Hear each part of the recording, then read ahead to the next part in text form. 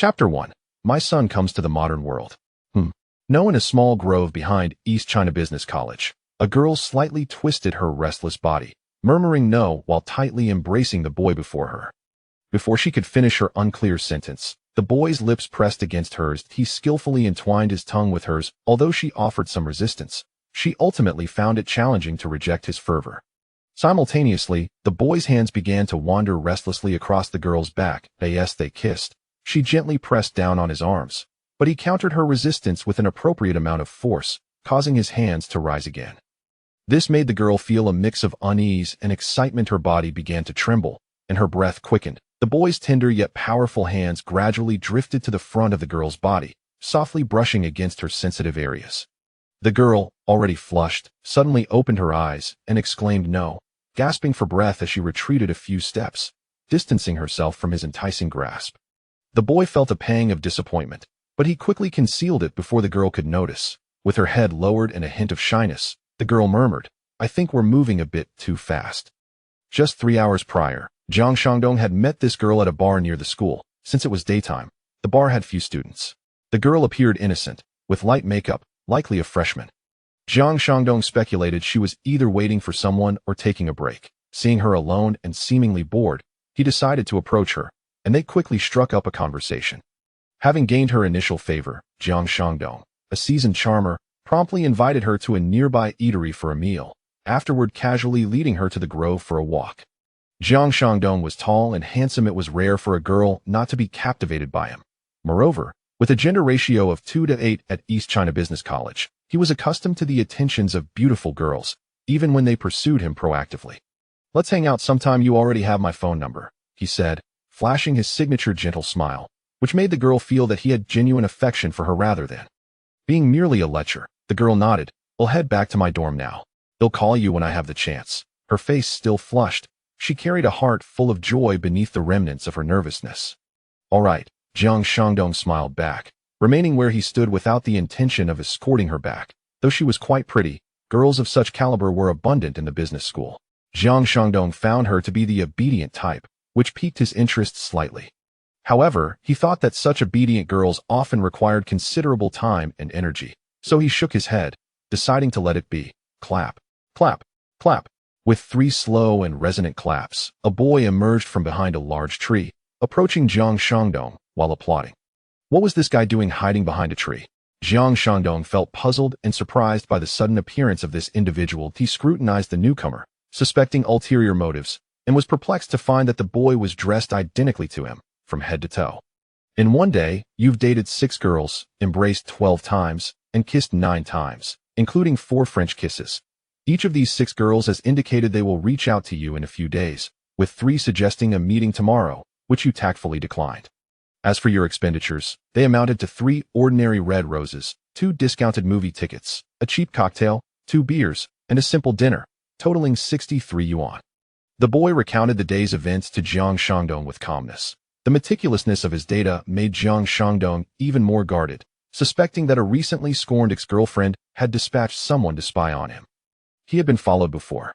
Often, infatuated girls would stealthily track his movements. Occasionally, ex-girlfriends would send someone or follow him personally to see which girls he was associating with.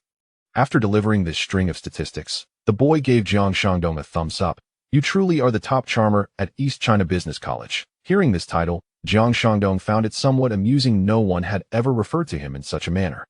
However, more than that, he was curious about the identity of this boy. After a moment of contemplation, he inquired, "Who exactly are you, and why are you following me?" "You wouldn't believe it if I told you," the boy replied, suddenly adopting an air of mystery. Jiang Shangdong detested those who spoke in riddles, especially men. "Say what you want to say, or don't say anything at all. You can follow me, but I warn you, do not take any pictures of me." Previously, someone had snapped photos of him on a date and uploaded them to the school's BBS, the girl in question being the girlfriend of the school band's lead singer, which caused quite a stir. Since that incident, Jiang Shangdong had become particularly wary of unsolicited photographs. As he turned to walk away, the boy suddenly called out, "Jiang Shangdong, I am your son." Jiang Shangdong halted, questioning whether he had misheard. He dug a finger into his ear and turned to look at the boy. "What did you just say?" "I am your son," the boy reiterated calmly, clearly enunciating the same statement. Is this guy out of his mind? Jiang Shangdong pondered for a moment, deciding to ignore someone so absurd and turning to leave without a word. Hey, Jiang Shangdong. You have a birthmark on your left shoulder, you attended Lineage High School, your favorite dish is sweet and sour ribs, and you like girls whose names contain the character yen. The boy persistently shouted as he trailed closely behind Jiang Shangdong. Upon hearing the last piece of information, Jiang Shangdong abruptly stopped in his tracks. Indeed, he had a fondness for the character yen, which bestowed an additional charm on girls with that name. However, he had never disclosed this to anyone. Who are you really? Jiang Shangdong asked, looking intently at the boy, repeating his inquiry. I am your son, the boy stubbornly insisted, continuing to assert his claim. Chapter 2. As an ordinary person.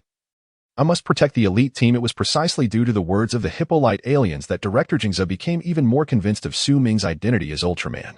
As for why this esteemed figure had yet to transform, Jingza surmised that Su Ming must have his own motives. Perhaps he sought to deceive the enemy, preparing to strike a decisive blow.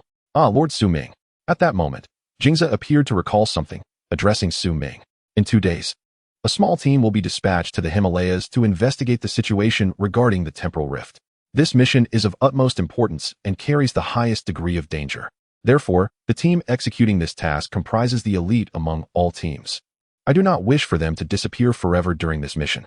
Thus, at this point, Jingza bowed deeply to Su Ming, pleading, I earnestly request that you covertly protect them, ensuring their survival. To be honest, Su Ming initially felt inclined to refuse. However, upon reflection, he considered that merely existing in this world without purpose was no better than returning to death. After all, death would bring an end to everything, and he would not have to witness what transpired thereafter. Director, please rise. In 2 days, I shall follow the team discreetly, Su Ming said as he helped Jingza up, exhaling deeply. Thank you, Lord Su Ming. For the next 2 nights, Su Ming remained sleepless. Despite having experienced death once, he still grappled with the concept of dying. Having been resurrected with great difficulty, was it truly worth it to die again? The answer was evidently no.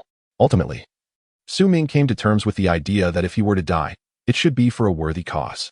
After all, countless squads had perished to grant him a second chance at life. To return to death so readily would indeed be irresponsible, weighing heavily on his conscience. In any case, he resolved to assist in whatever manner he could. Yet, as an ordinary person with limited abilities, he thought that if he could save at least one life, it would suffice. Thus, he packed some first aid supplies into his backpack before setting out. The time for departure arrived swiftly. This mission was conducted in secrecy, for among the invading enemies on Earth were many cunning extraterrestrials. Su Ming boarded the stealth fighter alongside the elite team known as Tomorrow Squad, assuming the guise of an ordinary staff member.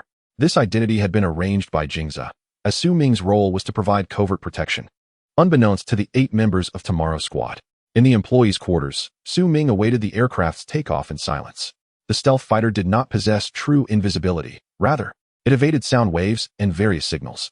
Many monsters and aliens did not rely on visual observation of their surroundings. Thus, traveling in a stealth fighter offered increased security.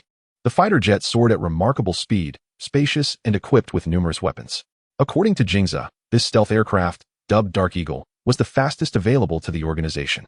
Dark Eagle was a rather appealing name, Su Ming murmured to himself as he awaited the passage of time within the rapidly cruising aircraft. After an indeterminate duration, a loud cry echoed from outside the fighter, followed by a jolt that sent the aircraft into turbulence. The situation had changed. Su Ming quickly donned his protective suit, fastening his backpack in front while securing a parachute behind him. Upon opening the door, he observed the members of Tomorrow Squad rushing toward the cockpit, followed by a cacophony of gunfire. It was evident that Dark Eagle had been discovered by a monster, likely a bird-like creature. Suddenly, the aircraft shook violently, and Su Ming noticed that one of the wings was missing. Enormous silhouettes swept past the window, leaving Su Ming in a state of shock. This isn't just one. It's a whole swarm. Simultaneously, Tomorrow Squad activated the emergency communication button. All members, evacuate immediately. Dark Eagle has been detected and is under heavy attack by numerous bird-like monsters. Please jump. The alarm blared incessantly as the announcement from Tomorrow Squad reached Su Ming. A gust of cold wind rushed in, and he realized that a breach had formed in the cabin. Goodness! The frigid air flooded the interior. And at such a high altitude, Dark Eagle was unstable, teetering on the brink of disaster. Had it not been for Su Ming's specialized protective suit, he would have surely succumbed to the onslaught of wind. Tomorrow Squad had already opened the hatch and began leaping into the abyss. Su Ming suddenly realized that he may very well be the only staff member aboard. However, There was no time to ponder this now. Gritting his teeth against the fierce winds, he approached the breach in the cabin and, gazing down from the lofty height, he made the decision to jump. Boom! After everyone had evacuated from Dark Eagle, the aircraft met its demise amidst the fireballs unleashed by the swarm of bird-like monsters. As he descended, Su Ming caught a glimpse of the monstrous horde, and a name sprang to mind: Zaga. The bird-like monsters assaulting Dark Eagle were indeed the infamous Dark Vanguard known as Zaga. Fortunately, these creatures had fixated their attention solely on Dark Eagle, oblivious to the minuscule human plummeting from the sky. Otherwise, Su Ming's and Tomorrow Squad's fates would have remained uncertain, allowing his body to fall freely. Su Ming refrained from deploying his parachute immediately, noting that none of Tomorrow Squad had opened theirs either. The rationale was simple. If the parachutes were activated too soon, the Zaga might take notice of their presence. Thus, they needed to wait until they had descended a sufficient distance. As Su Ming continued his descent, he opened his parachute simultaneously with Tomorrow Squad, though there was still some distance between them. It appeared that the team remained unaware of the additional staff member floating above them. After drifting through the air for a while, Tomorrow Squad landed in the snowy terrain, while Su Ming landed beside a snow mound at a distance behind them. After unfastening his parachute and confirming that he had not lost anything, he looked up to behold a towering mountain peak piercing the clouds. Despite the hazardous journey, he had finally arrived at the Himalayas. The surroundings were a stark white expanse. Apart from a few resilient coniferous trees, there was no other color to be seen. The seemingly endless summit was the pinnacle of Earth, Mount Everest, and it was said that the legendary temporal rift was located there. In the bitter cold, Su Ming, clad in his protective suit, began his ascent. Tomorrow Squad had vanished from sight, and the only way to trace them was by following the footprints not yet concealed by the snow. Chapter 3. The matter of monsters laying eggs on my face. The Himalayas are far from tranquil. The temporal rift is situated atop this majestic range, from which monsters and extraterrestrial beings emerge, rendering the atmosphere anything but peaceful. A bird-like creature descends from the heavens, landing momentarily on the snow as if searching for sustenance. After observing a snowdrift with a hint of curiosity, it takes flight once more. A minute later, the snow shifts slightly, revealing a glass visor. It seems to have departed. Exhaling in relief, Su Ming crawls out from beneath the snow and stands upright. Had it not been for the oxygen tank and heating apparatus integrated into his protective suit, he would never have dared to entomb himself in the snow. Gazing at the ground, he notices that the footprints of the Tomorrow Squad have been obscured by the fresh snow, disappearing without a trace. He has lost their trail. After a brief silence, Su Ming resumes his ascent. The objective of the Tomorrow Squad is Mount Everest, and he need only continue climbing. However, after only a few steps, the ground begins to tremble. What creature is this? Su Ming looks upward, where the vibrations originate. It could very well be the location of the Tomorrow Squad. There is a significant likelihood that they have encountered a monster. As anticipated, beneath the mountains, Su Ming observes an olive-colored creature soaring into the sky, flapping its wings and emitting a cry, while a chilling mist erupts from the ground. Although this creature can fly, it is not avian. Its wings resemble the textured surface of an orange peel, giving it an overall appearance akin to that of a seal. Two tusks protrude from its mouth, and its eyes are white with dark pupils, accompanied by a plume of black smoke as it ascends. The freezing monster, Pajira. Su Ming furrows his brow, identifying the creature. In the icy expanse of the Himalayas, such a frigid beast is indeed well suited for survival. Originally hailing from Antarctica, Pajira finds the coldness of this environment nearly comparable to its native land, especially given its proximity to the temporal rift. It is likely that Pajira descended directly into this mountain range upon emerging. If it has just attacked the ground, then the Tomorrow Squad is in grave danger. Realizing this, Su Ming sprints upward. Attack its head. At the command of the Tomorrow Squad's captain, the team members raise their Aurora guns and pull the triggers. Swish, swish, swish. A flurry of lasers is unleashed from the ground, targeting Pajira in the sky. Truly, a testament to their elite status. Every member's laser strikes true at Pajira's head. Sparks erupt as 8 lasers hit their mark, leaving one section of Pajira's head charred. Pain is inevitable. Monsters are not super beasts and can indeed feel agony. Infuriated by the assault, Pajira gathers energy in its maw, unleashing another freezing ray, accompanied by a frigid mist that spreads downward. Even though the Tomorrow Squad's protective suits are equipped with heating facilities, they cannot withstand the sudden drop in temperature brought about by the icy fog. Soon, some of the squad members enveloped in the frost become eerily still. As the mist dissipates, one can see humanoid-eyed sculptures standing in the snow. Their faces display expressions of resentment, fear, and rage. No. The captain of the Tomorrow Squad, witnessing this horrifying scene, roars in anguish and madly pulls the trigger of his weapon. The remaining team members follow suit, unleashing a barrage of lasers upon Pajira. Sparks fly as Pajira withstands the pain and retaliates with another freezing ray. The extreme cold envelopes them once more.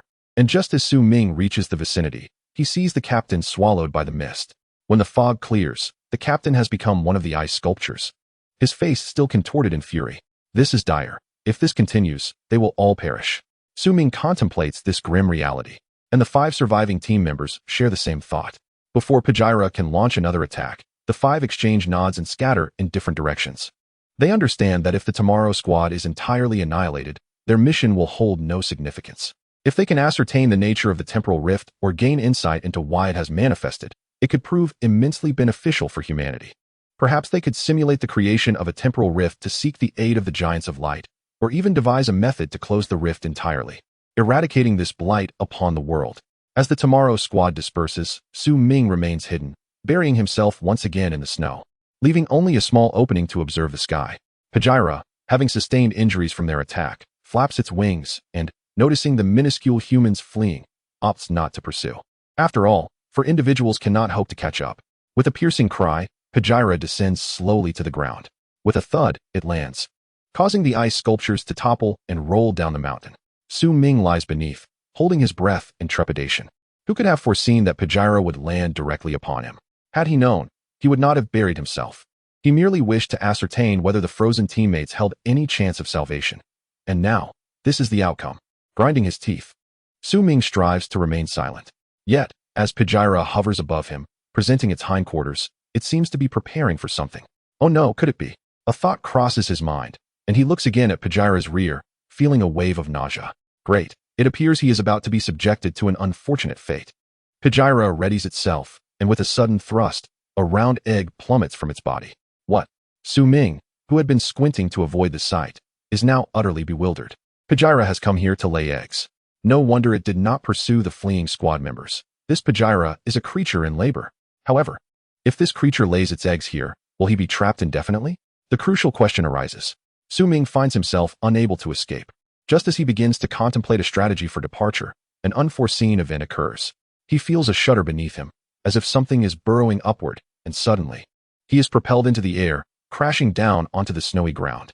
Fortunately, the protective suit absorbs the impact, and the soft snow cushions his fall, preventing serious injury. Nonetheless, Su Ming feels as though his internal organs have been jostled. With great effort, he manages to turn over and gaze at the spot where he had buried himself. To his astonishment, a dinosaur-like beast is chomping on the egg that Pajira has just laid. Upon realizing this, Pajira's previously black and white eyes turn a vivid crimson. Chapter 4. Why even a monster understands sacrifice. Upon witnessing the theft of her egg right before her eyes, Pajira was consumed by an overwhelming fury. A wrath that eclipsed even her contempt for the Tomorrow Squad by 100-fold. Seizing the opportunity, Su Ming made a hasty retreat, not pausing to identify the dinosaur monster that had pilfered the egg. However, a tempest arose behind him. Pajira hovered in midair, frantically flapping her wings, unleashing a torrent of ice and snow towards both the dinosaur monster and Su Ming. The dinosaur monster, undeterred, swallowed the monster egg whole and spewed forth flames in Pajira's direction. Yet, the fierce winds, coupled with the frigid atmosphere, rendered its fiery assault utterly ineffective, extinguishing in mere moments.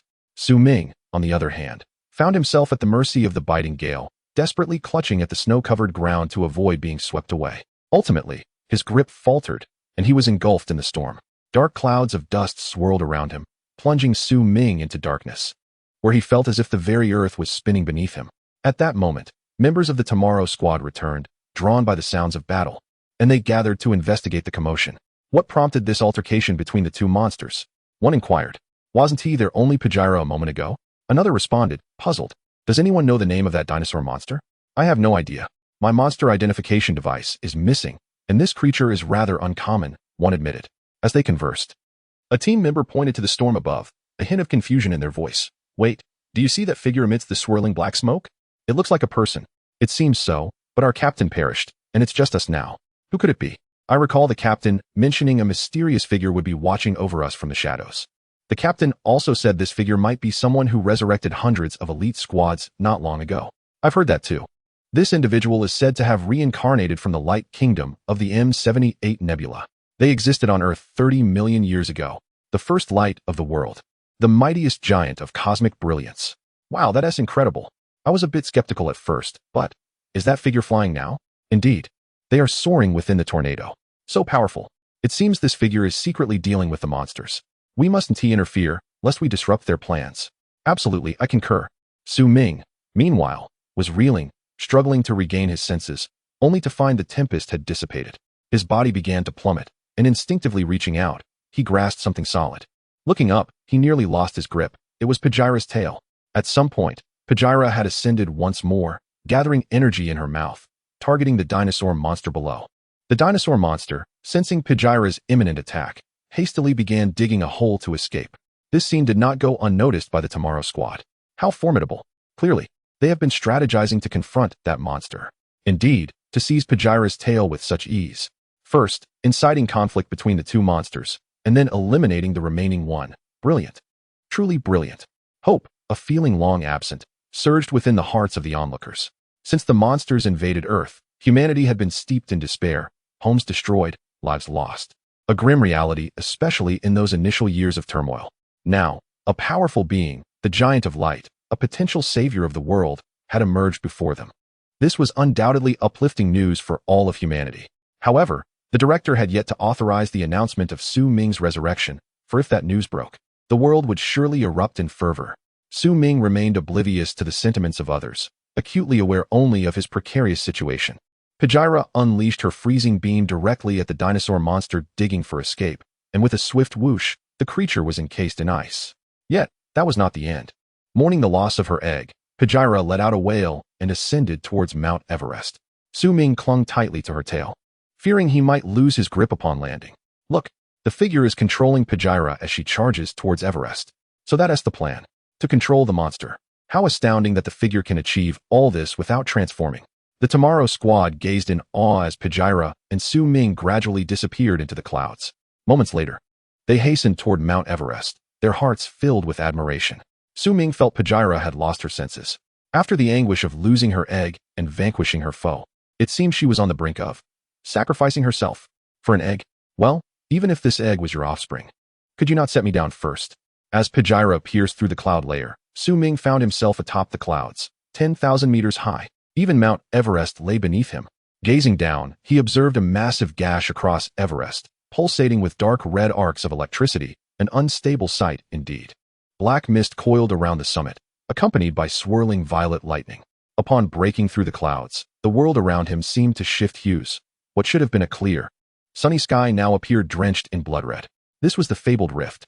Of course, this was just Su Ming's impression from high above. To discern its true nature, one would need to observe it up close. Yet, there was no time for contemplation, as Pajira began a sudden dive towards the atmosphere. Good heavens! She truly intends to end it all. Su Ming shouted, gripping her tail even tighter. The rush of air from the descent was no less fierce than that of an ascent. One slip, and he would plummet from 10,000 meters. And he had no parachute. Pajira seemed to notice Su Ming clinging to her tail, but made no further movements. In her mind, as they were set to collide, she doubted that this insignificant human could survive such a fall. Just then, a bird-like monster burst forth from the rift in time and space. Chapter 5. I would rather die than experience this again. Bang. No one noticed how that strange bird burst forth from the dark, crimson rift in space-time. Su Ming felt as if Pajila had been struck by some immense force, and then his hand slipped from Pajila's tail. During this tumultuous moment, he caught sight of Pajila's mouth drooling, her expression one of sheer disbelief.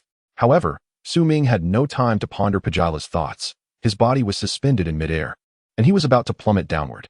In a frantic grasping motion, Su Ming managed to seize onto something once more. Looking up, he realized it was the enormous claw of the avian monster that had just emerged. This creature was struggling to climb up the gigantic yellow bird's claw. Su Ming stared at the feathers before him. Volcanic bird, button. By the time the 5 members of Tomorrow Squad reached the clouds, their strength had nearly waned. Nevertheless, discovering that the world above was blood red was a crucial piece of intelligence. One of the team members glanced upward and spotted Button flapping its wings in the sky, alongside Pajila, who was plummeting in a parabolic arc. Their leader had dealt with Pajila. How impressive. How did he accomplish that? Wait. It seems like our leader is on Button. Yes, look at Button's left foot. Button was a monster with which Tomorrow Squad was well acquainted, having encountered it several times in previous battles. As a well-known creature, There was no need for the team to consult their records. Su Ming clung tightly to Button's massive claw, unwilling to let go again. The feeling of narrowly escaping death was one he wished never to endure again. Although he had faced death once, Su Ming felt that engaging in such a perilous game at high altitudes was not something an ordinary person could withstand. Having just emerged from the rift in space-time, Button found the entire world to be utterly fascinating. Although it accidentally collided with Pagila, Button paid it no mind. After circling over Mount Everest for a moment, Button took to the skies with Su Ming in tow. The members of Tomorrow's squad exchanged glances, and suddenly, a beastly roar echoed down from the mountain peak. Coupled with the dark crimson backdrop, the 5 team members felt a chill run down their spines. A monster must have emerged from the rift. We must retreat. Yes, bringing this information back to headquarters is our most vital task. The leader is already controlling Button to withdraw. He must have clarified the situation above. Let us depart. Ultimately, the 5 unanimously decided to retreat and made their way down the mountain. Button soared erratically over the surface of the earth, weaving through the Zhaojia and skimming the Pacific Ocean. Su Ming wiped the seawater from his face shield onto Button's feathers and then removed his helmet, exhaling deeply. The oxygen supply in his protective suit had been exhausted, rendering it useless. After some time, Su Ming unfastened his suit and discarded it into the sea, keeping only the first aid kit he had brought along. The ensuing moments would be a matter of life and death. The wind continually whipped against Su Ming's face, forcing him to squint slightly. After flying for what felt like an eternity, Button finally grew weary and landed on the banks of a great river. Seizing the opportunity, Su Ming jumped from Button's claw and rolled into the nearby reeds. The sky gradually darkened, and he lay quietly among the reeds, breathing softly. After drinking from the river, Button rested for a brief moment before taking to the skies again, apparently heading eastward. At last, it had departed. Su Ming, stretching his exhausted limbs, emerged from the reeds. Having set out early that morning, he realized he hadn't eaten all day. His stomach growled incessantly, and if he didn't find sustenance soon, he feared he might lack the strength to return. Fortunately, he was by the riverside. It was summer, a season when animals were active, so he should be able to find some meat, provided he didn't encounter any poisonous creatures. Perhaps he might find some fish. Taking out his waterproof flashlight, Su Ming directed its beam onto the river. In the waters, there were indeed phototropic fish that would be drawn to the light at night. After a brief moment of illumination, several fish swam into view. Su Ming, with quick reflexes, lunged and captured a small fish. Water splashed and splattered as he secured his catch, causing the other fish to scatter in fright. Finding a sharp stone along the riverbank, Su Ming quickly prepared the small fish, though he had no means to cook it. Looking at the fish, he hesitated momentarily before deciding to eat it raw, slicing off pieces of the flesh. If he couldn't endure such minor hardships, how could he ever hope to save the world? Su Ming chuckled at his own predicament, then continued to eat despite the discomfort. Gazing at the riverbank, Su Ming fell into contemplation. To suddenly find oneself resurrected in this world, inexplicably becoming a savior, was indeed absurd. However, as an adult, one must take responsibility for one's actions. After all, it was his impulsive decision to orchestrate so many funerals. As he walked along the riverbank, Su Ming stumbled upon a crooked wooden sign that appeared to have weathered the years.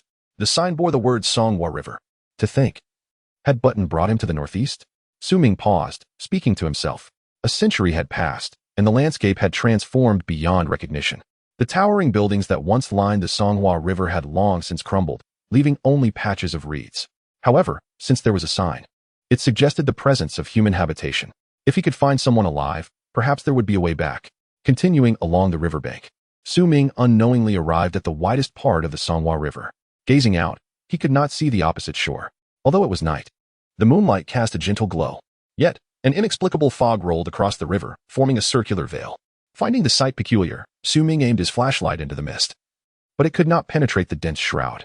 The moonlight. Looking up at the moon, Su Ming observed that the beams of light descending appeared to be drawn toward the center of the fog. Something seemed to be lurking beneath the water. His gaze sharpened as he peered into the river. Suddenly, a flash of light flickered beneath the surface before vanishing swiftly. The shape formed by that light left Su Ming momentarily stunned. Could it be? Without hesitation, Su Ming stripped off his clothes, grasped the flashlight, and leapt into the Songhua River. Chapter 6. My home is indeed in the northeast. The cool water of the river surged around Su Ming's body, cleansing the form that had been reborn just 10 days prior. As he opened his eyes beneath the water, he followed the beam of his flashlight and discerned a familiar silhouette in the depths. Fish swam past him, startled by the splashes he made, but soon, Su Ming, well-versed in aquatic navigation, arrived at his destination. The moonlight penetrated the river's surface, illuminating a colossal figure before him, or rather, casting its glow upon the gem-shaped protrusion on the chest of this monumental entity. Beneath the water, Su Ming held his breath, unable to vocalize his astonishment at the giant stone statue resting on the riverbed. Indeed, it was a statue of a giant, a statue of the light giant, a statue of Ultraman. In a world besieged by monsters, the absence of Ultraman had been a bitter disappointment for all. Yet, no one could have anticipated the existence of a statue of the light giant, quietly lying at the bottom of the Songhua River. Based on Su Ming's familiarity with the figure and its facial contours, he could confidently identify it as the statue of Tiga Ultraman. The reason for Tiga Ultraman's statue being submerged in the Songhua River remained a mystery, but Su Ming could hardly concern himself with the chaotic reasons at that moment. All he yearned to know was whether this statue held the potential for revival. In various films and television dramas, two methods for reviving Tiga Ultraman had been depicted. The first involved the protagonist, Daigo, using a godlight stick to transform into light and enter the statue, thereby restoring Tiga's life. The second occurred at the conclusion of Tiga TV, where Tiga was petrified by the evil god Gatanja, and a rescue team used light to illuminate the statue's timer, channeling energy to it. The scene before Su Ming was unmistakable. The statue of Tiga seemed to be absorbing the moonlight streaming down upon it. This suggested that the statue indeed possessed the potential for revival. If he could somehow transform into light and enter the statue, perhaps Tiga could be successfully awakened. A bold thought emerged in Su Ming's mind, prompting him to swim toward the statue. The journey was smooth, with no obstructions, until he reached the gem atop the illuminated timer. He waited in silence, yet no miracle unfolded. Desperation set in. He could hold his breath no longer.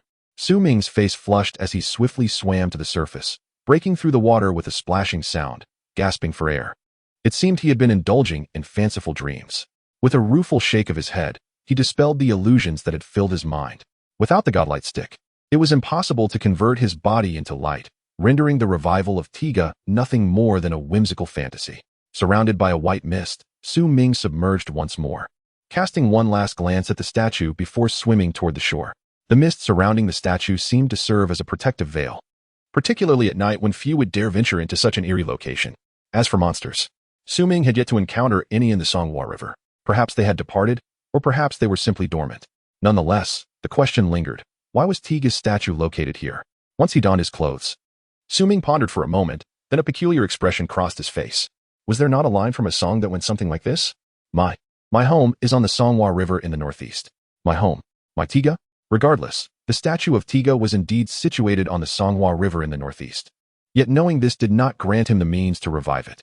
Su Ming had no intention of revealing this matter to anyone, as the statue appeared to be absorbing the essence of the moonlight, and perhaps one day it might suddenly awaken. Most importantly, some extraterrestrial beings might be lurking among humans. If word got out, it could extinguish this final glimmer of hope. As dawn broke, Su Ming set off in a direction where wisps of smoke rose, hinting at the presence of life. In this post-apocalyptic world, encountering those with malevolent intentions was already a stroke of luck, and Su Ming did not expect anyone to offer him enthusiastic assistance. Therefore, before departing, he caught several fish, tying them together with reeds to carry in hand. Before long, Su Ming reached the source of the smoke. Not far from the Songhua River, it emanated from a hole in the ground. Upon closer inspection, he noticed a patch of dried reeds laid on the ground, which seemed out of place amidst the surrounding mud. Crouching beside the dry reeds, Su Ming tentatively called out, "Is anyone down there?" "Who?" A loud shout echoed, and the dry reeds were suddenly tossed aside as a head emerged from the earth. Before Su Ming could react, a gleaming blade was brandished before him. "Don't be alarmed, brother." Su Ming quickly raised the fish in his hand, addressing the disheveled figure before him. "What brings you here?" Upon seeing the fish, the blade retreated, though the man's tone remained unfriendly. In a swift motion, the disheveled man crawled out from the hole. "I was just asking for directions." Su Ming studied the man before him, extending the fish toward him.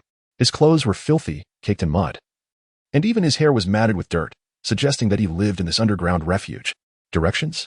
The man accepted the fish without courtesy, retorting, "Where do you want to go?" "I wish to reach the headquarters of the anti-monster organization," Su Ming replied. The man raised an eyebrow at Su Ming's words and inquired, "What do you want to go there for?"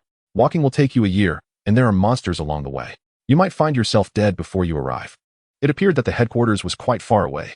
Rubbing his temples, Su Ming asked again, "Is there a branch of the anti-monster organization nearby?" "Yes.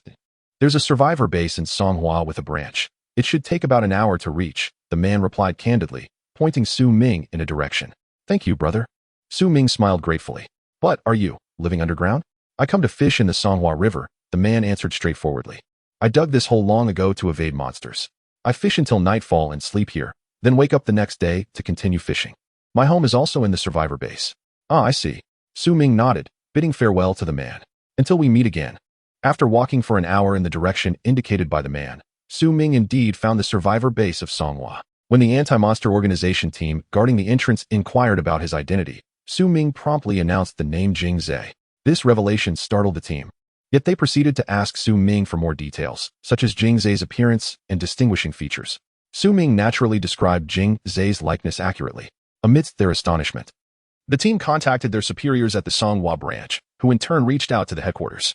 Ultimately, Su Ming was escorted back to the headquarters in launching by a team. Chapter 7. The power of rumors that can stir humanity upon his arrival. Su Ming was greeted by the 5 surviving members of the Tomorrow Squad. Boss, it's truly you, Su Ming. As soon as he disembarked from the plane, a voice rang out in astonishment. The 5 members of the Tomorrow Squad quickly surrounded him. You are members of the Tomorrow Squad. After spending a day with them, Su Ming could easily recognize their faces. The 5 were taken aback that Su Ming could identify them, and their excitement grew. Boss, I saw you tear apart Pajira. It was incredible. Yes. I also heard that you froze that dinosaur monster with a beam of light. And Batten, you rode on him, directing him wherever you wanted to go. Amazing. Truly, you are the Great One reborn from the M78 Nebula. Indeed. You are the mightiest giant of light. The 5 members chattered enthusiastically, their demeanor betraying any semblance of a disciplined elite squad. In Su Ming's eyes, they appeared utterly ecstatic. What nonsense is this? I tore Pajiro apart. I shot freezing beams. I rode on Batten, directing him as I pleased. Some of these events seem to have occurred, yet not entirely. Am I really that impressive? Su Ming nearly fell into a spiral of self-doubt. Fortunately, he was a clear-minded individual and soon regained his composure. If he had to admit any prowess, it was merely surviving amidst the fierce battles against the 3 monsters. Indeed, I am quite fortunate. With a smile, Su Ming followed the Tomorrow Squad into the base. Along the way, many witnesses observed the scene, leading to a flurry of whispered conversations. I heard Lord Su Ming punched a dinosaur monster into oblivion. Yes, indeed. I also heard that Lord Su Ming barbecued Pajira on the Himalayas. What is that compared to what I know? I know that Lord Su Ming crushed Batten's poison sac with a claw and drank it, asking for another bottle. Oh my goodness. Oh my goodness. Oh my goodness. In no time, the base was abuzz with various rumors, each more extravagant than the last, all revolving around Su Ming's alleged exploits of defeating the 3 monsters on the Himalayas, with the testimonies of the Tomorrow Squad members as assurance. Everyone believed these tales to be the undeniable truth. Soon, the news spread beyond the base. It first reached the nearby branches from the headquarters, then circulated to other branches, until it ignited excitement among people worldwide. The headquarters could no longer conceal the information they had kept hidden. The Giant of Light, reborn from the M78 Nebula, who had existed on Earth 3 million years ago, the first light of the world, the strongest giant of light in the universe, had returned. Moreover, he was currently at the headquarters of the anti-monster organization. Hope blossomed in the hearts of humanity. In this apocalyptic era, Su Ming's existence provided a glimmer of solace. Finally, the Giant of Light had not forsaken Earth. Now was the time for humanity's counterattack. The day of rebuilding their home began with Su Ming's return. The time-space rift atop Mount Everest appeared to be in a state of instability, intermittently unleashing monsters. In front of Jing Zhe, who was seated, Su Ming began to describe the scene he had witnessed on Mount Everest. The surviving members of the Tomorrow Squad told me that above the clouds, there exists a blood-red world. I can hardly fathom what kind of aberration could have caused a time-space rift. With a sigh, Jing Zhe nodded in acknowledgement. Thanks to you, Lord Su Ming. Otherwise, the Tomorrow Squad would have had no chance of survival. I had prepared myself for their total sacrifice, yet unexpectedly, 5 of them returned. I am truly grateful to you for risking exposure to assist them. As he spoke, Jing Zhe once again bowed deeply to Su Ming. Director, please. There is no need for such formality. I hardly contributed anything significant. Su Ming quickly rose to assist Jing Zhe in standing. I owe a debt to Lord Su Ming. However, Jing Zhe remained bent over, refusing to rise. Because of this mission, your identity has been completely exposed. The extraterrestrials must now be aware of all your information. This undermines your plan to conceal your identity and strength. Please, Lord Su Ming, impose punishment upon me. Su Ming was momentarily taken aback by the barrage of information. What did it matter if the extraterrestrials knew his details? I'm certainly not Ultraman. Conceal what identity? My identity is Ultraman? Did not that Hippolyte alien declare me as the Giant of Light? What is there to hide? This is absurd. If I were truly the Giant of Light, I would have dealt with those aliens long ago. That aside, Director, let us focus on standing upright first. Su Ming exerted some force to help Jingzhe rise. It's fine. Even if the extraterrestrials learn of my existence, what does it matter? I am not. Well, I cannot transform at the moment. So it's no different from being unknown. After a moment of thought, Su Ming adjusted his words. After all, the entire world believed him to be Ultraman, the savior. If he were to claim otherwise, the consequences would be dire. After all, the elixir that revived me cost the sacrifice of over 100 elite squads. There is only one of its kind in this world. Rather than disappoint all of humanity, Su Ming decided it would be better to embrace this identity. After all, they had brought him back to life. He might as well contribute. Pretending to be Ultraman wasn't particularly difficult. Oh, so Lord Su Ming cannot transform right now. It seems your strength has diminished after resurrection, Jingzhe remarked, his concern evident. However, even without transforming, you managed to single-handedly defeat 3 monsters. Truly, you are the mightiest giant of light in the universe, even without transformation. Ah, yes, my strength has waned. Primarily because I no longer possess a transformation device since my resurrection. Su Ming continued weaving his narrative, aiming for at least a semblance of authenticity. I have no idea where my transformation devices have scattered. The transformation device, now that's a predicament. Jingzhe's brow furrowed, then a thought struck him. If Lord Su Ming were to regain a transformation device, would you then be able to transform into the Giant of Light? Indeed, that is the case. Su Ming nodded. After all, the likelihood of a transformation device appearing is slim. It's merely a topic for idle conversation. All right. I will instruct all global squads to be vigilant for anything resembling a transformation device, Jingzhe said, then inquired, by the way, Lord Su Ming, what does your transformation device look like? Chapter 8. The indelible title of the Babarl alien as Su Ming pondered the appearance of the transformation device. A frown creased his brow. Let us take all the transformation devices from the Ultraman series as samples. If I can find even one of them, I should be able to use it. After a moment's reflection, he continued, this world contains a Diga statue. Perhaps a divine light stick truly exists. If I manage to find the transformation device, it might actually work. However, the likelihood of such an occurrence was exceedingly slim, and Su Ming held no hope. Very well. I shall instruct all teams to be vigilant. Jingzhe nodded in agreement. By the way, Lord Su Ming, during your absence, we captured an alien. However, we have been unable to extract any useful information from him. I believe perhaps you could persuade him to speak and provide us with some insights. An alien? Su Ming was momentarily taken aback. All right, I will take a look. He had not anticipated that the anti-monster organization possessed the capability to capture aliens. Nevertheless, considering they had already subdued the necromancer leopards, capturing an alien was indeed within the realm of possibility. As Jingzhe led him to a secluded basement, he pressed a hidden switch, causing a door to open automatically, revealing an elevator. This is our research facility for various monsters. Captured monsters or aliens are brought here for further study, Jingzhe explained, noticing Su Ming's look of curiosity. In the entertainment industry, numerous props related to monsters have appeared, and we are attempting to create these items ourselves, such as the monster cards from X-Ultraman, or the monster keys from Tiga Ultraman. Su Ming inquired, puzzled. Exactly, Jingzhe affirmed. If we succeed in developing the Victory Divine Light Stick from Tiga Ultraman, perhaps you, Lord Su Ming, could successfully transform. Indeed, that is quite intriguing.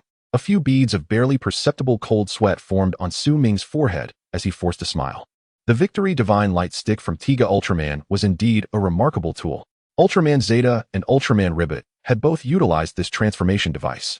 As long as one possesses a key imbued with inherent energy, it can transform the body into light. Ribbit Ultraman had once stated that once an Ultraman takes on a human form, they must use a device that transforms their body back into light to revert to their giant form. Su Ming remained skeptical, although Ribbit Ultraman had proclaimed this. It seemed that Ultraman Jack did not require a transformation device. Fortunately, no one seemed to notice this detail. Another drop of cold sweat formed as Su Ming glanced at Jingzhe, offering a humble smile. In silence, as the elevator descended, Su Ming and Jingzhe arrived deep underground. Upon opening the elevator door, they were greeted not by darkness, but by a spacious, brightly lit laboratory. An extensive operation, Su Ming thought, following Jingzhe inside.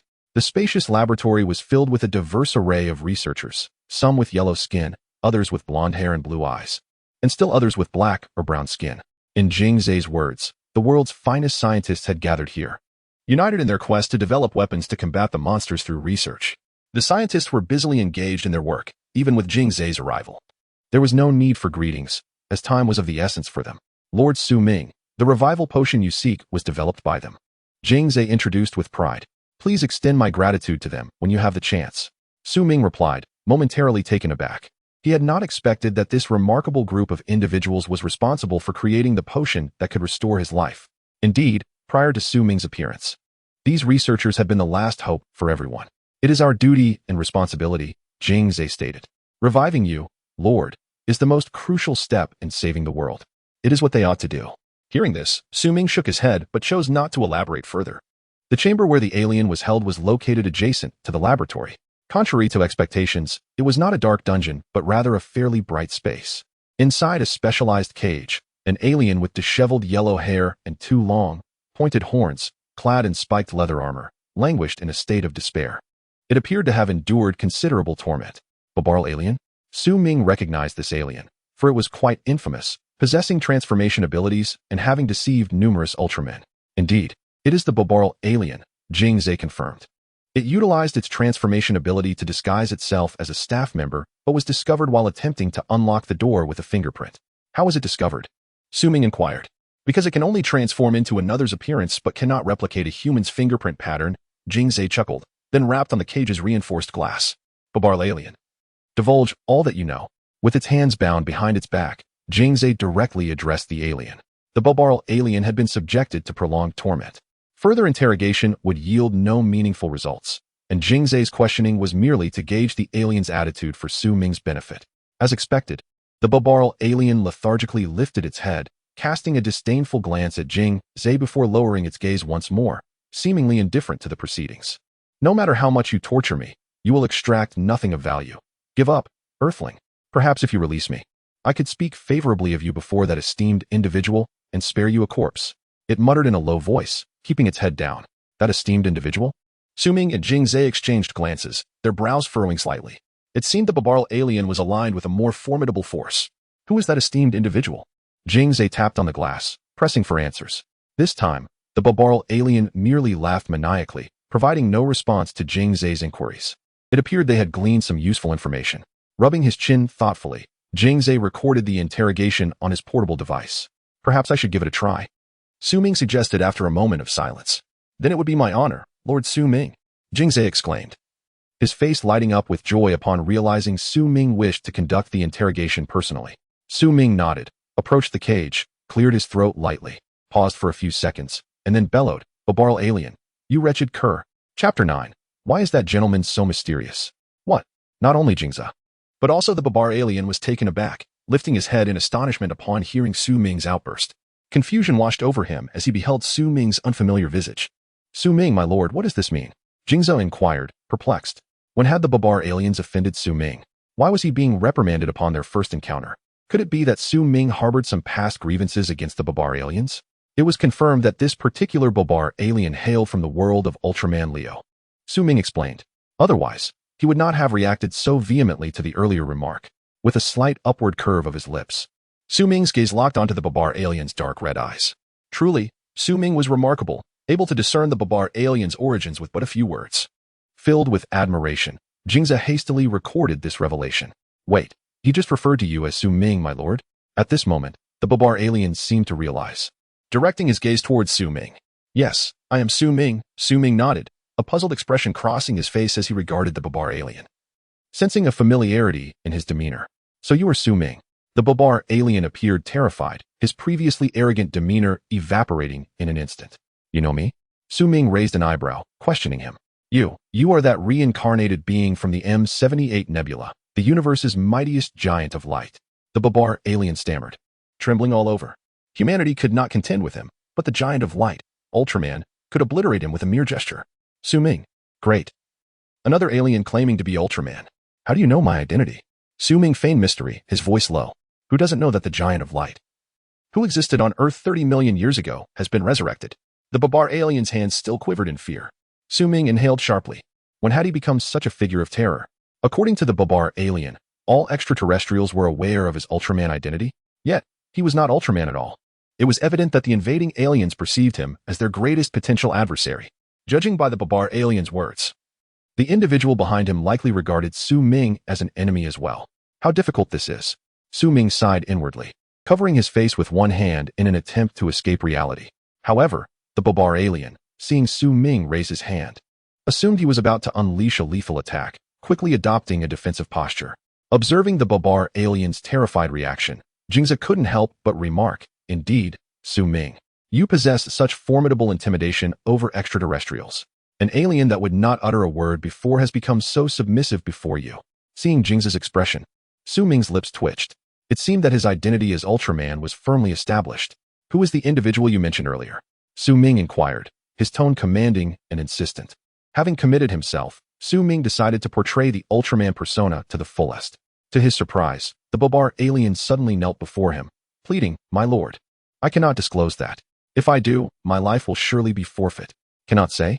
Su Ming raised an eyebrow once more, curious about what could be so secretive. "Who do you think will kill you first, me or this so-called gentleman?" Leaning slightly forward, Su Ming wore a devilish grin as he addressed the trembling Babar alien. The Babar alien remained silent, shaking uncontrollably, his mind clearly at war with itself as he contemplated a significant decision. Is it truly that terrifying? Su Ming mused privately. The gentleman in question might be a formidable boss from the Ultraman universe, for it was inconceivable that the Babar alien could be so fearful otherwise. It was well known that this Babar alien was quite audacious. If he was not mistaken, he was the one who had stolen the Ultraman key. An alien bold enough to directly confront the Land of Light should not be this frightened. To pressure the Babar alien further, Su Ming crossed his arms in a cross-like formation. "No, please don't." The Babar alien cried out, "I will tell you. I will tell you." Jingza sighed softly to himself, pondering that if this Babar alien had been a bit more obstinate, he might have witnessed Su Ming in action today. The earlier pose was clearly one prepared for unleashing a light attack. Witnessing Su Ming's display of power was worth sacrificing one captured alien. "Speak," Su Ming commanded, lowering his arms and fixing his gaze on the Babar alien. The Babar alien struggled internally once more before gazing at the ceiling and declaring, "My lord, please forgive me for making such a decision against my ancestors today. If I do not speak, he will truly turn me to dust." "Stop with the nonsense and hurry up," Su Ming retorted coldly. "All right." The Babar alien nodded vigorously, then began, "That gentleman is..." Before he could finish, a loud explosion erupted, and the Babar alien was obliterated within the confines of his cell. The deafening noise reverberated through the underground laboratory, drawing numerous researchers to investigate. Su Ming and Jingza were left in stunned silence. The Babar alien had exploded unexpectedly? Had the containment not been specially designed? They might have been caught in the blast as well. One researcher assessed the situation, opened the cell for a closer inspection, and shook his head. "Director, he has been completely reduced to ashes. Why did he explode so suddenly?" Jingza asked, perplexed. "We had previously examined him and found no explosives or similar devices." "It must be some special technique of the extraterrestrials," the researcher responded. Given the circumstances, he was willing to confess. Su Ming remarked, thus, "The cause of the explosion was certainly not his own doing. It was that gentleman." Upon hearing this phrase, Jingza's expression turned grave. If that gentleman possessed such power to induce an explosion from afar, then everyone was in peril, including himself. It seemed that that gentleman had likely employed some method on the Babar alien from the outset. Should any warning be breached, it would result in an explosive demise. Su Ming pondered, forming a hypothesis. Chapter 10. Enough. Everything is enough. The events occurring at the underground research facility swiftly spread among the scientific personnel throughout the headquarters. Particularly the moment when Su Ming compelled the Babar alien to confess under the pressure of light became widely circulated. It was astonishing that Lord Su Ming could unleash light without transforming. "I heard that the Babar alien was so frightened by Lord Su Ming that it lost control of itself and then divulged everything." Indeed. Lord Su Ming's exclamation of "You dog bastard" seemed to awaken the alien's conscience. It was simply remarkable. However, in the end, when the Babar alien refused to reveal the name of the mastermind behind the scenes, a mere glance from Lord Su Ming caused it to explode in a burst of energy. If anyone's gaze could kill, it could only be that of Lord Su Ming. Su Ming had gradually grown accustomed to the various rumors circulating within the headquarters. Even when he overheard strange discussions about himself or caught sight of peculiar glances, his heart remained largely unperturbed. After all, he had been compelled to acknowledge his identity as Ultraman, and those rumors, the more exaggerated, the better. If they could spread, they might even deter some nefarious individuals. However, there was one piece of information gleaned from the Babar alien that both Su Ming and Jing Zhe found significantly intriguing: the origin of the Babar alien. If Su Ming was not mistaken, This Ba-Bear alien had come from the world of Leo Ultraman. Moreover, it was one of the important characters within that realm. If this were true, did it mean that other extraterrestrial beings and monsters also originated from the world of Leo Ultraman? Lying in bed, Su Ming scratched his head. Engulfed in confusion, it was evident that this was impossible. Soon, he dismissed this notion. If the other end of the space-time rift connected to the world of Leo Ultraman, where did the other monsters come from? For instance, the Zaga he encountered a few days ago. In Su Ming's understanding, Zaga only appeared within the narrative of Diga Ultraman. Whether Zaga existed in the world of Leo Ultraman remained unknown to Su Ming. Perhaps it did, but the probability was exceedingly slim. Aside from Zaga, Su Ming had a general understanding of many extraterrestrial beings and monsters that had appeared on Earth. In summary, the likelihood of all these entities originating from the world of Leo Ultraman was nearly zero. Forget it. It's pointless to ponder. I shall sleep. With that, Su Ming closed his eyes and drifted into slumber. Su Ming was jolted awake. Glancing at the clock on his desk, he realized it was 2 a.m. Still dark outside. However, the incessant tremors made him aware that something was amiss. This was the headquarters of the anti-monster organization, where such disturbances were highly unlikely. If they did occur, it could only indicate one thing. Danger was imminent. Knock, knock, knock. A frantic knocking resounded at Su Ming's door, followed by a voice from outside. Lord Su Ming, I am Blue Hawk from the Tomorrow team. Wake up quickly. The headquarters is under siege by aliens leading a monster army. Blue Hawk.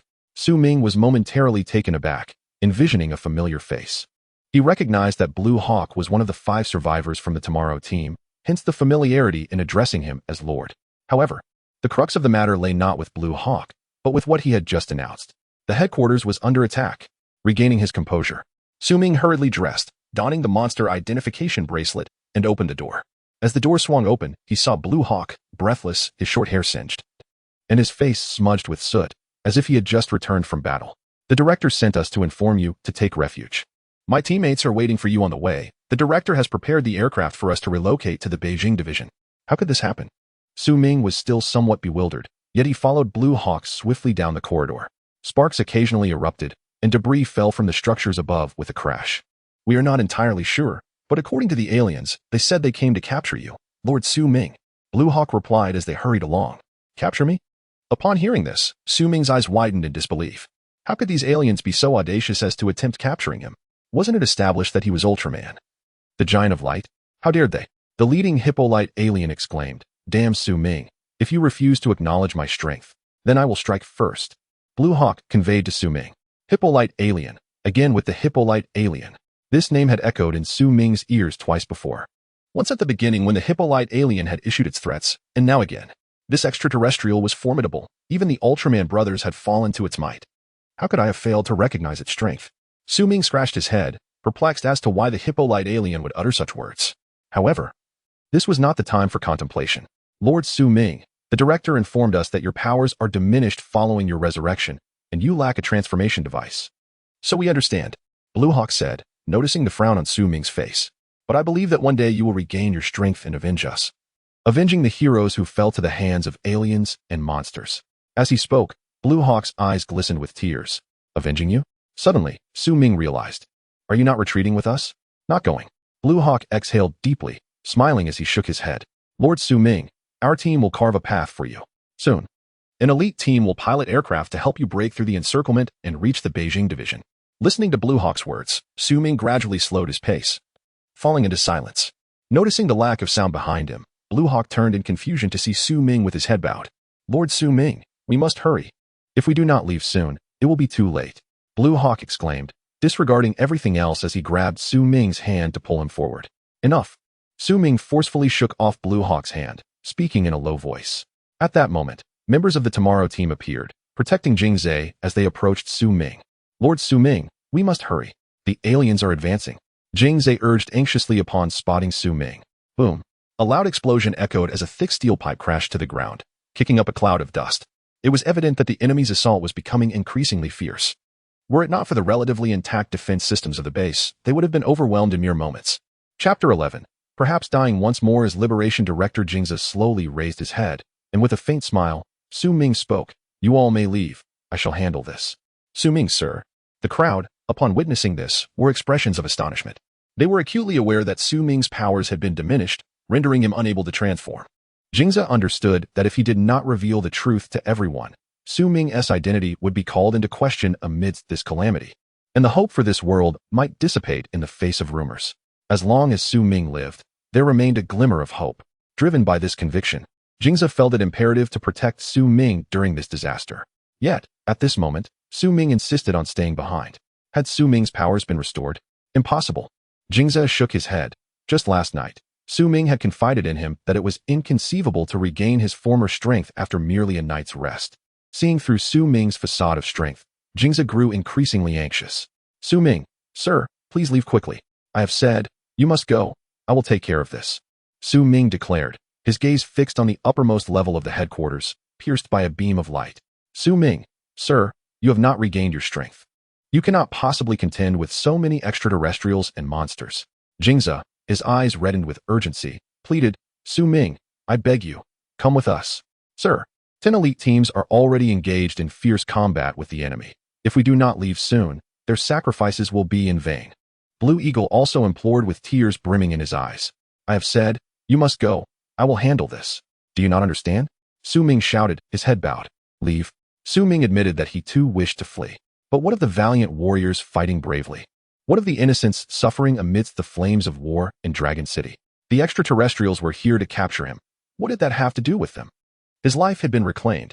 Death would simply mean returning from whence he came. If the extraterrestrials sought to capture him, let them. What was the point of this struggle? After all, from the beginning, he had merely been a counterfeit, not the Ultraman, the Giant of Light. The crowd was stunned into silence by Su Ming's outburst. Particularly Jingza, who had spent the most time with Su Ming, had never seen him this furious before. This was a sight he had never witnessed. Su Ming, Jingza wanted to say something. But Su Ming stepped forward and struck the back of his neck with a swift motion, rendering him unconscious. Director, the others cried out urgently. He is fine. He has merely fainted. You all must evacuate him now, Su Ming instructed. This simple technique of incapacitating someone was something Su Ming had learned in his past life. But he had not anticipated it would prove useful here. Su Ming, sir, enough. If we do not leave now, it will be too late. We cannot bear to see the director sacrifice himself here.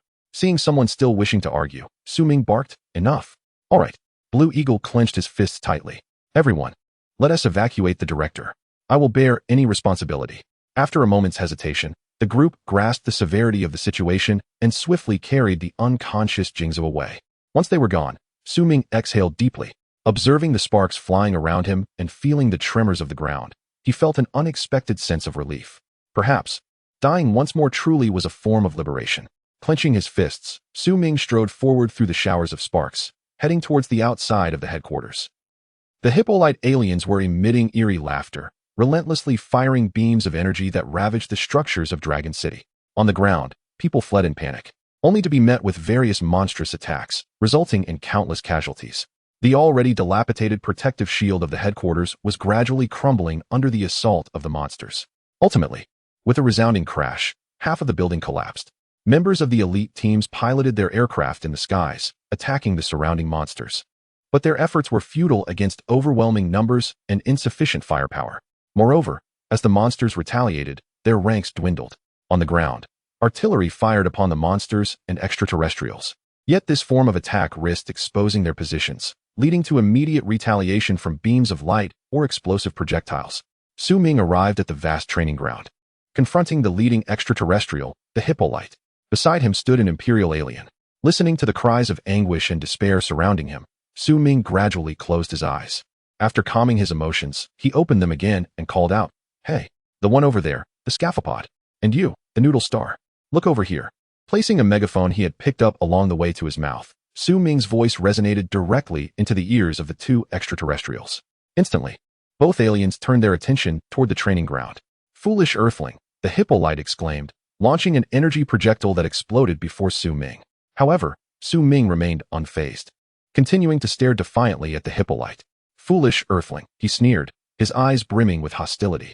It dawned on him that they did not recognize his true identity.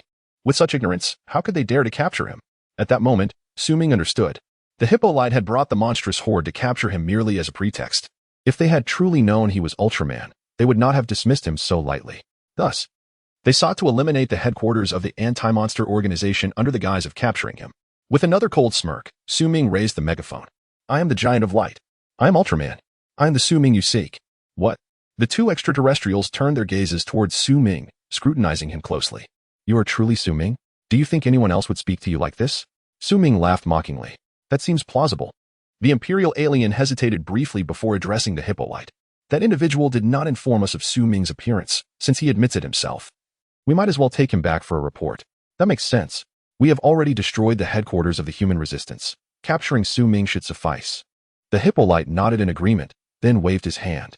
A transparent cylindrical shield descended from above, enveloping Su Ming within. Su Ming felt no fear. Instead, a liberated expression washed over his face. Perhaps, dying this way would indeed be quite agreeable. He overheard the conversation between the two extraterrestrials.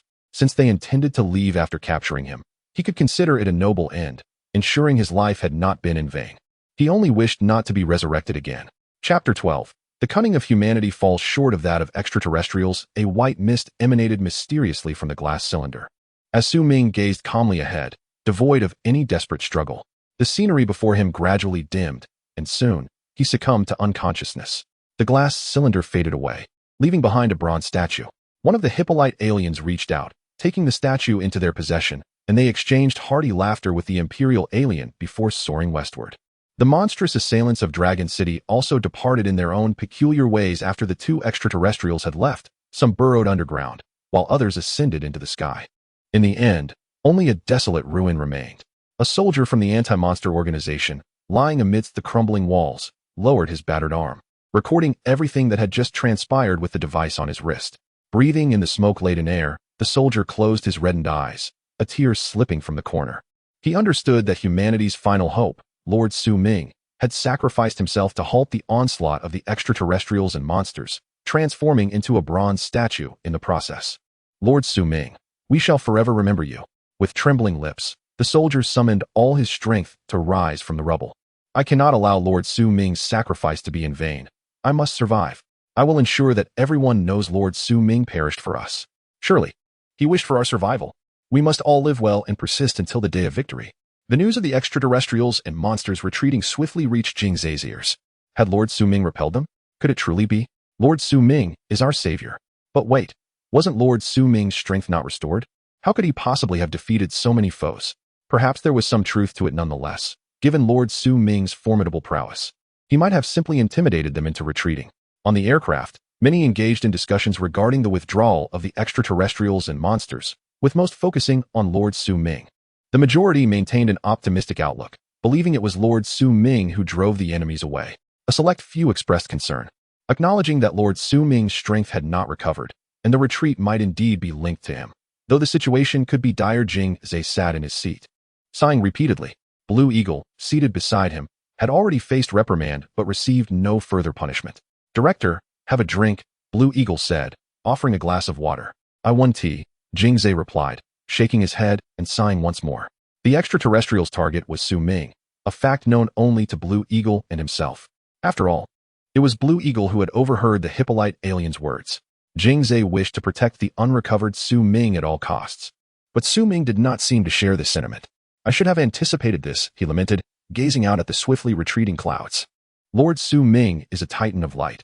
How could he allow us to perish for him? Knowing the truth, he would surely stay behind, sacrificing his own life for our safety. By the way, Director, the survivor base near Dragon City has commenced rescue operations. Many survivors have been extricated from the ruins. How should we accommodate them? Blue Eagle expressed his own regret before explaining the situation in Dragon City. Let those who wish to relocate to other survivor bases do so. Those willing to remain and rebuild Dragon City should stay. Dragon City headquarters had been targeted by the extraterrestrials. It was unlikely they would focus on this location again in the future. What are the researchers' refuge arrangements? The director inquired, a frown on his face. They are our backbone. If we could acquire more materials, perhaps Lord Su Ming. The researchers were among the first to evacuate, Director. Rest assured. They have already reached the Beijing division, Blue Eagle replied. Jing Zhe nodded, choosing not to speak further, his thoughts drifting to the necromancer rebirds. If only they could obtain more materials from rebirds, they could gather resources to develop a revival potion and bring Su Ming back to life. However, not only was locating rebirds impossible at present, but the effort to obtain those materials had obliterated over 100 elite teams currently. The remaining elite teams on Earth would scarcely suffice for even one of rebirds' meals. Thus, hope seemed extinguished. Suddenly, Blue Eagle gasped. placing the holographic computer before Jingze. Director, look. This is footage transmitted by a surviving soldier. What footage? Jingze leaned in, his eyes widening in astonishment as he recognized Lord Su Ming. Instantly, this revelation captured everyone's attention, rather than view it privately. Jingze operated the controls to project the video onto the aircraft's public screen. On the screen, Su Ming was seen calmly gazing at the Hippolyte and Imperial aliens. Before a glass cylinder descended from the heavens, enveloping him within.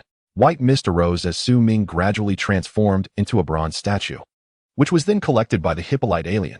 Following that was the image of the two extraterrestrials departing. Lord Su Ming, you traded his life for our safety. Jingze closed his eyes, shaking his head in despair. Lord Su Ming, Lord Su Ming, Lord Su Ming on the aircraft. Everyone involuntarily murmured Su Ming's name. Many fighting back tears. Blue Eagle, observing the scene, clenched his fists, silently resolving to take action. Respected Lord, we have brought Su Ming back. Please, peruse this.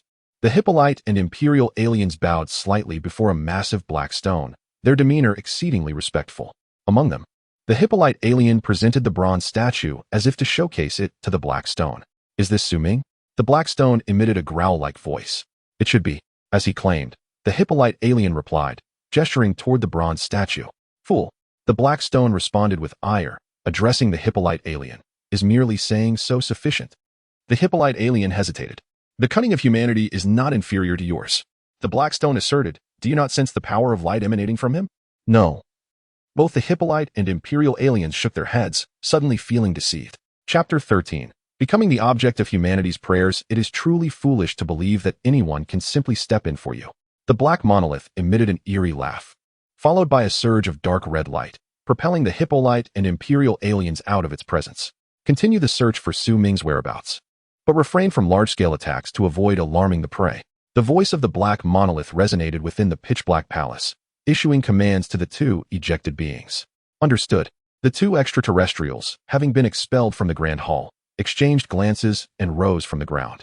However, in the end, the master did not describe what Su Ming actually looks like, did he?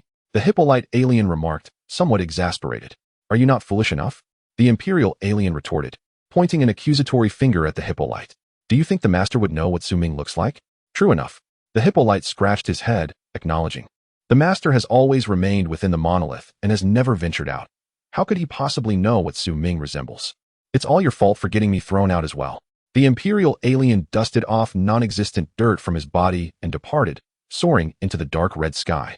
The Hippolyte, feeling equally frustrated, approached the edge of the vast palace, gazing into the endless dark red abyss below, and flung the bronze statue he held into the void, cursing the cunning humans to meet a miserable fate.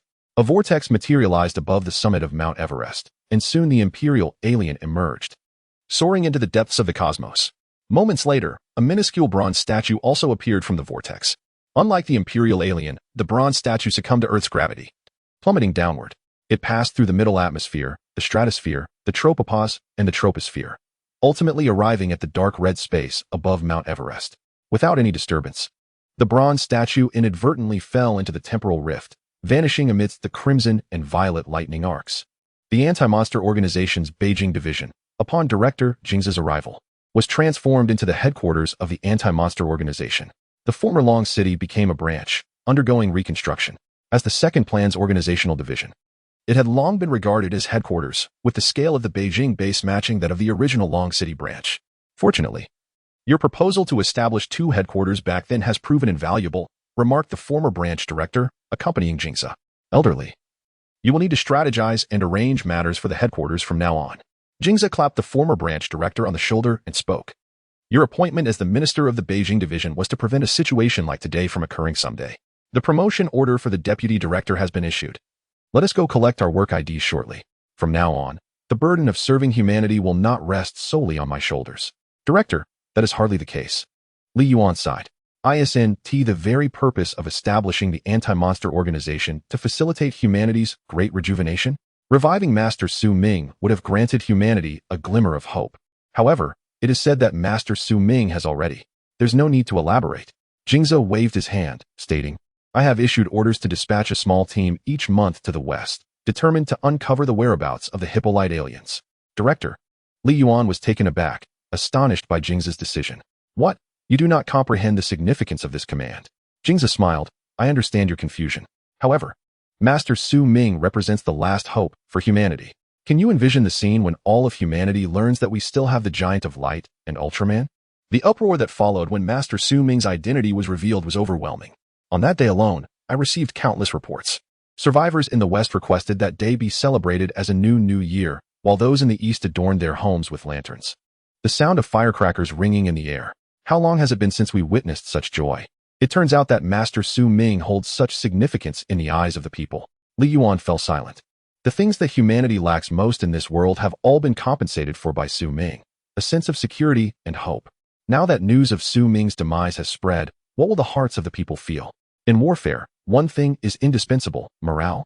When morale is low, even 1,000 troops cannot withstand the fervor of a motivated enemy. Conversely, high morale leads to unstoppable momentum. Should monsters and aliens launch a full-scale assault on humanity's survivor bases now, they could easily obliterate entire cities. The hope within people's hearts has vanished alongside Su Ming's death. In the face of invasion, many would simply choose to expedite their demise as a means of escape. Director, I believe we could approach it this way. After some contemplation, Li Yuan voiced his thoughts beside Jingza. Jingza nodded in agreement. In a matter of days, statues of Su Ming began to rise in survivor bases across the globe. Days prior, the director had issued a mandate to construct statues of Su Ming in each survivor base, intended for prayer. It was proclaimed that if the collective will was strong enough, Su Ming could be resurrected, emerging from light to save the masses from calamity. Upon hearing this news, people flocked to their respective survivor bases, praying fervently before the statues, hoping that one day the Giant of Light would reappear to vanquish the monsters plaguing Earth. Many in the East, upon learning of this, unearthed incense from unknown sources and set up altars before Su Ming's statue to burn offerings in reverence. Jingza, pleased with the people's reaction, nodded appreciatively. Elderly, this approach is quite commendable. Amidst his joy, Jingza could not help but praise Li Yuan. Now serving as deputy director, Li Yuan did not wear a proud expression. Only through this can we preserve hope in people's hearts. I have no desire for everyone to live burdened by despair. Himalayas. A traveler arrived at the mountain's base, donning specialized protective gear and a helmet atop his half-shaven head. Master Su Ming, you must be here, right? The Blue Eagle gazed at the highest peak, ascending step by step. Chapter 14. A world on the other side. This is a world that Su Ming finds both familiar and foreign. In this realm exists a vast international organization known as the TPC, the Earth Peace Union. Its mission is to safeguard humanity from inexplicable phenomena and natural disasters. The organization has branches and research centers around the globe, as well as a lunar base and cosmic observation stations. At the helm of these branches and stations is the headquarters located in the Far East.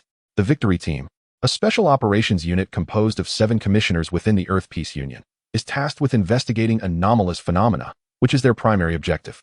Their current mission is to locate the legendary pyramid that supposedly houses giant stone statues, guided by information predicted from a time machine that has descended from outer space into this vast wilderness. Just as the team members were beginning to lose hope, dismissing the quest as mere folly, a magnificent pyramid, radiant with light, slowly materialized before them. No, it can't be. Kuaiju exclaimed, gazing at the pyramid that defied scientific explanation, his mouth agape. Beside him, Xinqing and Lino wore expressions of sheer astonishment. While they had envisioned the so-called pyramid, they had not anticipated such an immense and sacred structure. Wait, that's Daegu. Lina suddenly pointed out a young man in a white Victory Team uniform, standing on a suspension bridge over the ravine. Daegu gazed at the pyramid for a long while. Then, like the wind, he sprinted toward it. Daegu.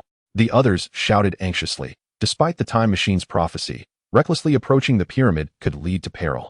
As Daegu vanished from sight, the team rushed toward the pyramid, hoping to intercept him before he could take any reckless action.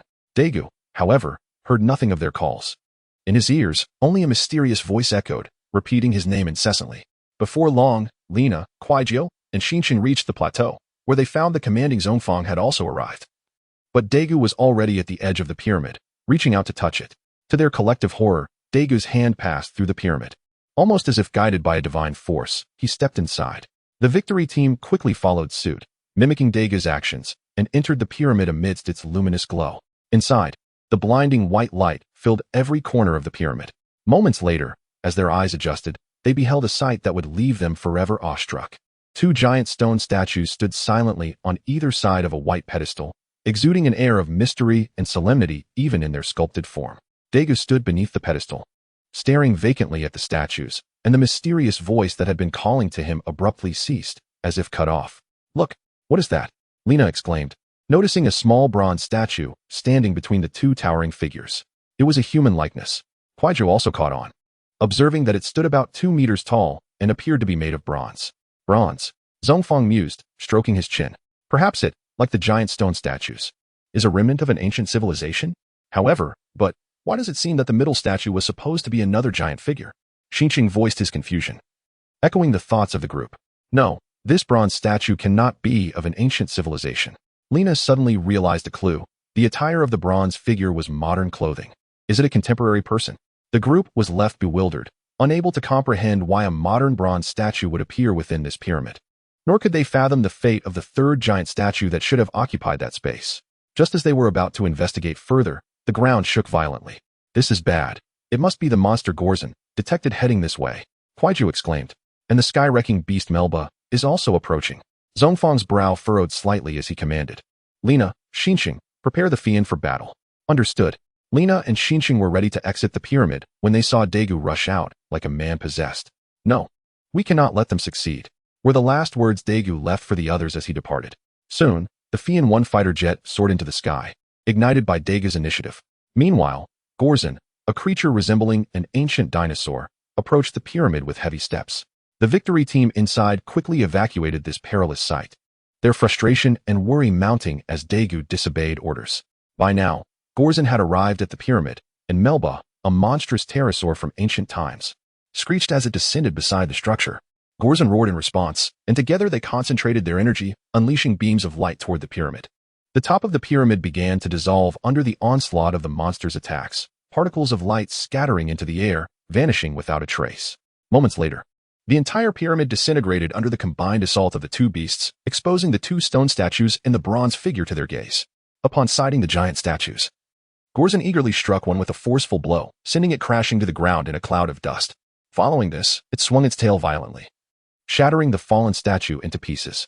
Melba swooped down onto the other statue, landing atop it, and viciously pecked at its chest with its sharp beak. With a deafening crack, the second statue was reduced to rubble. "No, stop!" Daegu, witnessing this from the cockpit of Fian 1, felt his heart race with rage. He piloted the fighter jet toward the monsters, unleashing smoke bombs, as the Fian was currently only equipped with smoke ordnance. Daegu's actions were futile. The statues had already been destroyed, and the two monsters shifted their attention to the airborne Fian 1. With a swift motion, Melba released several orange beams of energy, striking the jet's tail. The Fian 1 was engulfed in black smoke as it spiraled out of control, plummeting toward the ground. Ultimately, with a resounding crash, flames erupted into the sky. Chapter 15. Kirai, perhaps a fellow of the Hippolyte star. The incessant beeping of the electrocardiogram echoed within the hospital room as Mayumi, Shinshiro's sister, donned her nurse's attire, attentively monitoring the unconscious Daisuke. His vital signs were alarmingly poor, with significant damage to his internal organs. Had he not been rushed in for surgery, the situation could have been dire. Furrowing her brow while reviewing the report, she turned to Shinshiro and lamented, "Daisuke, sigh." Zhongfang intended to voice his thoughts, but witnessing Daisuke's condition rendered him speechless, his words dissolving into a mere sigh.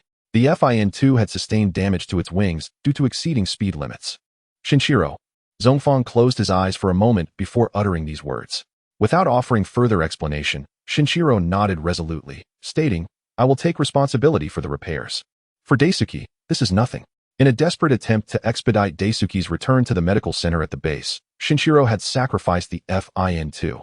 "Deputy Commander, given the urgency of the situation, we shall refrain from punishing Shinshiro this time," remarked Kamiya K, the captain of the victory team, displaying understanding towards his subordinate. "Daisuke." Lina's eyes had inexplicably moistened as she sat quietly beside Daisuke's bed, gazing at his scarred visage. Had he not successfully parachuted at the last moment, Daisuke would now be. Yet even after parachuting, he had been caught in the explosion's aftermath. Shinshiro felt a twinge of regret. If only he had joined Daisuke in piloting the Fini sooner, perhaps this calamity could have been averted. "Kirai," Zhongfang muttered, stepping out of the ward.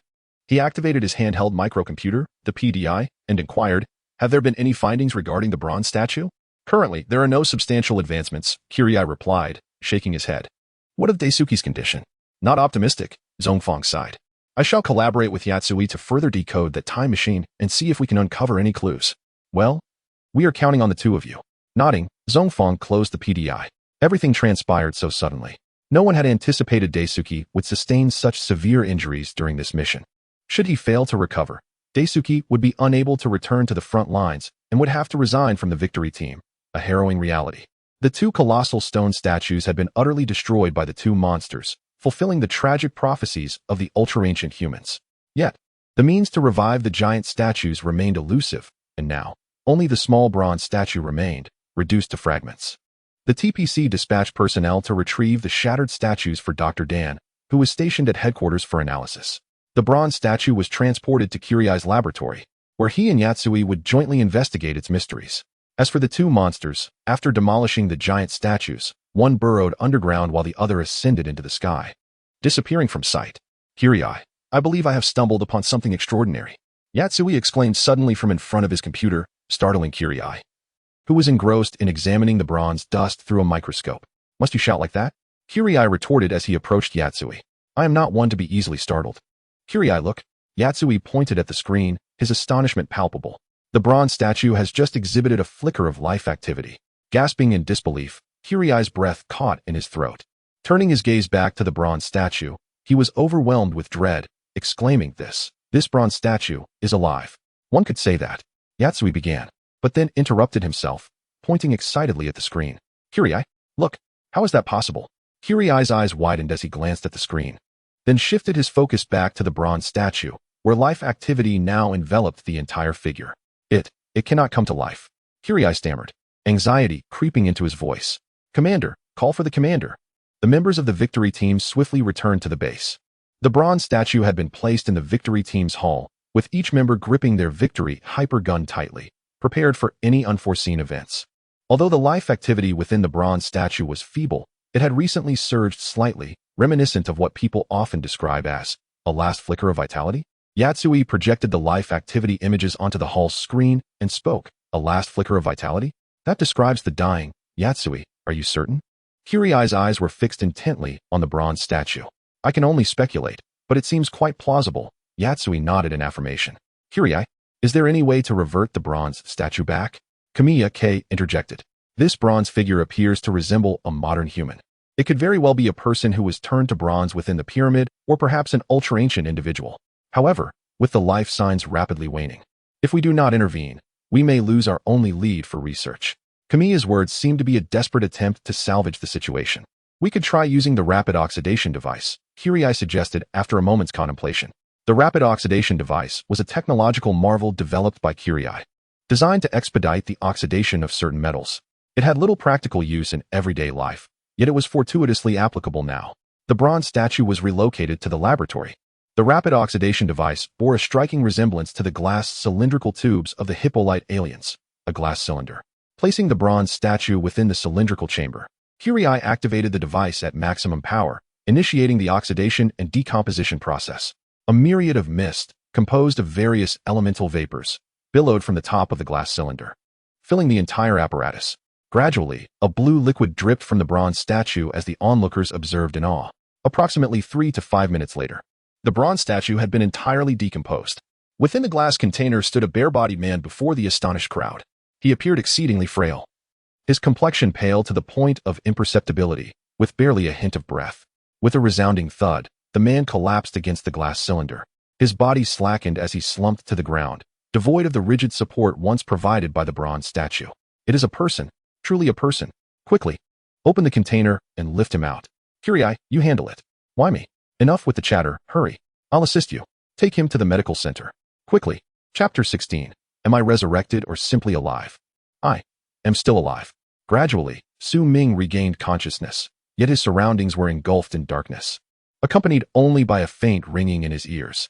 He attempted to open his eyes, but found himself devoid of strength. Even the capacity to think was scarce. The realization that he was still alive faded into the abyss of his awareness. His condition was far more dire than that of Dagu. Lena glanced at the various examination data, her brows furrowing in concern.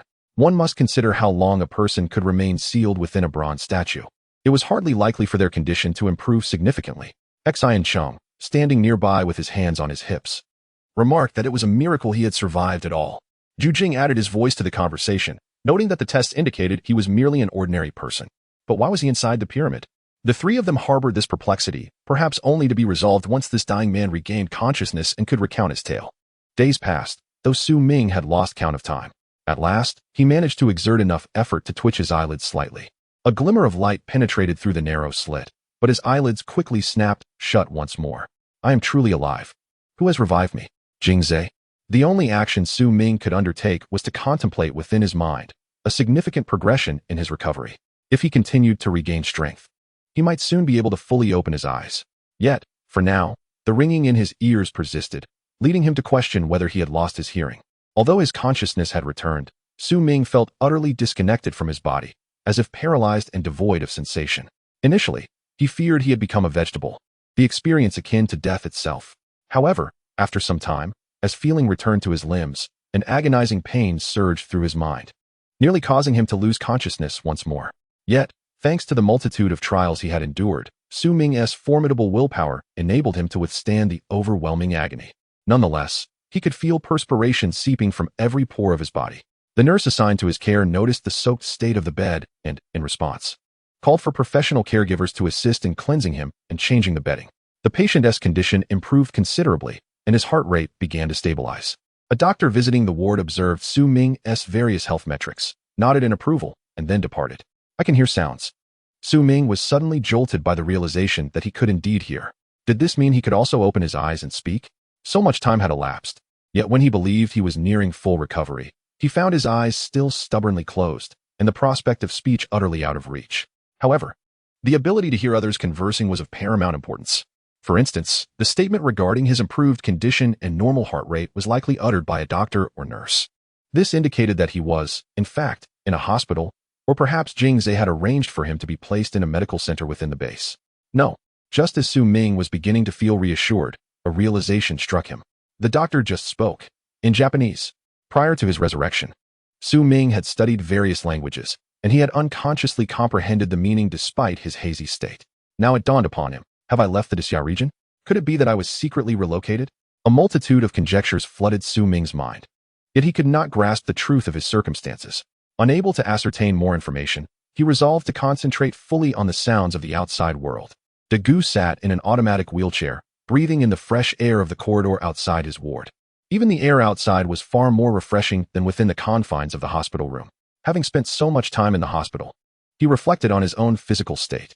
Gazing at the azure sky, De Gu let out a sigh. It seemed unlikely that he would ever return to fight alongside the victory team.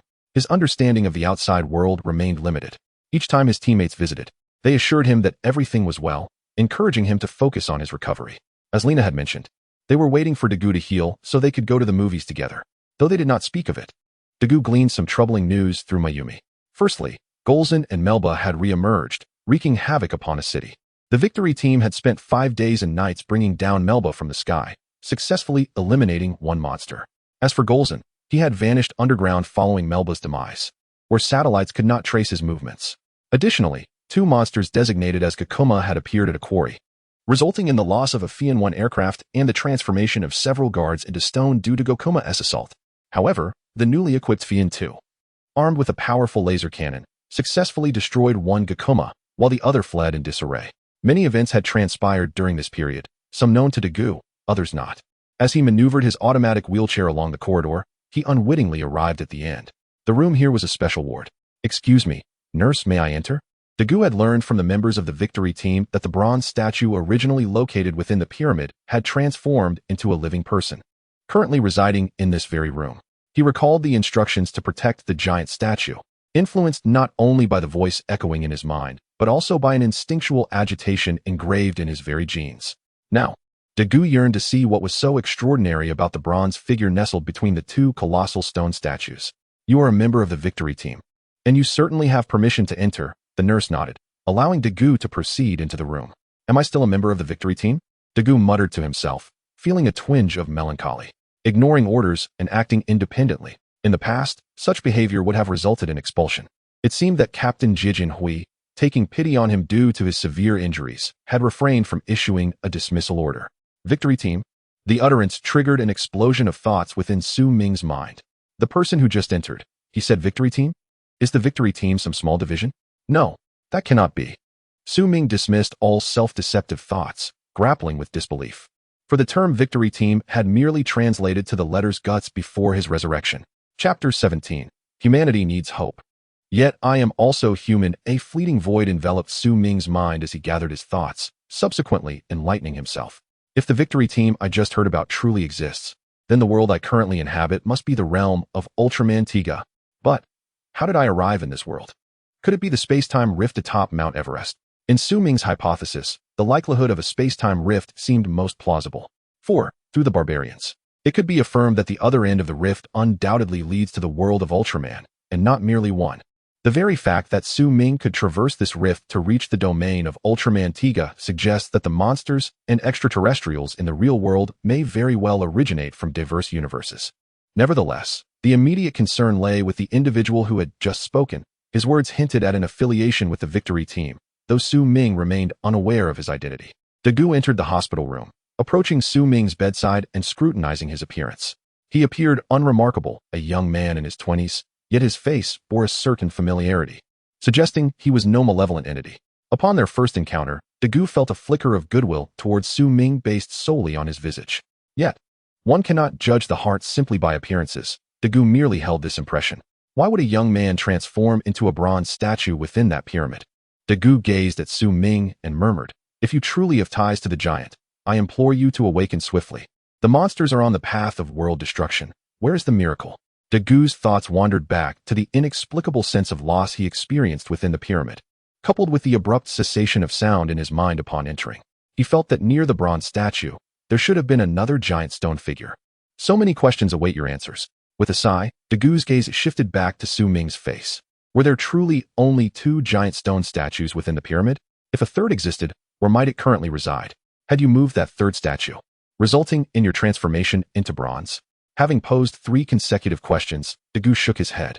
Such inquiries were merely conjectures, and the young man before him lay in a comatose state. How could he possibly hear his musings? What? I was discovered as a bronze statue by the Hippolyte aliens within the pyramid? The pyramid in the Tiga world contains only 2 statues? Am I still positioned where the third statue once stood? At this moment, Su Ming felt bewildered. It seemed his arrival in the Tiga world had triggered an immensely powerful butterfly effect. Presently, he was unaware of the identity of the missing statue, nor did he know if the other 2 statues had perished at the hands of Golza and Melba. However, from the sound of the man's sigh, Su Ming could sense that the situation in this world appeared dire. By the way, who is this person? Suddenly, Su Ming realized he had yet to ascertain the identity of the seemingly victory team member. Just then, a nurse's voice echoed within the room. "Mr. Dagu, Mayumi has asked me to inform you that it is time for the dressing change." "All right, I shall return shortly," Dagu responded, momentarily shaken from his melancholic thoughts. He nodded to the nurse, and then maneuvered his automatic wheelchair out of the room. "Mr. Dagu, he is Dagu." Su Ming's fingers twitched in excitement. The nearby nurse noticed this unusual movement and promptly alerted the attending physician. "Director, the patient in the special ward just moved his fingers." Yet, Su Ming had no time to heed the nurse's voice. Having realized that the man was indeed Dagu, a myriad of thoughts flooded his mind. Dagu. He is Dagu. The Ultraman Tiga. At last, I have met him. No, rather, I have heard him alive. No. If I can arrive in this world, can I not also return to the real world? Could Dagu accompany me back? If we could return together, then the real world truly has the giant of light. If I could bring Dagu back, with Ultraman Tiga, what need would we have to fear those monsters and aliens? Finally, there is hope. Although Su Ming perished a century ago in the real world, he remained human. Moreover, 100 years later, he was resurrected as the giant of light. Ever since his revival, Su Ming felt an immense weight pressing down upon him, akin to a mountain. Humanity seeks hope, and so too does Su Ming. At this moment, he had finally discovered his glimmer of hope. That hope is Dagu. Su Ming yearned to awaken swiftly, mustering all his strength, yet found himself unable to move. Meanwhile, the chief physician rushing towards the special ward observed Su Ming's fingers fervently wriggling beneath the covers. "What is happening to the patient?" The nurse inquired cautiously. "It appears he may be exhibiting signs of a seizure," the chief physician mused after a moment of silence. "However, it is also possible he is on the brink of awakening. Notify the victory team." In a world devoid of Ultraman, monsters frequently emerged. The victory team, preoccupied with their duties, hardly had the time to concern themselves with Su Ming's impending awakening. However, since Dagu was also hospitalized at the medical center, the victory team transmitted various information and recent updates to him. They instructed Dagu to pose several questions upon the awakening of the sleeping beauty. As Dagu perused the documents sent by the victory team, his brow furrowed deeper with each page. Indeed, as I suspected, the records contained recent mission reports from the victory team, details on monsters vanquished by them, as well as information regarding those that had escaped destruction. From this information, it was evident that this world was mired in peril. Without the revival of the giant of light foretold in the prophecy, calamity had begun. After resting his eyes for a moment, Dagu resumed his reading. The young man was designated as the Sleeping Beauty. Upon reaching this point, Dagu wore a long-lost smile. It was unlikely to be a name of command. Additionally, he pondered the questions he should ask upon awakening. Should there be any hostility, emergency evasive measures could be enacted. Once Dagu completed his review of all the information, he retrieved the Victory hypergun from the drawer of the hospital bed. He then rose from the bed, seated himself in the automatic wheelchair, and made his way toward the special ward at the end of the corridor. Upon witnessing this, Mayumi promptly summoned numerous security personnel to prepare for any emergencies outside the ward, as instructed by her brother, Shinjo. Chapter 18. Startled from the brink of death, the steady rhythm of the heart monitor echoed through the tense atmosphere, punctuated by the rapid beeping of a racing heart rate. The doctor and nurses nearby were visibly anxious, beads of sweat rolling down their foreheads like pearls slipping from a broken string. "Doctor, what is happening to him?" Dagu observed the patterns on the heart monitor. Glancing at the increasingly nervous doctor, his curiosity piqued. The doctor responded, "The patient's consciousness seems to be struggling. Or perhaps, he is regaining control over his body." Understanding dawned on Dagu. He turned his gaze towards the patient's bed. Su Ming, once pallid, was regaining color thanks to the nutritional support he had received.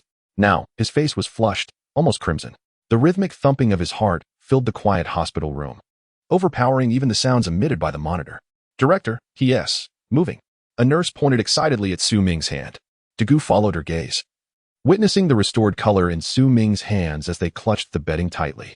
"Don't rush." The doctor wiped the sweat from his brow and spoke. "This is a crucial moment for the patient's awakening. Whether it's epilepsy or a true revival, it all depends on fate." Epilepsy.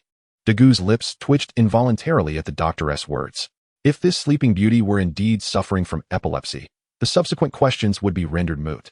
As time ticked by, approximately 5 minutes later, under the watchful eyes of those present, Su Ming suddenly sat up, gasping hoarsely, "I'm alive." Cough, cough, cough. The nurse, startled by Su Ming's sudden awakening, screamed and bolted out of the room, unsure of where to go. Security personnel outside, suspecting something amiss, rushed in, only to be met with a wail. Gradually adjusting to the glaring light after opening his eyes, Su Ming finally discerned his surroundings. He was indeed in a hospital room, albeit one crowded with people. Why were these individuals, dressed like security guards, pointing electric batons at him? Why did the doctor in the white coat appear utterly bewildered? Wait. Why was there an empty wheelchair? Was it prepared for him? How considerate. Yet, why was it overturned, its wheels still spinning? Hold on. There was someone lying on the floor. He looked rather handsome and somewhat familiar. Quick, help Mr. Dagu up. You fool. You stepped on Mr. Dagu's hand. Look who was talking. It was you who knocked Mr. Dagu down. Amidst the chaotic exchange, Dagu was silently assisted back to his wheelchair. "Dagu? Is that really you?" Su Ming's attention shifted to Dagu, scrutinizing him closely. He noticed Dagu's legs were wrapped in layers of bandages, indicating he had sustained considerable injuries. How could he be so badly hurt? Su Ming furrowed his brow and attempted to stand, wanting to check on Dagu's condition. However, as soon as he rose, he found himself weak and fell to his knees. Dagu, gazing at the young man who had just met him and was now bowing deeply, momentarily lost his words. But the next moment, Su Ming's concern warmed Dagu's entire winter. "What happened to your foot? Is the injury serious? Will you recover?" Upon hearing those words, surprise and a flicker of joy crossed Dagu's face. This young man, having been in slumber for so long, was prioritizing Dagu's injuries upon awakening. It was remarkable, especially since Su Ming was still on his knees and had not yet regained his strength. In a world where hearts grew increasingly cold, encountering someone like Su Ming was truly moving. "I'm fine. The doctor said I can have the bandages removed in a week." Dagu, smiling, brushed aside the multitude of questions he had intended to ask Su Ming. Seeing Dagu's smile, Su Ming felt a warmth, indeed. Dagu's gentle demeanor was unmistakable. With the help of the security personnel, Su Ming was assisted back to his bed. After their task was completed, the guards grumbled as they exited the room. What remained were Su Ming, Dagu, and the doctor and nurses. Dagu had questions for Su Ming, while the medical staff stayed to observe his condition. "May I know your name?" Dagu's gaze rested on Su Ming, who seemed to be fixated on him. "Oh dear, I almost forgot to introduce myself. My name is Su Ming. He slapped his forehead, responding. Su Ming? Dagu echoed. A hint of confusion evident. Was that a name from the ancient era? It felt somewhat out of place. Ancient era?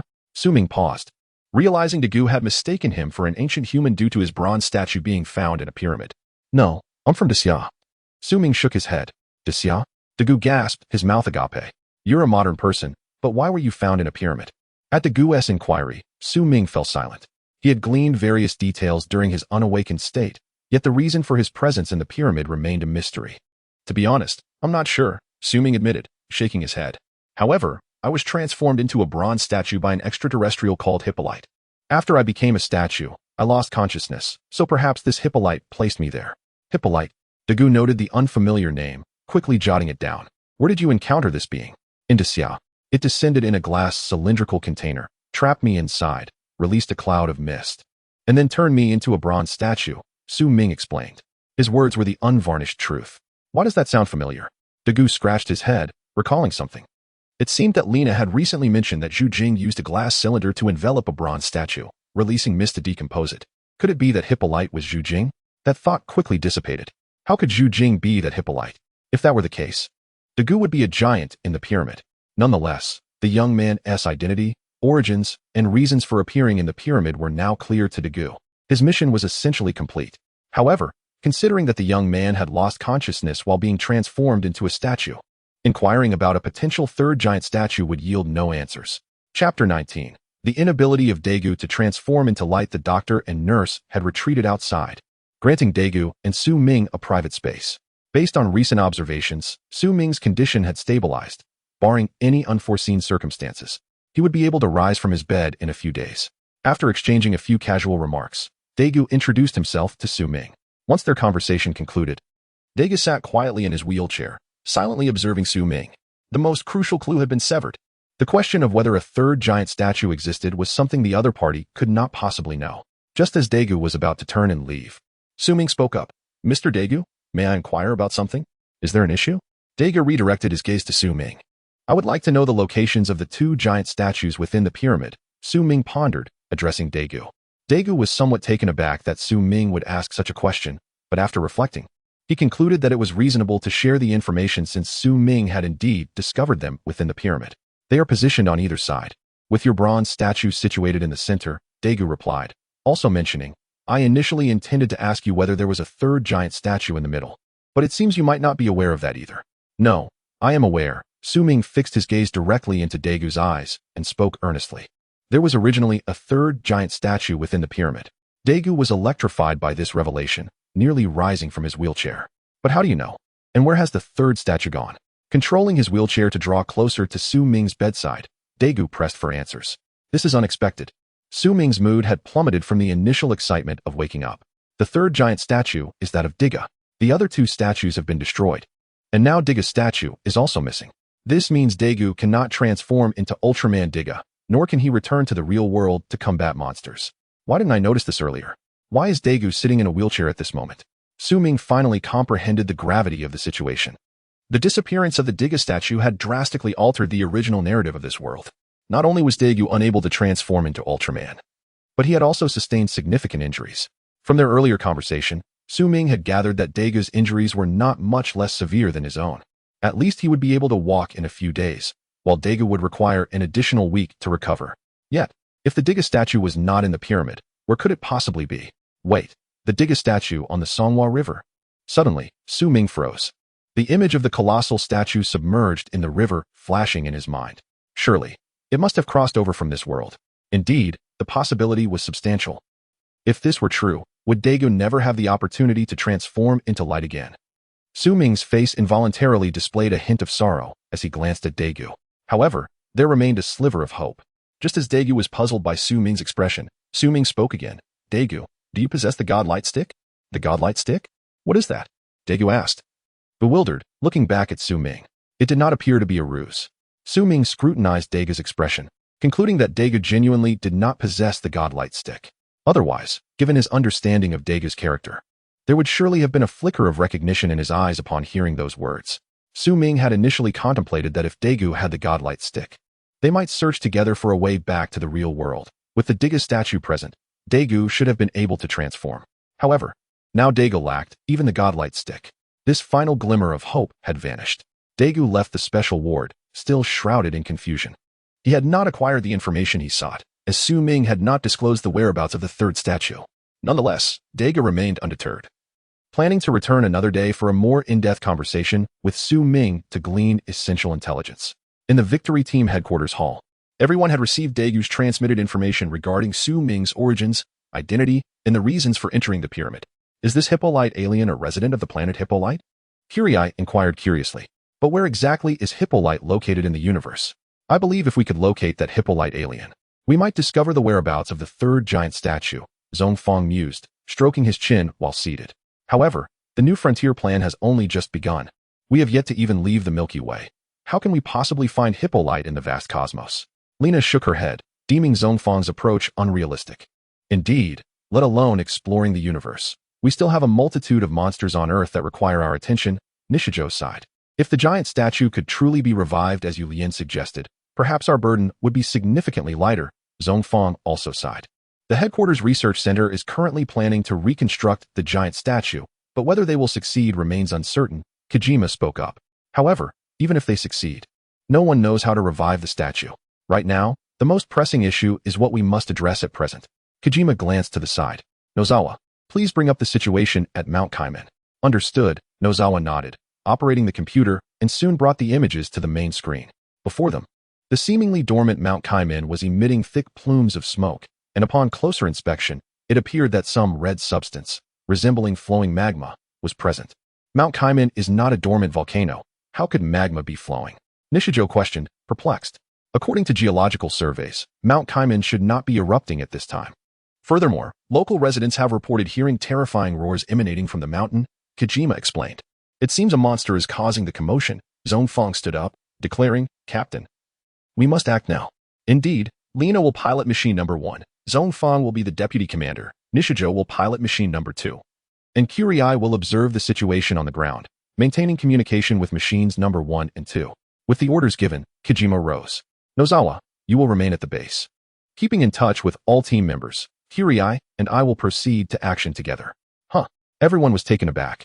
For typically the captain remained at the base and seldom participated directly. There is no need for such surprise. The current circumstances are different. And I am also a member of the Victory Team. Chapter 20. All personnel mobilized. Rear under attack in the headquarters hall of the Victory Team. Only Yatsuri remained stationed. This operation, like those before it, would typically take a week to resolve fully. The reason being, the monsters were exceptionally formidable. Nonetheless, the research center had been diligently developing new weapons and equipment, some of which were deployed before they could undergo complete testing. Little did anyone anticipate that. As the majority of the Victory Team was mobilized, a massive corpse was drifting towards the TPCC base, carried by the ocean's currents. Daegu, unable to procure the answers he sought, returned to the special ward a few days later. Su Ming had regained the ability to walk, yet he remained confined within the ward, as his identity, while clarified, still rendered him a person of suspicion. Upon opening the door, Daegu found Su Ming quietly pondering life while reclining on the bed. His brow furrowed at times, then relaxed, as if he were contemplating something profoundly significant. Indeed, Su Ming was grappling with a question.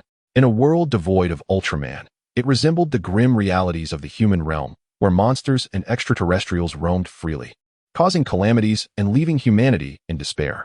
Similarly, this world had an organization dedicated to combating monsters, the TPC. It was only logical that some astute extraterrestrials would surmise that to conquer Earth or annihilate humanity, the TPC must be eradicated. Therefore, if one were to identify the most perilous location in the world, it would undoubtedly be here, the TPC headquarters, the sea base. Although the TPC headquarters was fortified with extensive defensive measures, the narrative history was replete with instances of invasion. Numerous occasions indeed. Moreover, Su Ming had witnessed the dire repercussions of anti-monster organizations' headquarters in the real world. Those extraterrestrials were acutely aware that if they sought to strike, they would target the headquarters. No, we must vacate this place. Su Ming nodded thoughtfully, suddenly articulating his thoughts. This startled Daegu. What do you mean, leave this place? Confused, Daegu inquired. You arrived at an opportune moment, Daegu, Su Ming replied, regaining his focus upon seeing Daegu and his wheelchair beside the bed. Allow me to pose a question. If you were to invade Earth, who would be your greatest adversary? Invade Earth? Why would I wish to invade Earth? Daegu chuckled, perceiving Su Ming's query as a jest. Yet, he was abruptly struck by the seriousness of Su Ming's demeanor, which was devoid of humor. After a moment's contemplation, Daegu responded earnestly, "If I were to invade Earth, then our greatest enemy would undoubtedly be the victory team, wouldn't it? And who else?" Su Ming pressed on. "No, you cannot be suggesting that you intend to invade Earth to extract information from me?" Daegu, now alert, regarded Su Ming with suspicion. Su Ming was momentarily at a loss for words. "If I possessed that capability, would I still be confined to this ward? Besides, what benefit would invading Earth bring me?" "That is a valid point," Daegu conceded, nodding in agreement before continuing to respond to Su Ming's inquiry. "If one were to invade Earth, aside from the victory team, they would have to contend with the other divisions of the TPC. Ultimately, the primary adversary would indeed be the TPC itself, a behemoth of an organization." "A behemoth?" Su Ming shook his head, remarking, "Perhaps in the eyes of humanity, the TPC is indeed a colossal entity. However, monsters and extraterrestrials would perceive it merely as an inconvenient obstacle." "That does seem plausible." Daegu nodded in agreement once more before asking, "After discussing all this, what point are you trying to convey?" "Wait, I believe I comprehend." Before Su Ming could respond, a look of terror washed over Daegu's face. "You are suggesting that extraterrestrials or monsters would prioritize eliminating the TPC, this obstructive organization. In other words, they would likely launch an assault on the headquarters first." "Indeed," Su Ming acknowledged, pleased that Daegu grasped his point. "However, there is no need for excessive concern. The timing of the attack remains uncertain. Nonetheless, it would be prudent for everyone to prepare for defense, as one should not assume that the base's location in the deep sea guarantees safety. Many monsters possess formidable aquatic capabilities." With one member of the victory team now aware of this situation, Su Ming felt reassured. While it was uncertain whether the monsters would launch an assault on the TPC headquarters, Daegu would certainly ensure that the victory team implemented protective measures. "Su Ming, when do you think extraterrestrials and monsters would choose to initiate their attack?" At that moment, Daegu, unusually, called Su Ming's name, furrowing his brow in inquiry. "If it were up to me, I would select a time when the victory team is deployed, as they are the primary force against monsters and extraterrestrials." Su Ming thoughtfully replied. "This is dire," Daegu suddenly exclaimed, recognizing the gravity of the situation. Just a few days prior, the entire victory team had mobilized. Even the captain had gone to Mount Fogman, leaving only Yatsuri at the headquarters. If there were a time for invaders to assault the headquarters, it would undoubtedly be within these few days. "What?" Upon hearing this, Su Ming leapt from the bed. "What business do they have at Mount Fogman? I heard that they have been investigating Mount Fogman for the past few days and discovered traces of Golzon." Daegu replied, "If Golzon has not emerged, we should simply disregard it. If it does emerge, then we will handle it." Su Ming, now anxious, urged, "Daegu, please notify the victory team at once." Daegu nodded swiftly and activated his PDI to contact Yatsuri. "Daegu, is there something amiss?" Yatsuri's youthful voice emanated almost instantaneously through the PDI. "Yatsuri, please check for any anomalies in the vicinity of the base or within the base itself." Daegu instructed urgently. "Understood." Yatsuri, puzzled, began operating the computer. Utilizing satellites and ground waves to scan the surrounding area was a simple task for him. Before long, Yatsuri completed a thorough scan of the entire base, followed by a sweep of the surrounding sea area. Suddenly, a massive shadow appeared on the computer screen, drifting towards the base with the currents. If left unimpeded, this imposing shadow would inevitably collide with the base. "What is that thing?" Yatsuri gasped and transmitted the image to Daegu. "Yatsuri, alert the captain and the police department immediately," Daegu exclaimed upon seeing the colossal shadow, fearing it could likely be a monster. "Understood." Yatsuri, now startled by Daegu's words, promptly relayed the information to the police department, requesting personnel to investigate. Additionally, he sent the message to the distant Kamiya K, who was at Mount Fogman. "What?" Kamiya K, upon receiving Yatsuri's message through the PDI, grew alarmed. "A monster is attacking the headquarters base." No sooner had the words left his mouth than a thunderous explosion erupted ahead, accompanied by a thick plume of black smoke billowing from the summit of Mount Fogman, with lava splattering in all directions. The long-dormant volcano had awakened at this moment. Chapter 21. The summoning of Yulian. A dense plume of black smoke drifted across the sky, intertwining with the thick, ominous clouds, creating a scene where they were indistinguishable from one another. Zhu Jianhui gazed at this spectacle, his fists clenched tightly. The earth-shattering roar of a beast erupted from the volcano, reverberating across the surrounding area for miles. Inside the soaring Fian, avoiding the splatter of volcanic lava, Lena looked incredulously at the volcano's mouth.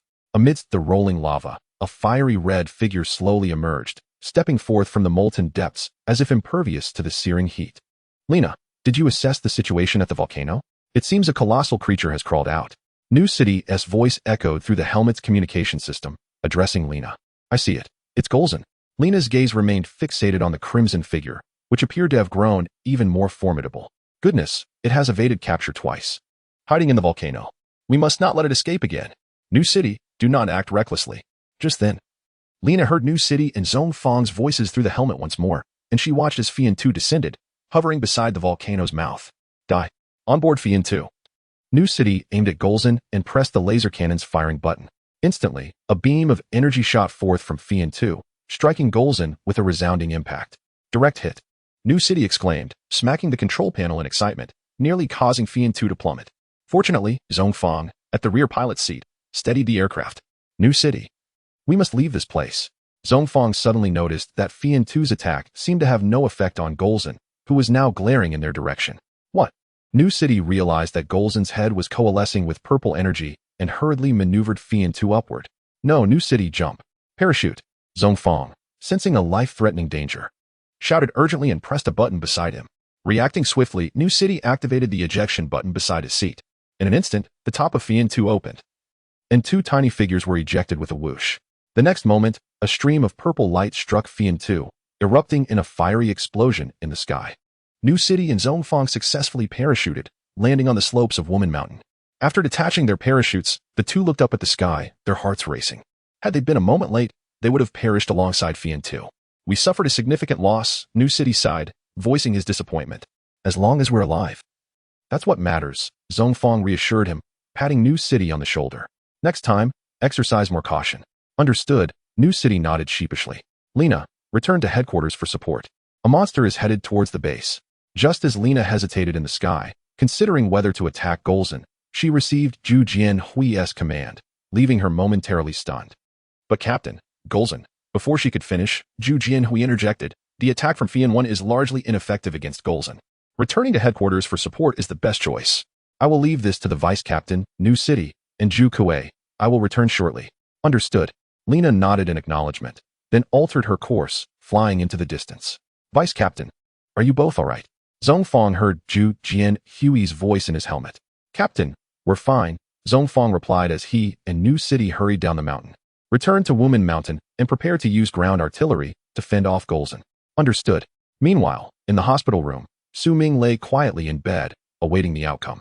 A monster was approaching the marine base, but this situation was not the worst he could imagine. At least the creature's intelligence was not as high as that of extraterrestrial beings. Otherwise, the base would be utterly defenseless. Dega's injuries had yet to heal, rendering him unable to join the front line. Though he longed to fight, he could only wait in silence alongside Su Ming. By the way, do you know where the third giant statue is located? During their wait, Daegu casually inquired. Su Ming had evaded this question previously, and he was taken aback by Dega's persistence. Daegu, why are you so fixated on the third giant statue? Su Ming finally asked. Because Yu Lian said that only giants can combat monsters, Daegu replied earnestly. Thus, the third giant statue is crucial for us, for humanity. But even if you find the giant statue, how will you awaken it? Su Ming shook his head, questioning Daegu. Daegu did not possess the godlight stick.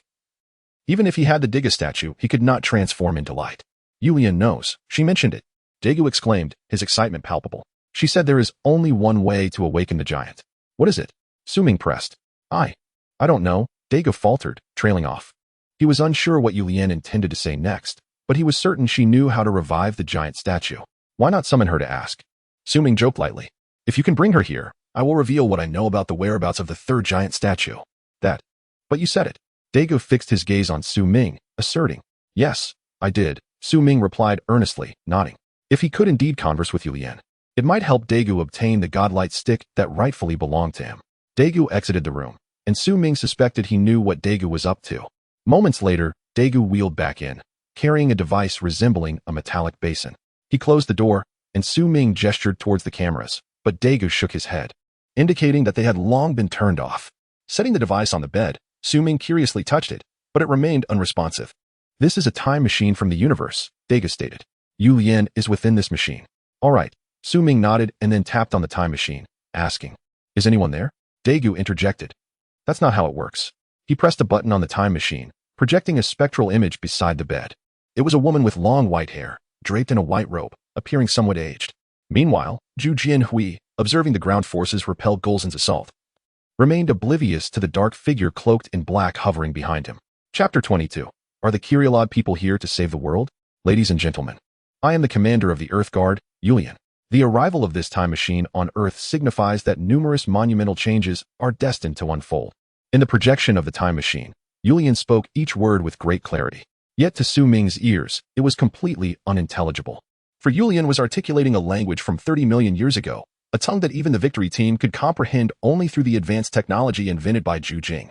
This is merely a projection. How can you converse with her? Daegu gestured towards Yulian, addressing Su Ming. Given the circumstances, don't even mention dialogue.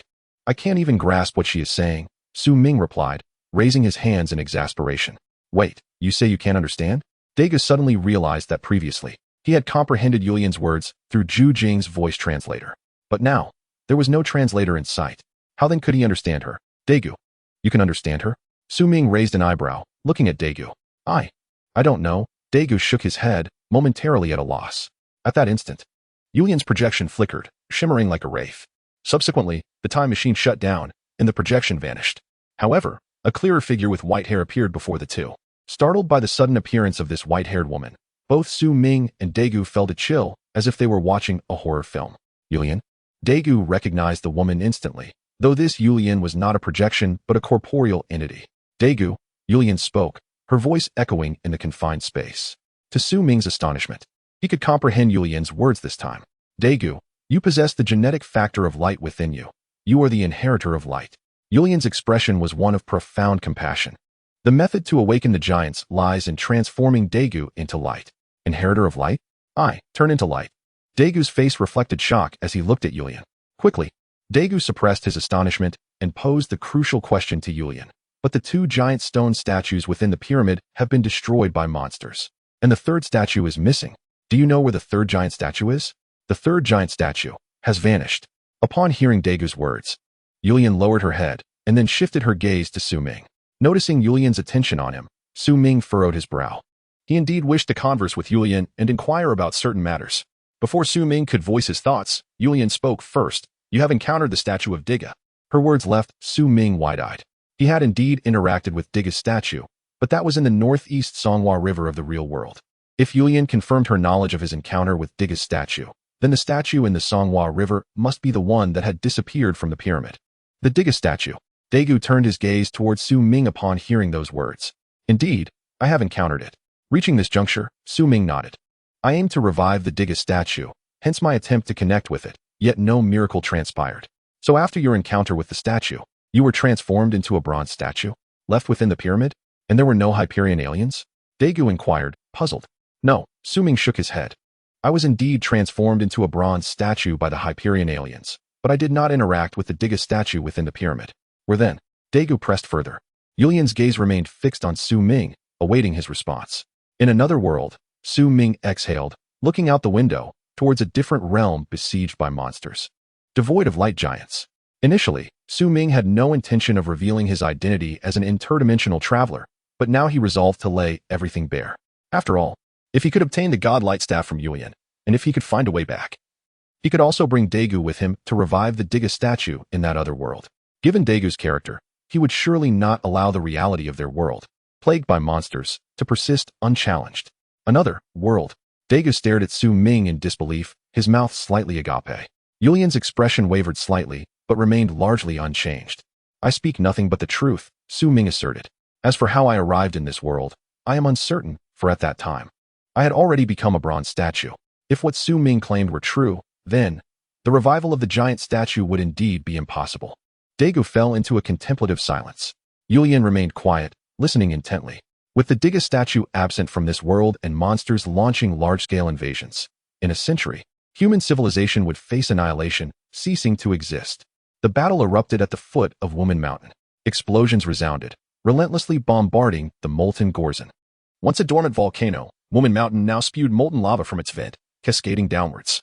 Ji Yuanhui observed this scene, gripping her victory hypergun tightly, waiting for Gorzon to breach their defenses. She understood that such firepower was utterly inadequate to contend with the fiery Gorzon. How does it feel? Is it not utterly despairing? A male voice emanated from behind her. Ji Yuanhui whirled around, retreating several steps, aiming her victory hypergun towards the air. A man clad in a black robe floated above, grinning malevolently, exuding an aura of sinister evil. Who are you? Ji Yuanhui demanded fiercely. Gunpoint directed at the cloaked figure. We arrived on this planet long ago, the black-robed man cackled. Finally, we have awaited this opportunity. The qualifications of the saviors? Those fools are utterly unworthy. 30 million years have passed. They must have all turned to dust, right? Let the great Kyrielod people become your protectors. With that, the black-robed man descended to the ground. An eruption of flames surged skyward, engulfing his body entirely. Within the inferno, the black-robed figure expanded, ultimately transforming into a bizarre giant, black and white in appearance. All eyes on the battlefield were drawn towards this peculiar giant. Kyrielod people. Ji Yuanhui whispered the name of the giant as she beheld the figure. Chapter 23. Does the savior's qualification depend on looks? Within the special ward, both Daegu and Yulian were engulfed in silence, their lips sealed. At that moment, Su Ming broke the stillness, directing his words towards Yulian. Yulian, I have a question. Yulian slowly lifted her previously bowed head, gazing at Su Ming, seemingly awaiting his inquiry. Do you possess the divine light stick, also known as the spark prism? Su Ming asked. However, Yulian shook her head, responding, the spark prism only appears when Daegu transforms into light. But without the spark prism, how can Daegu transform into light? Su Ming queried, perplexed. The giant stone statue has vanished from this world, and Daegu cannot become light. Yulian sighed, her form gradually dissipating into the air. Hey, don't leave, Su Ming exclaimed, bewildered by her sudden departure. Meanwhile, Daegu stared vacantly at the silver time machine, lost in thought. She mentioned that the divine light stick would only manifest after Daegu turned into light. It struck Su Ming that during Daegu's first transformation after the crash, he had transformed directly into light. He slapped his forehead, recalling scenes from films he had watched in his past life. Thus, it was still possible for Daegu to become light, as long as he ventured into the real world. In the TPC ocean base waters, law enforcement personnel had boarded submarines, preparing to launch an attack on the drifting monstrosity. Director Jiang, observations indicate that what is drifting appears to be a monster's corpse. A police officer reported to Director Jiang within the base's office. Do not let your guard down. Jiang responded sternly. Ensure it does not approach the base. The TPC ocean base was, in Jiang's heart, his most cherished possession. A significant portion of his efforts had been dedicated to it. To him, this base was akin to a child. If anyone dared to harm his child, Jiang would not show mercy. Understood. The officer retreated, leaving Jiang alone in the office. The monster's corpse gradually drew closer to the base, leaving a trail of dead fish in its wake. The foul stench that should have emanated from the corpse had mingled with the seawater, polluting the waters into a toxic sea. The submarine encircled the corpse, launching powerful grappling hooks to latch onto it. Subsequently, they attempted to pull the corpse in the opposite direction. However, after a brief struggle, the corpse's surface shattered, releasing a torrent of putrid fluids, causing the officers inside the submarine to retch in disgust. How disgusting. Even in death, this monster manages to repulse. One officer commented, if only we could burn it. Another suggested, this grappling hook is ineffective. What should we do? A member raised the crucial question. No. Director Jiang won't allow it to approach the base. Fire torpedoes and blast it to pieces. Thus, the submarines formed a semicircle around the monster's corpse, launching torpedoes from their depths one by one. Puff, puff, puff, puff, puff. Yet, the anticipated explosions never came. Instead, the torpedoes pierced the monster's body and were subsequently swallowed under its subtle movements. What? Everyone was astonished at the sight. The torpedoes had been devoured. Is this monster alive? It is alive. Upon receiving this news, Jiang immediately issued orders. All firepower, target the monster, commence bombardment. At that moment, Daegu's PDI began to ring. He sighed, seemingly having come to a realization, and promptly activated the PDI. Numerous, unread messages populated the screen. One read, Lena has returned to the base. Another stated, the base has begun an assault on the oceanic monster. Yet another was about, the Kyrielod people? Daegu furrowed his brow. Were they also giants? This information had been relayed by Xinqing, detailing a giant named Kyrielod who had appeared in the struggle against Golzin and had engaged him. Kyrielod. Su Ming expressed astonishment at the name. He was not a giant destined to save the world. Then why is he confronting Golzin? Daegu pondered. Because the Kyrielod people aspire to become the guardians of Earth. Su Ming chuckled. Once the battle with Golzin concludes, you'll understand this fellow's ambitions. A race that arrived on Earth during the ancient era, enduring for millions of years, often utilizing human bodies to blend into the crowd, only to emerge at the opportune moment as the so-called savior. Su Ming should have anticipated this, when this world was devoid of Diga and the giants of light. the Kyrielod would undoubtedly present themselves as angels of salvation, enticing humanity to gain their faith. In the original narrative, the Kyrielod had always sought to become the deities of human belief. Now was their prime opportunity to ascend to divinity. Undeniably, the Kyrielod were formidable. Faced with the empowered Golzan, they exhibited no fear, launching a relentless assault. However, when the Kyrielod realized that their fireballs were ineffectual against Golzan, they understood they had encountered a formidable foe. Emerging from the magma, Golzan was hardly intimidated by mere fireballs. Unable to rely on flame attacks, the Kyrielod resorted to close combat with Golzan. The clash of these colossal beings left the onlookers below awestruck, particularly as the Kyrielod gained the upper hand, eliciting applause and cheers. Yet, this Kyrielod does not appear to be a benevolent figure, Juekue remarked candidly while observing the battle. Regardless, he is aiding us against Golzan. That makes him a friend of humanity, Xinxing replied with a smile. With a flurry of kicks, the Kyrielod toppled the prehistoric beast to the ground. Then, seizing the moment, they sat atop Golzan, launching a barrage of punches. Their agility was the Kyrielod's advantage against Golzan. Nonetheless, Golzan had its own advantage, a tough hide and resilience. With a mighty roar, Golzan forcefully pushed the Kyrielod away, swiftly rising to its feet. Behold, humanity! As the great Kyrielod obliterates this beast. Seizing the opportunity, the Kyrielod embraced Golzan, and from beneath their feet surged violet flames, engulfing both bodies entirely. Chapter 24. The distorted faith of the Kyrielod people. The Kyrielod people bear a title, known as the Flame Demon Warriors. The crimson flames serve as a symbol of their identity. However, the flames surging from the earth are no ordinary fire. The rootless fire from the depths has scorched the very surface of Golzan. Yet, this alone is insufficient to vanquish Golzan, a creature capable of surviving in lava. With a thunderous roar, the earth trembles, and a web-like fissure appears beneath the feet of the Kyrielod and Golzan. The crack widens, revealing an endless inferno below, emanating a searing glow from the depths of the earth. Monsters, accept the judgment of the Kyrielod god. A Kyrielod warrior cries out, and together with Golzan's form, they plunge into the vast chasm. The anguished cries of Golzan gradually fade into silence. After a prolonged wait, the Kyrielod emerges once more from the fissure, while the crack seals itself as if it had never existed. Humans, behold, only we, the Kyrielod, can save you. Suspended in the sky, the Kyrielod spreads his arms wide. Addressing the crowd below, suddenly, a radiant white light envelopes him, transforming him into a magnificent angel radiating holy light. Many on the ground are rendered speechless, prostrating themselves in worship, beseeching the angel's protection. What is this? New City observes in bewilderment. Angel, I only believe in science. Kuai-Jing shakes his head, then turns to New City, suggesting, why not try praying? You might just escape bachelorhood sooner than expected. Bah, why don't you give it a try? New City retorts, playfully tapping Kuai-Jing on the head. Hey, why are you hitting me? I was just suggesting. Kuai-Jing pouts. Meanwhile, Zhongfang gazes silently at the floating angel, his brow furrowed in deep thought. This angel may well be our greatest adversary. At that moment, Kamiya K approaches, her expression inscrutable as she fixes her gaze upon the angel. The dolphin has been preliminarily assembled and has undergone 2 tests. It is now ready for combat, she states. At the TPC headquarters, Dr. Hachibi, clad in a white robe, introduces the upgraded Lina. Last time, it was you who personally tested it. Now it has merely been equipped with a laser cannon. If anyone can adeptly pilot it, it is undoubtedly you. Dr. Hachibi, I shall set off now. Lina nods, donning her helmet and making her way to the Dolphin combat submarine. Indeed, in response to the monumental shifts in the global landscape, TPC has accelerated the development of weaponry and equipment, yielding significant results. Many previously undeveloped devices and weapons have been manufactured ahead of schedule. If only the Magus propulsion system could be perfected, numerous issues would be swiftly resolved. Dr. Hachibi sighs as he watches Lina's departing figure. The Magus propulsion system, which relies on antimatter annihilation, has the potential to convert matter entirely into energy, expressed in visible light. If such energy could be fully harnessed for vehicles and weapons, it would not only enable interstellar travel but also empower armaments capable of obliterating the majority of monsters. Lina has departed. However, Daegu, under Su Ming's persuasion, has ventured out of the special ward.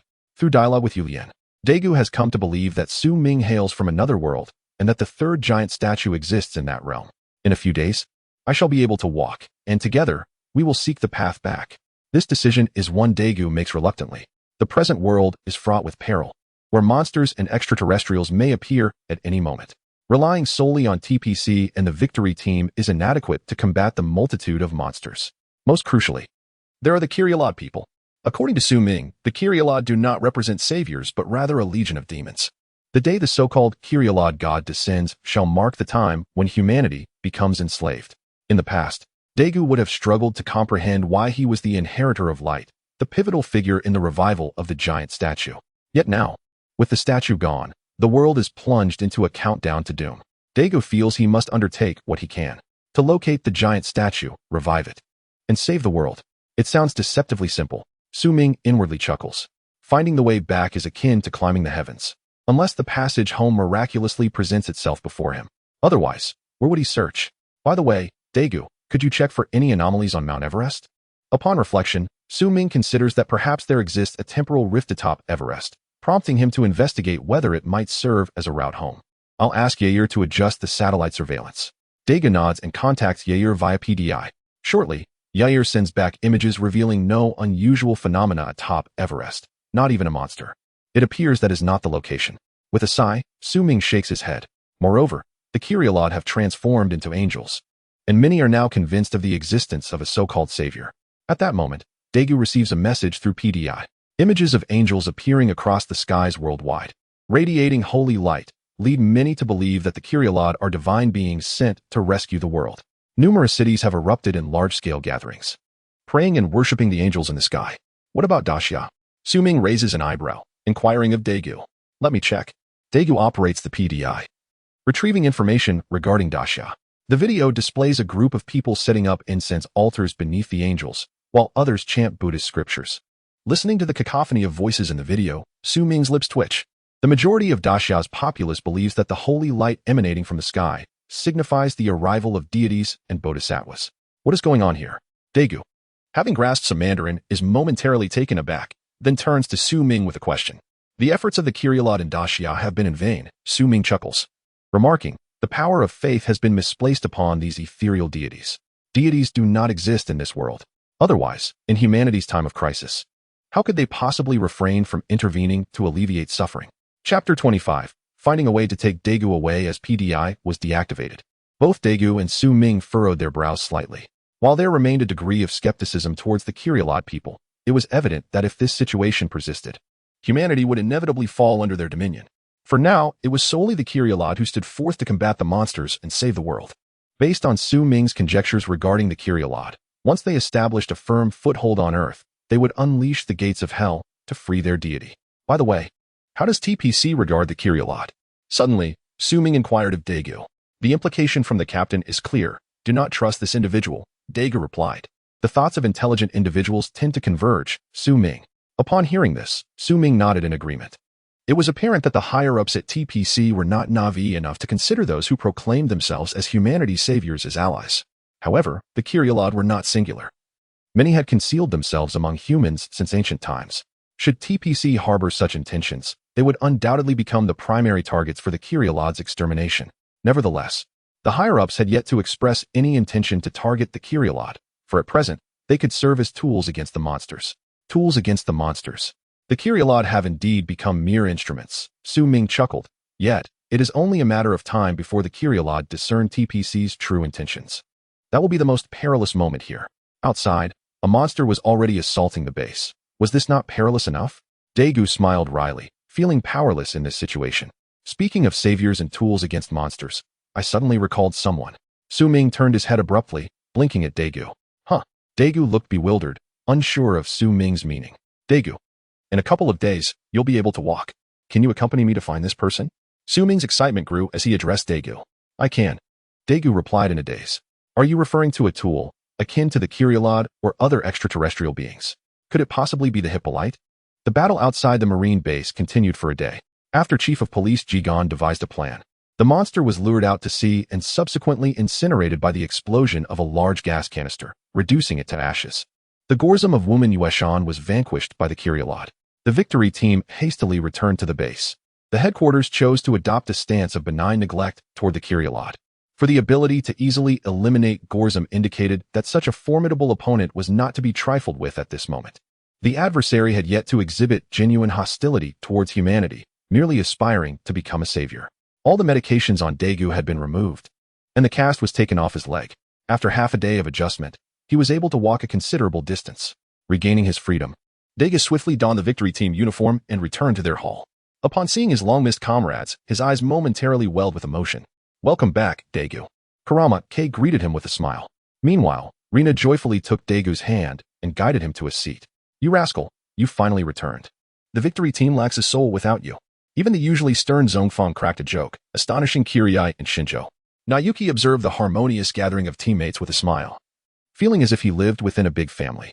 "All right, Daegu," Kurama K said, turning to him. "You've just recovered from a serious illness, so to celebrate, I'm granting you a week's leave." "Captain?" Daegu exclaimed, bewildered. He had come to rejoin the team, not to request a leave. "Your body needs proper care. It's inconvenient to engage in missions, so do not worry about it," Kurama K said with a gentle shake of his head. After a moment of silence, Daegu spoke. "Thank you for your kindness, Captain. By the way, during my hospitalization, I maintained communication with Su Ming in the special ward and discovered that he is indeed just an ordinary human." Daegu then broached the subject of Su Ming. "So Daegu, how do you propose we handle this individual, Su Ming?" Kurama K's gaze turned towards Daegu, as if he understood something. "I believe, since Su Ming is an ordinary person, perhaps he should regain his freedom?" Daegu scratched his head uncertainly. "I concur with Daegu." Unexpectedly, Kurama K agreed after a moment of contemplation. "What do you all think?" The others took a moment to process the unexpected agreement before nodding in affirmation. Daegu was taken aback, having anticipated a refusal from the captain, but he did not expect such acquiescence. It seemed almost too smooth. However, since Kurama K had expressed agreement, Daegu chose not to press further. He simply smiled foolishly and resumed chatting with everyone. In the deep of night, within Kurama K's staff dormitory, a white figure detached itself from him, revealing the ethereal form of a woman with long white hair. Gazing at the apparition that bore her own likeness, Kurama K felt no fear, instead addressing her. "Urian, do you possess knowledge regarding Daegu and Su Ming's situation? This world can only be saved through the awakening of giants, and Daegu is the inheritor of light." Urian spoke slowly.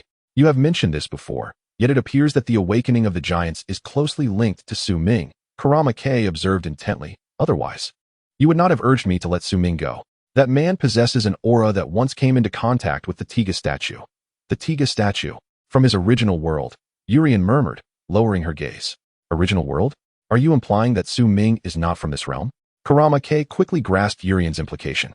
Should the anomalies arise, without Tiga, human civilization might have perished long ago in the annals of time. Urian sighed.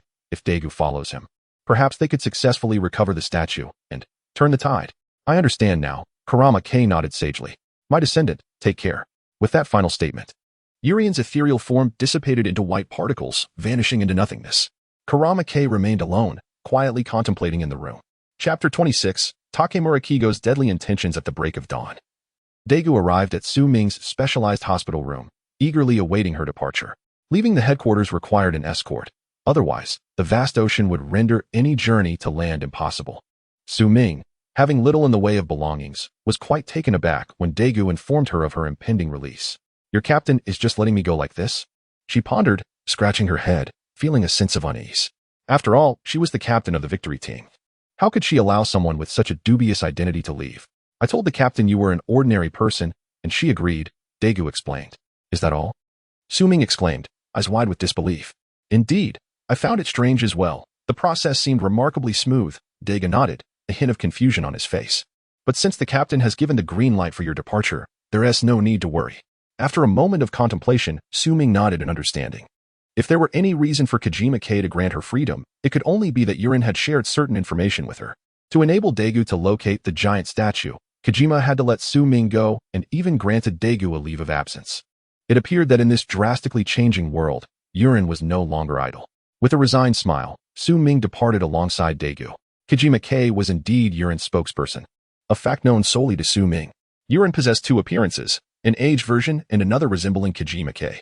The current situation suggested that Urian had already had an open conversation with Kojima and had provided a wealth of useful intelligence. Initially, Daegu had intended to take Su Ming away in a patrol vehicle, but given the imminent threat of monsters, he opted not to waste resources. Instead, they boarded an employee bus and traversed the underwater tunnel back to the mainland. "Where shall we head next?" Daegu inquired as they stood by the roadside. Watching the bustling traffic, "Daegu, could you find out which city the SETI group is located in?" Su Ming exhaled deeply, gazing at the azure sky. It was her first time standing beneath the blue sky and white clouds since arriving in this world. "Of course." Daegu retrieved his phone and soon discovered that it was in Kumamoto City. Then we shall proceed to Kumamoto City, Su Ming declared. Kumamoto? Is that where the person we seek is? Daegu questioned, puzzled. Precisely, Su Ming confirmed with a nod. We are searching for the president and CEO of the SETI Group. Takemura Kigo. Takemura Kigo? Daegu quickly looked up information on the name and was taken aback. The man, merely 28 years of age, was already a physicist, a mathematics professor, an aerospace engineering professor, and the president and CEO of the SETI Group. In summary, he was a genius. The journey to Kumamoto City was swift. Upon arrival by train, Su Ming and Daegu hailed a taxi to head to the SETI Group's headquarters. In a minimalist office, a robust man observed the angelic figure on the screen, scoffing coldly. Foolish humans.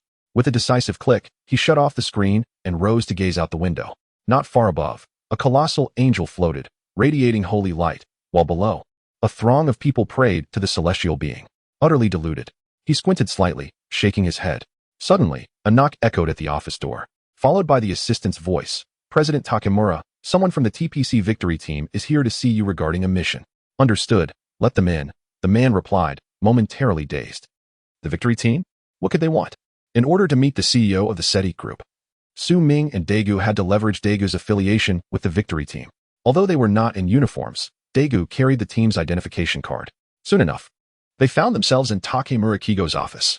After carefully surveying the surroundings, they noted nothing particularly remarkable. Daegu observed Takemura closely, while his appearance was unremarkable. His physique was exceptionally well built, indicating a commitment to physical training. What brings you two here? Takemura asked bluntly, seated comfortably with a cup of green tea, savoring its flavor. Takemura Kigo, you wish to become light, do you not? Su Ming stated directly, causing Takemura to splutter his tea in shock. You, how do you know that? He exclaimed, pointing at Su Ming in disbelief. Become light. Daegu glanced between Su Ming and Takemura, equally astonished. Takemura rose from his seat, fixating his gaze intently on Su Ming. The knowledge of his desire to transform into light was not widely known, and it was a plan he had recently initiated. Dubbed the F-Plan, this all stemmed from the emergence of Gorzang and Melba in this world. That night, Takemura dreamt of an ancient civilization from 30 million years ago, witnessing the powerful giants of light and the civilization's demise amidst intoxicating pollen and darkness. Subsequently, news of the Victory Team's discovery of the pyramid statue reached him, leaving him profoundly shaken. To his astonishment, the world from his dreams was real and likely a fragment of ancient history. It must be noted that Takemura had awakened memories through the light's genetic legacy far earlier than Daegu. At the very least, Daegu had yet to dream of the ancient world or the giants of light. Takemura was a man of action and strength. Realizing that monsters would soon awaken and darkness would gradually envelop the earth, he began to take steps. The F-Plan entailed locating the giant statue and subsequently creating a light genetic factor converter to transform his body into light. More importantly, he envisioned manufacturing statues en masse, leading humanity toward an evolutionary leap into light-based life forms. However, now his plans had inadvertently been exposed, and the Victory Team was aware of them. A sense of danger began to emanate from Takemura as he contemplated whether to eliminate the two individuals before him to cover his tracks. You need not concern yourself with how I came to know, Su Ming interjected. I believe you are currently seeking the giant statue, are you not? Chapter 27 The Divine Light Stick is not the only one. There is another, yet I dare not take it. Do you truly believe you can leave this office alive? Upon hearing Su Ming's words, Masaki Kigo scoffed. He then tore off his shirt, casting it aside to reveal explosive muscles. Mr. Masaki, I think you should reconsider whether it is wise to act now, Su Ming quickly interjected, sensing Masaki Kigo's intent to strike. Do you think, having learned so much, I would allow you to walk out that door? Masaki Kigo approached Su Ming and Daegu, cracking his knuckles. Despite being a scientist, he had never neglected physical training and had even learned various martial arts. Initially, it was for health and longevity, but later, it was to forge his body into that of a giant of light. Just as Masaki Kigo was about to throw a punch at Su Ming, he suddenly froze in his tracks. In Su Ming's hand rested a glimmering kitchen knife, poised against Masaki Kigo's unguarded chest. A slight movement could deliver a fatal blow. I wondered why you rushed to the convenience store for a knife after getting out of the car, Daegu remarked, pulling out the Victory hypergun from his embrace, aiming it at Masaki Kigo. Just to be safe, Su Ming replied with a smile, glancing at Masaki Kigo, aware that Mr. Masaki was not one to be easily intimidated. You are threatening me. Masaki Kigo's expression darkened as he addressed Su Ming and Daegu. No, we are merely ensuring our safety, Su Ming countered. After all, if they offered no resistance, Mr. Masaki would eliminate them. Damn, A bead of sweat formed on Masaki Kigo's forehead. He was aware of the peculiarities within his body, yet ultimately, he remained flesh and blood. If he were to be stabbed, no plan, be it F, A, B, C, D, or E, would be of any use. Allow me to speak first, Su Ming said, shaking his head. Mr. Masaki, weren't you searching for the giant statue? I know where there are more giant statues in this world. What? Both Masaki and Dagu were taken aback. Until now, Su Ming had not mentioned anything beyond the statues within the pyramid. Where? Masaki Kigo nearly plunged the knife into his own chest in his excitement. Seeing the hostility dissipate, Su Ming lowered the knife and continued, I can tell you, but there is one condition. What condition? Masaki Kigo asked, his heart racing with curiosity. It pertains to the light genetic factor converter you are developing. Once you successfully transform into light, you must allow Dagu to use it once, Su Ming stated. Wait. How do I know whether what you say is true or false? Masaki Kigo regained his composure, questioning Su Ming. Although he was uncertain how Su Ming knew about the converter, the allure of the giant statue was indeed compelling. Believe it or not. But I alone know the whereabouts of that giant statue, Su Ming replied. I trust you, Mr. Masaki, are willing to take a gamble for this opportunity. After a moment of silence, Masaki Kigo finally conceded. Very well, I accept your terms. Dagu had never anticipated that beyond the statues within the pyramid, there existed other giant statues. However, Su Ming's mention of the light genetic factor converter piqued Dagu's interest significantly. He went on to inquire further about it from Su Ming, who disclosed everything he knew regarding Masaki Kigo. Are you saying anyone can transform into light and enter the giant statue? Dagu asked, puzzled as they departed from the Psychic group. No, theoretically. Only the inheritors of light can enter. While Masaki Kigo is also an inheritor, his light has already become corrupted, Su Ming explained. If corrupted light enters the giant statue, will it awaken? Dagu pressed on. Indeed, Su Ming reminisced about the episodes of Tiga he had watched.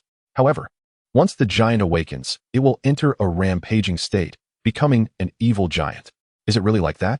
Dagu gasped, his mouth slightly agape. What if we were to transform into light first and enter the statue? Upon hearing Dagu's suggestion, Su Ming halted, turning to him with a curious expression. Dagu, you truly are a remarkable talent. What do you mean? Dagu blinked in confusion. I mean, that was my initial thought. Su Ming's lips curled into a slight smile. Now, they could only await the completion of Masaki Kigo's light genetic factor converter. However, based on the narrative Su Ming was aware of, although Masaki Kigo had developed the converter, it still required one final component to function. That was the divine light stick. Wait, Su Ming pondered, momentarily rendered speechless. Why had he sought out Masaki Kigo in the first place? Was it not to transform Dagu into light? What was needed for Dagu to become light? The light genetic factor converter. What was the most crucial part of the light genetic factor converter? The divine light stick. If I had the divine light stick, why would I need to seek out Masaki Kigo? Su Ming was flabbergasted. Dagu was equally perplexed, unable to comprehend Su Ming's sudden despondency. What's wrong? He asked, patting Su Ming on the shoulder. Dagu, I think I may have miscalculated. Su Ming gritted his teeth. He could only hope that Masaki Kigo would develop a light genetic factor converter that did not require the divine light stick. In truth, Su Ming was aware that in this world, there was not merely one divine light stick, beyond the one that should have initially been in Dagu's possession. Another lay in the hands of someone else. That someone was Camilla, sealed deep within the ruins of Lilia in the ocean depths. Camilla, the dark giant from 30 million years ago, the beloved of Dark Tiga. She was also one of the principal factors in the destruction of the super-ancient civilization. However, Su Ming dared not shift his focus towards Camilla. To locate her, one would have to venture into the depths of the ocean to the Lilia ruins. Within those ruins, besides Camilla, was sealed a malevolent deity capable of annihilating the world, Gatangia. Should this fiend be unleashed without Tiga's presence, it would spell the end. Chapter 28. Fleeing the bear with Dagu on his back, how did the victory team come to know that I was researching the luminal genetic converter? Upon returning to the laboratory, Seigo Masaki gazed at the unfinished apparatus before him, lost in contemplation. Aside from his closer ties with Dr. Tange, who safeguarded the fragments of the pyramid giant statue within TPC, Masaki discerned that no one else was privy to the details of his F project. Dr. Tange was indeed a crucial link. Securing his support could grant access to the statue's fragments. With a sigh, Masaki turned his gaze to a blueprint of a monster displayed on the lab's screen, tightening his fist in determination. In this world teetering on the brink of apocalypse, humanity must possess a radiant light to guide them. Meanwhile, Su Ming and Dagu had not lingered in Kumamoto City. Under Su Ming's alternate plan, they ventured into the outskirts of Kumamoto. Perhaps we can reach the statue ahead of time, and see if you can transform into light, Daigyu. Su Ming remarked as they ascended the mountain. Having recently recovered from a grave illness, Daigyu struggled to navigate the rugged terrain, needing to pause frequently. Su Ming, do you truly believe I can transform into light by my own will, without that so-called divine light stick you mentioned? Daigyu gasped, looking at Su Ming with hope. I believe in you, Su Ming reassured him, gently patting Daigyu on the shoulder and encouraging him to rest on a nearby rock. In the original narrative, Daigu's first transformation into light stemmed from a fervent desire.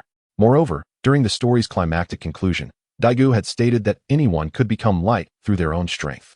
If only that were true, Su Ming mused, shaking his head self-deprecatingly. He did not envision himself, an ordinary individual, becoming a source of light. Securing external assistance for the real world would suffice. Now, accompanying Daigyu in search of the giant statue was a venture Su Ming yearned to undertake. If Masaki could transform into light and enter the statue, then surely Daigyu could do the same. By the way, since the giant statue has a name, what shall we call this one we seek? Daigyu inquired after a brief respite. Su Ming scratched his head, admitting, I honestly do not know. In the original story and official accounts, this statue was simply referred to as Evil Tiga. You can name it for now, Su Ming suggested. Acknowledging that despite not having located it yet, this was indeed the third giant statue he was aware of in this world.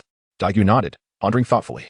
After traversing the mountainous terrain and stopping intermittently, they finally learned from a local farmer about an ancient ruin hidden within the mountains. This site remained obscure and had not been examined by officials. Only the locals were aware of its existence. Hence, Su Ming resolved to explore the ruin. As they continued their journey, brainstorming names for the statue, they arrived before a dilapidated temple in the mountains, pausing momentarily. Despite their efforts, they had yet to devise a fitting name for the giant statue, revealing their struggles in the art of nomenclature. As dusk settled, Daigu's PDI received 2 urgent messages from the victory team. One reported a monster attacking an angel while it radiated holy light, identified as Gazort, and engaged with the Kyrielodians. The other message captured Daigu's attention more acutely. A cosmic entity known as the Rachulon had brazenly kidnapped Officer Nanes, Lena's father, prompting the victory team to search for the alien spacecraft. Lena. Daigyu felt a wave of concern at the thought of her father in the clutches of the Rachulon. If this alien harbored animosity towards Officer Nanes, it was unlikely his daughter would be spared. If you truly wish to protect Lena, finding the giant statue is your best course of action, Su Ming sighed, recognizing the urgency of their situation. Given Daigu's recent recovery, it would not be a swift endeavor to return. I understand. Daigyu clenched his fist, closing his PDI. We should not tarry. The night is approaching. Then let us commence our search, Su Ming replied, rising to his feet. The sun had nearly set, and darkness would soon envelop them. It appeared they would have to spend the night in the dilapidated temple. As they stepped outside, a small yellow dog bounded towards them, sniffing at Daigu's feet and wagging its tail enthusiastically. Are there wild dogs up here? Perhaps it belongs to a farmer from below, Su Ming speculated, crouching to retrieve a piece of jerky from his pocket. The little dog sniffed curiously before eagerly approaching Su Ming. Here, eat this, he offered, placing the jerky before the dog while gently patting its head. It doesn't seem like it has been starving for long. Perhaps it just wandered away. Daigyu also squatted down, watching the joyful pup, feeling a moment of relief from the tension of recent days. Su Ming, initially smiling as he stroked the dog's head, suddenly shifted to wide-eyed astonishment. What's wrong? Daigyu questioned, perplexed. Daigyu, I believe we have found the giant statue, Su Ming exclaimed, scooping up the small dog with excitement. What? Daigyu stared at Su Ming, bewildered. The yellow dog was a pivotal clue. Su Ming recalled that near the evil Tiga statue, there existed another monster statue. This statue was named Gady, and the little dog was its battle form. This dog could very well be an entity that had existed for 30 million years. Su Ming quickly fed another piece of jerky to the dog before setting it back down. 30-million-year-old dog? Daigyu gazed at the pup, utterly confused.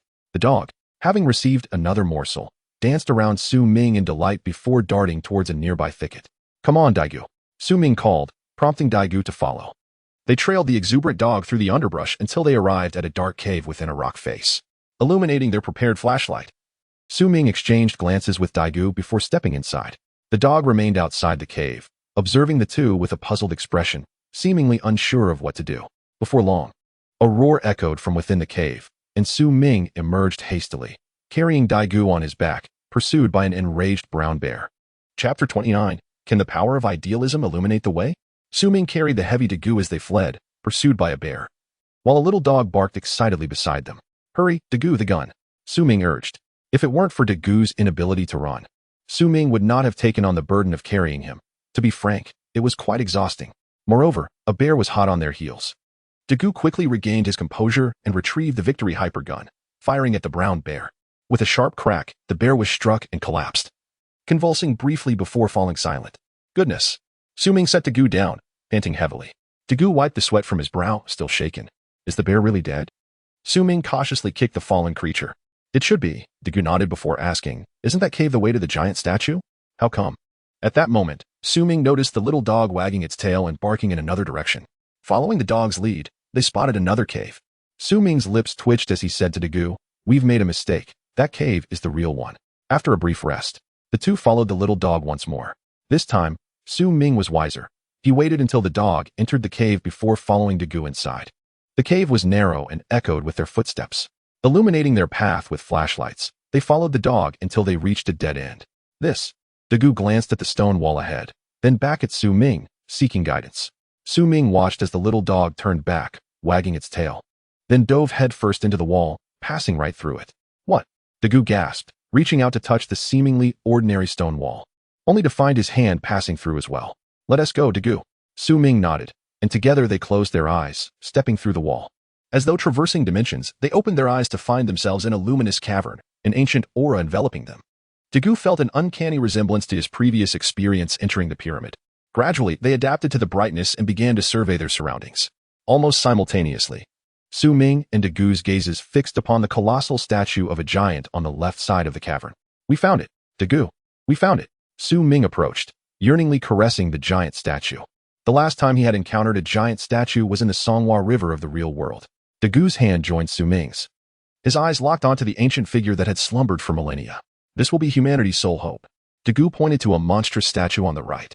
Su Ming nodded and walked over. The little dog was beneath the statue, panting and wagging its tail. Here, little dog, this is all for you. Su Ming excitedly placed all the jerky on the ground, then affectionately stroked the monstrous statue as the little dog happily devoured the treats.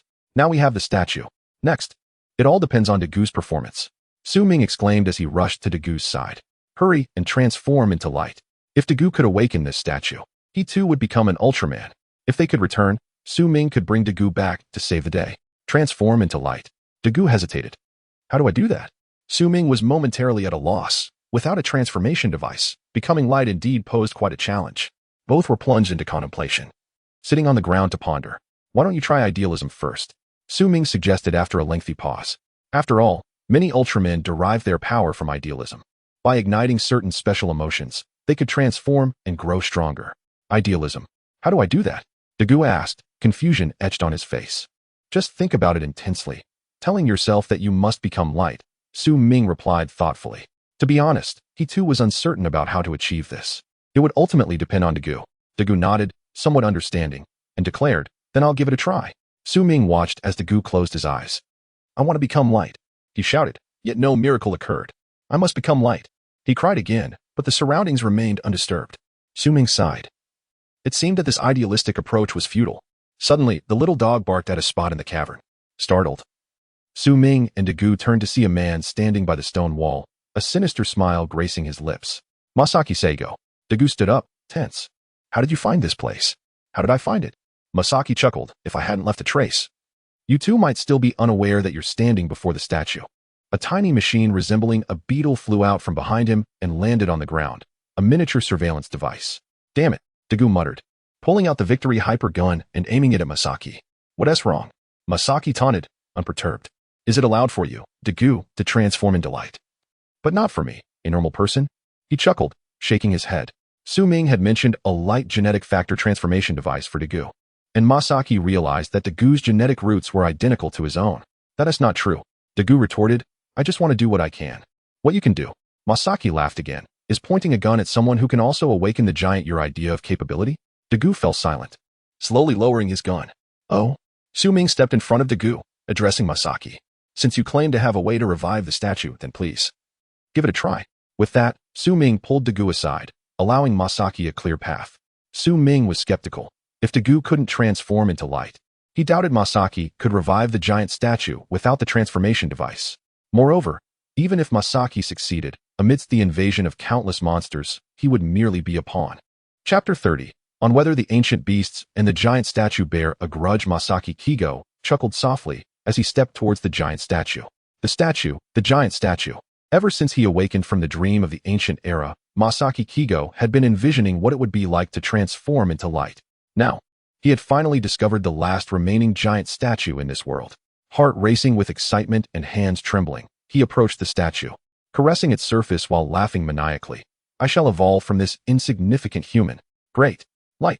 With arms outstretched, Masaki Kigo shouted skyward. How is this possible? Daiko's eyes widened in disbelief as he shook his head. All along, Daiko had believed that light would choose those with a righteous heart, not those with ulterior motives. Yet, Masaki Kigo was far from virtuous, yet he possessed the genetic legacy of light. Now, he sought to become that light, merging with the giant statue. In this dark world, humanity needed a beacon to guide them. Masaki Kigo laughed maniacally, closing his eyes in preparation for the evolution he believed was imminent. However, after his exclamation, the entire cavern fell silent, devoid of any reaction. 1 second, 2 seconds, 3 seconds, 4 seconds. Su Ming and Daiku exchanged glances, then looked at Masaki Kigo standing beneath the giant statue, their expression strange. What is happening? Masaki Kigo patted the giant statue, unwilling to accept the current reality. Why have I not transformed into light? And what do your expressions mean? He shouted, his face flushed with indignation, pointing at Su Ming and Daiku. Nothing. Just suddenly recalled something delightful, Su Ming replied, stifling a laugh. As expected, the giant statue would never choose someone like Masaki Kigo. Although the giant was officially dubbed Evil Digga, it had truly been a giant of light 30 million years ago. In the original narrative, it would have been impossible for the statue to awaken voluntarily if Masaki Kigo had not forcibly entered its essence after transforming into light. As for why Daiku could not resonate with the statue, Su Ming speculated it was because Daiku was bound to the Digga statue from the outset. I thought he could actually awaken the statue, Daiku whispered to Su Ming, relieved. The giant statue will not choose those with corrupt hearts, Su Ming declared loudly, seemingly directed at Masaki Kigo. Of course, if Mr. Masaki could alter his misguided thoughts, he might gain the statue's acknowledgement. Humph, Masaki Kigo let out a cold snort. My thoughts have always been correct. I wish to guide humanity's evolution. What is wrong with that? How could you ignorant mortals comprehend the formidable foes humanity will face in the future? One giant alone cannot vanquish them. Su Ming was taken aback by Masaki Kigo's words. To his astonishment, Masaki Kigo could already glimpse the demise of ancient civilization in his dreams. It was no wonder that in a world devoid of Digga, he would possess knowledge about the giants of light solely through the memories inherited from the genes of light. Boom. At that moment, the entire cavern trembled, causing the three of them to sway unsteadily. Meanwhile, a small dog barked frantically, as if sensing an urgent situation. What is happening? The group was filled with confusion. Suddenly, a loud crash echoed from one side of the cavern, followed by a massive, deep gray beast claw reaching in from outside. That hand is a monster, Daiku exclaimed anxiously. He recalled how the giant statues within the pyramid had been destroyed one by one right before his eyes by monsters. How could a monster appear here? Su Ming furrowed his brow, reasoning that monsters should not inhabit this place. However, he could not be certain. After all, this location hid the giant statue. If an ancient beast were to awaken, it would undoubtedly seek out the statue to destroy it, much like Golzan and Melba had done. Damn it. I will not allow you to destroy the giant statue. Masaki Kigo recognized the gravity of the situation upon seeing the monstrous claw. He was aware that 2 giant statues in the pyramid had been obliterated by monsters, and now, this creature's target was undoubtedly the giant statue, not the 3 insignificant humans. Although still incomplete, he could only rely on you now, Gayazak. Producing a remote control from his pocket, Masaki Kigo pressed the only button on it. Subsequently, Su Ming and Daiku felt an additional, smaller tremor alongside the vibrations caused by the beast's claw. What did he do? Daiku wondered aloud, while Su Ming remained silent, gazing intently at the ground. If he was not mistaken, with another loud crash, a plethora of debris fell from the cavern walls. Fortunately, the cavern was spacious enough that the flying stones did not harm the 3 of them. However, they could now discern the silhouette of the monster. Its body was deep gray, with its legs capable of standing upright, appearing as if covered in armor. Garura? It is this monster. Su Ming gasped in surprise. He had not anticipated that this ancient beast, which should have appeared later in the narrative, had awakened prematurely and found its way to the giant statue. Garura belonged to the same lineage as Golzan and Melba. Its body was encased in iron-like armor, boasting formidable defense. Its weakness was the unarmored throat. Daiku, aim for its throat, Su Ming urged, pulling Daiku's sleeve. Daiku quickly complied, firing 2 shots at Garura's throat. The lasers struck true. causing the creature a momentary sting of pain. Yet, it was merely a fleeting discomfort. The power of the Victory hypergun was insufficient to eliminate such a massive beast. Infuriated by the pain, Garura unleashed its wrath, shattering the cavern's walls and advancing menacingly towards Su Ming and Daiku. "We're done for, run," Su Ming shouted, grabbing Daiku and fleeing, while the small dog followed suit. However, the cavern was too confined for the trio to escape its bounds. At that moment, the ground tremors intensified. With Masaki Kigo's shout, a shark monster erupted from the earth, crashing into Garura's underbelly, sending dust and debris flying. Garura was propelled backward by the force of the impact, landing where it had initially breached the cavern. Daiku and Su Ming turned to see Masaki Kigo, wearing glasses, seemingly controlling the shark monster. It was Masaki Kigo's creation, Gayazak. Chapter 31. The gradually absurd power of idealism. The creature, known as Gayazak, is not a finished product, but rather a work in progress. Its exterior reveals a mechanical body, unmistakably identifying it as a mechanical beast. Nevertheless, the achievements of Masaki Kigo are impressive. After all, TPC has yet to produce a combat-ready mechanical monster. If he were to return, he could encourage Director Jingza to advance the technological tree in this direction. Su Ming considered this. Indeed, it is a highly useful technological development. Ideally, he would acquire Masaki Kigo's technology before returning. Under Masaki Kigo's command, Gayazak engaged in battle with Garrula. Although it was not a match for this ancient beast, it still possessed some fighting capability. The creature's vulnerability lay in its throat. Su Ming could only shout from the sidelines to alert Masaki Kigo. The throat, indeed. Excellent. Guiding Gayazak, he aimed its snout at Garrula's throat, prompting Masaki Kigo to unleash a fierce blue laser. With a resounding crack, the laser struck Garrula's throat, producing only a few sparks without inflicting any substantial damage. Upon closer inspection, Su Ming noticed that Garrula had retracted its neck, shielding its throat beneath its armored protection. The beast had grown wise. This unforeseen turn of events caught Su Ming off guard. He had not anticipated that Daigu's attack would lead Garrula to realize the necessity of safeguarding its weakness. How infuriating. Masaki Kigo also recognized this development. Garrula's retracted neck rendered it less agile than before. Suddenly, a heavy thud resonated from beyond the crumbling stone walls of the cave. Upon hearing this sound, the hearts of the three sank to the depths of despair. Another beast, accompanied by a roar and the sound of heavy footsteps. Yet another Garrula entered from outside. Two Garrulas. This was beyond anyone's expectations. With only an unfinished Gayazak, how could they possibly contend with two ancient monsters? With a sharp clap, the newly arrived Garrula struck Gayazak, sending it crashing to the ground, and then stomped heavily upon Gayazak's form. Sparks and arcs of electricity erupted as black smoke billowed from Gayazak, crackling ominously. Then, with a thunderous explosion, Gayazak was obliterated beneath Garrula's relentless assault. Masaki Kigo severed the connection with Gayazak, feeling somewhat drained. He removed his glasses and leaned against the giant statue. The two Garrulas slowly approached the statue, their excited roars suggesting a desire for revenge. "I will never allow you to destroy the statue." Masaki Kigo positioned himself protectively in front of the giant statue, extending his arms in a final act of defiance. One of the monsters noticed Masaki Kigo, its sharp horn gathering a fiery red energy, unleashing an intensely scorching flame directed at him. Sweat streamed down Masaki Kigo's forehead as he fixed his fierce gaze upon the incoming flames. Filled with resentment and hatred for the two beasts, day after day, he had envisioned becoming the Giant of Light, relentlessly searching for the statue's whereabouts. Having finally located it, before he could even complete his light gene converter, the monsters appeared, threatening to destroy the statue. Masaki Kigo knew that if he missed this opportunity, the statue might never be found again. In his dreams, he had witnessed a battle between darkness and light, a conflict resulting in countless casualties, with only a few giants surviving. Get out of the way. Although he held no affection for Masaki Kigo, Daigu's inherently kind heart compelled him to shout out a warning as the flames surged toward Masaki Kigo. Nevertheless, Masaki Kigo remained steadfast, arms outstretched before the statue, eyes tightly shut. A sudden radiance emanated from Masaki Kigo's chest, and to the astonishment of Su Ming and Daigu, his entire form transformed into a sphere of light. Merging with the giant statue, the two Garrulas stared in confusion, unable to comprehend what had transpired. Meanwhile, Su Ming and Daigu focused intently on the head of the giant statue.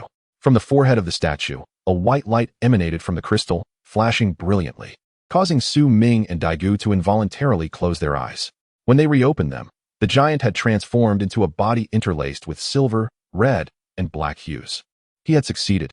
Daigu gazed wide-eyed at the luminous giant, disbelief written across his face. How had he accomplished this? For the moment, such concerns were set aside. Su Ming pulled Daigou aside, seeking refuge behind the monster statue to avoid the chaos of battle. In truth, Su Ming was equally astonished. Though he had witnessed genuine monsters before, it was his first encounter with the true Ultraman, the Giant of Light. With azure eyes and a gleaming timer, he was enveloped in radiance. Gazing upon this Giant of Light, Su Ming felt the profound resemblance to Diga. However, it was unexpected for Masaki Kigo to transform into light under these circumstances. Had the giant statue chosen Masaki Kigo? Su Ming pondered the recent events, speculating on the nature of this transformation. Masaki Kigo, now a giant, was equally astonished, examining his new form with great satisfaction. Yet, the immediate concern remained. The two monstrous foes that had nearly ended his life and threatened the statue's destruction. Clenching his massive fists, Masaki Kigo awkwardly advanced to confront the two beasts. With a resounding thud, he struck Garrula twice, feeling as though his hands had collided with steel. Before he could process this, the other monster seized him by the shoulder and hurled him towards Su Ming and Daigou, sending up a cloud of dust as he landed. Quickly regaining his footing, Masaki Kigo felt a surge of familiarity as various techniques resurfaced in his mind, prompting him to nod to himself in understanding. He then gathered energy in his arms, positioning them in an L shape, and unleashed a powerful beam of light at one of the Garrulas. The beam struck Garrula, producing a shower of sparks, yet it failed to inflict any damage, causing Masaki Kigo to panic slightly. He had not anticipated that his first transformation into a giant would lead to such a formidable confrontation. The two Garrulas, undeterred, simultaneously unleashed flames toward Masaki Kigo. The temperature within the cave soared. What should I do? He cannot overcome these two monsters. Daigou clenched his fists tightly, his anxiety palpable. Daigou. Suddenly, a voice resonated in Daigou's mind, as if traversing through space. This startled him into silence before he exclaimed, Rina? Huh? Su Ming looked at Daigou in confusion, unable to decipher his words. Rina is in danger. Daigou activated his PDI, attempting to contact Rina, but there was no response. Rina, clenching his fists. Daigou yearned to teleport instantly to Rina's side. Perhaps you could have the little dog take you there? Su Ming suggested, petting the small dog. Logically, this little creature could awaken the monster statue, and if it were willing, it could guide Daigou to Rina's location. However, the nature of Daigou's inexplicable perception of Rina's plea for help was another mystery entirely, though he suggested that the little dog guide Daigou. When they looked at the dog, it merely barked twice and wagged its tail, showing no indication of further action. Once again, Masaki Kigo was brought to his knees by two formidable monsters. Encountering such highly defensive adversaries during his inaugural transformation proved to be exceedingly challenging. The prospect of Masaki Kigo rescuing Rina seemed utterly implausible. Daigou clenched his teeth, tracing the contours of the monster's stone statue, seemingly envisioning himself transforming into light like Masaki Kigo. Futile. Su Ming shook his head and spoke. Unless, Daigou, you can transform into Tiga. As soon as the words left his lips, Su Ming was rendered speechless. Suddenly, a radiant light enveloped Daigou, coalescing in his hands. A resplendent short staff, adorned with golden winged patterns, materialized before Su Ming's eyes. This, what on earth? Unable to contain himself, Su Ming let out an exclamation. Chapter 32. As long as I can fight, I don't care who I become. Is this reasonable? It seems quite reasonable. What nonsense. Su Ming had never imagined that the power of idealism could be so formidable. First, Masaki Kigo transformed into light to protect the giant statue. Then, Daigou Ichin summoned the divine light stick to save his wife. Next, a small dog transformed into light to revive the monster statue, right? Even a dog can transform. Yet I cannot. Su Ming's heart was struck with 1,000 blows. Regardless of Su Ming's feelings, Daigou, with a mission-like expression, quietly gazed at the divine light stick in his hands. He then raised it high, and amidst the radiant glow, unfurled his golden wing form.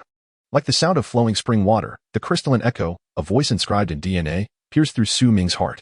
Daigou vanished before Su Ming's eyes, and a white beam of light descended from the heavens, landing between the two Garrulas and Masaki Kigo. The body, intermingled with silver, purple, and red, had two golden pattern plates spreading from the azure timer beside his chest, extending from shoulder to back. With a thunderous shout, Diga kicked one Garrula, sending it flying. Next, he landed a punch on the other Garrula, toppling it to the ground. Upon witnessing the emergence of a new giant, Masaki Kigo sighed in relief. Although he was uncertain how Daigou transformed into light without the giant statue, at least there was an ally. Just as Masaki Kigo stood up, ready to re-engage in battle, Daigou clenched his fists at his waist, emanating particles of white light, and in an instant, he vanished. This. Masaki Kigo was bewildered. Su Ming was equally perplexed. Without needing to say, Su Ming realized that Daigou had used his teleportation ability to rescue Lina. As for why Daigou knew how to use it right after transforming, Su Ming was left in the dark. Why didn't this happen to me? Su Ming pondered, feeling a surge of excitement. Why not give it a try? Perhaps I too can become light. With that thought, Su Ming stood up under the bewildered gaze of the small dog, extending a hand upwards. His eyes deep and focused on the ceiling of the cave. He then shouted, Gaia. Masaki Kigo, still in a daze, instinctively turned to look at Su Ming. Anticipating yet another miracle, the two gorillas rose again, warily watching Su Ming, prepared for any unusual developments. However, a sudden breeze swept through, and there were no signs of any miracle.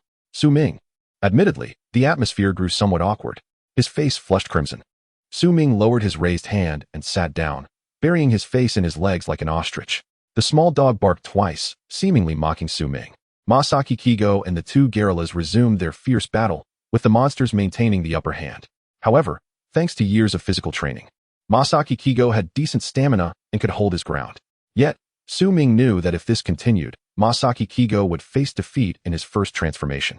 Raising his head, feeling a bit more courageous, Su Ming turned to the small dog and said, Little dog, why not lend him a hand? After all, he is using your master's battle form. Woof. Upon hearing Su Ming's words, the small dog wagged its tail and rushed over. It licked Su Ming's hand and barked once more. Just as Su Ming intended to encourage the small dog further, he suddenly noticed that the small dog was gradually enveloped in light. Yes, just like that. Return to your battle form. Su Ming patted the small dog's head and spoke. However, as he continued to stroke, Su Ming's hand gradually came to a halt. He stared in astonishment at his glowing arm, unable to believe his eyes. Then, Su Ming realized that his body, like the small dog, was being wrapped in a rich glow. Could it be? Could I also become light? Trembling with excitement, Su Ming was both astonished and overjoyed. Ever since his revival, how had he lived? Every day filled with anxiety, guilt, and remorse. Always dreaming. If only he could truly be a giant of light. Yet, reality was cruel. He was indeed an ordinary person, entirely incapable of transforming into Ultraman. But now, I can finally become light. As Su Ming discovered the glow enveloping him, his level of joy rivaled that of Masaki Kigo. Indeed, there is light within my body. Isn't there? Hugging the small dog with exhilaration, Su Ming stood up. He wondered what kind of Ultraman his glow would manifest into. Would it be Dinah? After all, Dinah's world and Digga's world are the same. Or perhaps Gaia, the embodiment of the will of the earth. Or Aegel, transforming into the light of the ocean? Could it be the shattered statues? If not, perhaps the Ultraman brothers would suffice. Surely, I won't become an entirely new Ultraman. As he fantasized about what kind of giant of light he would become, Su Ming felt his body gradually transforming into radiant particles. Slowly, he perceived only a blinding light before his eyes. Subsequently, Su Ming gently opened his eyes. Once the scene before him returned to clarity, he realized that his perspective had elevated. I have successfully transformed. Which giant of light have I become? Before he could examine his transformed body, a bark from the side caused Su Ming to lower his head in confusion. He saw the small yellow dog in this luminous space, wagging its tail and panting at him. The dog has transformed with me? But wait, the small dog was supposed to become the monster Gady, right? Wait a minute. Gradually, Su Ming sensed that something was amiss. He began to examine his transformed form. His hands were two beastly claws. His legs were sturdy, beastly limbs. A gentle sweep revealed a long tail trailing behind him. When he attempted to make a sound, it came out as a bark, startling Su Ming into quickly covering his mouth. Su Ming. So, it turns out that the small dog did not transform into a giant of light alongside him. Rather, he had transformed into a giant light dog alongside the small dog. I have become a giant light dog? Su Ming cast a helpless glance at the small dog wagging its tail beside him, and after a moment, he accepted the reality. Regardless, I have transformed at last. Even if I am a giant light dog, I shall fight to the end. Cracking his knuckles, Su Ming, now controlling the body of Gady, approached the two gorillas.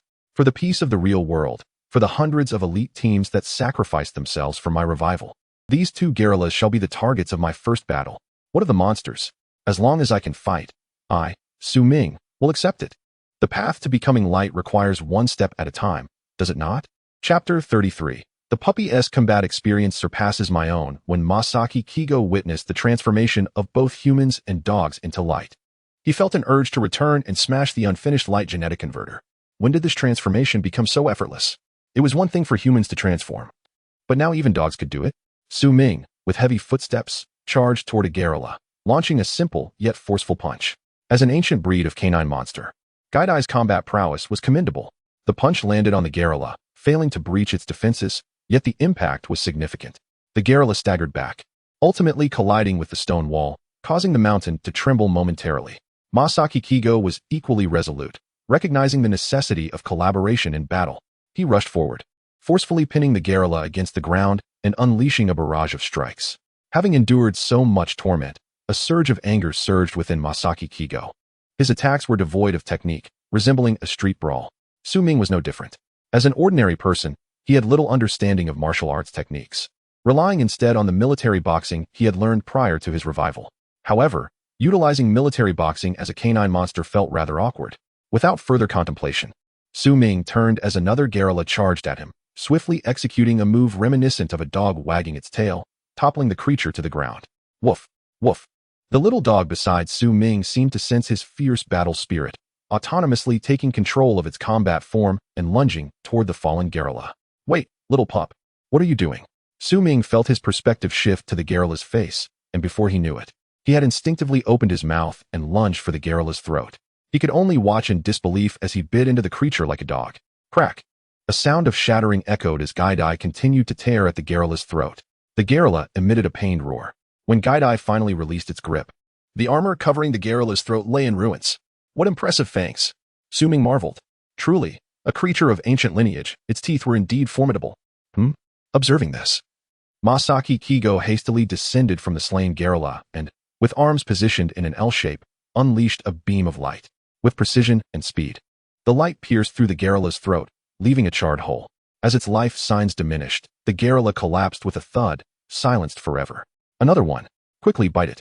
After dispatching one monster, Masaki Kigo pointed to another gorilla, signaling Gaidai to shatter its armor. Does he really think I'm a dog? Su Ming's inner self rebelled. Yet the little dog, responding to the giant's command, charged forward. Another flurry of bites exposed the throat of the second gorilla to Masaki Kigo's gaze. As Gaidai rose from the gorilla's body, the creature sensed the danger and attempted to burrow into the ground to escape. However, Gaidai clung tightly to the gorilla's leg. This angle. It felt so strange. Su Ming found himself sprawled on the ground, munching on the dust kicked up from the gorilla's foot. At that moment, Masaki Kigo sprang into action. With fists clenched, he pulled back and then swiftly spread his arms, converging energy before unleashing a beam of light. Unsurprisingly, the beam penetrated the gorilla's throat, leaving yet another charred cavity. The gorilla gradually succumbed to unconsciousness, collapsing to the ground. Having vanquished two monsters, both Su Ming and Masaki Kigo exhaled in relief. They exchanged glances, neither harboring any intention to continue fighting. Upon a mountainous expanse, a spaceship rested. Outside the vessel, Kirai utilized instruments to detect 3 life forms. Among them was a Raichuran alien, accompanied by 2 others, Lina and her father, Captain Nanace. Action. Muniz instructed through his helmet's communicator, prompting Shinchiro and Kirai to swiftly rush beneath the spacecraft. Shinchiro activated a laser cutter, beginning to slice through the bottom of the spaceship. Soon, a circular section of the ship's base was discarded, allowing the two to enter the vessel through the newly created opening. However, as they stepped aboard, they found themselves in the ship's main hall. The Raichuran alien was tormenting Captain Nanace and Lina, and upon noticing the 2 intruders, it froze momentarily. Damn Earthlings! How dare you damage my ship? Upon realizing the gaping hole in its spacecraft, the Raichuran alien erupted in fury, launching 2 energy projectiles at Kirai and Shinchiro. Startled, Kirai sidestepped, knocking Shinchiro down, both hitting the ground as the energy projectiles struck the ship's wall, creating 2 additional breaches. The Raichuran alien stared at the holes in the wall, then at its own hands, falling into silence for a moment. Cursed beings, you will join me. With a swift motion, 2 crosses materialized beside Lina, binding Kirai and Shinchiro in place, rendering them unable to escape despite their struggles. Glaring at the 4 Earthlings, the Raichuran alien conjured a larger energy projectile. You shall all perish. Just as the projectile was about to be launched, a burst of white light particles materialized before the Raichuran alien. Gradually, the light intensified, revealing a body of silver, purple, and red hues before all present. What? The Raichuran alien gasped in shock, hurling the energy projectile toward Digga. In an instant, the crystal on Digga's forehead glimmered, and within 0.5 seconds, his form transformed into a blend of silver and red. Grasping the incoming energy projectile, Diga cast a cold gaze at the Raichuran alien, seizing it with one hand and forcefully pressing it against its face. Boom. The impact resulted in a significant explosion, leaving everyone in awe. Who was this sudden arrival? Another alien? Or perhaps the nemesis of the Raichuran? Before anyone could ponder further, the Raichuran alien struck hard, transformed into a streak of light and exited the spaceship, expanding in size. Observing this, Diga slightly turned, casting a glance at Lena to confirm her safety before also becoming a streak of light and leaving the vessel. Boom. The silver-red Diga grew enormous, landing before the Raichuran alien, kicking up a cloud of dust. Without hesitation, Diga crossed his arms and thrust them downward, gathering fiery red energy in all directions. Dare to harm Lena? You must perish. Chapter 34. Indeed, appearance holds great importance beneath the pitch-black night sky. Diga embraced a searing sphere of light with both hands, radiating a fiery crimson glow. With a sudden flick of his right hand, the sphere, propelled by a surge of luminous energy, collided forcefully with the enraged Raichuran alien. The Raichuran, taken completely off guard, never anticipated that their adversary would unleash a lethal attack right upon entering the fray.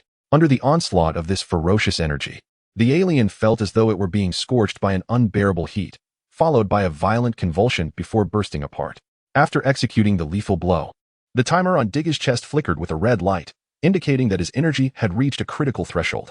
Observing the shattered remnants of the Raichuran, Diga nodded thoughtfully and then turned his gaze to Lena, who had just escaped from the spacecraft.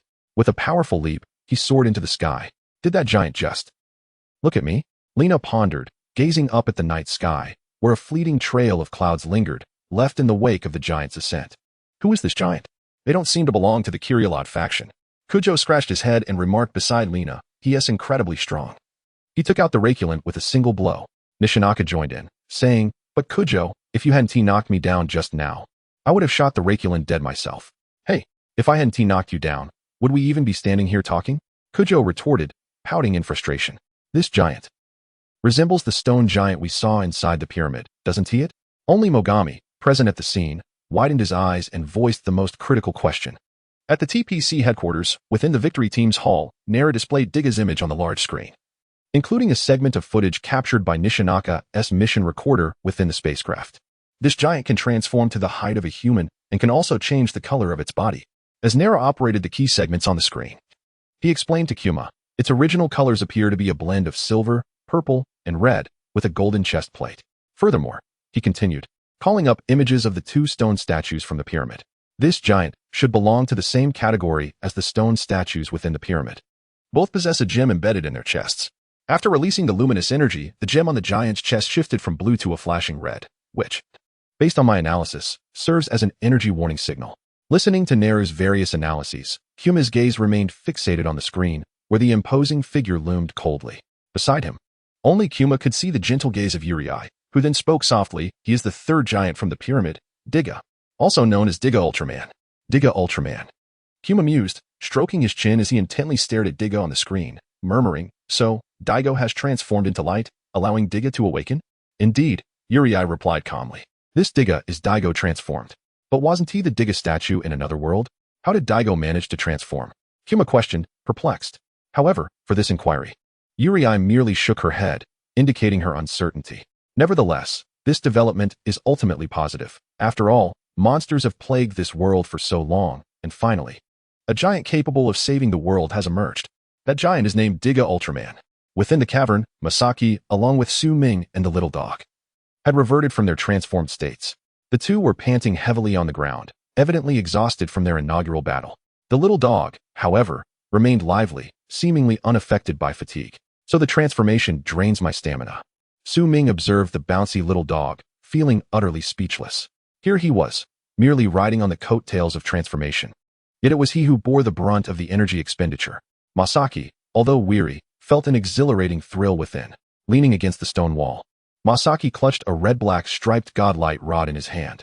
It bore a resemblance to Daigo's godlight rod, adorned with intricately patterned wings. But the patterns were a bright crimson. Hearty laughter escaped Masaki's lips, albeit weakly, as he remarked, so this is the object that allows me to become light? Su Ming, equally fatigued, chuckled as he ruffled the little dog's fur, saying, and this is what enables me to transform into light? Woof, woof. The little dog happily barked in response. Su Ming had anticipated that Masaki would transform into light at such a crucial moment. reviving the statue and now acquiring a transformation device. The stone giant, during this battle, had not succumbed to the rampage typical of the original narrative, indicating that Masaki had maintained control. At the very least, Masaki's battle was to protect the statue. Su Ming looked at Masaki with a complex expression, pondering whether perhaps the light within him had not completely faded yet. Although the statue of the monster Gotti had also vanished, Su Ming had not discovered anything resembling a transformation device. This implied that it was indeed the little dog that had facilitated his transformation. He had thought that he might also fight as the giant light dog in the future. But it appeared he had been overly optimistic. With a bitter smile, Su Ming rolled over and lay on his back. At that moment, a beam of light streamed into the cavern, illuminating Daigo's figure. Daigo, too, was drenched in sweat, but his condition appeared significantly better than that of Su Ming and Masaki. "What happened to you all?" Daigo inquired, rising to his feet and observing the exhausted Su Ming with curiosity. "Did you and Masaki get into a fight?" I just transformed." Su Ming paused to catch his breath, explaining to Daigo that he was a bit worn out after the battle. "You transformed into a giant of light?" Daigo expressed astonishment. "Which giant was it?" "No, I transformed into a giant light dog." Su Ming pointed to where the monster statue had once stood, saying, "I transformed alongside the little dog." Upon hearing Su Ming's words, Daigo's eyes widened in surprise. Victory Team Hall. All team members had returned to the base. This mission, aside from rescuing Lena and Officer Nanes, had also yielded a spacecraft from the aliens. The ship would be integrated into the New Frontiers Initiative, contributing to the autonomous development of flying vehicles. However, what left the strongest impression on everyone was the sudden appearance of the giant. According to Nair's analysis, it was confirmed that this giant belonged to the same category as the one within the pyramid. This meant that the giant foretold by Uri had indeed awakened. As for how it had come to awaken, that remained a mystery. On the foundation of trust in Uri, this giant is viewed as the key figure in saving the world. During the meeting, Mogami stated, "Indeed, he is exceedingly formidable." Nishinaka nodded in agreement. The Raculin was vanquished in an instant by the giant. Compared to the Kyrielod, he appears both cold and striking. I believe Nishinaka is correct. The Kyrielod's aim is to become the god of humanity. Only a fool would consider him a protector of mankind. Kujo concurred. "What do you mean by this time?" Nishinaka immediately felt the urge to punch Kujo. "Shouldn't we give this giant a name? Even the Kyrielod has its own name. Calling him just the giant seems rather unflattering," Lena suggested at that moment. Chapter 35, The Indomitable Titan Superpower. Naming a creature is not an unfamiliar task for the members of the Victory Team. Following Golzan and Melba, the monsters that appeared subsequently were predominantly named or designated by the team. Now, as they pondered the name for the giant, the team began to deliberate. After a brief moment of contemplation, Zhongfang spoke up. "He is as towering as a mountain and undoubtedly possesses immense strength. Let us call him Titan Superpower." A heavy silence fell over the group. No one uttered a word. Even Jiumei Hui kept her gaze lowered, avoiding eye contact with Zhongfang. Titan Superpower seemed rather clumsy. Kuji, who had a robust physique yet a broad mind, interjected. "His eyes resemble eggs. How about we name him Salty Egg Ultraman?" At this, Shinjo chimed in. "I find that name even less appealing." Kuji retorted without hesitation. "Perhaps we should stick with Titan Super." Zhongfang's sentence remained unfinished as Jiumei Hui interjected. "Allow me to name him. I shall call him Diga Ultraman." Unable to contain herself, Jiumei Hui revealed the original name of Diga. Upon hearing this, Yizue appeared to have an epiphany and added, "This giant statue may very well be the third statue within the pyramid. The place where the pyramid is located is known as the Land of Diga. Moreover, Ultraman also connotes superhuman. This name is simply splendid." "Indeed.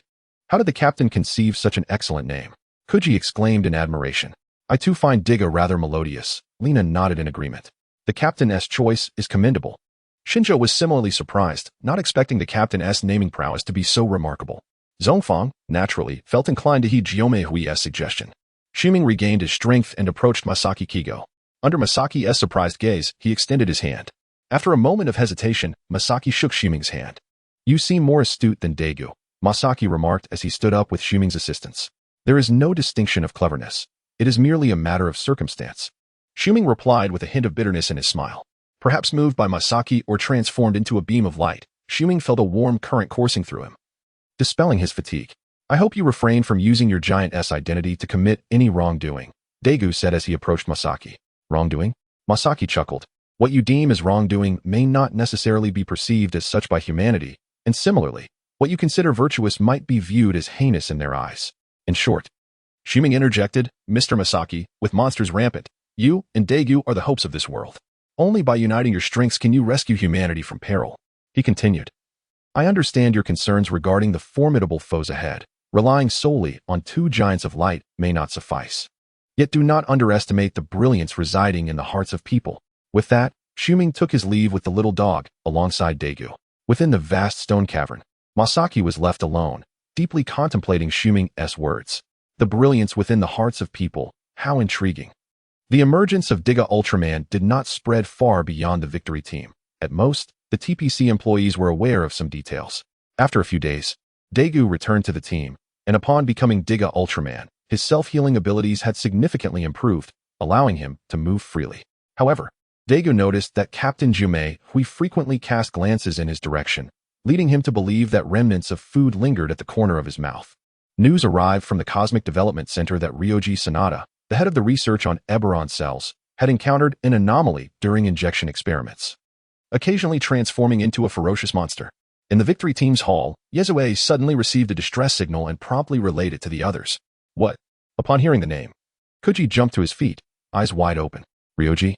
How do you know him? Shinjo inquired while preparing for action. He is my classmate, Kuji replied, nostalgia evident in his gaze. During our school days, he was always at the top, a rare genius. Impressive, Shinjo remarked, astonished. Indeed, Kuji nodded. During high school, I was surrounded by exceptional individuals. Aside from Ryoji, there was also a genius named Masaki Kigo. Kuji, we may need to rely on you for this mission, Zongfang said, patting Kuji on the shoulder. I will arrange for a sample of Eberron cells to be brought back. You must analyze it promptly at the base and see if you can create an antidote. I understand, Kuji solemnly affirmed. I will analyze it diligently and restore Ryoji to his normal self. The research on Eberron cells had initially been classified. However, as monsters continued to manifest, severely disrupting daily life, the higher-ups at TPC mandated the resumption of this research. The goal was to develop a power capable of countering the monsters through the study of Eberron cells. Unfortunately, the initial injection experiment ultimately failed. Ryoji Sanada was a product of this failure, having voluntarily consented to the injection of Eberron cells. The members of the victory team quickly mobilized, leaving only Jiome Hui and Yezue to man the base. Kuji prepared in his laboratory to receive the Eberron cells and swiftly conduct analyses. After Daegu returned to the team, Shuming found himself living a precarious existence. In this world, devoid of identity, wealth, and shelter, survival proved exceedingly challenging. Unlike in the real world, where everyone regarded Shuming as a giant of light, a savior, treating him with utmost reverence, the only solace was that the little dog remained by his side. Each day, relying on the clever dog's talents, Shuming performed on the streets to earn a meager living. Oh, Daegu, why didn't you leave your contact information when you departed? Shuming mused, knowing that Daegu was not heartless, but rather oblivious to such considerations. As Shuming sat on a park bench, feeding the little dog a hard-earned piece of chicken leg, a man settled beside him. The dog barked, prompting Shuming to turn, momentarily taken aback. Shuming, how would you like to work for my company? The man said with an enigmatic smile. Chapter 36. Believing for the sake of avoiding displacement, is it really you? Su Ming exclaimed in astonishment as he gazed at the man who had just taken a seat beside him, his mouth slightly agape. This man was none other than Masaki Kigo. How did you find me? Without immediately responding to Masaki's inquiry, Su Ming furrowed his brows, questioning whether he had employed some advanced technology to track him. No, I did not do that, Masaki replied with a gentle shake of his head, pointing to the small dog. For some reason, I was able to sense its location through the transformation device, so I came here. A small dog? Su Ming queried, slightly taken aback, as he reached out to pet the dog's head. It appeared that Masaki had established a connection with Gaidi after transforming into the Giant of Light. Now you know I haven't installed any surveillance devices, Masaki stated. Can you answer my earlier question? Are you willing to join my company? Why do you want to recruit me? Su Ming maintained a cautious demeanor, his gaze narrowing as he scrutinized Masaki's expression. Upon my return, I conducted an investigation.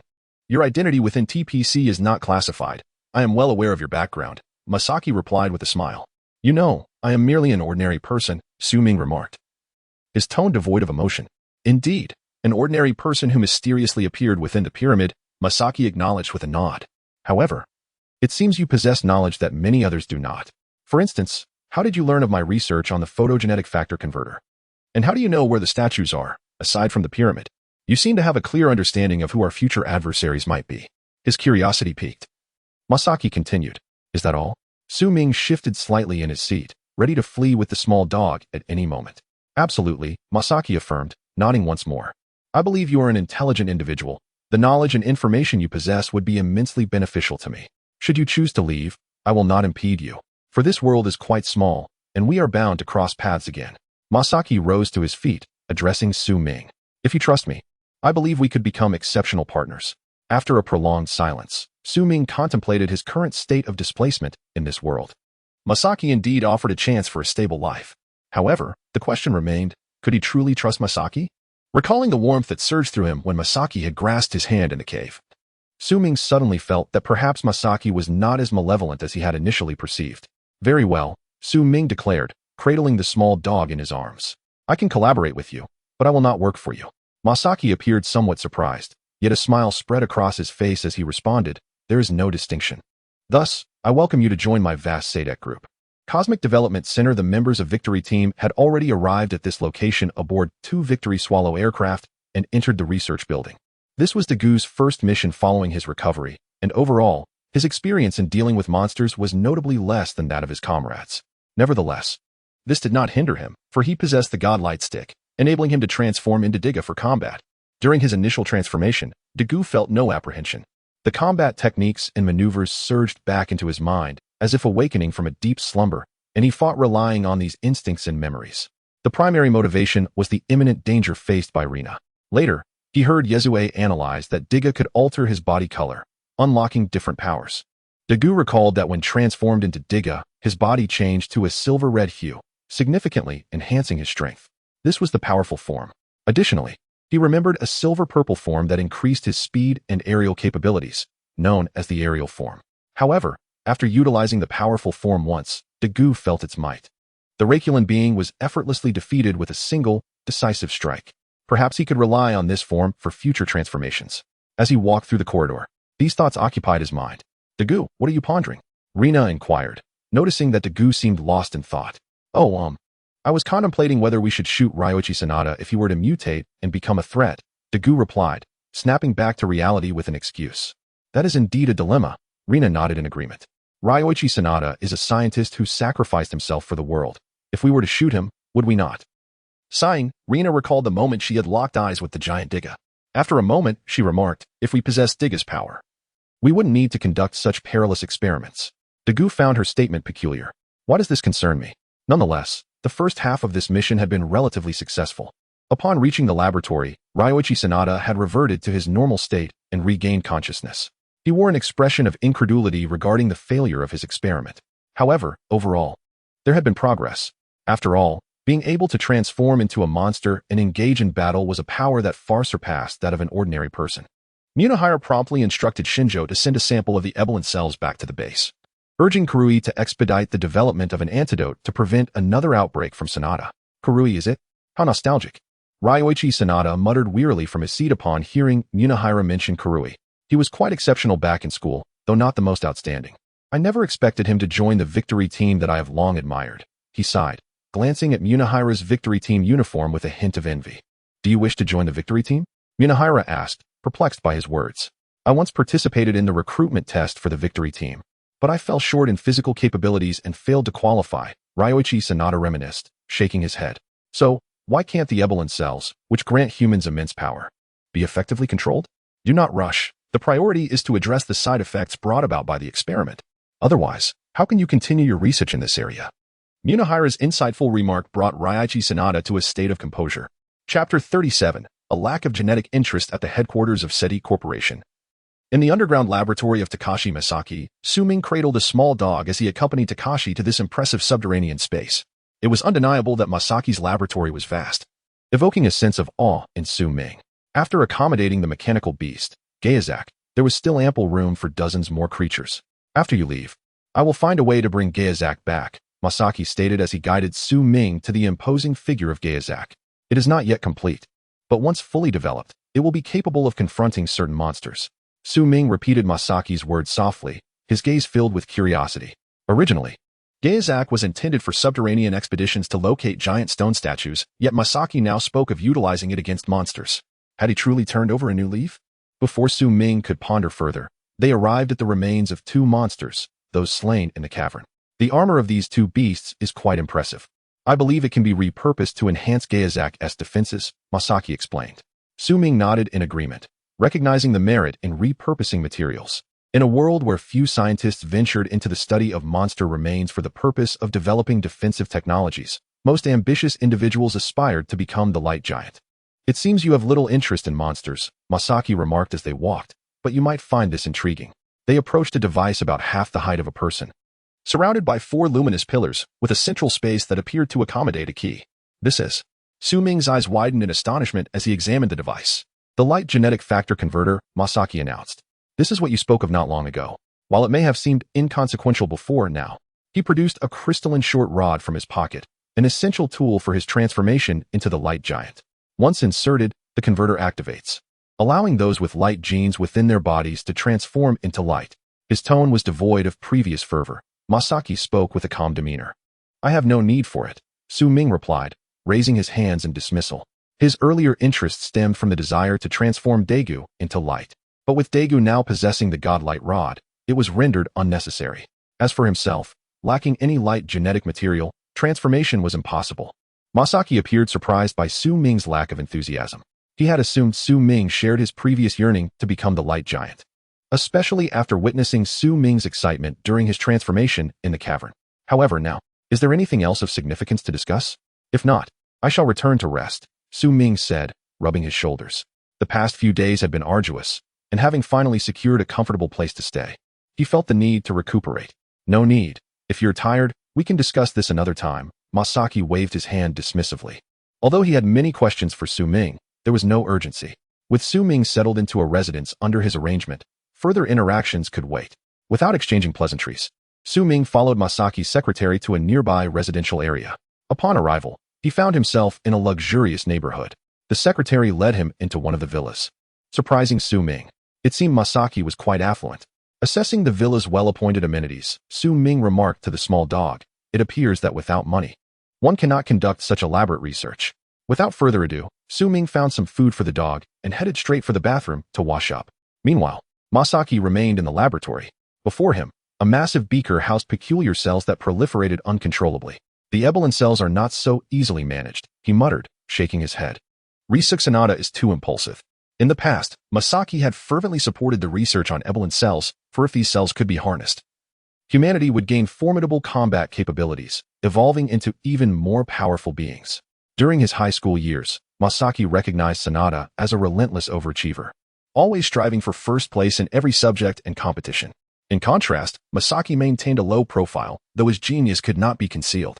If successful transplantation of Evelyn cells were possible, it could enhance our odds against future adversaries, he sighed, eyeing the chaotic mutations occurring within the giant beaker. With resolve, Masaki retrieved the transformation device from his pocket and pressed the activation button. In an instant, his form radiated light, revealing a striking body adorned in silver, black, and red hues within the laboratory. After transforming, he extended his hand toward the beaker, releasing waves of luminous energy. The Evelyn cells, upon contact with the light, dissolved as if encountering a terrifying force, leaving behind a small quivering mass in the beaker's corner. Observing this, Masaki reverted to his normal state and approached the beaker. These Evelyn cells, which can merge with light, may indeed be suitable for the evolution of certain humans. Sealing the beaker, Masaki departed the laboratory. At the Cosmic Development Center's research facility, Risuke Sanada had once again mutated into a fearsome monster. Fortunately, he had restrained himself with chains before losing consciousness, temporarily containing his monstrous form.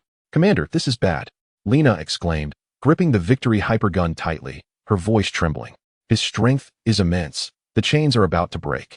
Lena, instruct the personnel in the research facility to evacuate immediately. This situation is for me and Daegu to handle, Zhongfang commanded urgently, positioning himself alongside Daegu at the door. Chapter 38. Still prefer interacting with the simpleton Daiku with a resounding clash. The chains fell away from Ryosuke Sanada, who, transformed by mutation, lunged directly towards Daiku and Munakata. This was truly troublesome. Munakata, observing the sudden advance of Sanada, hesitated to pull the trigger. Gritting his teeth, he pulled Daiku out of the laboratory and slammed the door shut behind them. Bang! The mutated Ryosuke Sanada crashed against the laboratory door, denting it severely. Run, Daiku! Munakata shouted, realizing that the laboratory door would not withstand the assault of the monstrous Aberlin. They rushed down the stairs as the people within the building were almost entirely evacuated. Just as the last few individuals were making their escape, The entire experimental building began to tremble. With a deafening roar, bricks and debris exploded outward in all directions. The surrounding electrical systems faltered.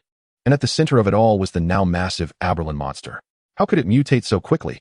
Daiku stared in disbelief, raising his victory hypergun only to slowly lower it again. This Aberlin creature is still Ryosuke Sanada. I cannot fire. Su Ming had just enjoyed a refreshing shower and stepped into the living room on the first floor when the doorbell rang. Glancing out the window, he saw none other than Kigo Masaki. We can discuss matters tomorrow. There's no need to rush, Su Ming said with a hint of resignation as he approached the villa's entrance. I merely came to see if your accommodations are suitable, Kigo replied. By the way, I live next door, he added, gesturing towards the adjacent villa. Su Ming fell into a prolonged silence, attempting to mask his embarrassment by scratching his head, only for Masaki to speak again. I heard that the Aberlin cell experiment at the Space Development Center failed and resulted in a monster. Would you be interested in taking a look? He pointed towards his villa. I have a helicopter there, and it possesses flight permissions. Aberlin cells. Su Ming was taken aback. Did the Victory Squad go? They did, Masaki nodded. Tiga and Daiku are also there. Very well, I shall accompany you. Su Ming agreed, curious about Masaki's intentions but recognizing the necessity of contacting Daiku. If they discovered how to return to the real world, Daiku would be a valuable ally. Masaki was also a potential ally, though Su Ming remained uncertain about his character.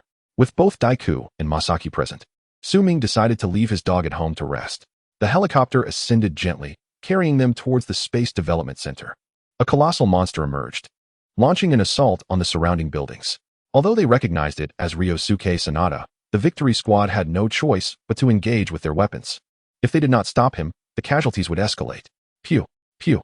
Several beams of laser fire erupted from the Victory hypergun, striking the Aberlin monster. However, aside from a few sparks and provoking the creature's wrath, it had little effect.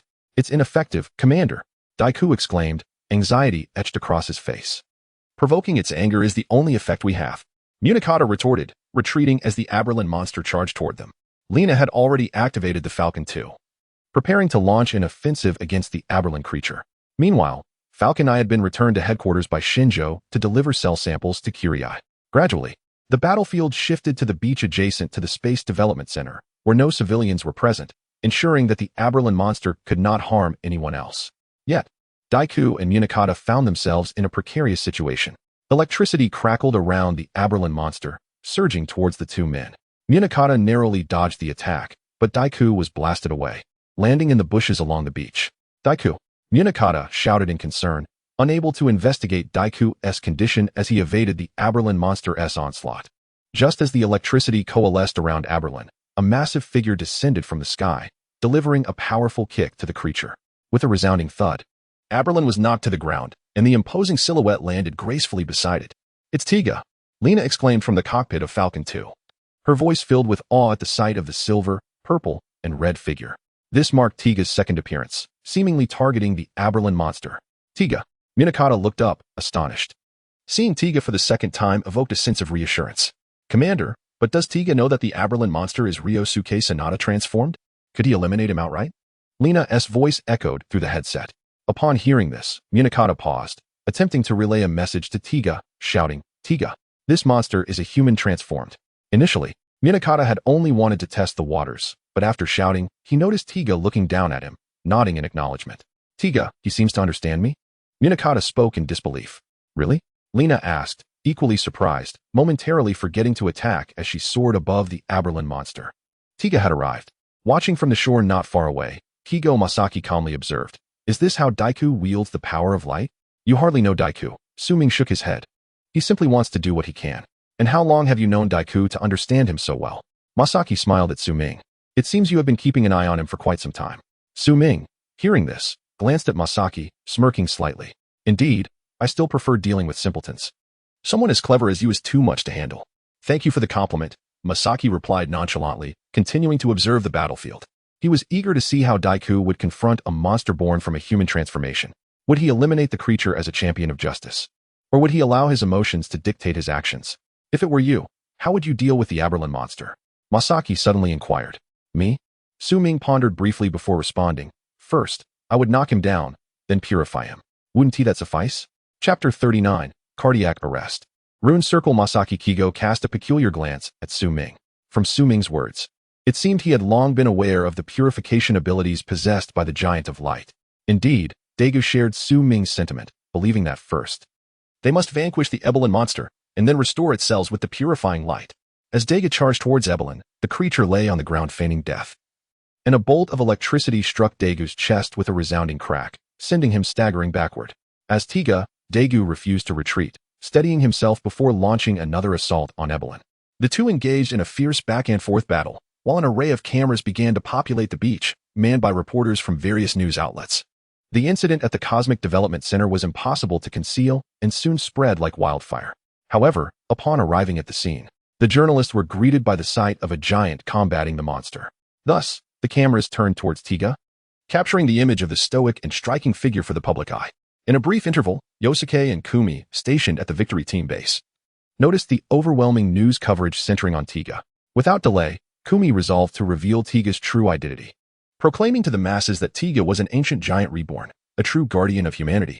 Yet, Tiga was neither a deity nor a god.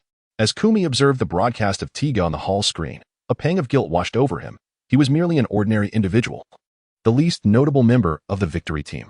A headline reading Tiga, the reborn giant, was disseminated across major news channels under Yosuke's authority. With official endorsement from the TPC's Victory Team, the public largely accepted Tiga as a benevolent giant. Of course, many of these sentiments were rooted in the prior assistance of the Giri A-Lord people, which facilitated their swift acceptance of Tiga. After all, another giant had previously emerged to assist in vanquishing monsters.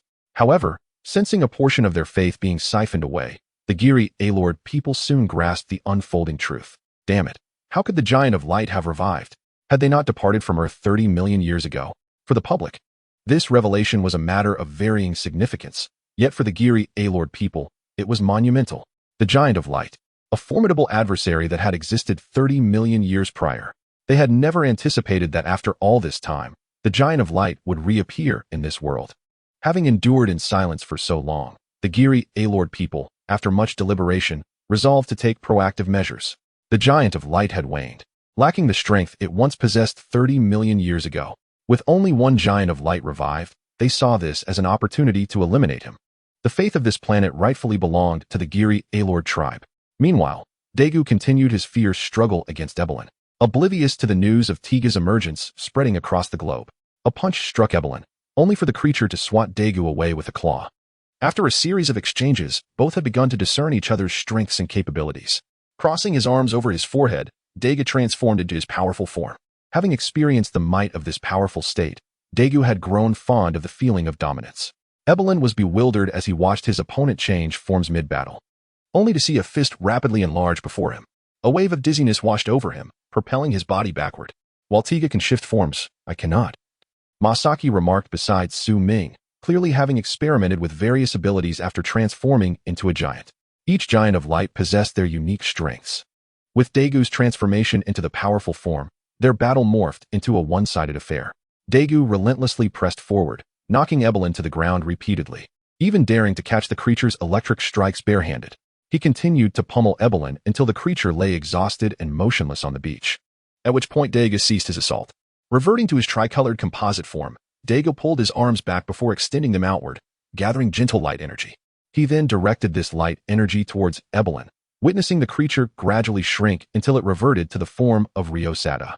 After completing this transformation, Daegu felt an overwhelming emptiness, as if he had been drained. The timer on his chest flickered with a red light, signaling low energy. He had transformed Ryosada back. Minakata exclaimed in astonishment. Rina was equally taken aback, momentarily forgetting the presence of the inconspicuous Daegu. With the monster dealt with, Daegu had no intention of lingering. Soaring into the sky, suddenly, an ethereal angelic figure appeared above, radiating divine light. From this angelic form, a dark figure surged forth, delivering a kick to the ascending Tiga.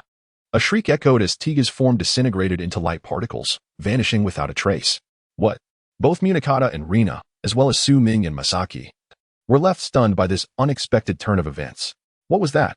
Minakata gazed upward, witnessing the shadow rapidly descending towards the ground. With a resounding crash, the sand exploded in a spray. The Giri A-Lord had landed heavily on the beach. The Giri A-Lord. In the Victory Team's hall, Kumi observed this scene on the screen, realizing that Tiga's emergence jeopardized their plan of becoming the guardian deity. Had they struck Tiga out of spite? Those despicable fiends. Rina, piloting the flying swallow number 2. Seethed with anger upon witnessing this event. Tiga had been her savior, yet he was shattered into particles by the Giri A-Lord. With a swift motion, the flying swallow no. 2 launched an attack at the Giri A-Lord. Sparks flew as 2 projectiles struck the Giri A-Lord, yet the foe remained unaffected.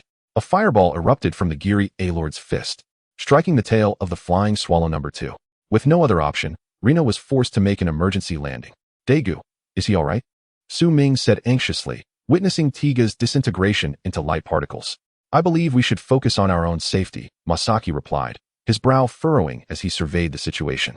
Su Ming followed Masaki's gaze, realizing that the Giri A-Lord were fixated on their direction. In the Giri A-Lord's eyes, they did not see mere humans, but radiant light. It appeared that not just one giant of light had revived. Clenching his fists, the Giri A-Lord charged towards Su Ming and Masaki, intent on eradicating this threat once and for all. Su Ming's heart raced as he watched the Giri A-Lord approach, engulfed in flames. A sense of impending danger enveloped him.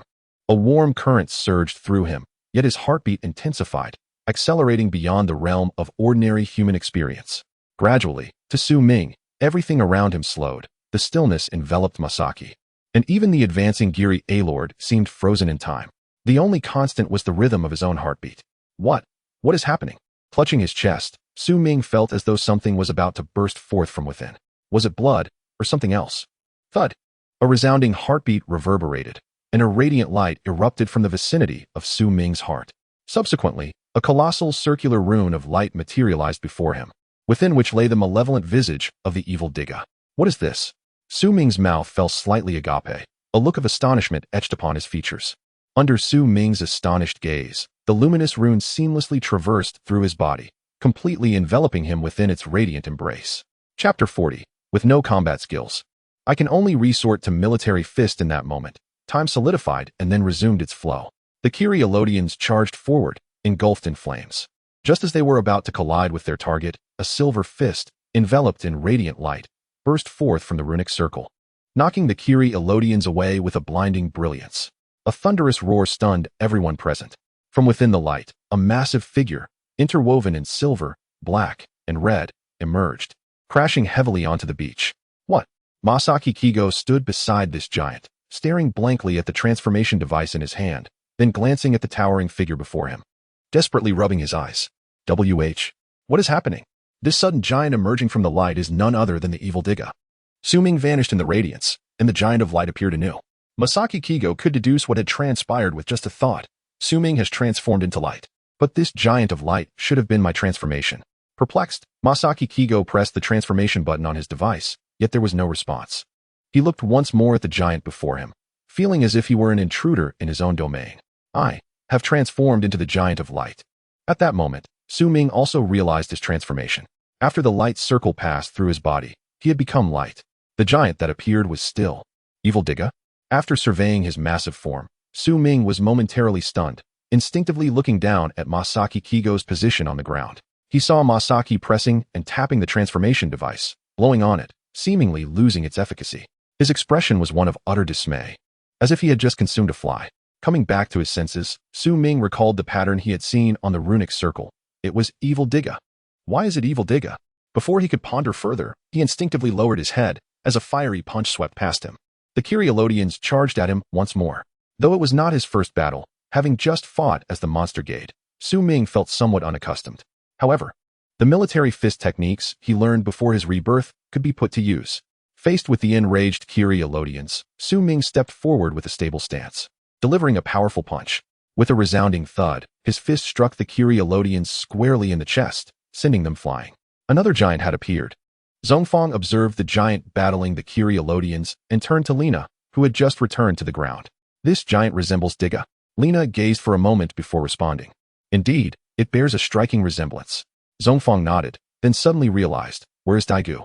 Upon hearing Daigu's name, Lina's face paled instantly, and she dashed toward the bushes on the beach. Zhongfang, disregarding everything else, hurried after her. When they arrived, they found Daegu lying unconscious among the underbrush. Fortunately, he still showed signs of life. In the headquarters of the victory team, Kumike, initially anxious when Diga was scattered into particles of light, regained his composure upon the emergence of the new giant. Who is this new giant? He whispered softly, barely audible to others. However, Huma waited in vain for a response from Yurin. Turning his head, he noticed Yurin's ethereal form gazing at the screen, a single tear slowly trailing down her cheek. How? Huma was astonished, never expecting Yurin, as a spirit, could shed tears. Looking back at the newly emerged giant on the screen, Huma began to grasp certain truths. Yurin shares a special bond with this giant. Su Ming's battle with the Kiri Elodians continued. In the midst of the fight, he executed a maneuver that locked the Kiri Elodians' head against their chest. The restrained Kiri Elodians desperately clawed at Su Ming's arm, struggling to break free. I can't shake the feeling that this giant's moves seem familiar. Zhongfang blinked, his brow furrowing as he pondered. After a moment, he recalled the giant's technique. Military fist? Huh. Line's eyes widened in disbelief, questioning if he was mistaken. Su Ming was not wrong. After his transformation, he relied solely on close-quarters military fist techniques to combat the Kiri Elodians. I must admit, this method of fighting proves quite effective, despite the duration of the battle. With only a few techniques at his disposal, Su Ming had yet to find himself at a disadvantage. In fact, he had even managed to lock the Kiri Elodians' throat. With no escape, the Kiri Elodians ignited in flames, their bodies becoming searing hot. Su Ming, feeling the burn, hastily released this scalding burden. Drawing from his previous observations of Ultraman battling monsters, he knew it was time to unleash his ultimate attack while the enemy was fatigued. With a powerful push, he soared into the air. Is this what it feels like to fly? Experiencing flight for the first time, Su Ming felt a surge of excitement. However, the immediate priority was to unleash his ultimate attack on the Kiri Elodians. Wait, how do I execute the ultimate attack? Su Ming hesitated midair for a few seconds. Regarding Evil Digga's skills, his mind was a blank slate. The only memory he held was of Masaki defeating two Garrula in a cave. One instance involved gathering energy, while the other was a direct release. Let's try the direct release. Resolutely, Su Ming positioned his silver arms in an L shape, aiming towards the Kiri Elodians below. Upon seeing this, the Kiri Elodians quickly raised a barrier in front of them, attempting to thwart Su Ming's impending attack. Is he about to unleash his ultimate move? Zhongfang's gaze fixated on the battlefield. Yet, after waiting for what felt like an eternity, no light emerged from Su Ming's hands. The Kiri Elodians, exhausted from maintaining their barrier, felt drained, yet they dared not lower it, fearing Su Ming might unleash an attack at any moment. Truth be told, it wasn't that Su Ming didn't wish to fire. Rather, he simply did not know how. Standing in that position for so long, he remained oblivious to how to release the beam of light. In desperation, he cast a pleading glance at Masaki. Perhaps only Masaki would know how to unleash Evil Digga's ultimate attack. What is he doing? Masaki stared at the sky, perplexed by the scene unfolding. Suddenly, his gaze met Su Ming's anxious eyes. Chapter 41. It turns out that Zhongfang understands everything quick. Teach me how to unleash the lethal beam. I'm in a hurry, waiting for your reply. Upon conveying this thought to Masaki Kigo, Su Ming was taken aback. Is this the fabled communication of thoughts? Telepathy? Stream of consciousness? However, it seems like even Ultramen are capable of this technique. Masaki Kigo, hearing Su Ming's inner voice, was momentarily stunned. After all this, it turns out he doesn't even know how to unleash the lethal beam? Glancing at the Kiri Elodian who was still struggling to maintain the barrier, Masaki Kigo's mouth twitched. Thankfully, this Kiri Elodian did not appear particularly astute. To be honest, Masaki Kigo was not keen on communicating with Su Ming at that moment, especially since Su Ming had brazenly stolen his identity. After stealing it, he still asked how to use it. Yet, if he refrained from informing Su Ming, the battle would drag on until one of them depleted their energy, which would take some time. Eager to inquire how Su Ming had absorbed the light, Masaki Kigo decided to directly share the method of gathering energy. Do you not possess knowledge of the techniques akin to recovering memories? After imparting the information, Masaki Kigo posed the question. No, I don't. If I did, would I still need to rely on military boxing? Su Ming replied, somewhat helplessly. However, now that he understood how to release the beam, the Kiri Elodian was left with no chance but to meet its demise. With both hands clenched into fists, Su Ming drew his arms back and then opened them, slowly channeling energy forward. Light energy began to coalesce upon Su Ming's arms. Subsequently, he released the lethal beam towards the Kiri Elodian, his arms forming an L shape directed at the creature on the ground. The Kiri Elodian exerted all its strength to uphold the barrier, yet at that moment, its energy had already been exhausted. Despicable giant of light. The Kiri Elodian cursed as it attempted to dodge the incoming beam. However, the speed of light is exceedingly swift.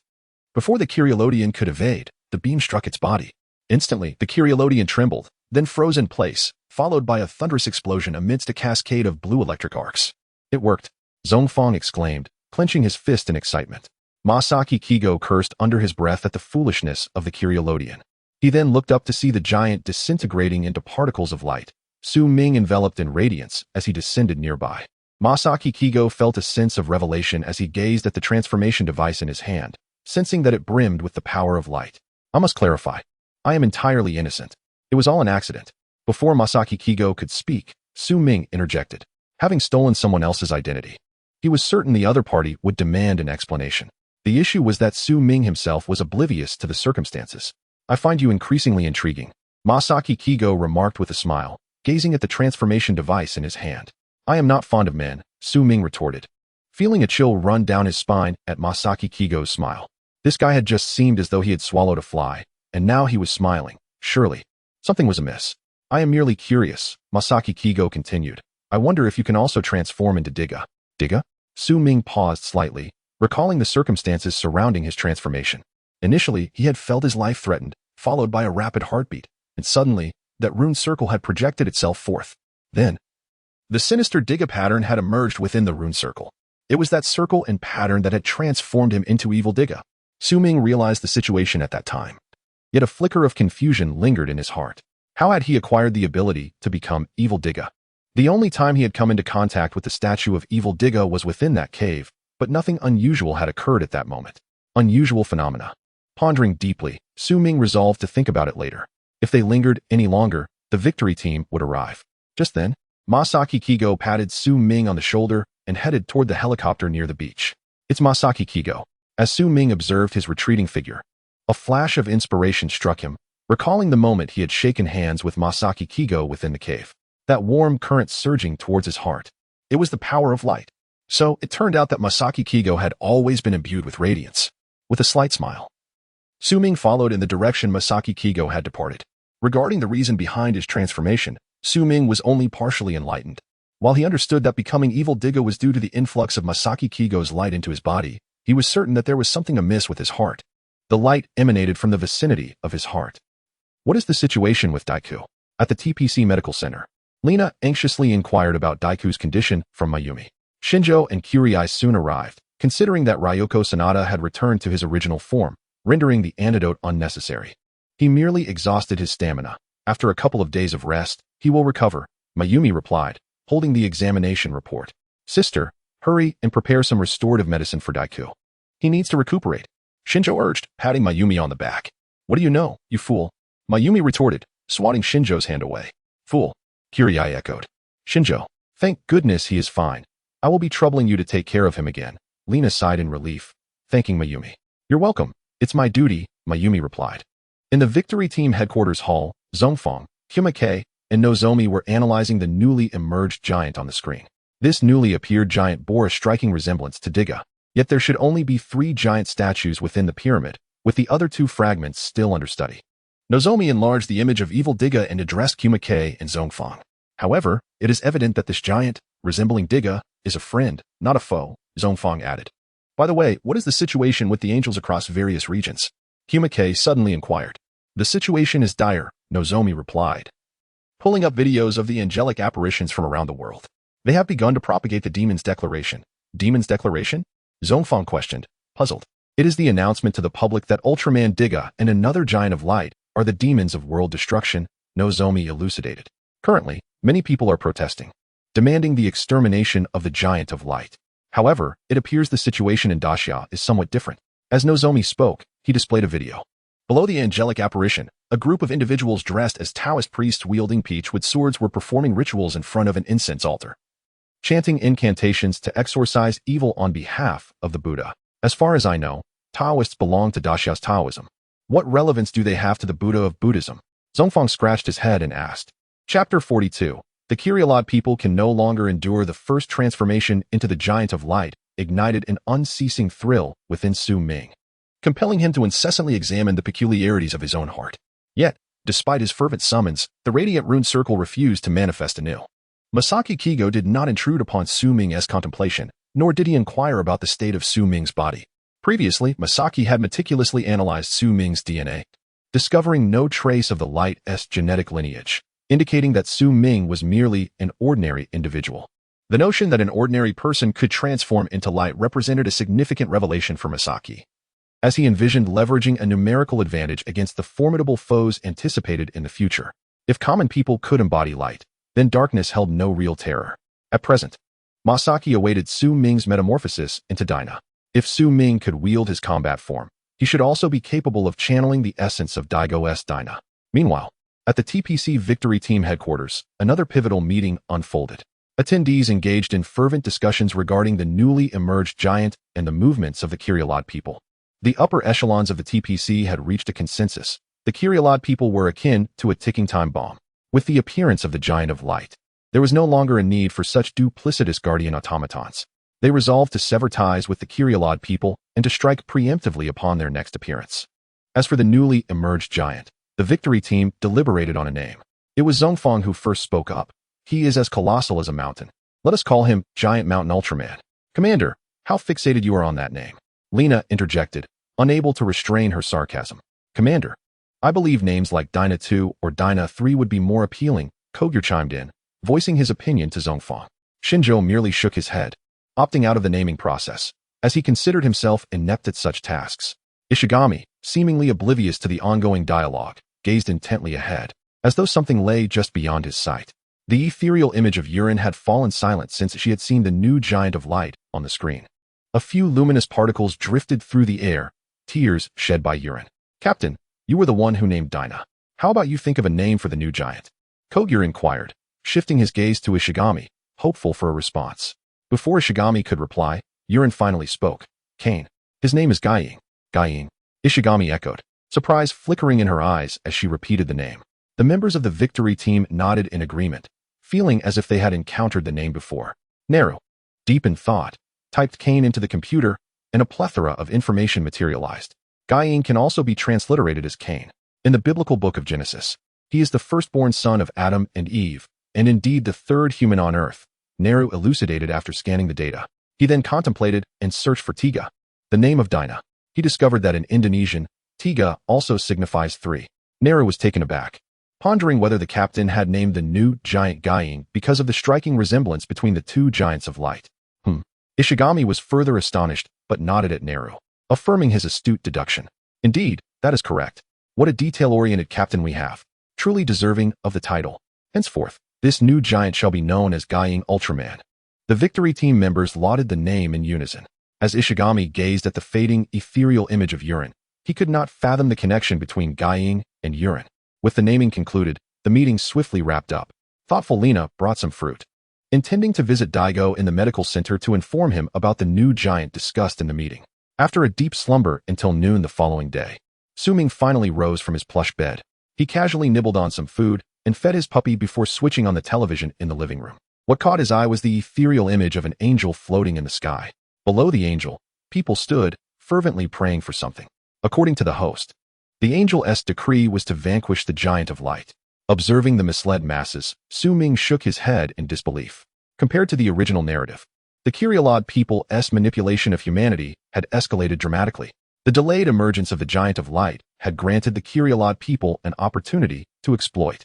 Suddenly, Su Ming's attention was drawn to the screen as the angelic figure dissipated, giving way to a dense, purple-black cloud that materialized out of thin air.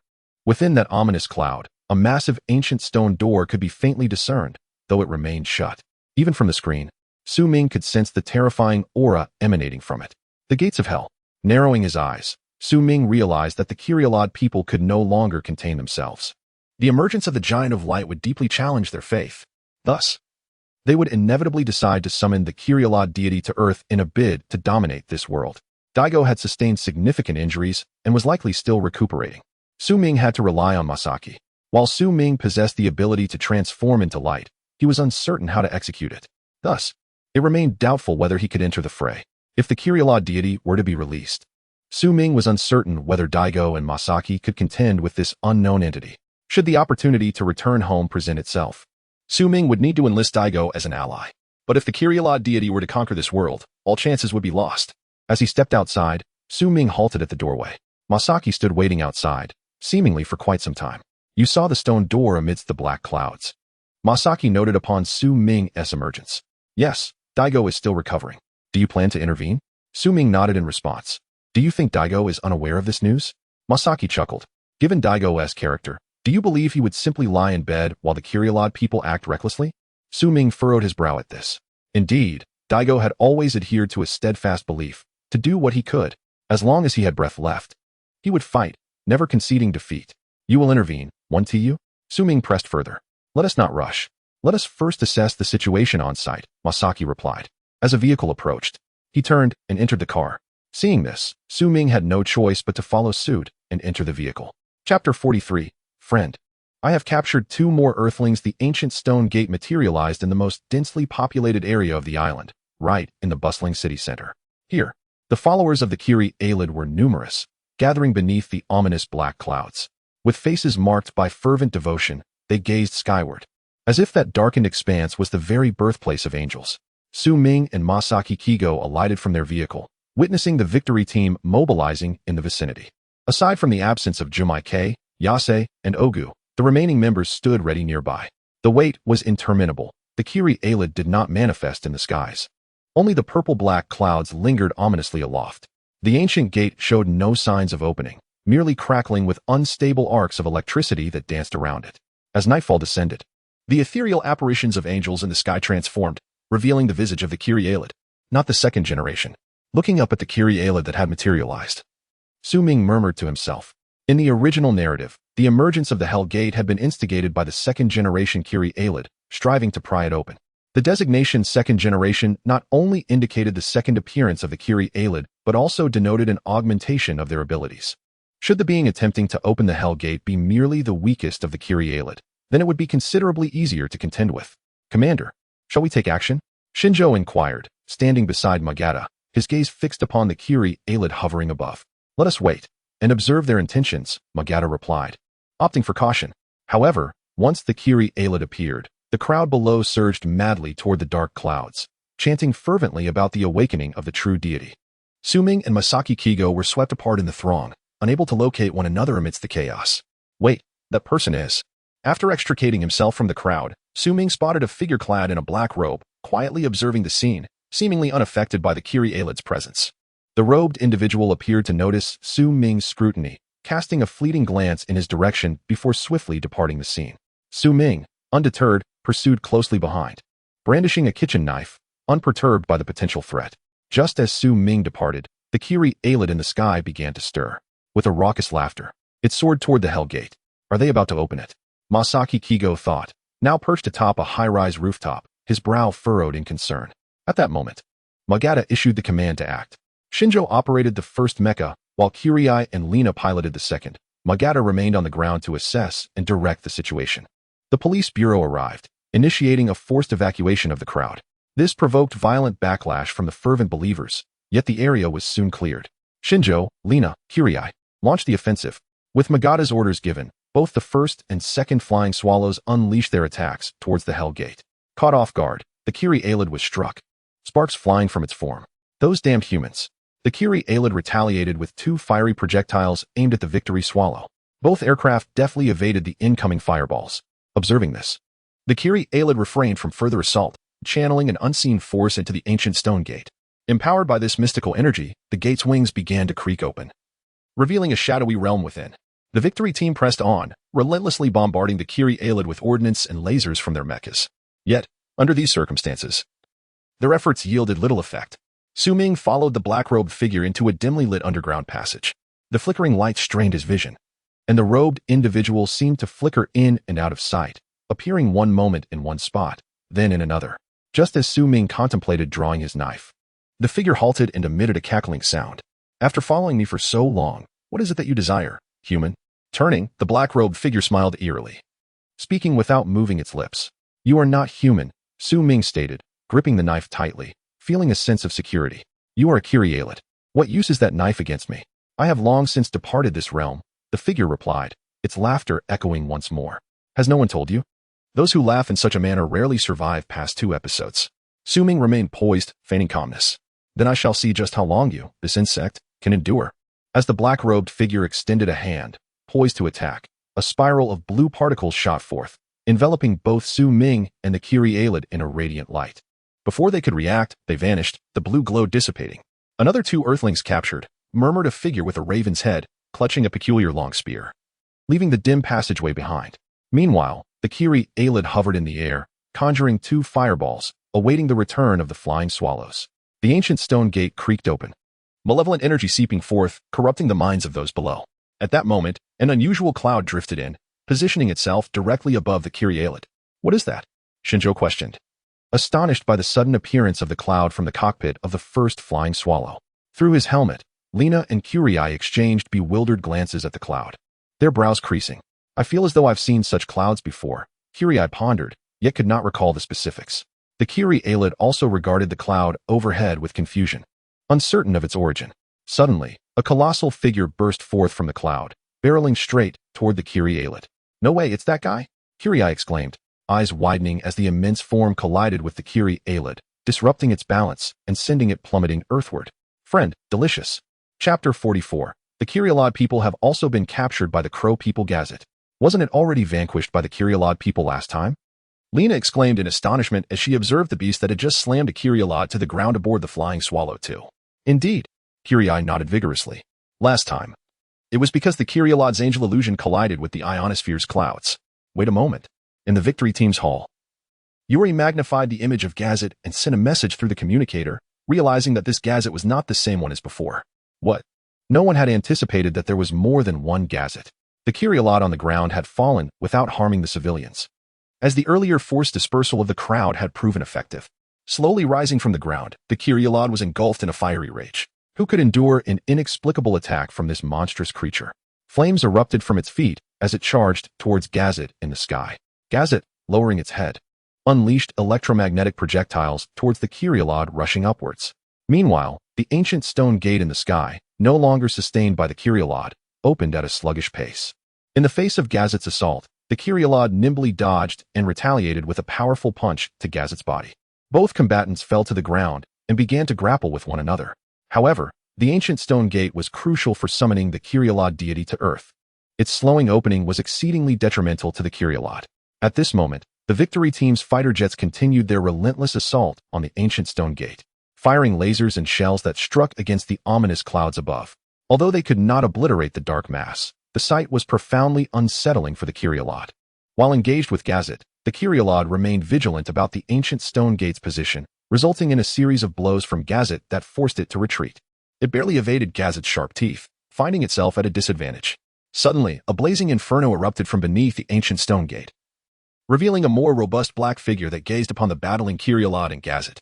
It was the second-generation Kirialad, with violet wings unfurling behind it.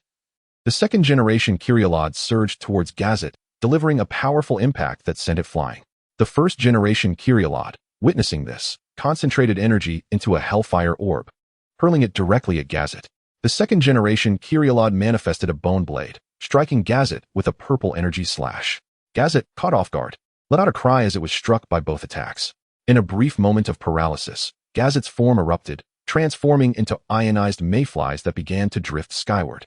The second-generation Kirialad, however, would not allow these mayflies to escape. It unleashed a torrent of flames that engulfed the night sky, incinerating the mayflies into ash. With Gazette dealt with, the two Kirialad turned their attention skyward, focusing on the victory team's aircraft that continued to assault the ancient stone gate. "This is bad. They have set their sights on us." Lina, piloting the Flying Swallow 2, gasped as she took in the scene. Lina, Kurai, Shinshiro, retreat. Zhongfang had also recognized the impending danger and urgently commanded the trio aboard the Flying Swallow. Without hesitation, the three sped away, knowing that the newly emerged Kirialad had displayed formidable strength, making victory impossible for their aircraft. As the fighter jets changed course to flee, the Kirialad ascended into the sky, locking onto their targets. "Don't!"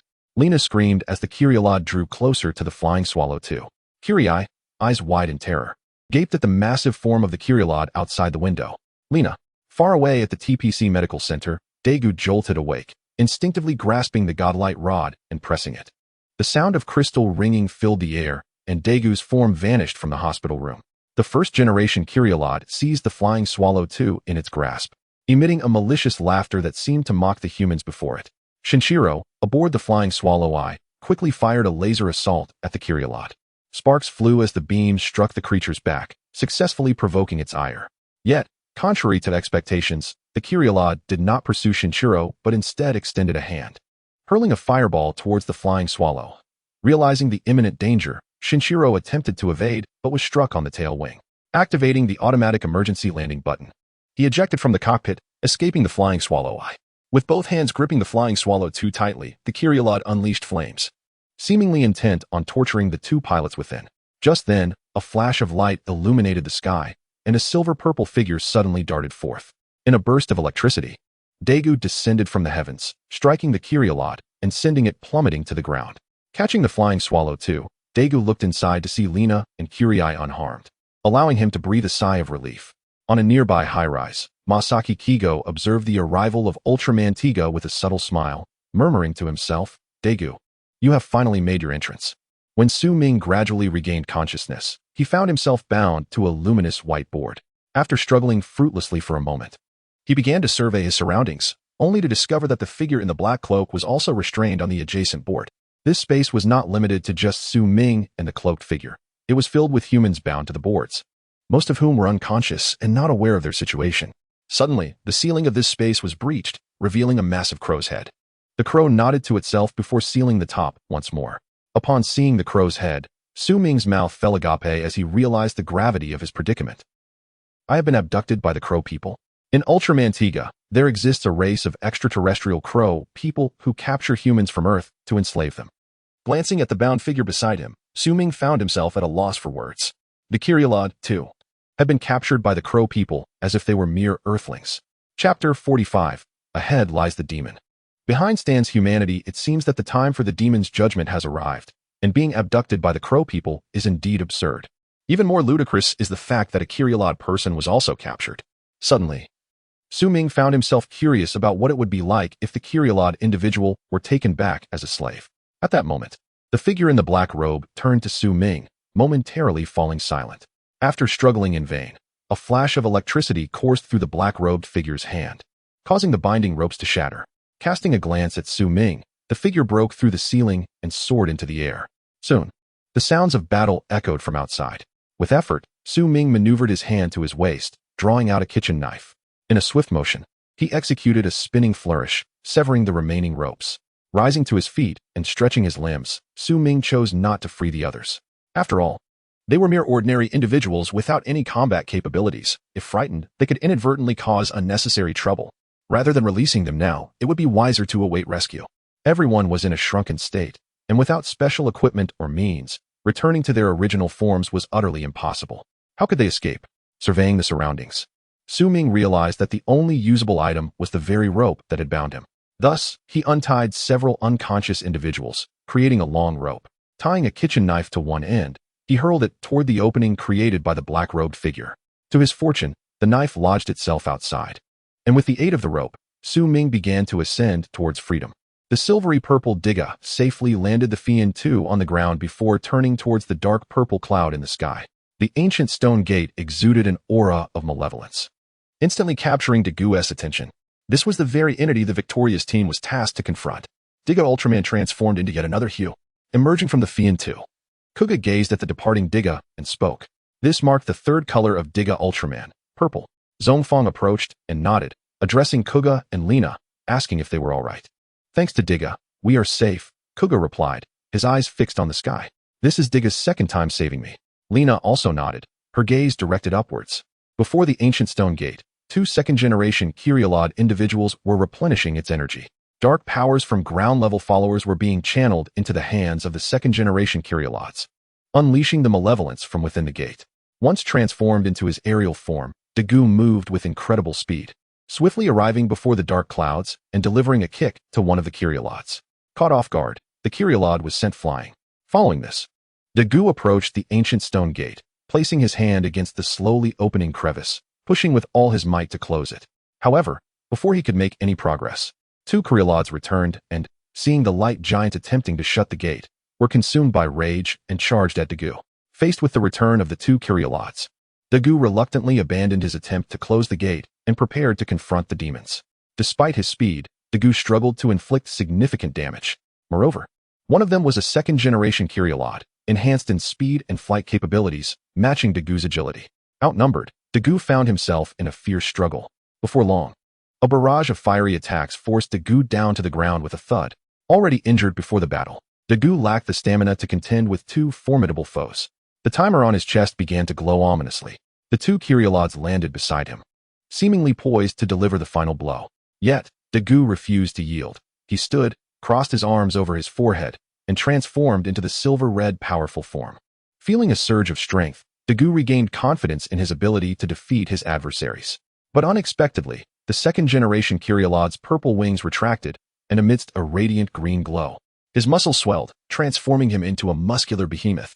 His strength seemed to have amplified.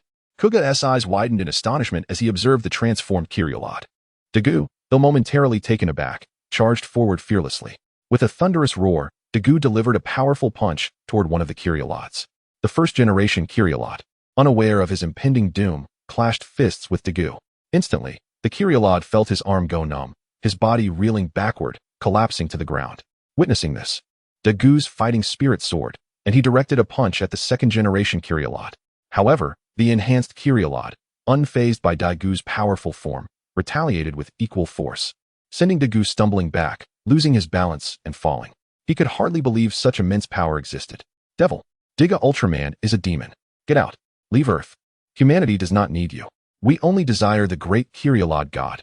As Diga found himself at a disadvantage, the surrounding throng, swayed by their delusions, cheered and hurled insults at him. Hearing their taunts, Dagu momentarily froze.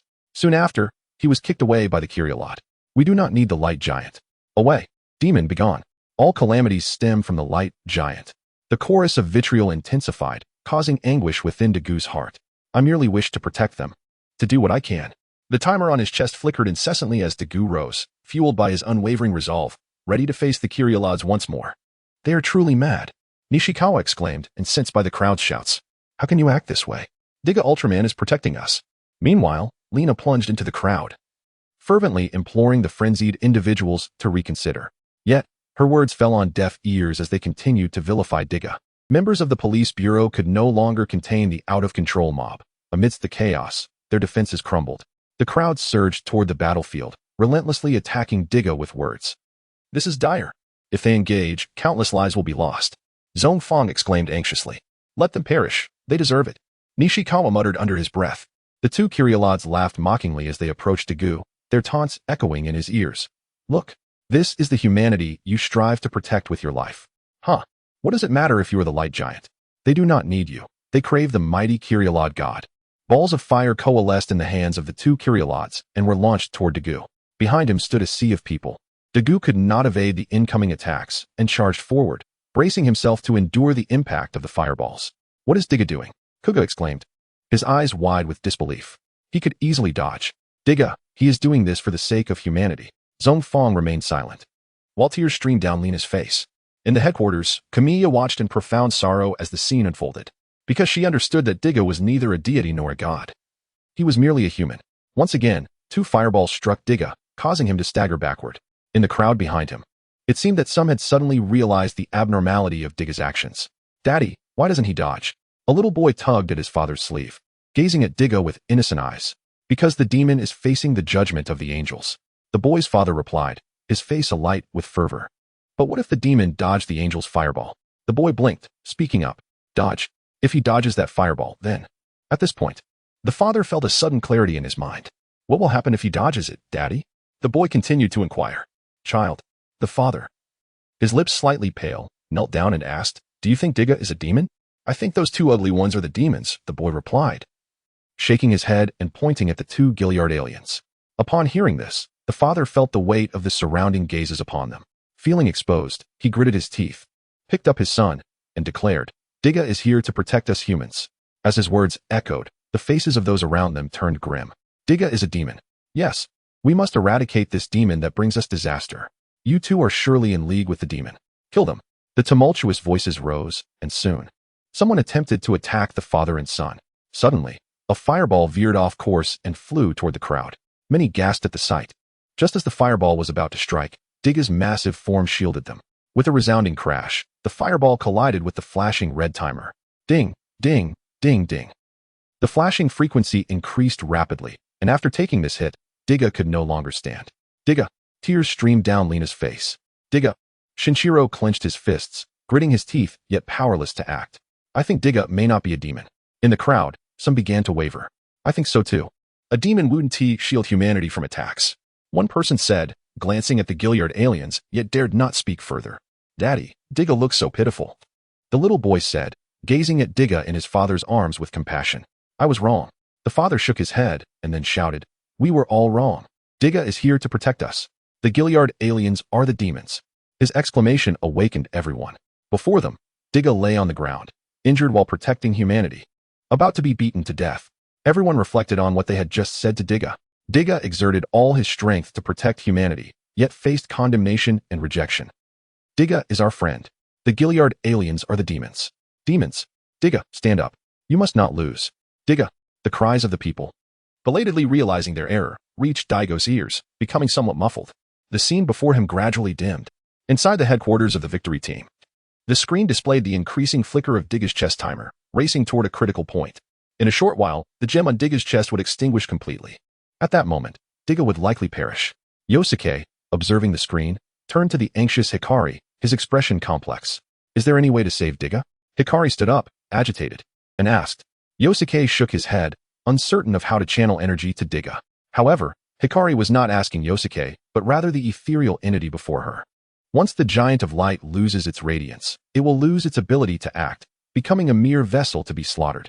Wairei shook his head, and after uttering the sentence, vanished before Hikari's eyes. The giant of light. Light? Hikari suddenly grasped the situation and turned to Yosuke. Yosuke, connect my PDI to the television station. Understood. Yosuke complied, quickly connecting Hikari's PDI to the station. Upon seeing this, Hikari activated her PDI, and immediately, images of her appeared on public screens across various cities. I am Hikari, the captain of the victory team. Citizens awaken. Those who claim to be angels are the true demons. Diga has been risking his life to protect humanity. Now, Diga is in danger because of his protection. Please, lend your strength to Diga. I implore you, give Diga your light. Bestow your light upon Diga. After these words, Hikari closed her PDI, letting out a sigh. There was nothing more to do but leave it to fate. All right, we will give Diga our light. Shinshiro exclaimed as he dashed to the battlefield's edge, turning on his flashlight to shine toward Diga. Lina soon followed suit, illuminating Diga with her light. This small amount of light is still far from enough. Mitsukato and Kyriai joined them, pulling out their glowing items to direct their light at Diga. Just then, the rumble of approaching cars filled the air as a convoy converged from all directions, halting beside Diga, their headlights beaming down upon him. The citizens did not stand idly by. They sought out light sources, gathering around Diga to shine their lights upon him. Whether flashlights, car headlights, glow sticks, or other illuminating objects, everyone utilized whatever light they could find. Kyriai's eyes widened in astonishment as he spotted someone wielding a lighter. Suddenly, every apartment in the nearby buildings lit up, bathing Diga in a radiant glow. Witnessing this scene, Hikari in the headquarters quietly wiped away tears, a smile breaking through her expression. The flickering frequency of Diga's timer began to slow, seemingly recovering energy. However, in Masaki's eyes, it was not the light from these objects that empowered Diga, but rather golden rays of light flowing from each person and entering Diga's body. Light. Every ordinary person possesses light. Masaki stood dumbfounded, gazing at Diga, a complex expression forming on his face. Daigo, you were right. Meanwhile, the two Gilead aliens, witnessing the power of belief being seized before their eyes, were enraged. The second Gilead alien advanced toward Diga, raising its bone blade high, ready to strike while Diga was still incapacitated. Not good, Gilead alien. Mitsukato noticed the alien's movement and quickly drew the victory hypergun, firing at it. Shinshiro and the others followed suit, shooting at the Gilead alien.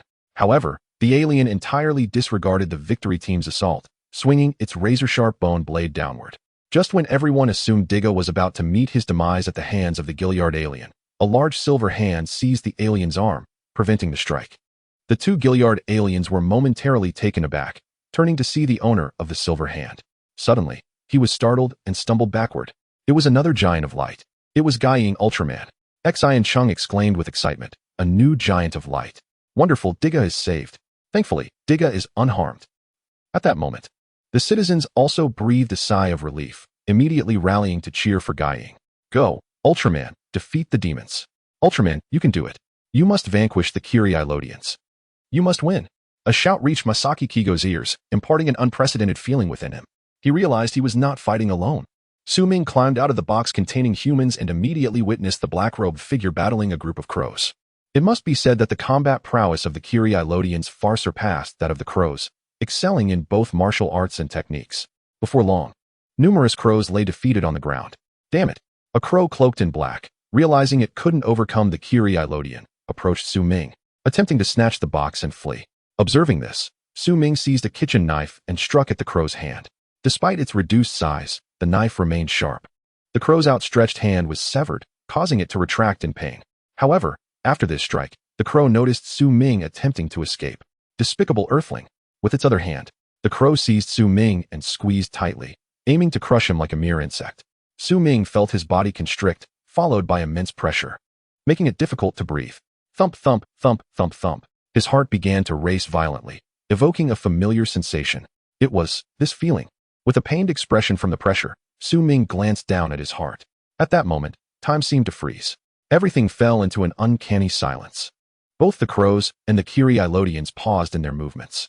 A heavy heartbeat resonated from Su Ming's chest, followed by a radiant light emanating from his heart, forming a luminous rune circle. It has appeared. Gritting his teeth, Su Ming gazed at the circle with excitement. Within the circle was not the image of the evil Digga, nor that of Digga himself, but the projection of a monster. Gaidi? Slightly taken aback, Su Ming didn't dwell on it.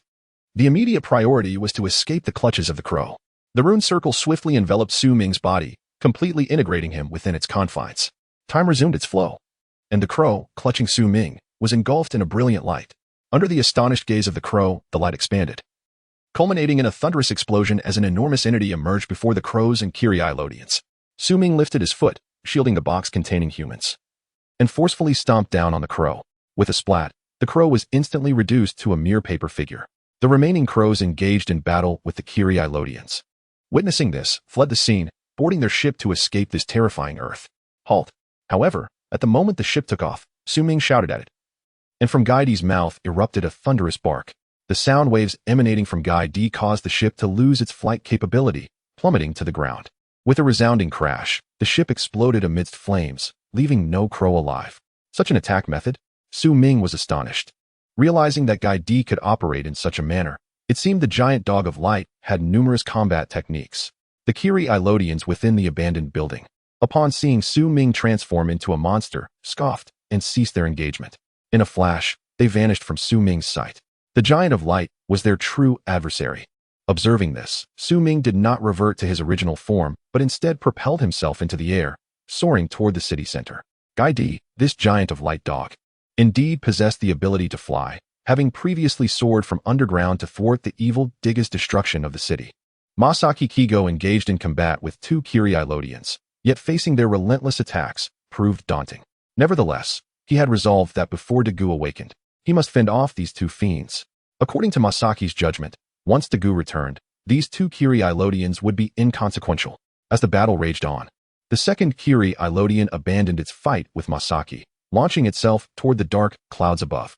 Rather than waste time in combat, it was better to open the ancient stone door. Devoid of the power of faith, the ancient stone door had ceased to open. Fortunately, a small gap had formed, and the second Kiri-Ilodian intended to use brute force to pry it open, welcoming the Kiri-Ilodian god. "Commander, a monster is heading your way." At that moment, the voice of Kamiya K echoed through the helmet's communicator, causing Zhong Fong to pause momentarily. Another monster was approaching. Gripping the victory hypergun tightly, Zhong Fong gritted his teeth and declared, "If the situation changes, we must hold out until Digga awakens." Understood. Su Ming arrived at the battlefield, only to see bright light on the ground and beams of light streaming from the people, gradually entering Digga's body. Masaki Kigo, engaged with an initial Kiri-Ilodian, was gaining the upper hand, having repelled the Kiri-Ilodian with two light blades. He then looked skyward.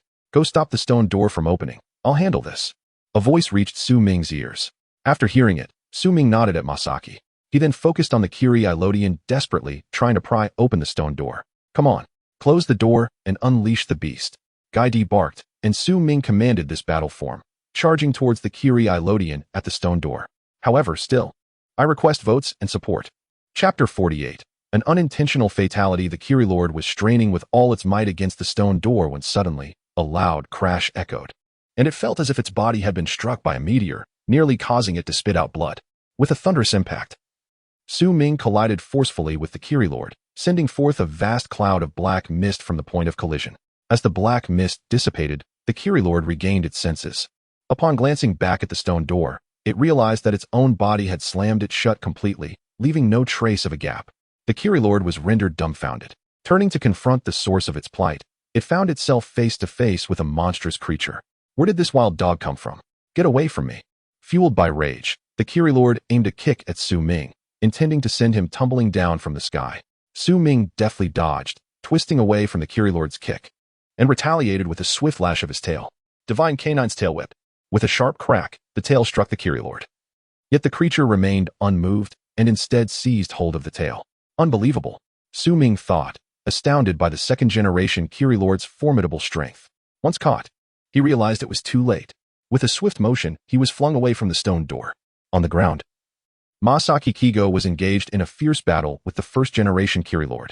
After a protracted struggle, the Kirilord exhibited signs of fatigue, and in a crucial moment, Masaki delivered a powerful punch that sent the Kirilord flying. Energy coalesced in Masaki's chest, and he unleashed a lethal strike aimed at the Kirilord.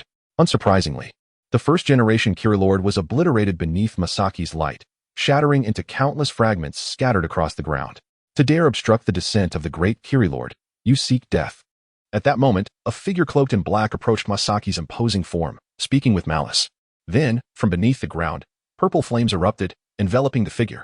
Under the searing flames, the black-cloaked figure grew larger, transforming into another second-generation Kirilord before Masaki's eyes. One after another, they just keep coming, Karai muttered, shaking his head. However, Ultraman Tiga was gradually rising amidst the radiance of the others, and with Tiga's arrival, it seemed that hope was on the horizon. Just as Masaki prepared to engage the newly emerged Kirilord, Su Ming, having been kicked away, descended from the sky and landed atop the Kirilord. Struck by such a heavy blow, the Kirilord extended a trembling hand beneath Su Ming's weight and promptly lost consciousness. Falling from such a height barely hurt. Ghidorah's body is indeed robust. Rising to his feet, Su Ming expressed his astonishment to Masaki. Masaki replied, "Perhaps you should take a look beneath you." Masaki's voice reached Su Ming's ears, prompting him to glance down, where he fell silent for a moment. Quickly, while he is down, deliver the final blow. Hastily, Su Ming dismounted the Kirilord, instinctively gathering energy in his mouth before unleashing it upon the fallen Kirilord. Boom. Caught completely off guard, the unconscious Kirilord was instantaneously vanquished by Su Ming's attack.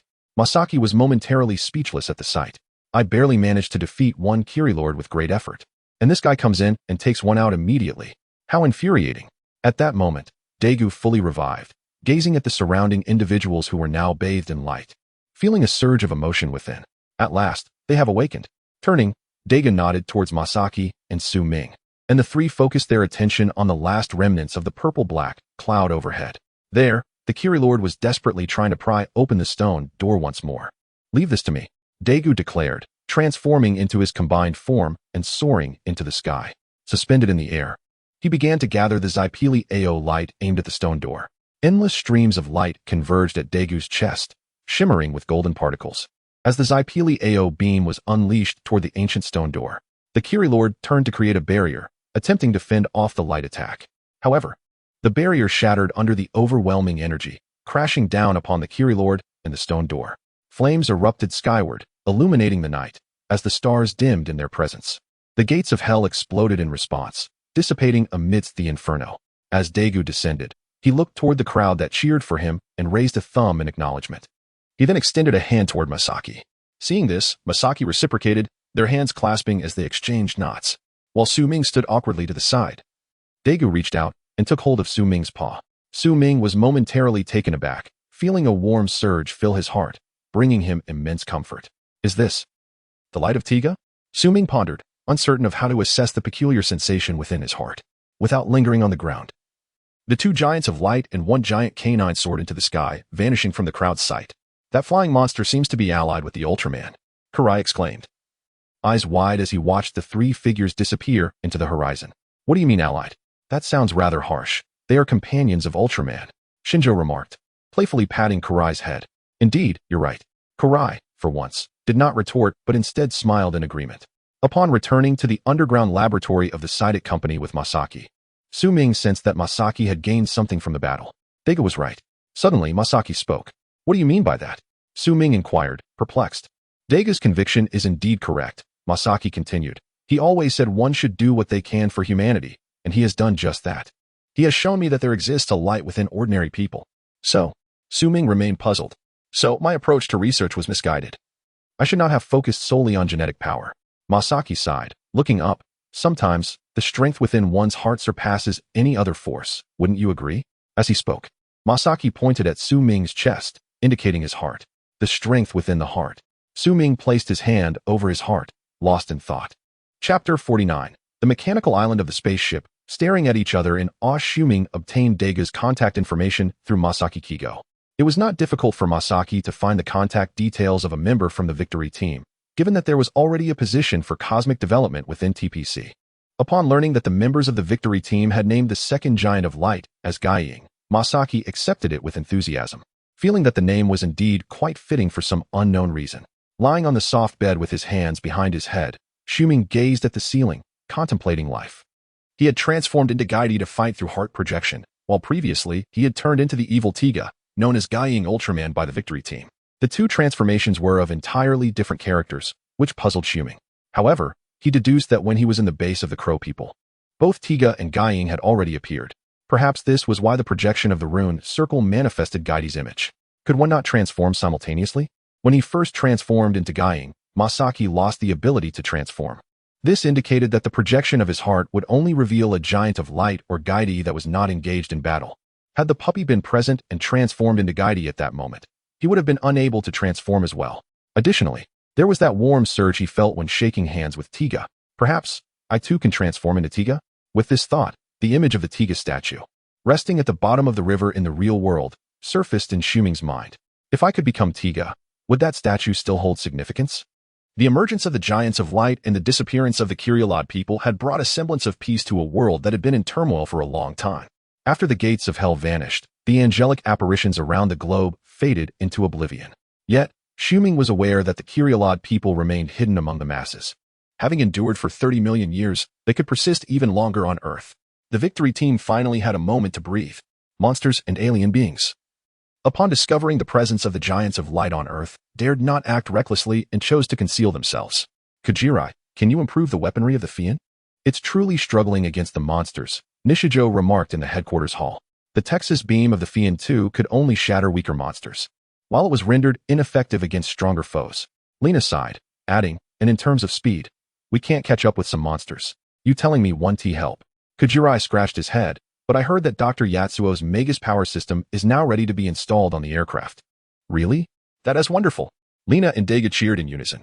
Having recovered, Daigu had learned a bit about the Magus power system. With such powerful energy installed, they could pilot the Fiend into space and engage in battles at incredible speeds. In the vastness of space, a colossal island appeared out of nowhere, quietly floating beyond Earth. This island was composed of gray terrain, resembling a simple asteroid. After seemingly scanning Earth, the island emitted a metallic sound, supernatural energy source detected, preparing for investigation. After pausing for a moment above Earth, metallic arms emerged from the gray land, crawling out from the ground. Brown mechanical life forms appeared on the island and then leaped towards Earth. At that moment, a massive black battleship drifted through the cosmos. The ship seemed to have discovered the enormous island, briefly pausing before approaching it, concealing itself. Subsequently, two streams of green light shot from the battleship towards Earth. Returning to the real world was of paramount importance. Su Ming worried that if time had passed here as it had in reality, the calamities faced would be far greater than those in this world. Now, possessing the ability to transform and fight, though uncertain of when it would be triggered, he acknowledged its existence. Naturally, he must embark on a journey to find a way back. Seeking this path alone was akin to searching for a needle in a haystack. However, Daegu was the only one aware of his origins from the real world. Whether to inform Masaki was a source of hesitation for Su Ming. The more people who knew, the more perilous his situation became. Just as Su Ming was in doubt, the doorbell rang. He opened the door, momentarily taken aback to find Daegu and Masaki standing before him. Both had come to see him simultaneously. I believe it is time we had a discussion, Masaki spoke first, to which Daegu nodded in agreement. As the three men walked step by step along the quiet night road, it might seem peculiar to onlookers. Yet the streets were nearly devoid of pedestrians at this late hour. I want to ask Su Ming first, Daegu began. Ever since I transformed, I have been puzzled about how I transformed without the statue. Belief, Su Ming answered directly. It is belief that allowed you to become Tiga. If what happened to Masaki was a miracle, what occurred with Daegu was an extraordinary miracle. After all, Masaki possessed the genes of light, and during his first transformation, there was indeed a statue behind him. But what about Daegu? The transformation device appeared out of thin air. This exemplifies the power of idealism in the Ultraman universe. However, Xiuming, you mentioned that the Tiga statue exists in another world, Daegu continued. I did not awaken the Tiga statue. Do not concern yourself with that statue.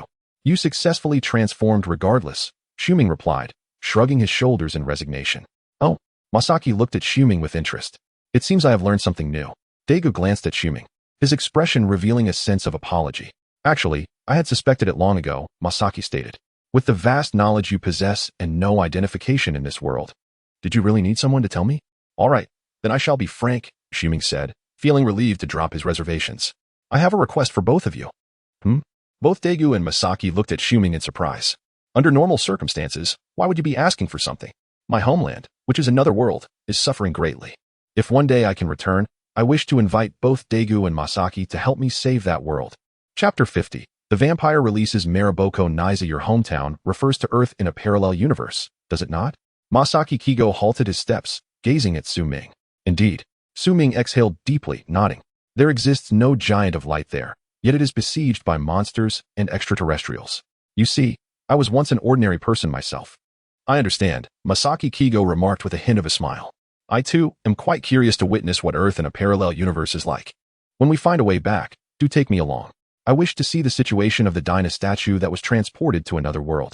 Daigo pondered for a moment and then addressed Su Ming. Thank you very much. Suddenly, Daigo's PDI emitted a series of beeps. Upon opening it, he received a message from the victory team. Daigo, a suspected vampire incident has occurred near the Huanhai Road B point. Please rendezvous swiftly with Shinjo and the others. The voice of Kojima K echoed, momentarily startling Daigo. Understood. After closing the PDI, Daigo bid farewell to Su Ming and Masaki Kigo, hastening toward the incident location. A vampire? This world is indeed complex, Masaki Kigo mused, shaking his head, indicating his disinterest in getting involved. Wait. Su Ming produced a flashlight, directing it toward the darkness ahead, where something seemed to lurk. Could it be that we have indeed encountered a vampire by such coincidence? Chuckling, Masaki Kigo prepared himself for battle. As the flashlight illuminated the dark area, it revealed not the fabled vampire, but a brown metallic robot. What on earth?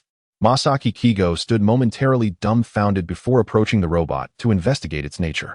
Just then, the robot activated, turning its head as if fixated on Masaki Kigo. It began to advance step by step.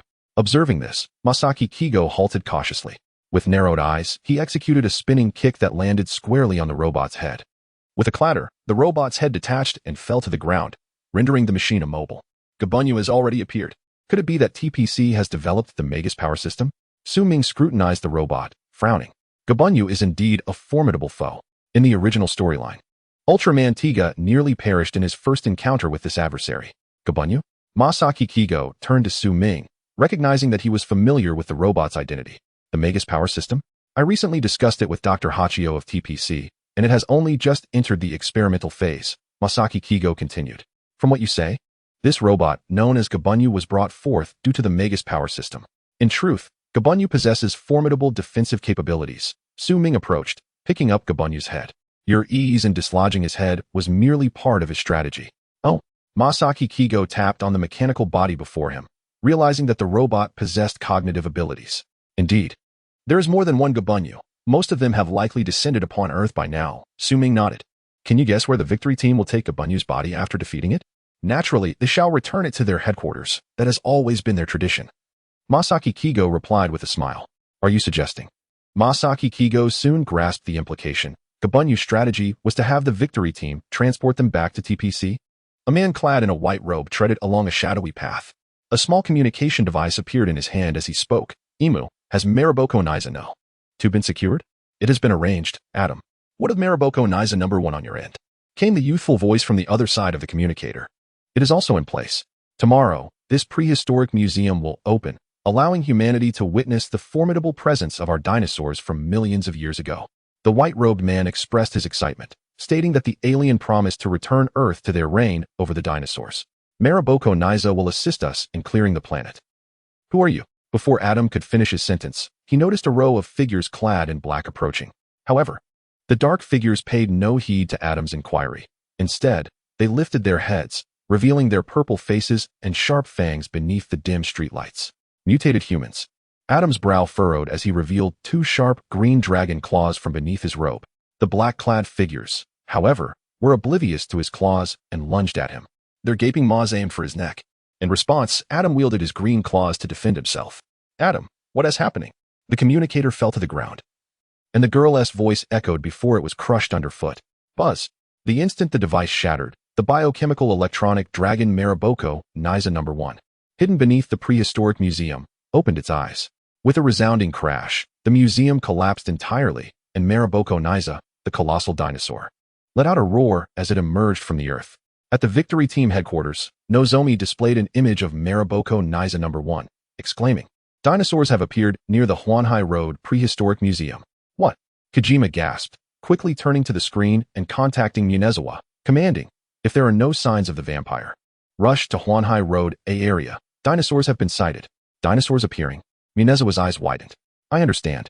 After closing his PDI, he observed the black-clad figures that had scattered in panic, stomping his foot in frustration. "Commander, let's deal with the dinosaurs first." Shinjo approached, stating, "We managed to capture a vampire. We can analyze her data back at the base." He gestured toward a woman lying on the ground. Munizawa nodded, instructing, "Rina, Kirai, take this suspected vampire back to the base, then pilot the Fuin to provide support. Daigo, Shinjo, come with me to Area A." Understood. The members of the Victory Team nodded and promptly dispersed to execute their tasks. At that moment, Gabunyu robots appeared throughout the city, launching an assault on the bustling metropolis in search of the Magus power system. Chapter 51. The vampire planning to develop from the mountain village is parasitized upon returning to the Psychic Corporation. Higo Masaki had yet to delve into his research on Gabunyu when he received news of the dinosaur's emergence. Su Ming, upon hearing this, was equally bewildered. Initially, the appearance of the Giant of Light suggested a promise of peace in this world. However, it now appeared that the threat of external invasion remained rampant. Gabunyu, vampires, and dinosaur men all manifesting simultaneously. Shaking his head, Su Ming felt an increasing desire to return to his own world. If the world of Digo was fraught with such peril, what of the reality teeming with countless monsters and extraterrestrials? Was it not even more severe? As for the route back, there was no sign of a space-time rift atop Mount Everest. Su Ming pondered whether such a rift existed on this Earth, or if it could perhaps be found somewhere in the universe. Nevertheless, one thing Su Ming was certain of: if this world did harbor a space-time rift akin to that of the real world, he would undoubtedly recognize it. According to Masaki's recommendation, to observe whether there were any phenomena resembling space-time rifts in the cosmos, one could visit a space station or a cosmic observation center. With Gabunyu, vampires, and dinosaur men to contend with, Victory Team and Digo would handle those matters. After learning the location of the Cosmic Observation Center, Su Ming set forth the next day, armed with Masaki's introduction card, on his quest to find a way home. The space station was unattainable, leaving only the Cosmic Observation Center nestled within the mountains as his destination. Just as Su Ming embarked on his journey, a meteor traversed the space between a mechanical island and an invisible warship, plummeting down to land upon a great mountain. Subsequently, a dense fog began to envelop the forest. The vampire army lay concealed within the city. After all, with a greater population, it was easier for the vampire clan to proliferate. Yet one vampire harbored a differing ideology. He believed that suburban villages were equally vital for the development of the vampire race, and posed less risk, being comparatively safer. Thus, on a pitch-black night, this vampire ventured to a village at the foot of a mountain. "Foolish humans, one day you shall all become members of our vampire clan." He cackled with a laugh that suggested his lifespan would not exceed 2 chapters, as he donned black attire and approached the village step by step. As he walked, the vampire soon spotted a villager emerging through the mist. "Ah, you shall be my first target for expanding the vampire army in this village." Displaying his sharp fangs, the vampire feigned a menacing demeanor as he advanced towards the villager. However, upon a closer look, the vampire's expression of malice gradually morphed into bewilderment. The villager appeared with a crooked neck, his face dark and lifeless, and on his neck, bulging tumors resembling peeled peaches seemed to sprout. "This fellow's complexion, how can it be darker than mine?" The vampire stammered in shock. Then, the eerie villager slowly raised the axe in his hand and continued to approach. White fog, seemingly from nowhere, enveloped the village, suffocating the atmosphere at the mountain's base. Realizing something was amiss, the vampire hastily turned to flee this uncanny place. However, he soon discovered that a group of villagers, equally pallid and bearing tumors akin to peeled peaches, had silently materialized behind him. Ghosts. It's a ghost. In a panic, the vampire shouted and fled in a frenzy, only to find several of the tumor-like entities springing from the fog in pursuit. Su Ming arrived at the foot of the Cosmic Observation Center, equipped with a climbing backpack, ready to reach his destination. Though the sun had yet to rise, he surmised that the personnel at the observation center must already be at work. The base of the mountain was a village, and following the map's guidance, Su Ming intended to pass through the quaint country road. Upon entering the village, however, Su Ming found it eerily silent. Where had all the inhabitants gone? Furrowing his brow, he instinctively placed a hand on the short blade at his waist. The kitchen knife was too heavy for climbing, so he had opted for a more lightweight weapon. Sensing something was amiss, Su Ming aimed to swiftly traverse the village. Yet, as he reached the village center, he heard faint footsteps. Turning cautiously, he beheld a group of zombie-like villagers standing silently behind him, each gripping a weapon and fixating lifelessly upon him. This sight startled Su Ming, prompting him to draw his short blade and retreat several steps. The tumors adorning their necks were Meganium parasites. Astonished, Su Ming glanced at a villager clad in black. He saw that this villager bore sharp fangs. Was he a vampire? Had he been parasitized by the Meganium life form? A strange expression crossed Su Ming's face as he turned to flee. Regardless of who they were, being caught by these parasitized villagers meant certain death.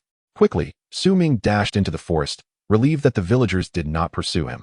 Yet, knowing he was caught between a rock and a hard place, he understood the predicament he was in. Su Ming had not anticipated the emergence of the parasitic beast, Meganium. At this moment, this creature detested water. Finding a source of water would likely provide temporary safety. Taking refuge behind a large tree, he observed the fog that had seemingly appeared from nowhere and bolted away. Amidst the fog, several tumor-like entities surged toward him. Lina and Kurii returned to the TPC headquarters with the unconscious woman. After Mayumi drew blood from her in the special observation room, she exited. With only 2 security personnel stationed at the door, Lina and Kurii piloted the Falcon to assist Mogami and others. Once the room was devoid of any presence, the woman abruptly opened her eyes and burst from the observation room. Utilizing extraordinary strength, she incapacitated the 2 guards at the entrance and sprinted toward the quarters of the Victory Team members. Although the security personnel along the way noticed her escape, they struggled to apprehend someone with such remarkable speed. In no time, the woman located the residence of Megumi Iijima. With a crash, she burst through the door, tackling Iijima to the ground. A vampire. Megumi Iijima's eyes widened as she beheld the woman's darkened visage, now sporting sharp fangs. With a scream, the vampire woman opened her maw wide and lunged for Iijima's neck. Suddenly, a beam of white light emanated from Iijima's body, forcefully repelling the vampire. Thud! The vampire was thrown against the wall by the brilliance. Turning to Iijima, a glowing white ethereal figure hovered before her.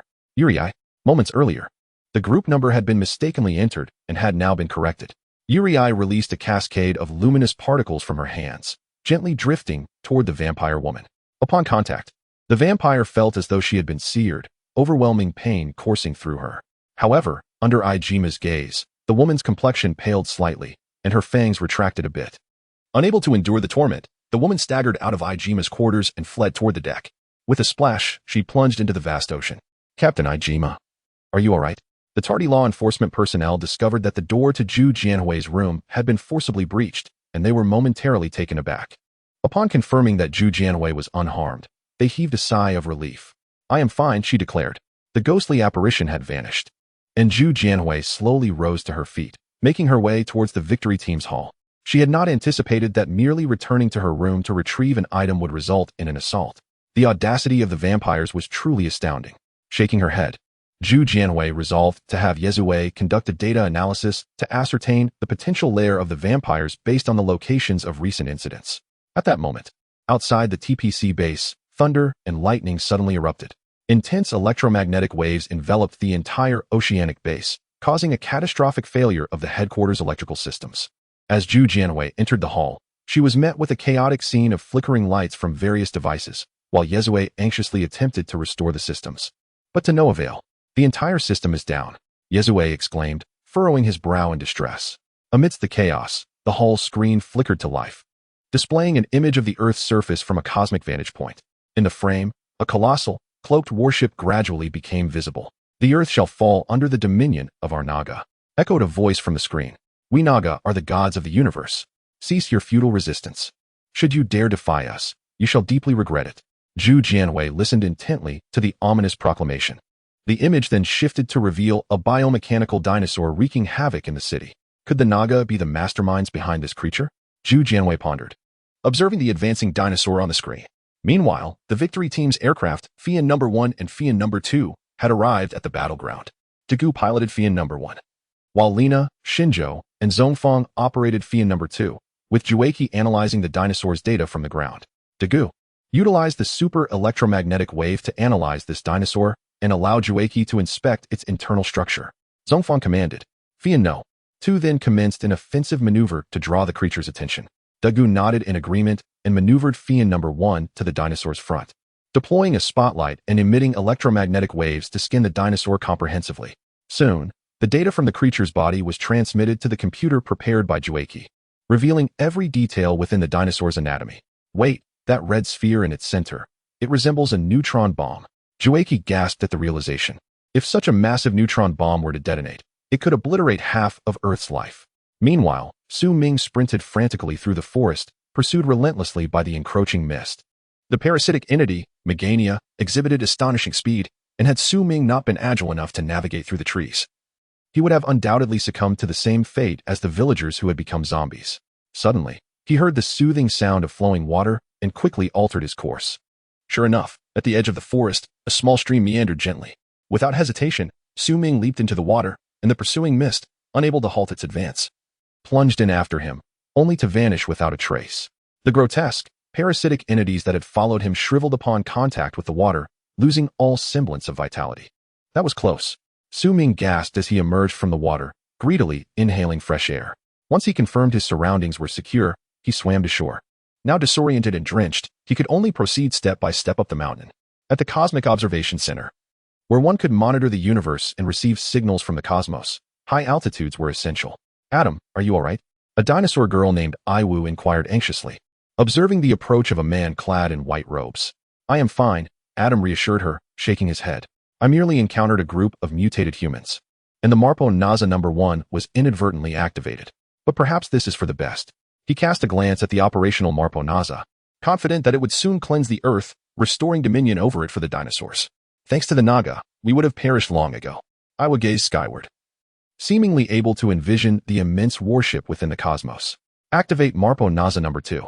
At that moment, a message from beyond the universe reached her, causing her to momentarily falter.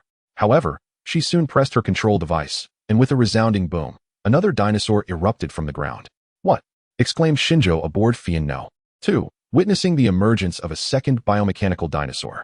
Zhongfang and the others shared his alarm, sensing the escalating peril. One is manageable, but two dinosaurs. How could another one appear?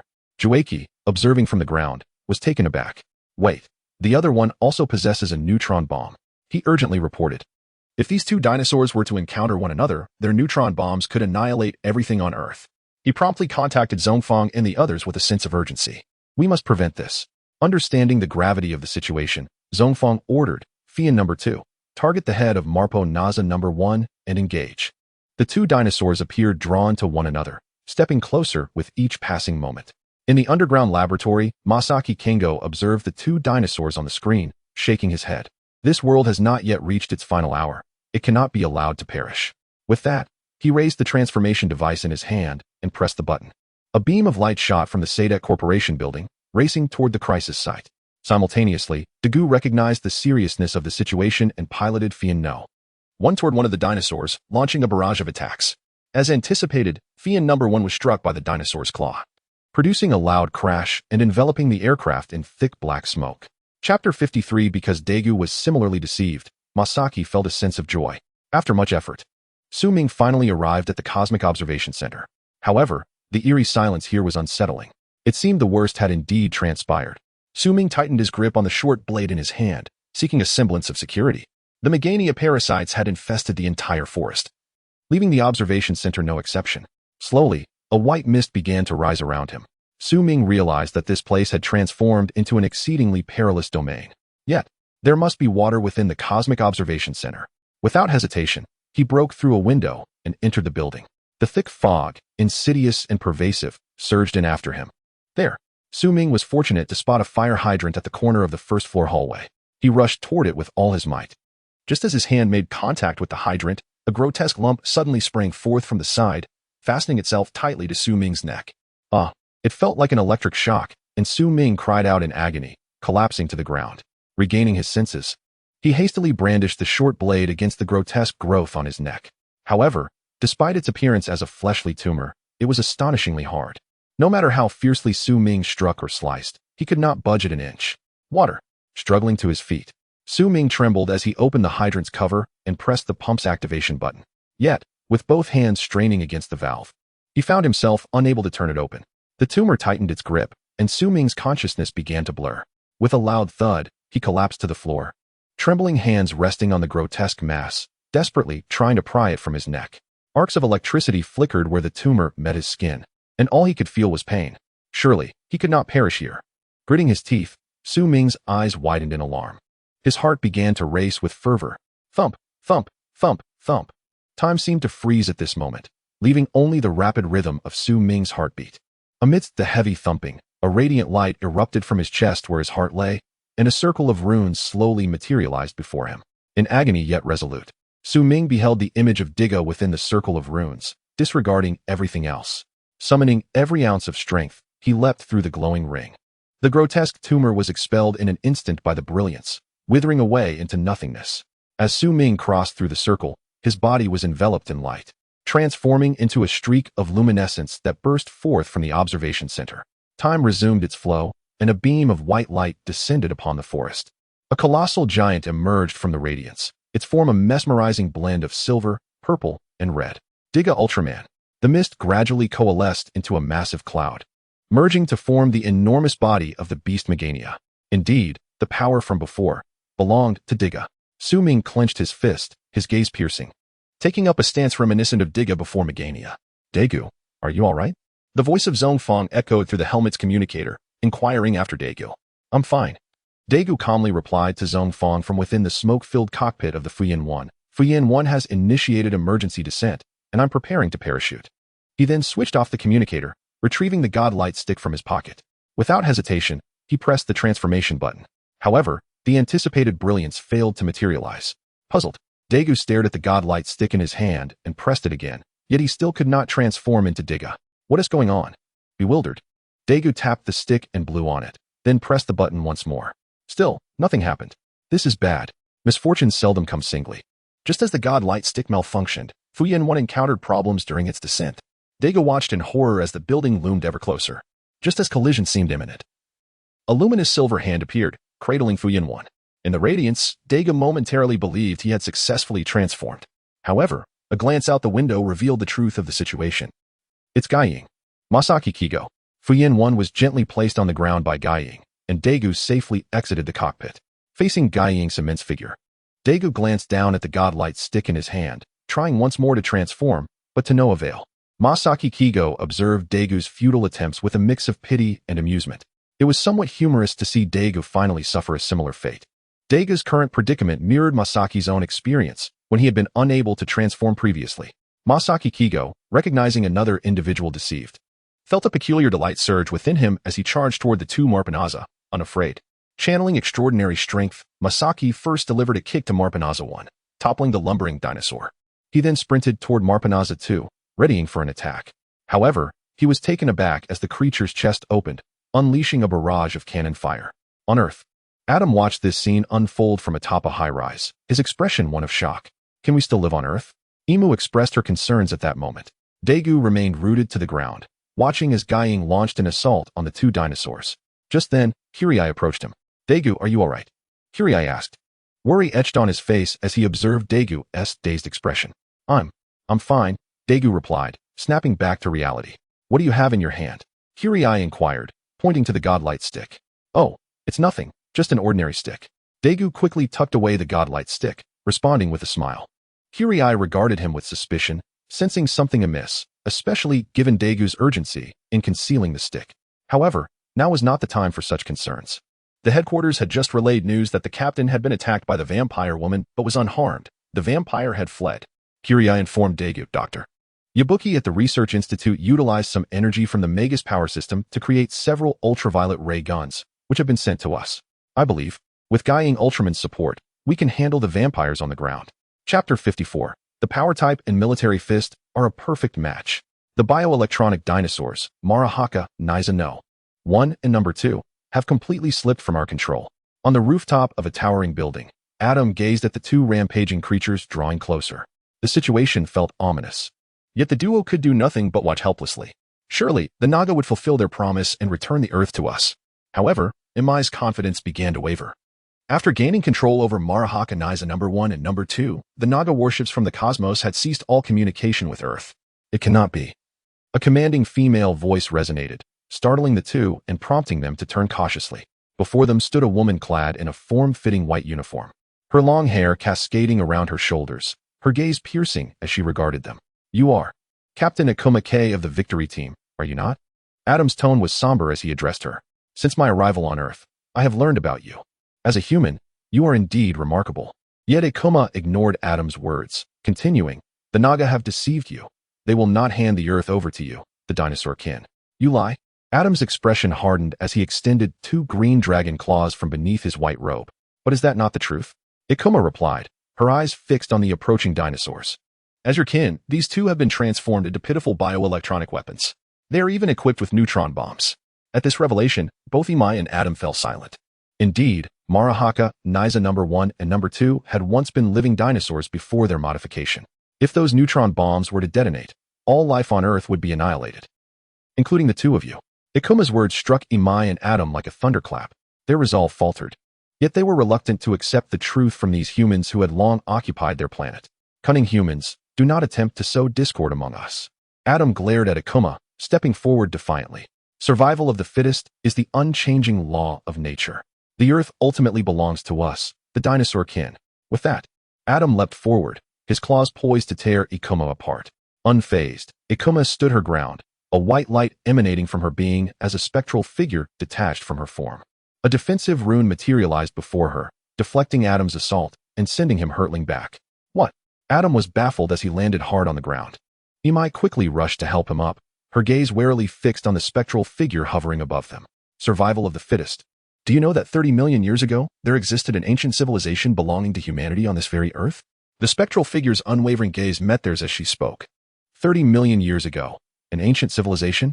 Adam and Imai exchanged glances before shaking their heads. They had never heard of such a civilization. Humanity had departed Earth long before the destruction of the age of dinosaurs. However, the principle of survival of the fittest rang true. Together, they could not hope to defeat the entity before them. You have won, Adam finally conceded, looking at Akuma. If Marahaka Niza is defeated by that giant, we will leave this Earth. If it wins and seeks to annihilate all life, then we shall perish alongside the planet. Akuma nodded with a smile, and the spectral figure dissolved back into her being. Meanwhile, Su Ming remained unaware that his transformation had inadvertently put Daegu in peril. He was currently engaged in battle with Magnia, a grotesque beast composed entirely of fleshy tumors. Compared to transforming into Gaidi or Geiking, Su Ming preferred to become Diga, as he possessed a greater understanding of Diga's abilities. Most of Diga's skills were familiar to Su Ming, and although he was uncertain if he could execute them, he at least knew the necessary movements. Magnia relentlessly swung its massive arms, striking Su Ming repeatedly. Seizing the opportunity, Su Ming embraced Magnia's waist, lifting it before flipping backward. With a resounding crash, the creature toppled into the mud. However, streams of light suddenly surged from nearby, entering Magnia's body. Instantly, the fatigue from battle dissipated, and its energy surged anew. Advancing towards Su Ming, Magnia seized his arms and flung him away. Su Ming attempted to resist, but the creature had regained its strength, rendering his efforts futile. This won't do. Its core lies against that mountainside. As long as it exists, it can endlessly replenish its energy. Su Ming realized he could not outlast Magnia. The priority was to destroy its core. As Magnia charged once more, Su Ming knew he could not evade. He crossed his arms over his forehead, a crimson light flashing as he transformed into the power type. Success. What had merely been a trial turned out to be surprisingly effortless. Thrilled, Su Ming assumed a stance, fists clenched, and charged at the oncoming Magnia. Military fist. First form, bow stance punch.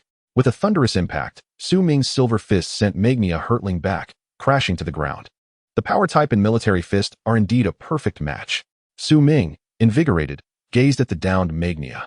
Yet, streams of light re-entered the creature, allowing it to rise once more, fully charged. Damn it. Slightly taken aback, Su Ming understood he could not continue this way. No matter how many times he knocked it down, Magnia would always rise again, replenished. He needed to obliterate its core. With a mighty leap, Su Ming soared toward the source of the light. However, Magnia transformed into a dense fog, rapidly closing the distance. The fog enveloped Su Ming, crackling with electrical bursts, destabilizing him and causing him to plummet to the ground. Boom! Dust erupted as Su Ming crashed into the earth, creating a crater upon impact. Shaking the dirt from his head, he rose, panting heavily. The power-type speed is far too slow.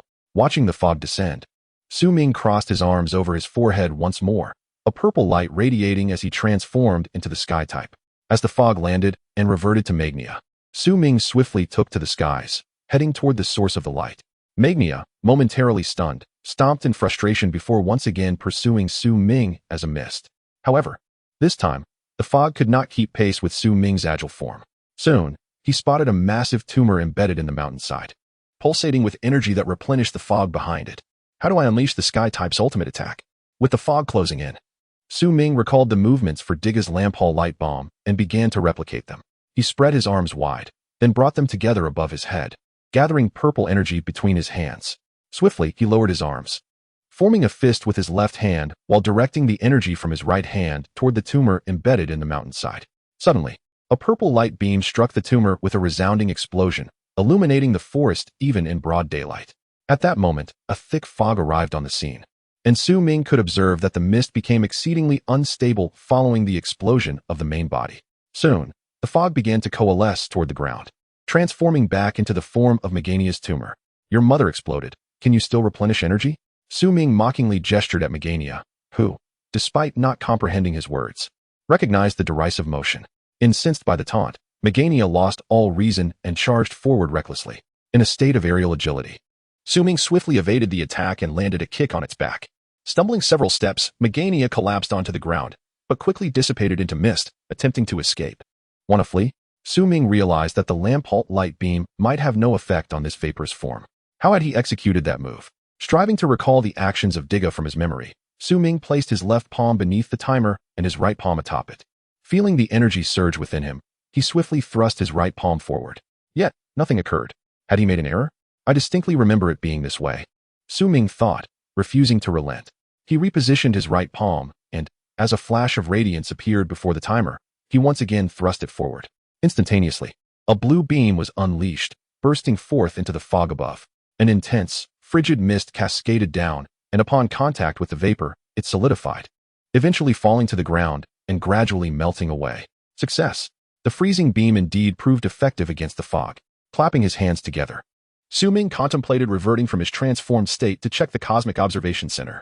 The individuals there had seemingly vanished, likely having fled outside after being parasitized by the tumor. With Megania eradicated, those people should have regained consciousness. However, given the circumstances, it was probable they would not permit him entry to observe. Shaking his head, Su Ming resolved to depart.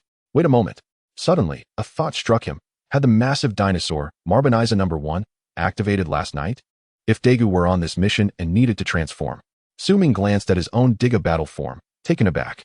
It dawned on him that transforming through his heart would cause a disruption. With this realization, he hastily ascended into the air and sped towards the location of Marboniza's emergence. If anything were to happen to Daegu, he would bear the full brunt of the responsibility. The shadowy Ultraman dared not unleash powerful light attacks against the two dinosaurs. A miscalculated strike could inadvertently trigger their neutron bombs, leading to catastrophic consequences. Thus, throughout the prolonged battle, Masaki Kigo relied solely on close combat to keep the duo at bay. Occasional small light arrows were only directed at the heads of the two creatures. Daegu's inability to transform made dealing with this situation solely with the shadowy figure exceedingly arduous. After such a protracted struggle, it could only be considered a temporary delay, preventing the two from colliding. Masaki Kigo's chest rose and fell heavily, clearly fatigued. The timer on his chest flickered with ominous red lights. What on earth had happened to Su Ming? Struggling to hold on. Masaki Kigo suddenly felt that being a giant of light was not as effortless as he had imagined. Initially, he had found Daegu's predicament amusing, but now he felt a deep-seated frustration towards Su Ming. Based on the current data, it was inferred that the vampire's lair resided in an old disco hall in the G13 district near the Huanghai Road Bay. News from Yali conveyed information to Daegu and Kyriai. Understood, Daegu and Kyriai nodded, preparing to head towards the vampire's stronghold. By the way, the captain is in your vicinity. Ensure his safety, Yali added. The captain? Daegu and Kyriai exclaimed in surprise. When did the captain arrive? The captain sent you the guns, Yali replied. Did you not see him? No, I just turned around and saw the guns on the ground. Kirai scratched his head, wide-eyed. All right, Kirai and Daegu, let us set off. A voice called from behind them. Turning around, they found Jiuan Hui holding a UV light gun, smiling in their direction. At that moment, a purple streak zipped through the sky and collided with Marboniza No. 2 with a resounding crash. Instantly, Marboniza No. 2 collapsed, and Masaki Kigo, who had been struggling, breathed a sigh of relief. The figure within the purple streak executed a backflip and landed gracefully before them, revealing the silver-purple Ultraman Diga. What? Daegu gaped in astonishment, his mouth agape as if ready to swallow an egg. Jiuan Hui's eyes widened in disbelief at the appearance of Diga. How could Ultraman Diga appear on the battlefield when Daegu was right there? It's Ultraman Diga. We need not worry about the dinosaurs anymore, Kirai remarked, blissfully unaware of the situation. You finally made it, Masaki Kigo exclaimed, exerting his last ounce of strength to push Marboniza No. 1 aside, turning to Su Ming. You're quite anxious, Su Ming teased. It's not my urgency. Look at the ground, Masaki Kigo replied, mounting Marboniza No. 1 and delivering a flurry of punches. Su Ming, meanwhile, directed his gaze to the ground, momentarily locking eyes with Daegu, both expressing astonishment. Chapter 56. The coffin lid indeed proved accurate in selecting individuals. Daegu, Captain, what is wrong with you? At that moment, the simple-minded Kirai also noticed the unusual demeanor of Daegu and Ijima K, prompting him to inquire. It's nothing, Daegu. Let us set off. Ijima K quickly regained her composure, smiling as she patted Daegu, urging him to snap out of his daze. It's nothing. Let us go.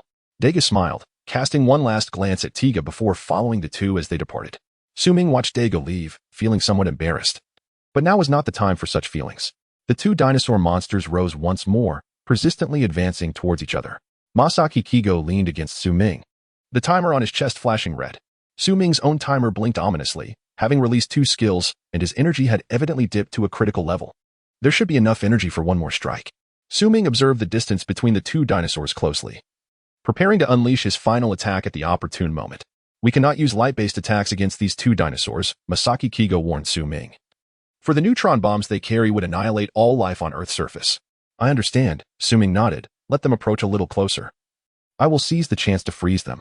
In the original narrative, Daegu had dealt with these two dinosaurs using freezing rays to restrict their movements before sending the neutron bombs away from Earth. Freezing? Tiga possesses such an ability?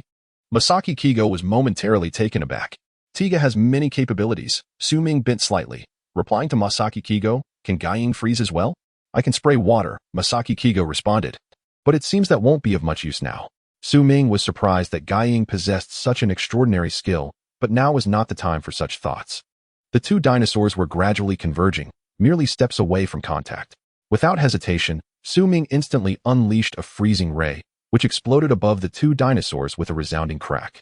An icy mist descended upon them, enveloping the creatures in a shroud of frost, accompanied by cracking sounds as they transformed into statues of ice. Let us send them back home. Su Ming boldly stepped forward, lifting the frozen Marpo-Naza eye and soaring into space. Observing this, Masaki Kigo quickly followed suit, lifting Marpo-Naza 2 and joining Su Ming in their ascent. Before long, the duo found themselves beyond Earth's atmosphere, greeted by the sight of the gargantuan Galleon's warship and the adjacent massive mechanical island. The mechanical island of Gabunyu is also present. Let us deal with it as well. Su Ming halted his flight, releasing Marpo-Naza eye towards the colossal warship. As a clever individual, Masaki Kigo grasped Su Ming's intention and hurled Marpo-Naza 2 towards the warship as well. I'm out of energy. You finish your beam and retreat quickly to avoid being caught in the blast, Su Ming instructed, distancing himself from the warship. Masaki Kigo nodded, stretching his arms back to gather energy for a decisive beam. Upon the two Marpo-Nazas colliding, a beam shot forth, striking the two biochemical electronic dinosaurs directly. A cataclysmic explosion erupted before the warship, engulfing it in flames. The explosion, capable of obliterating all life on Earth's surface, also spared the mechanical island, which was reduced to rubble and vanished in the cosmos. In one fell swoop, Su Ming had achieved a dual victory. He had never anticipated that one transformation would eliminate 3 adversaries. However, this transformation allowed Su Ming to ascertain that as long as he felt a warm surge in his heart after encountering Ultraman or a Transformer, he had acquired new metamorphic power. The ability to transform into Guiying came to be in this manner, as did the power to become Tiga. Regarding transforming into Gaiety, Su Ming's initial metamorphosis had been facilitated by the radiant light of the little dog. There was even a possibility that Gaedy's light had activated an unknown special heart within himself. With these matters resolved, neither Su Ming nor Masaki Kigo had the energy to assist Daegu against the vampires. They had no choice but to revert to their original forms. Enveloped in light as they returned to Earth, Daegu, Ijima K, and Kurii stealthily infiltrated the old disco hall. In this dimly lit, antiquated environment, the silence was almost chilling. Yet, as members of the Victory team, they were well trained to confront such bizarre occurrences, exhibiting both skill and courage. Armed with ultraviolet ray guns, Ijima K boldly led the way. Kurii, robust and unperturbed, surveyed the surroundings in the middle, showing no fear of the supernatural beings. Daegu, however, remained cautious, walking with his back to the others to guard against any enemies that might appear from behind. Though he was still somewhat preoccupied with his inability to transform, Daegu recognized the significance of their current mission and set aside his concerns. Before long, a legion of vampires, clad in black attire and donning sunglasses, emerged before the trio, surrounding them from all sides. Without hesitation, they raised their ultraviolet ray guns and opened fire. Undoubtedly, the ultraviolet rays proved remarkably effective against the vampires. Bolts of light struck the vampires, igniting them in blue flames before they collapsed lifelessly to the ground. The existence of vampires was tied to the vampire virus residing within them, and the ultraviolet rays obliterated these viruses, rendering the vampires mere corpses devoid of vitality. While shooting, Kurii explained to Daegu and Ijima K, thus, vampires are essentially the living dead, correct? Daegu dispatched one vampire and replied, one could interpret it that way. Kurii nodded. Armed with specialized weapons to counter the vampires, the battle quickly turned into a rout for the Victory team. Before long, the trio descended to the basement level. Within this expansive dance hall, they discovered a solitary, pitch-black coffin adorned with a cross. Daegu approached the coffin, placing his hand upon it, intent on opening it. Seeing this, Ijima K and Kurii prepared for battle, aiming their guns at the coffin lid. Just as Daegu's hand made contact, the lid suddenly swung open, swallowing him inside before sealing shut once more. Daegu's ultraviolet ray gun clattered to the ground. Daegu, Ijima K urgently attempted to pry open the coffin lid. Kurii joined in to assist.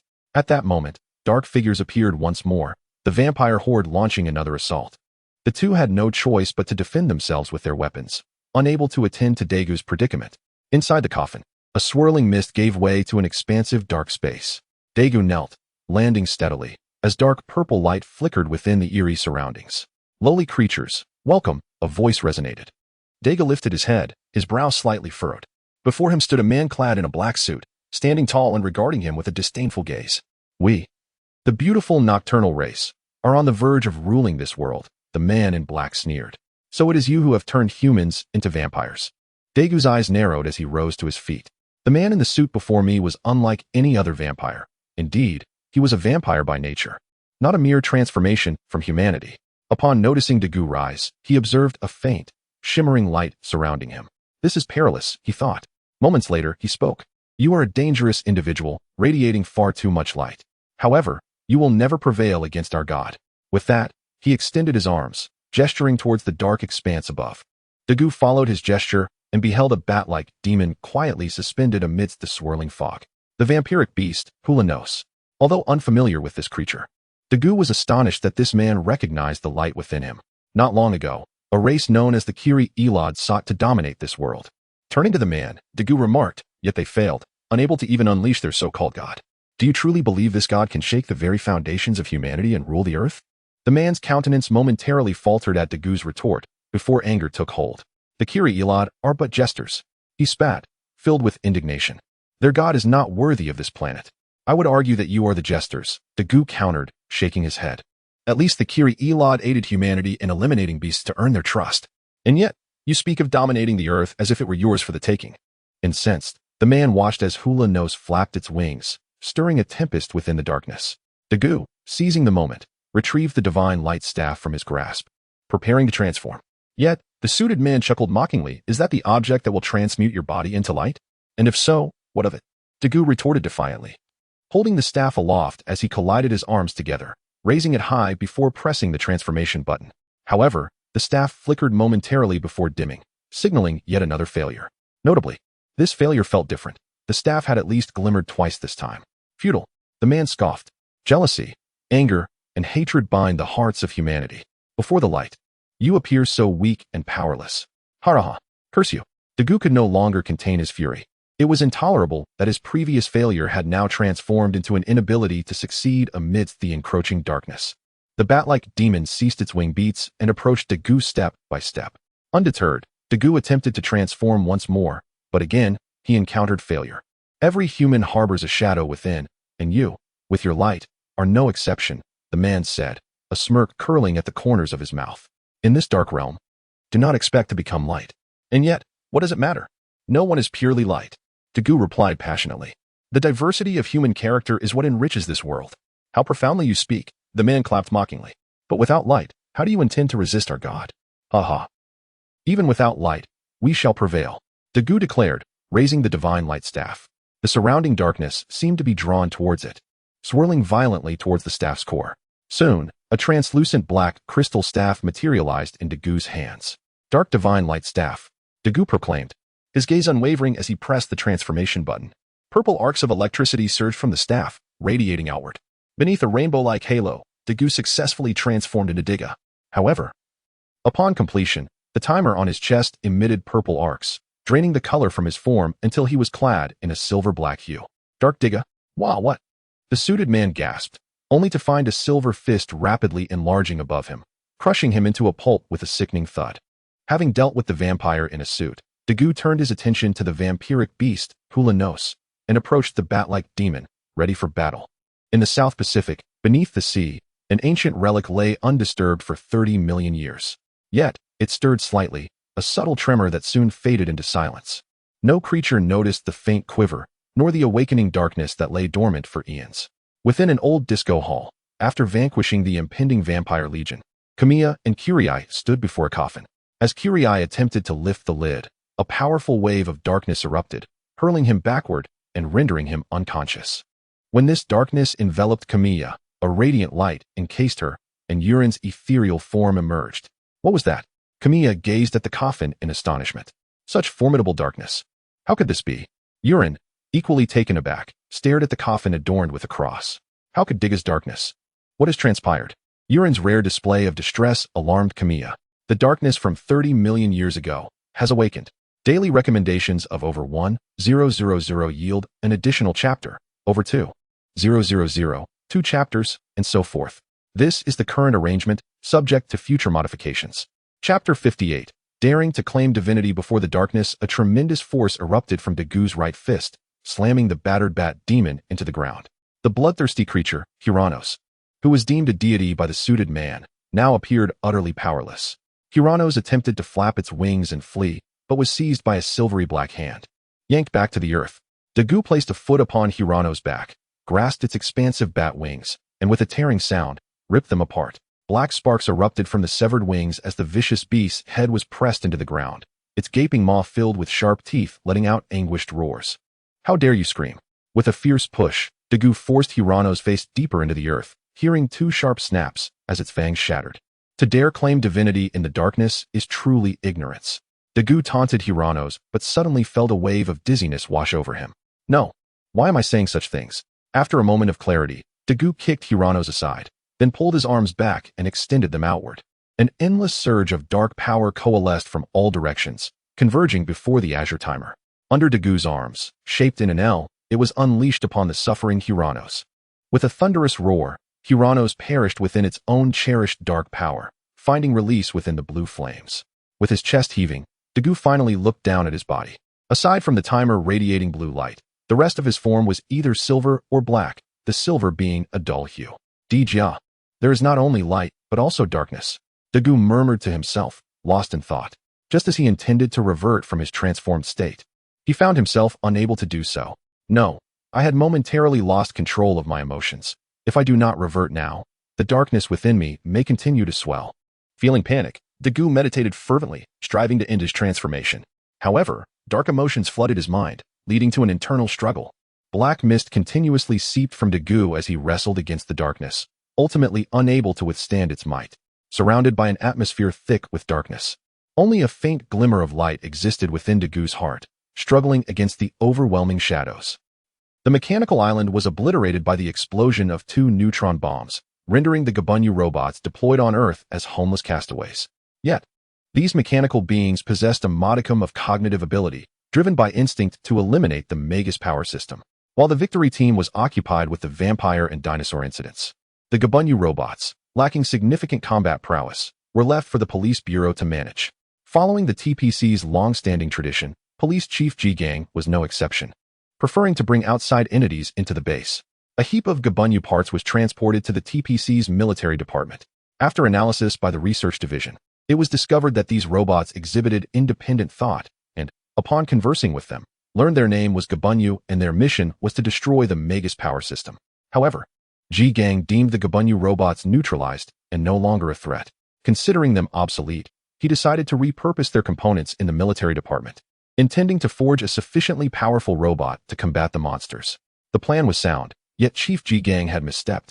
As all the Gabunyu parts gathered, they reassembled into individual small robots and ultimately merged into a colossal robot. This is bad. I've fallen into a trap, Jiang finally realized. Hastily ordering the police personnel to engage in battle, the Gabunyu's target was none other than the Magus power system being loaded onto the fighter jets in the military department. Command, I cannot reach Captain Kugiai or Dagu. There's an emergency at headquarters. The Gabunyu robots have revived. The news arrived from Yase via Zhongfang's PDI. Xinqing Rina, confused, glanced at Zhongfang's grim expression and cautiously inquired, Commander, what is happening? The headquarters is under attack. Xinqing and I will pilot the Fian No. 2 back to provide support. Zhongfang hesitated for a moment before speaking. Rina, you need to search the old disco hall for the captain. Yase said he couldn't reach them. Zhongfang remained concerned about Kamiya K. Understood. The others grasped the gravity of the situation upon hearing Zhongfang's words. By the way, the ultraviolet ray gun is beside the downed Fian No. 1. This was a message Kugiai left for me not long ago. Zhongfang turned to Rina and instructed, retrieve the weapon first and ensure the captain's safety. Understood. Rina nodded earnestly and swiftly made her way toward the downed Fian No. 1. Seeing Rina depart, Zhongfang exchanged a nod with Xinqing, and they boarded the Fian No. 2, taking off quickly toward headquarters. Rina, clutching the ultraviolet ray gun, arrived at the entrance of the old disco hall. Just as she was about to enter, the door suddenly burst open with a bang. To her astonishment, Kamiya K. emerged, carrying the unconscious Kugiai. Captain, Rina gasped in disbelief, staring at the scene. Kugiai. What has happened to him? Kamiya K. set Kugiai down, panting, and urged, Rina, quickly, help me carry Kugiai. All right. Rina, momentarily stunned, nodded and promptly grasped Kugiai's shoulders, while Kamiya K. took hold of his legs, swiftly moving away from the old disco hall. After they had carried Kugiai a distance, the building of the old disco hall suddenly exploded without warning. Rina, shocked, looked back at the crumbling structure, fear etching her features. Jia, how has he turned dark? The silver-black Jia floated silently in the sky, seemingly observing something. In her astonishment, Rina lost her grip, causing Kugiai to fall to the ground. I'm sorry, Kugiai. Rina snapped back to reality, attempting to lift Kugiai again. But he opened his eyes at that moment. Ouch, why am I sleeping on the road? Kugiai rubbed his head, appearing as if just awakened. Captain, Rina. Wasn't I just lifting a coffin lid? What is that? As he spoke, Kugiai noticed Jia in the sky. Jia, Gaiing, Gai Di. I have transformed into 3 giants of light dogs so far. Back at home, Su Ming was diligently analyzing his transformation. However, I have yet to discover how to control which form I assume. Surely, it must be controllable. Pondering, Su Ming stroked his chin while attempting to trigger the heart's light. Yet, the runic halo would not manifest. Perhaps it must be in a life-threatening situation. Nodding to himself, Su Ming placed a kitchen knife against his neck. Come forth. Runic halo. However, nothing happened. It seems threatening my heart is not wise. Scratching his head, Su Ming lowered the knife. The little dog watched Su Ming's antics, wagging its tail. What if I jumped off a building? A bold thought crossed Su Ming's mind, but was quickly discarded. This trial is not worth the risk. If I truly perish, there will be no chance of returning to the real world. Just as Su Ming contemplated experimenting with drowning in the bathtub, his phone rang. It was Masaki Kigo. Hadn't they just finished battling a monster? What could he possibly want now? Confused, Su Ming answered the call. Have you heard of Digga's dark form? Masaki Kigo's words left Su Ming bewildered from the very moment he picked up the phone. How do you know about Digga's dark form? Su Ming quickly replied. Captain, where's Dagu? Lena's voice was laced with concern, echoing the question from Kurii, who also turned to inquire with Iemura. Could Dagu still be in that coffin? I must go rescue him. What coffin? Lena, sensing the gravity of the situation, insisted on accompanying Kurii. Do not go. Iemura suddenly interjected, his tone tinged with urgency. Captain? Both Lina and Kurai turned to Iamura, perplexed, for they had never heard him speak in such a manner. The usually composed Captain Iamura seemed to have lost his composure. Dagu is no longer with us, Iamura stated, regaining his composure. That's impossible. Lina stepped forward. Disbelief etched on her face. Just then, more people began to gather, drawn by Digga's presence hovering in the sky, creating a scene of great commotion. Digga. Is that Digga? So handsome, Digga? But why is Digga black? I remember Digga having silver, purple, and red forms. When did he acquire a black one? We've only seen Digga a few times. Of course, we don't know much about him. I even brought Digga a flashlight last time, when Digga needed light. I drove my car over. Me too. What a coincidence. You were there too. The crowd buzzed with chatter, their excitement palpable as they cheered for Digga in the sky. Everyone, please leave this area. Iamura shouted above the din. It's dangerous. This is the Digga who has fallen into darkness. Do not approach. However, no matter how loudly Iamura urged, the surrounding crowd remained unmoved. Captain, what has happened to Dagu? Lina finally reacted, turning her question back to Iamura. Dagu. Iamura clenched his teeth, gazing upward at the dark Digga. That is Dagu. What? Both Lina and Kurai gasped, their eyes darting to the dark figure above, realizing that Dagu is Digga. Dagu. Lina stared at Digga, her expression one of disbelief. Was the previous Digga also Dagu? Kurai asked, perplexed. Indeed. Iamura sighed, nodding. Digga is not a deity, but an ordinary human. But how does the captain know this? Kurai questioned again, his brow furrowed in confusion. Close your eyes for a moment, Iamura instructed. After a brief pause, he steadied himself. The Magus power system for the Artemis has been fully installed, correct? Yes. Dr. Hachibi completed the installation after testing, Kurai replied, still uncertain. I received a message from Vice Captain Munakata. The robotic intruder Gabunyu aims to seize the Magus power system. Iamura said, initiating contact with Munakata via PDI. Soon, Munakata's face appeared on the PDI screen. Captain, I'm relieved to see you unharmed. He breathed a sigh of relief. Shinjo and I are preparing to support the police department. Do you have any further instructions? Vice Captain, have Shinjo take the main control, you as the co-pilot. And Yatsuzaki handle the control computer. Bring the Artemis here. Iamura commanded decisively. What? Munakata was momentarily taken aback, but quickly understood. Shinjo, overhearing the exchange, became excited. That's the Artemis. Let me, a former ace pilot, take on the challenge. Su Ming and Masaki Kigo returned to the scene, albeit reluctantly. However, due to just finishing a battle, Masaki Kigo was unable to transform. Thus, he brought the hastily completed Gaiazark. Against the Dark Digga, Gaiazark might as well just be a bystander, Su Ming remarked sarcastically. Better than nothing, Masaki Kigo shook his head, his mind drifting to the ancient memories that had resurfaced in his dreams. Countless dark giants and numerous light giants clashed violently on the battlefield, only to be dominated by a cold, silver-black figure. The blurry silhouette from his dreams seemed to merge with the towering dark figure before him, causing Masaki Kigo to tighten his grip. But could this Dark Digga truly be Dagu? Su Ming pondered, recalling that in the original storyline, the emergence of Dark Digga occurred much later. The seal of the Lily ruins had to be broken, awakening the 3 dark giant statues, which in turn explained Dark Digga's emergence. Transforming into Dark Digga required the Dark God Light Stick. Yet, the dark giants had not yet awakened. If Dark Digga was indeed Dagu, how had he acquired the Dark God Light Stick? If you cannot transform, allow me to give it a try. Su Ming stepped forward, closing his eyes to meditate, striving to connect with the area around his heart. Gradually, the sound of his heartbeat became clearer, quickening in tempo. This sensation. Continuing to keep his eyes closed, Su Ming placed his hand over his heart. The rhythmic pounding echoed in his ears, growing ever more pronounced. Meanwhile, Dark Digga began to stir. First, he gazed down at the crowd below, his expression inscrutable. Then, without warning, he unleashed a powerful punch against a nearby building, creating a massive hole as it crumbled. The spectators gasped in shock, fleeing in all directions. Iamura and the others quickly moved aside. But Lina desperately shouted Dagu's name toward Digga. The azure sky darkened ominously, shrouded by an unknown mass of black clouds that spread across the city. From these clouds, dark mist began to descend, enveloping the ground. This darkness. Masaki Kigo felt a surge of anxiety at this sight. Su Ming's heartbeat, meanwhile, quickened in his meditative state. Faster, faster, faster. He chanted these words in his mind, and his heartbeat echoed the urgency. Thump. With a final, resounding heartbeat, a circle of runes projected from Su Ming's heart. Time seemed to freeze. Everything around him came to a standstill. The fleeing crowd, the tense Masaki Kigo, The suspended dark Diga and the descending black mist all froze, forming a series of still images. Su Ming's gaze fixated on the circle of runes before him, which displayed a series of ever-changing images. Gaidy, Guiying, Diga, the three images cycled, as if awaiting Su Ming's selection. Is this prompting me to choose my transformation? Su Ming pondered, momentarily taken aback before making his decision. To confront dark Diga, Gaidy would undoubtedly be inadequate, as a light giant dog. His combat prowess paled in comparison to that of a light giant.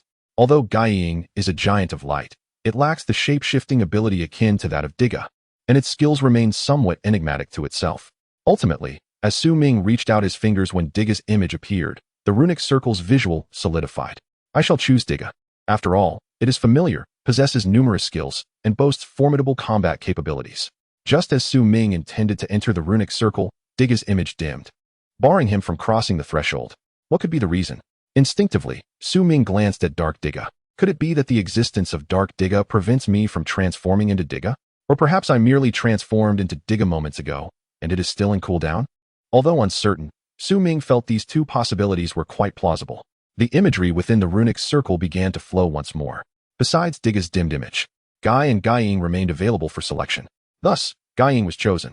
Su Ming decisively extended his hand as Guiying's image emerged, causing it to freeze within the runic circle. The runic circle swiftly passed through Su Ming's body under his gaze. Time, which had solidified, resumed its flow, and people continued to scatter in panic while the dark mist descended. A beam of light pierced through the clouds, creating a significant opening from which the figure of Guiying, the giant of light, gradually emerged. With hands poised like claws, Su Ming spread his arms diagonally, adopting Guiying's initial stance against dark Diga. Takamoto Kigo, observing Su Ming's transformation from atop a platform, twitched his lips slightly. Upon witnessing the emergence of the giant of light, dark Diga slowly descended to the ground, embodying an innate adversarial stance. Without uttering a word, dark Diga's eyes emitted a dark purple glow, launching an attack towards Su Ming. Su Ming leaped into the air, executing a spinning maneuver that landed him behind Diga. In the wake of this dark purple glow, a building behind him shattered with a resounding crash, reducing it to rubble. Su Ming could not help but murmur an apology. In the heat of battle, it was challenging to consider all aspects. The sheer size of the combatants made it easy to inadvertently affect the surrounding structures, and even innocent lives could be lost in the fray. With a military-style punch aimed at Diga's back, Diga abruptly turned, and the two strikes landed squarely on its silver chest plate. A sensation of hardness and coldness reverberated through Su Ming's fists, leaving him slightly taken aback.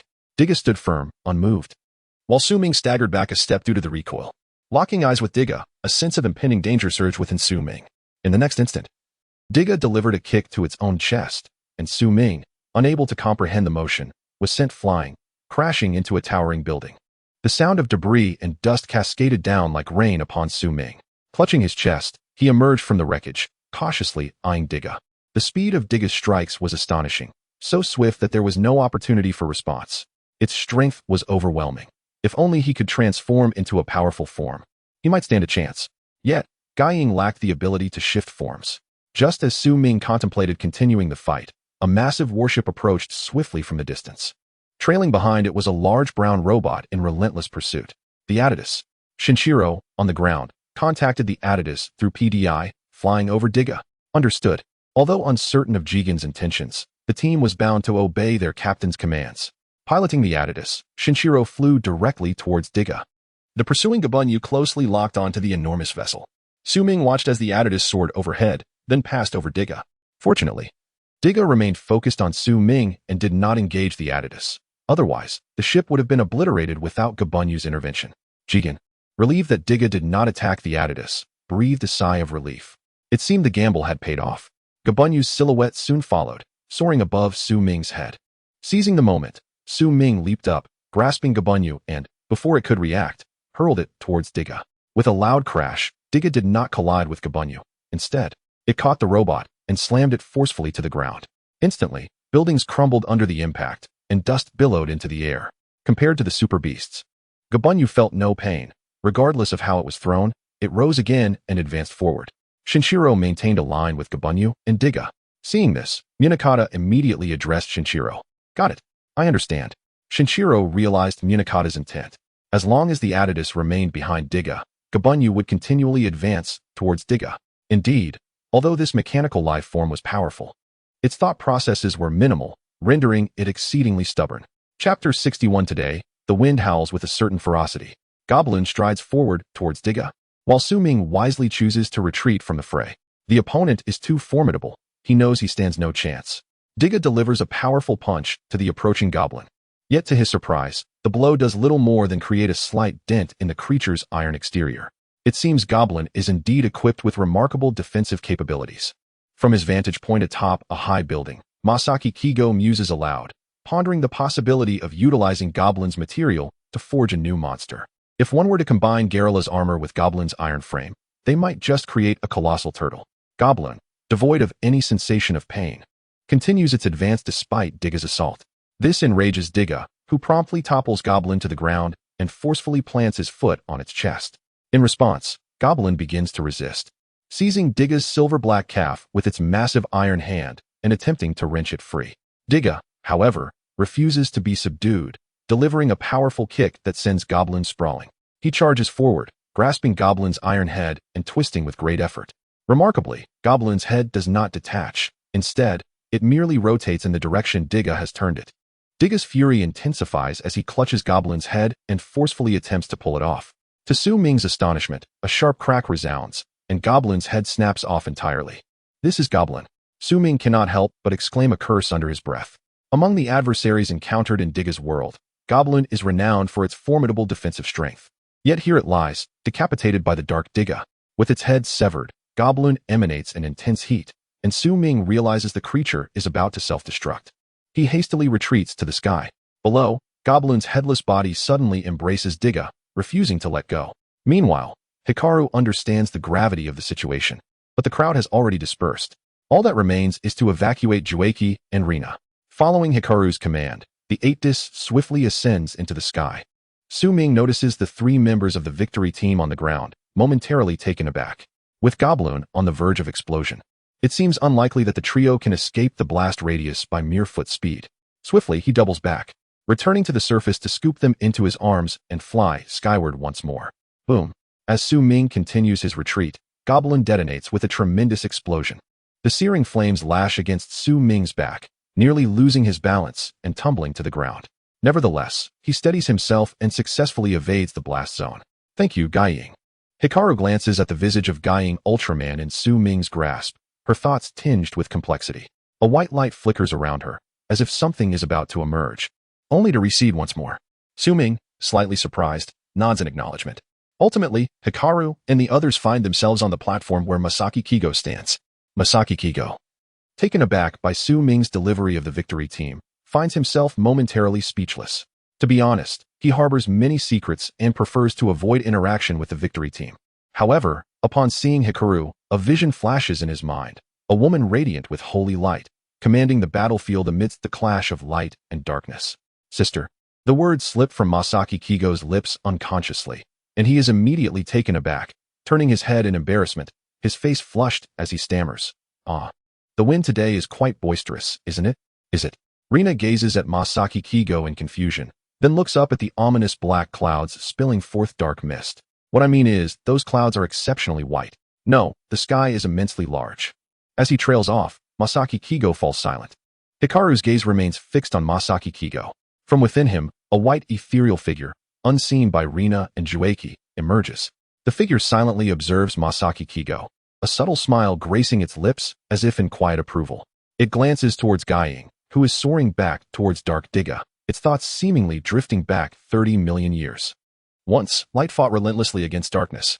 Yet in the end, if I am not mistaken, the sister he just called out is you, is it not? Hikaru does not speak, but the ethereal figure hears her unvoiced thoughts. Indeed, it is I, but he is not the same.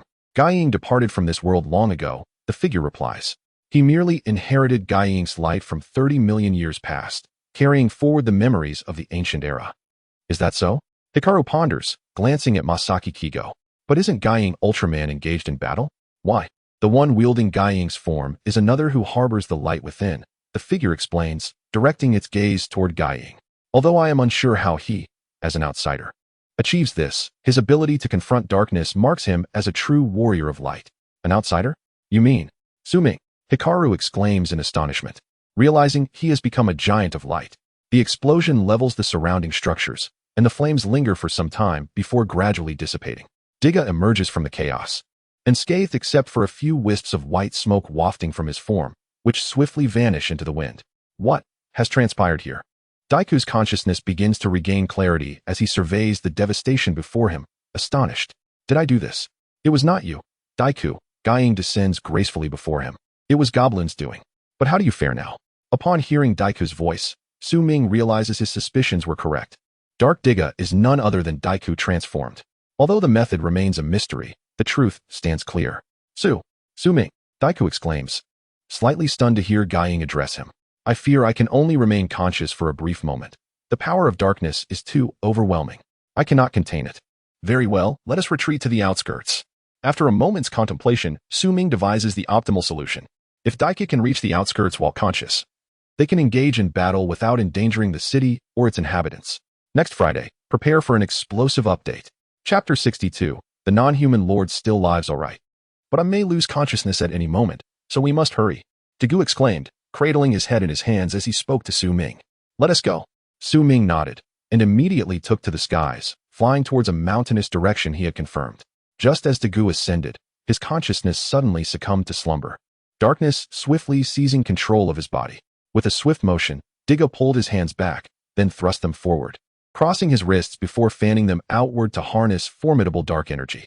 His arms formed an L shape, and a torrential surge of light energy erupted from Diga's limbs, crashing into the vast structures below. Not long after Su Ming took off, he was startled by a thunderous explosion behind him. Turning around, he was taken aback. Dagu Henti followed him, and was instead wreaking havoc upon the city, clearly demonstrating that darkness had once again claimed Dagu's consciousness. How can it revert so quickly? This is utterly off script. Su Ming cursed, swiftly retracing his path. Diga was unleashing his dark energy beam, and without hesitation, Su Ming kicked down from the sky, interrupting the beam's release with a resounding thud, sending Diga tumbling to the ground. Having succeeded in his ambush, Su Ming remained cautious. After all, this was a being capable of tearing off the head of Gabunyu. As Diga rose from the ground, his gaze locked onto Su Ming. Despite the overwhelming darkness clouding his mind, Diga was not devoid of emotion. And at this moment, that emotion was fury. With a hellish roar, Diga lunged towards Su Ming, who, being a novice, was unable to withstand the onslaught.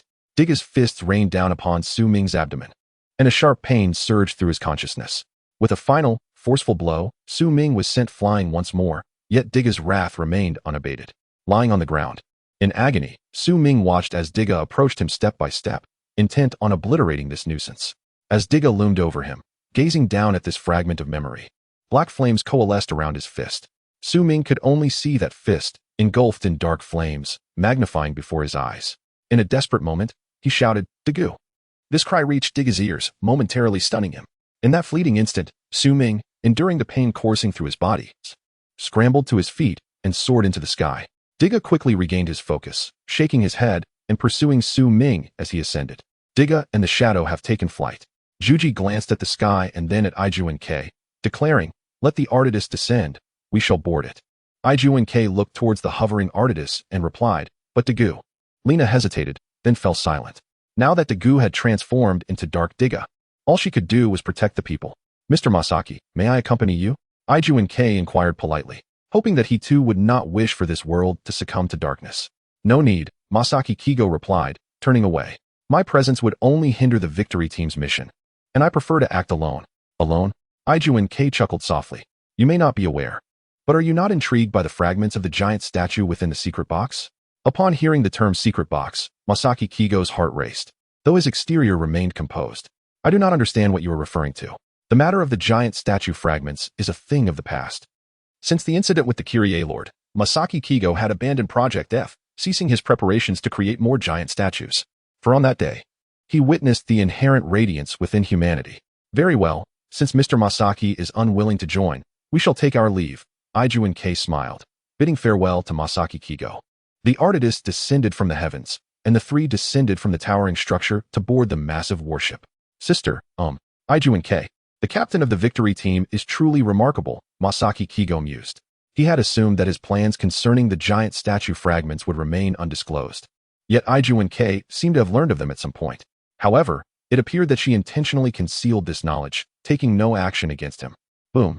Dark Diga plummeted from the sky, crashing into a great mountain with Su Ming in his grasp.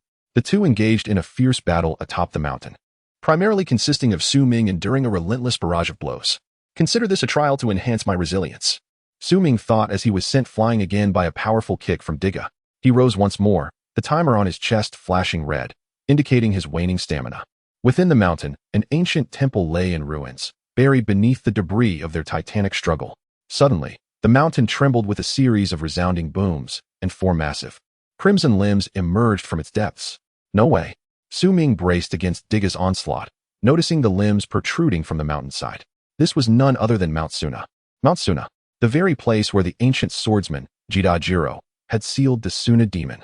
Su Ming could hardly believe that his battle with Dark Diga had inadvertently desecrated Jiro's sanctuary. As the dark clouds spread with Diga's movement, black mist enveloped the region of Mount Suna. Amidst the forest, a dazed man in dark clothing staggered forward. On his neck were the telltale signs of having been infested by a magnesia parasite. Has our vampire kin's god descended? The man murmured reverently, gazing up at the endless darkness overhead. Yet soon, a grimace of despair crossed his face. But I have been infested. I am no longer pure. I am no longer of the nocturnal race. I can even move in broad daylight. Approaching a mound of mud, the man crouched down, sighing deeply. As a vampire, he had been parasitized by another strange life form, which had mysteriously vanished, leaving him mutated. This predicament troubled him greatly. Suddenly, a samurai sword burst forth from the mud, piercing the ground before him with a swift motion.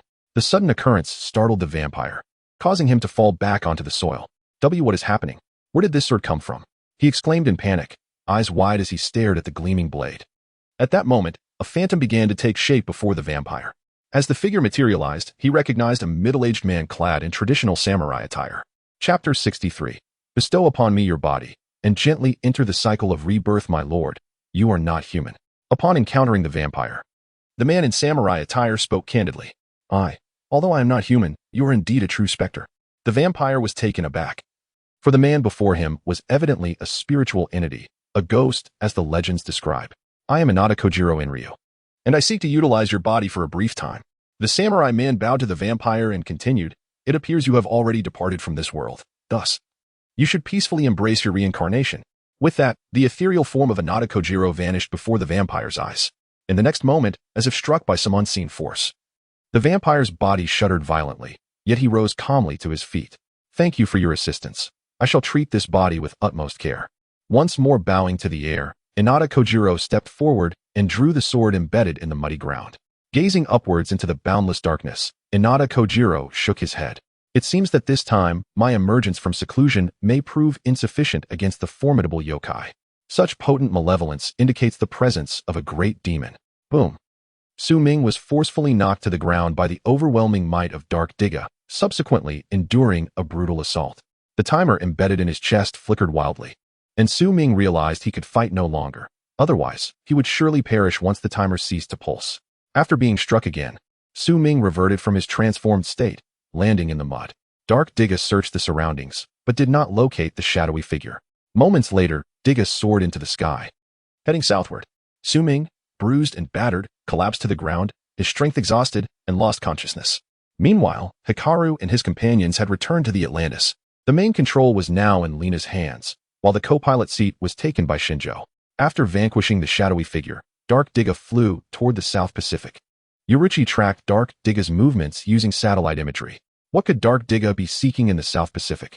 Kirai inquired, puzzled. Recently, the seabed of the South Pacific has experienced seismic activity, with tremors intensifying and volcanic eruptions occurring deep beneath the surface. Yorichi's brow furrowed as he operated the computer, pinpointing the satellite images to the earthquake zone in the South Pacific. What is that? Zongfang exclaimed.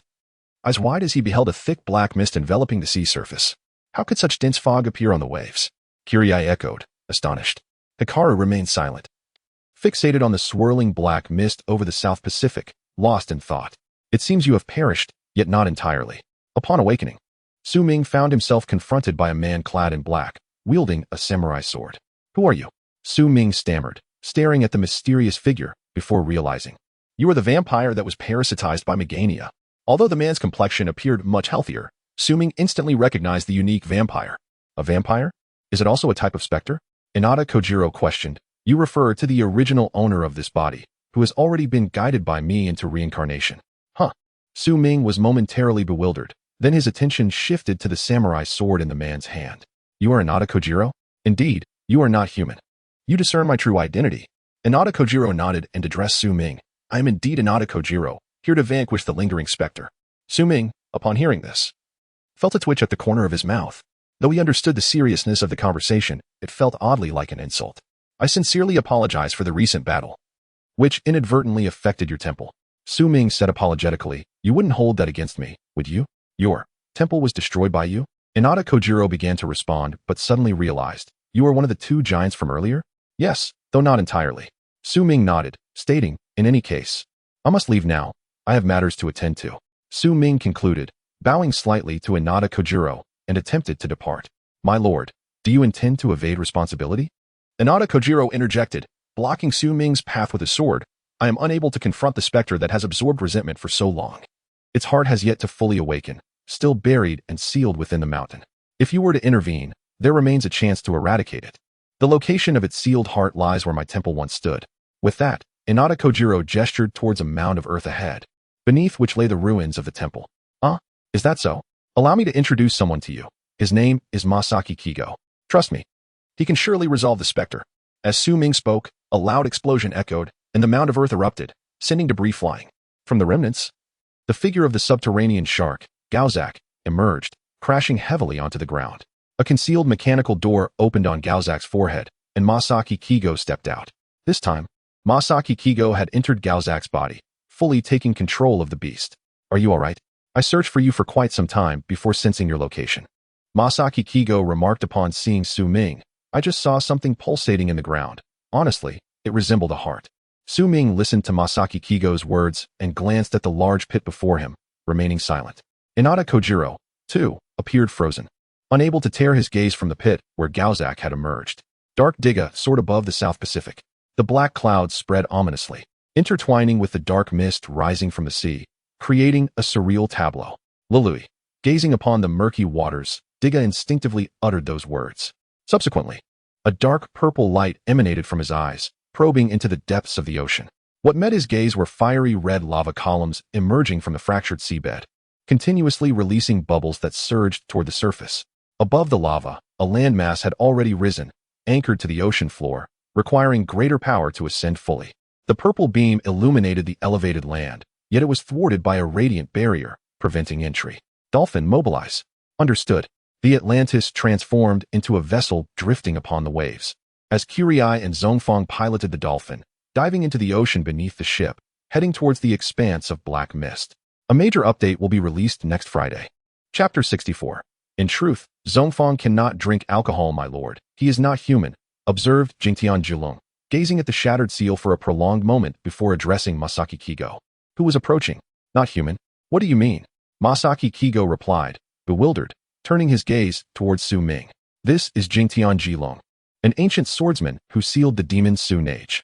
Having lost his corporeal form, he now inhabits another's body, Su Ming introduced.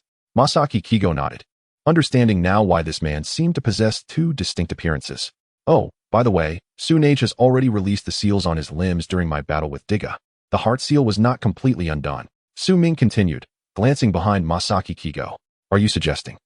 Masaki Kigo followed Su Ming's gaze and then turned back, realizing the implication of the heart seal. Indeed, Jingtian Zhulong interjected. I trust you will take responsibility for your actions. Masaki Kigo remained silent.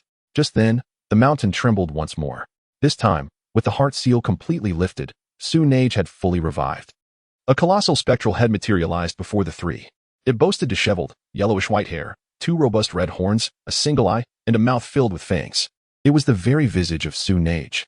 Jingtian Zhulong, prepare yourself. This time, I shall ensure you do not survive. The spectral head of Lineage proclaimed before vanishing into thin air. Is this the true form of Lineage? Masaki Kigo remarked, his expression calm. Quite an intimidating appearance. Upon my return, I can indeed say I have been reborn in this world, Jingtian Zhulong said with a smile. But to defeat me, Lineage still has a long way to go, 20,000 years, to be precise. Su Ming, hearing this strangely familiar phrase, scratched his head. Thus, Masaki, you must choose. You will face either Lineage or the Dark Diga. After a moment of contemplation, Su Ming presented the options. If I am not mistaken, you can no longer transform into Diga, correct? Masaki Kigo inquired. Do you believe that just relying on Gaidi can triumph over Dark Diga? How can one know without attempting? Su Ming replied, exuding an air of fearlessness. As long as I can fight, I shall become whoever is necessary. You have yet to experience the despair I have faced. How intriguing, Masaki Kigo chuckled. Leave Dark Diga to me. After all, you were the one who released Lineage, and I believe Gaidi should suffice to contend with it. However, you have already fought twice today. Do you have the strength for another bout? I'm not sure, but have you regained your stamina? Su Ming asked Masaki Kigo, shaking his head. Nearly, I can face another.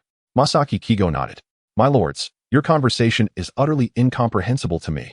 Jingtian Jilong interjected, shaking his head. It seems I am indeed out of touch with the times. Very well, Mr. Jingtian. Allow me to handle the matter of Lineage. Su Ming said, bowing slightly, then closed his eyes to meditate, attuning himself to the location of the heart. Is it true that I am destined to become a man who fights 4 battles in a day? The sound of a heartbeat gradually filled his ears. And Su Ming exhaled deeply. To think, after transforming twice consecutively, I can still change. The heartbeat grew clearer and faster, with a resounding thump. A circle of runes projected from Su Ming's heart, and time froze instantaneously. Leaves floated in midair, dark clouds rolled across the sky, and birds and beasts fled in all directions, all suspended in time. Upon opening his eyes, Su Ming beheld a series of images rotating within the circle of runes. Gaidi and Diga appeared dimmed, while Gaidi shone brightly. The images of Diga and Gaidi were in similar situations. Perhaps it is merely a cooldown period, rather than being unable to transform due to Dark Diga's presence. Su Ming thought, pleasantly surprised. Extending his hand, Su Ming made a choice as the circle of runes rotated to Gaidi's image. He then stepped into the circle, colliding with the Gaidi image. Time resumed in an instant. The leaves continued their descent, the birds and beasts rushed away, and the dark clouds roiled once more. Amidst the radiance, a colossal beastly form emerged before Masaki Kigo and Jingtian Jilong. The luminous giant dog, Gaidi. Who would have thought he could still transform? Masaki Kigo shook his head, exclaiming in amazement. Unbelievable, he is indeed a dog spirit. Jingtian Jilong also shook his head, marveling. After Su Ming transformed, Masaki Kigo did not linger. Having already received word of Dark Diga's arrival in the South Pacific, there was no time to hesitate. First, he instructed Gao Yu's hack to activate autonomously and return to the underground laboratory. He then retrieved the transformation device from his pocket and swiftly pressed the transformation button. In an instant, a brilliant light surged skyward as the giant intermingling silver, red, and black soared southward at breakneck speed. Ah, so you are a being of light, Masaki Kigo acknowledged, watching Su Ming depart from Lineage Mountain. Then, casting another glance at the glowing figure of Gaidi, he shook his head again. So, you are a luminous dog. Su Ming, controlling Gaidi's form, stepped resolutely towards the location where the heart seal had been breached, then delivered a powerful punch into the hole Masaki Kigo had created. Instantly, Lineage's limbs, which had protruded from the mountain, stiffened momentarily before relaxing once more. With a loud bang, Lineage's head erupted from the mountain in a specific direction. You insidious Jingtian Jilong, did you tamper with my heart? Lineage's head roared upon its emergence. You foolish beast, you are mistaken. I have not so much as grazed a hair on you. Jingtian Jilong retorted, gazing skyward. Who dares to meddle with my heart? Lineage bellowed furiously. Yet soon, with another loud bang, Lineage's limbs stiffened again, only to soften in the next moment. You wretched creature, I shall tear you to shreds. Lineage's roar grew even more ferocious as its body thrashed violently against the mountain. The entire Lineage mountain began to collapse. Observing this, Su Ming unleashed another beam of light toward the hole. With a resounding explosion, a small detonation occurred within the tunnel, causing the earth to erupt and revealing a portion of Lineage's writhing body. I shall not spare you. Lineage's malevolent voice echoed, followed by a tremendous crash as its massive crimson form burst forth from the mountain. Chapter 65, the source of Zhongfang's wine. The mountains erupted, sending soil and rocks scattering in all directions. The once thriving beings within the mountain suffered heavy casualties. Lineage leapt into the air, landing heavily on the shattered mountainside. His head appeared unchanged, while his upper body revealed terrifying red muscles, and his lower half was clad in absurdly inappropriate woolen pants. Su Ming couldn't help but laugh out loud at the sight of Lineage's ridiculous attire, which had utterly ruined the fearsome image of a once mighty demon. You're the one attacking my heart. Lineage roared, his disheveled yellow hair billowing as if caught in a windless storm. He somersaulted towards Su Ming, grabbing his shoulders with both hands. Su Ming reciprocated, seizing Lineage's shoulders, and the two began to test each other's strength. Moments later, they pushed apart. and Lineage launched a spinning kick towards Su Ming. As a monster, Su Ming lacked the agility of Lineage, and the kick struck him, sending him stumbling backward. With a low bow, Lineage charged at Su Ming, his two enormous red horns aimed directly at him. With a loud thud, the horns collided with Su Ming's chest. But he seized the opportunity to grasp Lineage's head, and, using the momentum from the impact, fell backward, pinning Lineage to the ground. As Gaiety, Su Ming had to rely on such chaotic brawling to triumph, for sometimes a monster's agility fell short compared to that of humanoid foes. The two rolled on the ground, crushing swathes of forest beneath them. Lineage, unfazed by this style of combat, exuded a philosophical aura amidst the chaos of battle. Dark Digga realized he could not break Lily's seal and became consumed by rage. Turning his gaze toward the horizon, he focused on the Etertus, which drifted in the distant sea. It seemed that Dark Digga had spotted us. Yase magnified the image on the screen, only to see Digga vanish beneath the waves. Lina. Shinjo, ascend quickly, Hikari shouted, his pupils constricting in urgency. Lina and Shinjo swiftly responded, maneuvering the Etertus away from the surface of the sea and descending rapidly into the sky. Dark clouds spread across the sky at an alarming speed, and in an instant, the once unpolluted waters were engulfed in darkness. With a deafening explosion, the sea where the Etertus floated erupted, and Dark Digga soared into the sky. Get out of here. Lina. Shinjo. Hikari commanded urgently. They operated the controls swiftly, activating the Magus propulsion system. The Etertus surged forward at near light speed, covering immense distances in the blink of an eye. Dark Digga was taken aback by the Etertus's speed, but upon realizing it, the ship had already vanished from view. However, compared to Ultraman, the Etertus still lacked a bit of speed. Oh no, Dark Digga is closing in on the Etertus. Yase reported anxiously, adjusting the visuals. A red dot rapidly approached the fleeing Etertus, and just as it was about to collide, it suddenly halted. What just happened? Shinjo asked, beads of sweat forming on his brow as he stared at the screen in confusion. The image shifted to reveal a giant with a silver-black-red color scheme blocking the Etertus's path, locked in a standoff with Dark Digga. It's Guiying, the Guiying Ultraman. Lina exhaled, her voice tinged with relief. You scare me to death. Shinjo wiped the sweat from his forehead, equally relieved. Being chased by Dark Digga was far more exhilarating than the crash of the Fian 1. Guiying intercepted Dark Digga, forcefully dragging him into the depths of the ocean. With a resounding splash, a massive wave erupted, and the two disappeared from sight. Contact the dolphin and instruct them to evacuate immediately, Hikari commanded, realizing that Dark Digga's power was far too formidable for them to confront. Captain. Yase's voice trembled with panic. We've lost contact with the dolphin. What? Captain. Yase. This is the dolphin, please respond. The calls from Zhongfang to the Etertus went unanswered. We can't break through the surface. The dark mist is blocking us. Kugi-Eye slumped weakly in his seat, conveying the dire situation to Zhongfang. Don't worry, we still have propulsion. Even if the dark mist obscures our signal, we can still navigate. Zhongfang replied calmly. That may not be the case. This dark mist seems to have ensnared us, preventing any escape from this sea.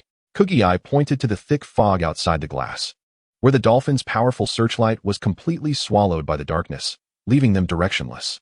Descend. Zhongfang gritted his teeth, making a decisive choice. There is less dark mist below. We will push downward. But the source of the mist seems to be beneath us. Kugi-Eye expressed his concerns. If we proceed, it would be akin to walking into the jaws of a tiger. No buts. Zhongfang asserted resolutely. It is better to seek a path to survival than to be trapped here. With that, he produced a bottle of wine and set it aside. This is... Kugi-Eye's eyes widened in confusion as he looked at Zhongfang. Captain, I remember you don't drink. Ha ha ha, precisely because I don't. If we manage to return alive, I shall drink this entire bottle of strong liquor. Zhongfang laughed heartily, patting Kugi-Eye's shoulder before beginning to pilot the dolphin. Kugi-Eye examined the bottle, noticing the alcohol content was merely 2.5, a light beer, and the label was in Chinese.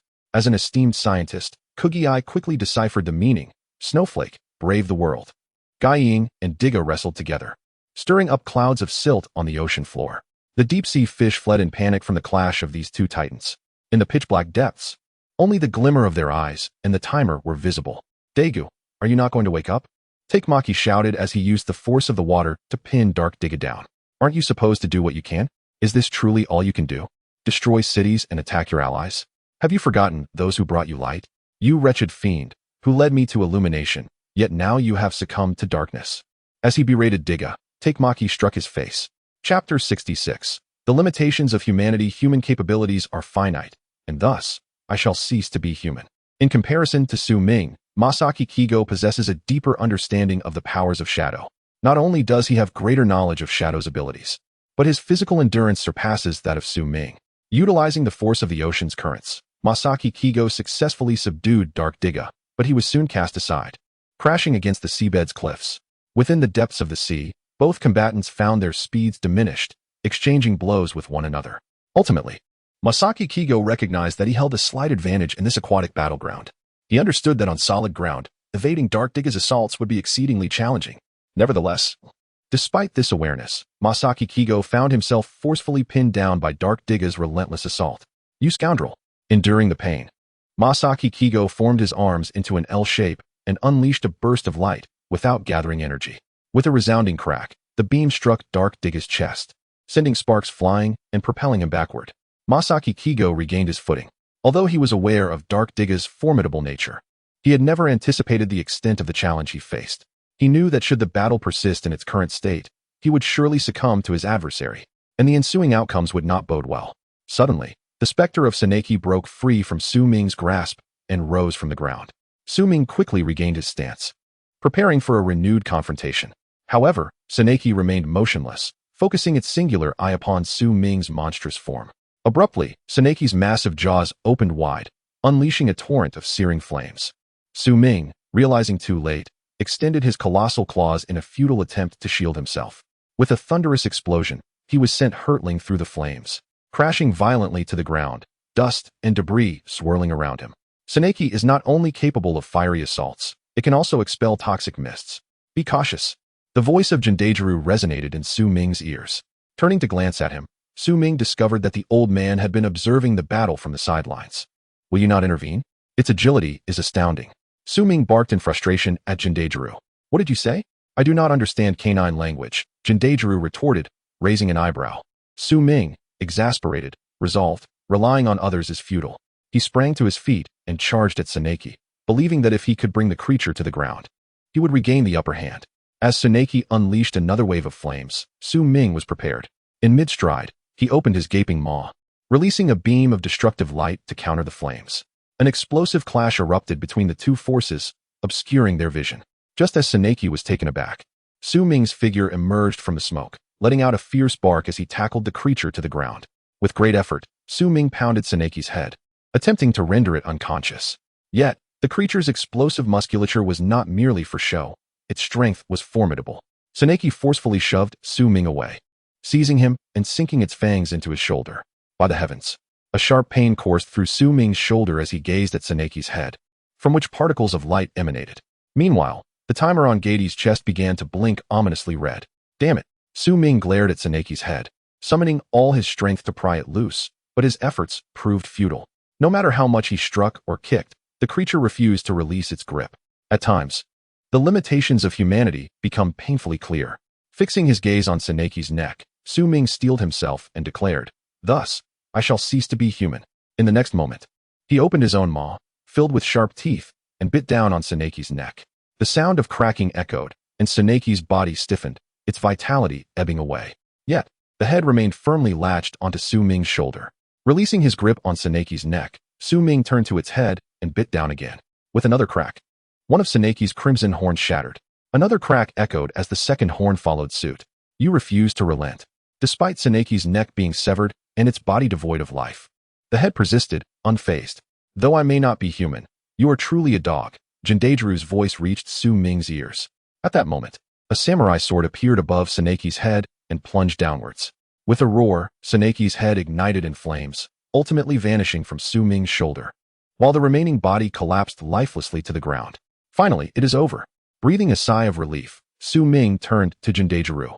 The old man had intervened at last, mirroring the events of the original storyline by vanquishing Seneki's head. Seneki had long harbored resentment. "Now, I could only contend with its head," he remarked. "Watch out!" Jindaijuru suddenly shouted, directing his gaze behind Su Ming.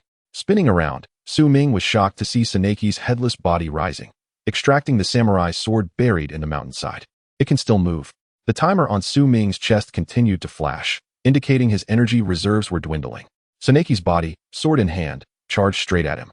Su Ming did not evade. Instead, he focused, channeling energy into the horn atop his head, releasing a beam of yellow light that struck Seneki's body directly.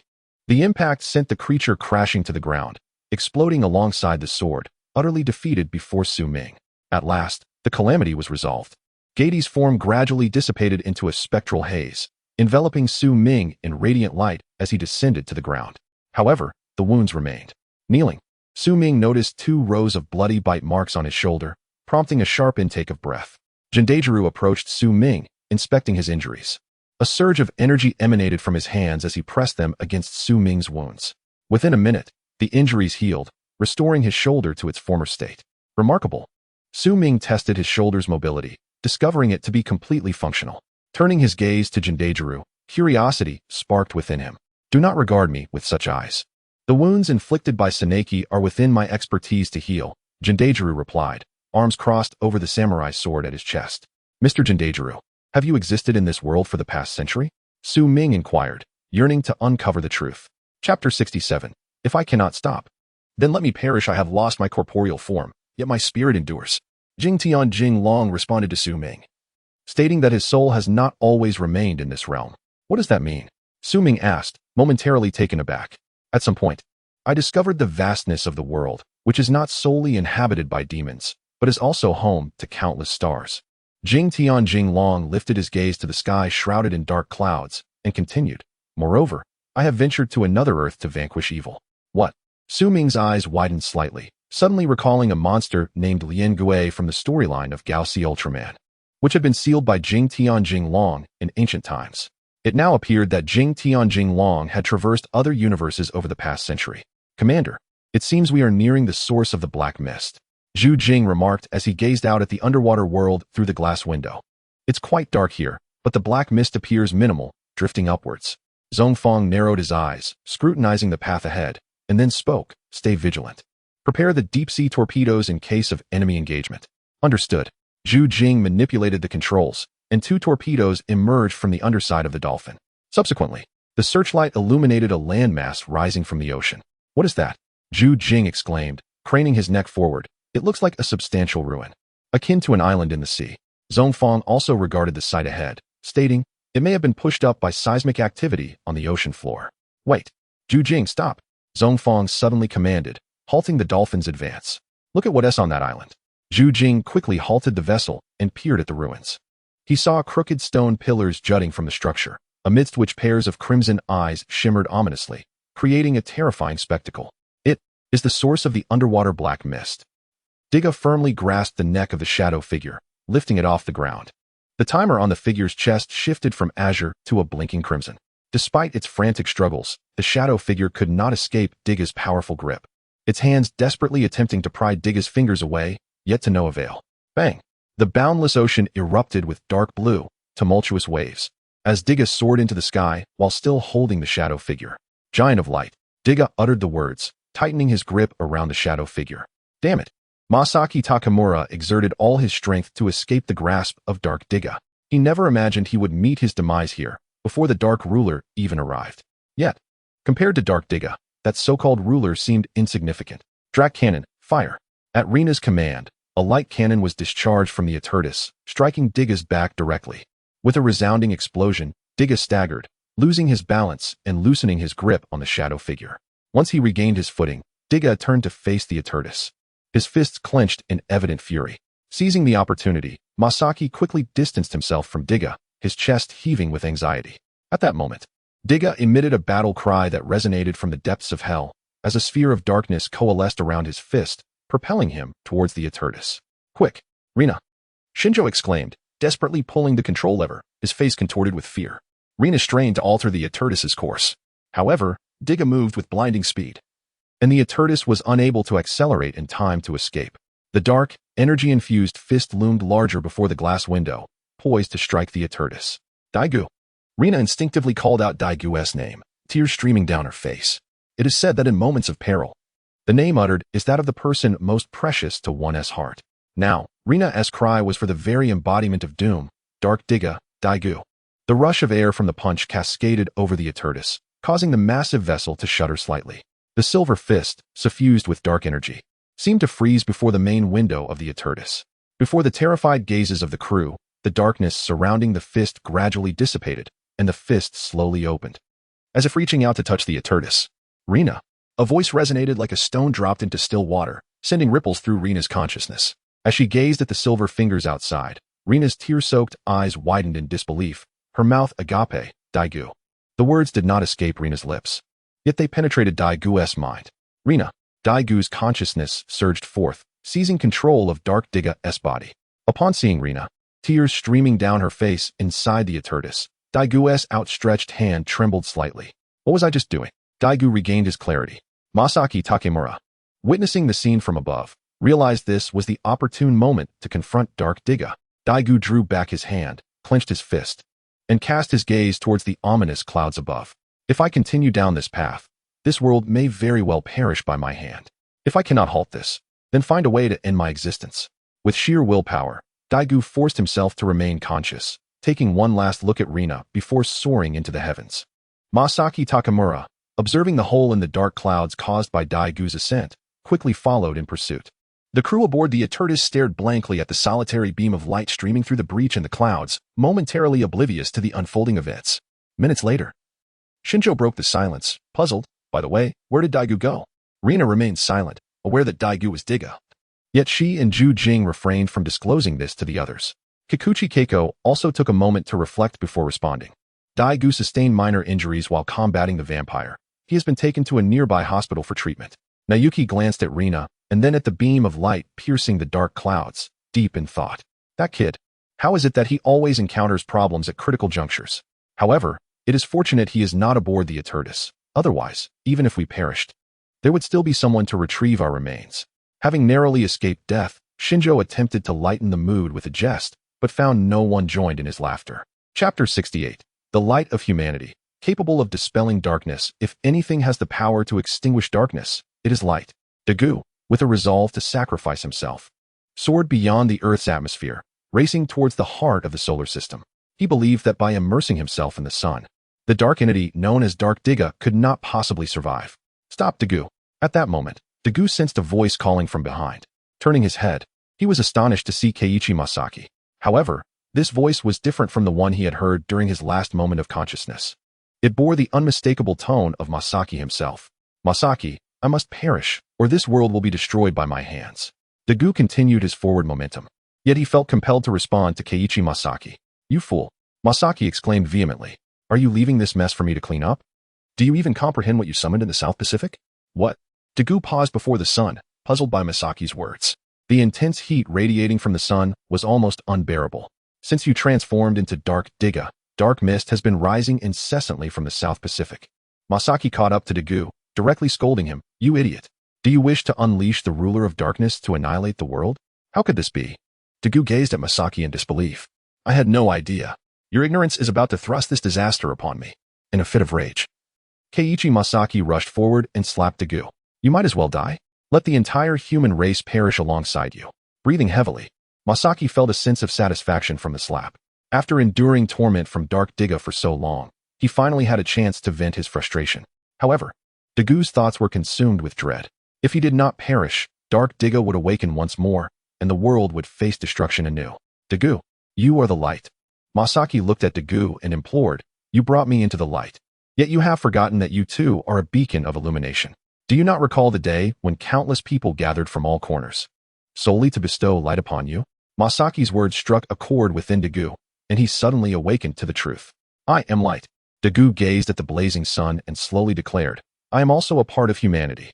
At that moment, the forces of darkness invaded Dagu's consciousness once more. Yet he resolutely resisted. Like a flickering firefly amidst an onslaught of darkness, he fought valiantly. However, this minuscule light ultimately paled in comparison to the overwhelming darkness. Gradually being cornered. Just then, Daegu felt a hand grasping his own, and within the dark expanse, a flicker of light emerged. I am here to help you. Keiichi Masaki's voice resonated in Dagu's ears, fortifying his resolve. Even if it is but a tiny spark, I shall triumph over darkness. As his words echoed, tiny points of light began to materialize within the darkness, appearing unexpectedly and urgently. In Daegu and Masaki's eyes, these glimmers gradually filled the encompassing void, revealing faces, humanity. The very people who had illuminated Diga during his time of distress. One by one, these faces flashed before Daegu, evoking a profound sense of comfort and emotion. A single spark can ignite a prairie. This is the radiance of humanity. With a resounding crash, darkness was entirely washed away, and Digga's entire form became enveloped in brilliance. The colors of his body began to shift. Silver, red, and purple hues gradually adorned him. The silver chest plate transformed into a dazzling golden hue under the fiery sun, radiating an unparalleled brilliance. Ultraman Digga, at this moment, underwent a rebirth. "You have returned." "Dagu," Masaki remarked wearily, observing the scene before him, before dissipating into particles of light. Seeing this, Dagu swiftly conjured a luminous sphere, encasing the unconscious Keiichi Masaki within it. Cradling the glowing orb in his hands, Dagu nodded at the now unconscious Masaki and soared towards Earth. Aboard the Atlantis, the crew gazed silently at the sky, awaiting an uncertain fate. Suddenly, a silhouette enveloped in light burst through the clouds, descending beneath the darkened sky. "It's Digga!" Nishikido exclaimed. "Not Dark Digga, but Digga, the giant of light." Seeing this, Hikaru IJ and let out a sigh of relief, a smile gracing his face. With Digga returning to the light, they had finally weathered this crisis. "Dagu," Rina wiped away her tears, glancing at Digga's form in the sky, offering a faint smile without uttering a word. As everyone breathed a sigh of relief, Digga released a sphere of light that soared into the distance. "Digga's body is beginning to transform into light particles," Yazu exclaimed. They watched as Digga slowly vanished, transforming into particles of light that scattered in all directions. The dark clouds in the sky began to dissipate under the spreading light particles, and the black mist that had fallen to the earth gradually disappeared in the brilliance. Before long, the black mist enveloping the earth was completely eradicated, restoring light to the heavens and the earth. However, the remnants of black mist still lingered over the submerged ruins in the South Pacific, though it did not spread further, merely shrouding the ruins themselves. "Commander, the black mist above seems to have dissipated," Kurai exclaimed, astonished by the glimmers of light seeping from the sea's surface, addressing Munakata. "I see it. Let's leave this cursed place." Munakata responded decisively.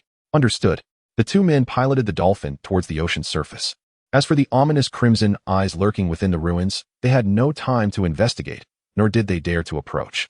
However, they were 99% certain that those eyes belonged to the creature responsible for releasing the black mist. In the waters of the South Pacific, the black mist still cloaked the area, yet it remained confined, not extending to other regions. After the Atlantis returned to the headquarters, the TPC convened a high-level meeting to fervently discuss the situation surrounding Ultraman Digga. The majority of hawkish members contended that while Ultraman protected humanity, he also possessed a dark side. Thus, vigilance was required, even suggesting a comprehensive analysis of Ultraman. Conversely, the Doves argued that thus far, only Ultraman could adequately safeguard humanity, and people should place their trust in the Giant of Light. Though occasional mishaps might occur, the Doves believed that such incidents were merely temporary, as evidenced by the current situation. The meeting concluded on a discordant note, but a strategy concerning the South Pacific was established to construct defensive measures and seal off the area engulfed by black mist. Chapter 69. The course of the world has shifted. Jing Tianjing Long and Su Ming descended from the mountain, bearing the unconscious Masaki Kigo. After much effort, they finally managed to hail a taxi in the suburbs. The journey back to the SETI company was indeed quite lengthy, but Masaki Kigo was affluent, so financial concerns were trivial. Based on Jing Tianjing Long's astute assessment, Masaki Kigo had overexerted himself and sustained considerable internal injuries. As the damage was not inflicted by a monster, Jing Tianjing Long was unable to provide medical aid. "Mr. Jing, you have regained your corporeal form and are once again part of this world," Su Ming remarked during the ride. "If you do not mind, I could offer you accommodation at my place. It is spacious with plenty of rooms." Having traveled through the cosmos and possessing a wealth of experience, Su Ming intended to settle Jing Tianjing Long and then inquire whether he had encountered any rifts in spacetime. Who would have thought? Jing Tianjing Long sighed. "I have wandered for a century, only to find myself alive once more. Yet, this era has changed, and I must adapt accordingly." He nodded, signifying his acceptance. The world is vast and full of wonders. Swordsmen relish traversing its expanse and experiencing new realms, and Jing Tianjing Long was no exception. Now that he had returned to this vibrant world, he yearned to explore his new homeland thoroughly. Dagu returned to the victory team's hall and was met with a complex array of expressions from his teammates. He had nearly harmed them all in a state of unconsciousness. "Dagu," Lena exclaimed joyfully upon seeing him at the entrance, helmet in hand. Had there not been others present, she might have rushed to embrace him. Mikazuki K smiled at Dagu, welcoming him back. This was not the first time Mikazuki had uttered such words. Upon Dagu's return from recuperation after the giant statue incident, Mikazuki had offered the same greeting. You rascal. Where did you get hurt? Did a vampire bite you? Shinjo approached, teasingly inspecting Dagu's body. Dagu looked bewildered, a frown crossing his face, only to suddenly notice Mikazuki's meaningful smile directed at him. Captain. Dagu realized that his true identity seemed to have been discovered by some. He suddenly turned his gaze towards the slumped figures of Munakata and Kirai. What's wrong with them? They have ventured into the wild, Mikazuki replied, shaking his head. A bottle of snowflake beer rolled to Dagu's feet. He picked it up, examined the bottle, and glanced at Munakata and Kirai. Come. Seat mountain sculpture. Another round. Suddenly, Munakata raised his head, uttered a few words, and then collapsed back onto the table. Commander, once I invent a captivating potion, I will find you a partner. Kirai's voice trailed off, fading into a rhythmic snore. I don't want a partner, I just want the team. Munakata's words were cut short as he succumbed to unconsciousness. The night sky was tranquil, adorned with brilliant stars. Everyone had returned to their dormitories for rest, yet Dagu stood alone, leaning against the deck railing, listening to the waves crashing below. He unzipped his jacket and retrieved the shining stick. Under the celestial glow, its golden stripes shimmered with brilliance. However, Dagu could not forget that this very stick had once turned pitch black, embodying the essence of darkness. What are you doing, Dagu? Lena's voice called from behind. Dagu, startled, hastily tucked the shining stick away, forgetting to zip up his jacket. Don't catch a chill, the sea breeze is strong. Lena approached and zipped up his jacket. If you have any worries, feel free to share, perhaps I can assist you. And no, not at all, Dagu replied. His cheeks flushed as he shook his head. Really? Lena inched closer, scrutinizing his expression. Is there truly nothing on your mind? How could I possibly have concerns? Lena, don't you know? Dagu smiled and reassured her. Lena gazed at his smile and joined in his laughter. At the Cosmic Observation Center, it was undeniable that Masaki Kigo's reputation held significant sway.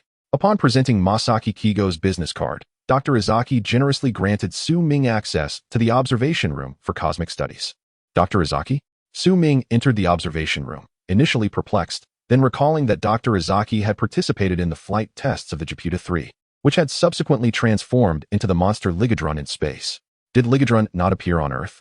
Su Ming pondered, astonished. If that is the case, Dr. Izaki, may I pose a question? Su Ming ventured, directing his inquiry at the attentive scientist. Of course, feel free to ask, Dr. Izaki replied kindly. Did you not participate in the flight tests of Japuta 3? Su Ming asked cautiously. Japuta 3? Dr. Izaki echoed, surprised.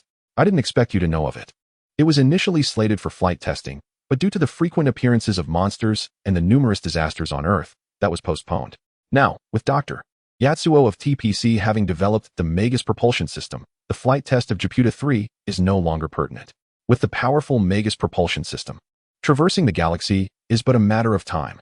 Dr. Izaki spoke with a gleam of aspiration for the cosmos in his eyes. I see, Su Ming nodded, refraining from further inquiries. It seemed that the absence of Ultraman to fend off monsters initially shifted Earth's focus towards weapon development, leading to the delay in the flight of Japuta 3. Now, with the Magus propulsion system in place, the need for testing was rendered moot. At least Ligadron, the monster, will not manifest. However, the mysterious entity that transformed Japuta 3 into a monster will likely return to Earth, Su Ming mused. Aware that the enigmatic cosmic substance capable of merging with others to create monsters was the primary adversary that the future Ultraman Dino would confront, the sphyrospherical life form. Chapter 70. The Ephemeral Rift in Spacetime.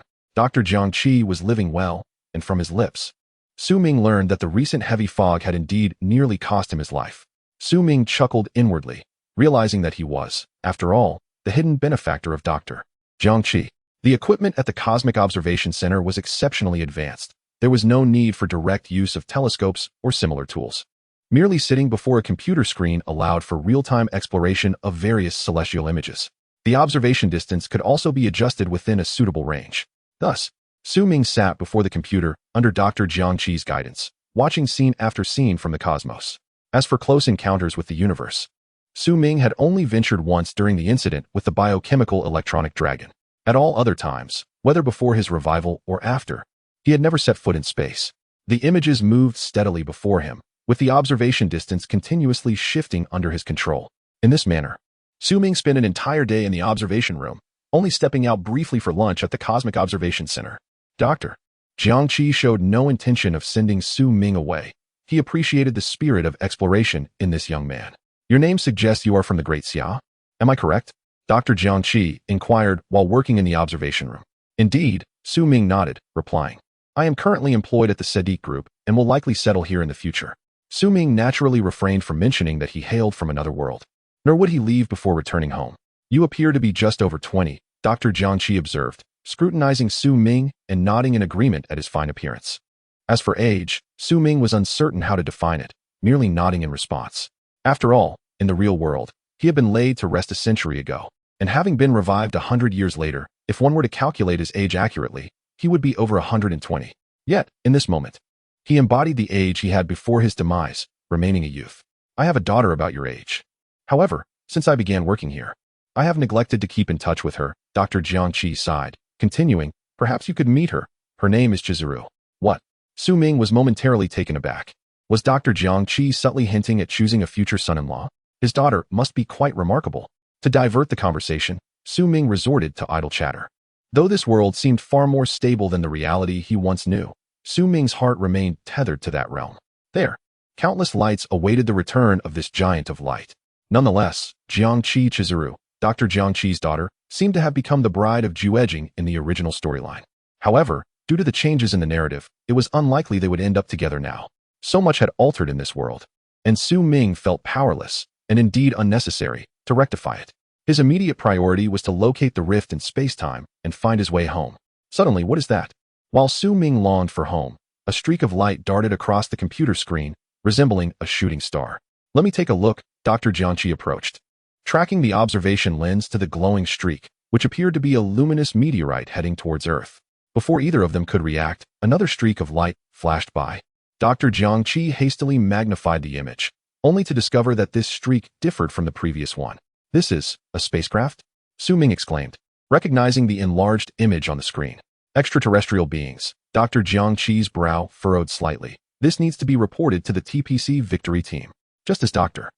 Jiang was about to contact the Victory Team, a rift crackled with dark red arcs of electricity suddenly tore open in front of the spacecraft, swallowing it whole.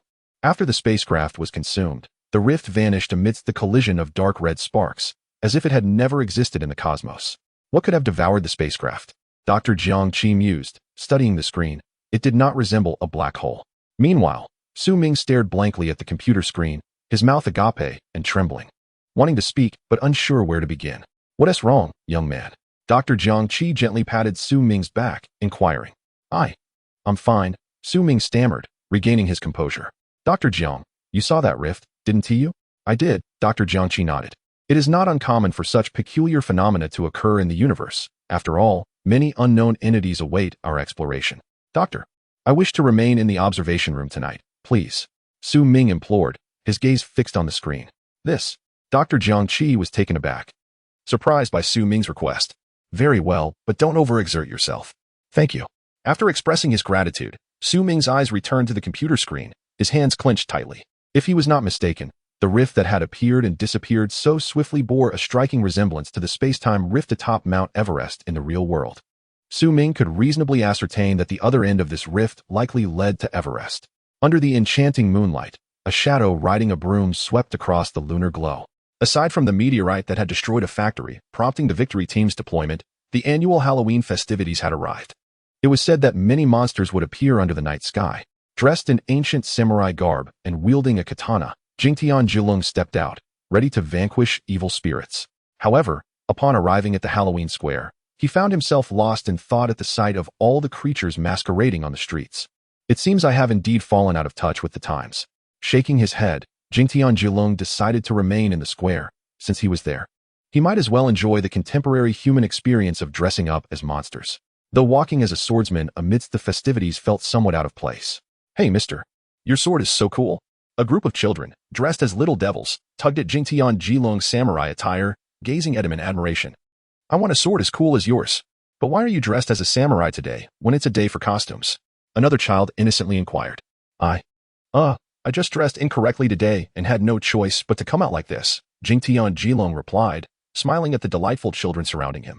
So, what kind of swordsman are you? Are you the legendary Miyamoto Musashi? One child asked. I know.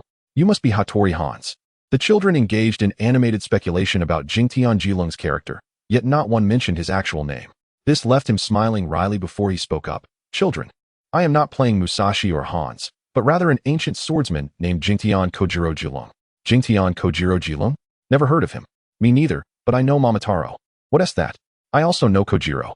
As the children continued their spirited discussion, Jingtian Jilong couldn't help but feel a sense of wonder. Indeed, life had improved immensely. Children could now frolic freely, discussing various topics without a care in the world. Well, children, would you like to hear the tale of the valiant Jingtian Zhejiang, Jingtian Long? Jingtian Long smiled as he addressed the eager children. Yes, the little ones, captivated by the prospect of a story, perked up in anticipation. All right, allow me to recount the adventures of Jingtian Zhejiang Jingtian Long as he vanquished demons and monsters. Finding a public bench, Jingtian Long invited the children to sit, positioning himself before them. Where shall I begin? Perhaps with his arch-nemesis, the malevolent Giselang. Clearing his throat, Jingtian Long commenced his narrative. The victory team arrived at the site of the meteor crash, where a factory was engulfed in flames. Thanks to the firefighters' efforts, the blaze was successfully extinguished. Fortunately, the factory had long been abandoned, resulting in no casualties among the innocent. However, upon investigation, the victory team found nothing peculiar. A sense of absurdity enveloped them. Ultimately, they discovered two unconscious individuals nearby, a man and a woman, dressed in unusual attire and seemingly injured from the explosion. They were transported back to headquarters, for their blood was green. Uncle, Jingtian Zhejiang Jingtian Long is so amazing, exclaimed one child. Indeed, he even triumphed over such a formidable sorcerer. I too aspire to be a swordsman, and I shall be a princess of swordsmen. The children's innocence warmed Jingtian Long's heart, affirming that his storytelling had indeed resonated with them. Look, there's a chance to get lollipops over there. Shall we go? Yes, let's. After the story concluded, the children's attention was immediately captured by a cart of colorful lollipops in the square. In an instant, they dashed towards the candy-giving witch. It had been a fulfilling evening. Stretching, Jingtian Long intended to return, but a fleeting glance at the witch's cart halted his steps. There is an aura of malice.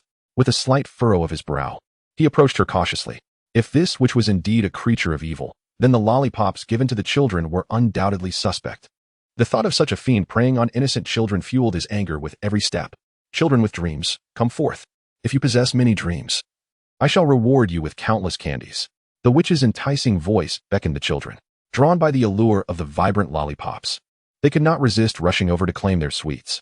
Jingtian Long reached the cart and spoke calmly. Might I have a lollipop as well? I only give to children. The witch glanced at him before continuing her distribution. You look down upon me, Jingtian Long remarked, gripping the hilt of his sword. The witch felt an unsettling chill and, upon meeting his gaze, hastily declared, All right, that's enough for today. Move along. She began pushing her cart away. Disappointed, some children who had not received lollipops left in dismay.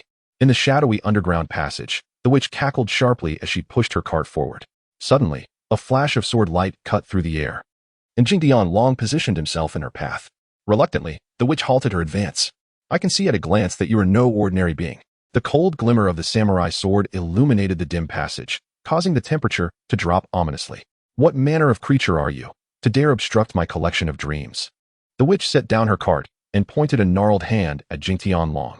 Children's dreams? Jingtian Long paused momentarily, then coldly glared at the witch. You vile creature, how dare you harm the innocent? The witch, in a fit of laughter, retorted, So what? Children do not need dreams. Before they grow up, they can be like dolls and toys, manipulated by others. Silence, you fiend, Jingtian Long shouted, drawing his sword. Let me reclaim their dreams. Ittre. In an instant, Jingtian Long vanished from sight, and with a flash of his sword, the witch's cart exploded, scattering lollipops across the ground. You wretched human! The witch seethed in fury, summoning a flying broomstick that appeared from thin air. With a swift motion, she directed a beam of light towards Jingtian Long.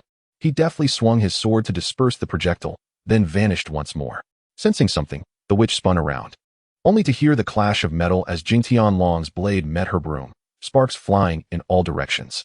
This monster possesses some skill. It appears I must reveal my true prowess. With a swift motion, he returned to his previous position, levitating in midair. The witch, undeterred, gripped her broom tightly and conjured an even larger projectile aimed at him. The path of the sword is boundless. It transcends all. Boundless sword flow, vanquish evil and demons. As he swung his samurai sword, dozens of sword shadows erupted towards the witch. The explosion from the collision of the light and sword shadows sent smoke billowing between them. Suddenly, amidst the smoke, a colossal sword shadow cleaved through, accompanied by Jingtian Long's thunderous shout. unrivaled under heaven. Chapter 72.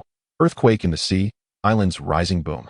The witch had no time to evade, and could only brace herself with the broomstick in her grasp against the relentless assault of the sword. As the broom snapped with a crack, the colossal shadow of the sword cleaved downwards, carving a bottomless trench in the underground passage. The witch, battered and bruised, lay in the trench, gasping for breath, her hat obliterated amidst the sword's brilliance. "You are not an ordinary earthling." Upon witnessing the figure of Jingtian appear beside the trench, the witch feebly uttered, "I am Jingtian Jiro, and my name remains unchanged," he replied, sheathing his sword and crossing his arms. "Demon, you should take your own life." "Damn earthling!" the witch shrieked, and under Jiro's astonished gaze, her body began to swell dramatically. Gradually, she burst through the trench, shattering the underground passage, transforming into a gigantic beast. Interdimensional creature, Karambo. Since you refuse to end your own life, do not blame me for my mercilessness. Jiro hovered before Karambo, his sword gleaming with radiance. Karambo let out a chilling laugh, as if it would not survive beyond 2 episodes, swaying its body before Jiro. Then, numerous doppelgangers detached from its form, encircling Jiro and swiftly spinning around him. "Such trifling doppelgangers cannot harm me," Jiro proclaimed, and with a flash of his sword, the doppelgangers were torn asunder, dissipating into particles. Karambo was taken aback. Although it was aware of the human strength, this was beyond comprehension, just as it was lost in thought. Jiro's voice thundered, "Secret technique, divine dream slash." Swish! The silver blade swept through the air, rendering Karambo motionless as if frozen in time. Then, with a resounding explosion, it was obliterated into ashes, vanishing into the night sky. "To oppose me, demon, you should wait another 20,000 years. With that, Jiro sheathed his sword, brushed his sleeve against the ground, and departed into the distance. "Captain, the electromagnetic waves near Halloween Square have vanished," Yeri observed with a puzzled expression, staring at the computer screen as if erased from existence. "What?" Jiao Jiankai was momentarily taken aback. The team members had just returned from investigating the meteorite, and now Halloween Square exhibited anomalies again. They had initially planned to send more personnel for further investigation, but it seemed unnecessary now. "Then let's interrogate the pair of individuals we brought back and ascertain their origins by tomorrow evening at the latest." With no other options, Jiao Jiankai instructed the team to disperse and head to the medical center to check on the extraterrestrial visitors' bleeding green blood. These 2 extraterrestrials were originally roles in a chase game devised by the Muzhenxing people, but now that those beings no longer existed in this world, the pair's status had stabilized. Due to the language barrier, the others struggled to comprehend the extraterrestrial speech. Even Juejing's voice translator was ineffective, as it could only translate earthly sounds. At the Cosmic Observation Center, Su Ming had observed tirelessly throughout the night, but found no trace of the previously manifested space-time rift. Why was I not at that location when the rift appeared? This thought gradually filled Su Ming with frustration. However, there was nothing to be done. The rift had vanished as quickly as fireworks. Marking the coordinates of the rift's appearance in the cosmos, Su Ming copied the recorded data and bid farewell to Dr. Jiang Qi.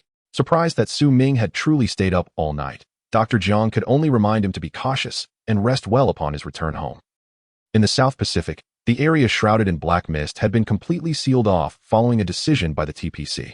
Various warships surrounded this body of water, equipped with an array of weapons. Occasionally, fighter jets soared overhead, ever ready for combat. Yet, as time passed, the black mist continued to envelop the sea's surface. While the depths incessantly supplied energy to the mist without interruption, orders had been given for drones to enter the black mist for reconnaissance. However, the drones completely vanished without a trace. When will this end? A TPC Australia branch member sighed on the deck of a warship. "You seem rather dim-witted. If the black mist were to change, that would signal the arrival of terror." A teammate patted his shoulder, offering words of wisdom. "You make a valid point." The member paused, then expressed admiration for his teammate's insight. Habitually, his gaze shifted toward the black mist-laden sea, and his eyes widened in alarm. What is that?" "The black mist is expanding. Quick, sound the alarm." In an instant, alarms blared across all warships. The black mist surged upward from the ocean, soaring into the sky. Upon reaching the clouds, the dark vapor spread in all directions like ink in water. The sky rapidly darkened, plunging the world into obscurity. Towering waves surged upon the sea's surface, crashing down with fury, akin to the deep sea's wrathful roar. Within the ocean, land that had previously risen halfway began to ascend further, as black mist spewed forth from the island, swirling outward. A magnitude 12 earthquake struck the Indo-Australian plate in the South Pacific.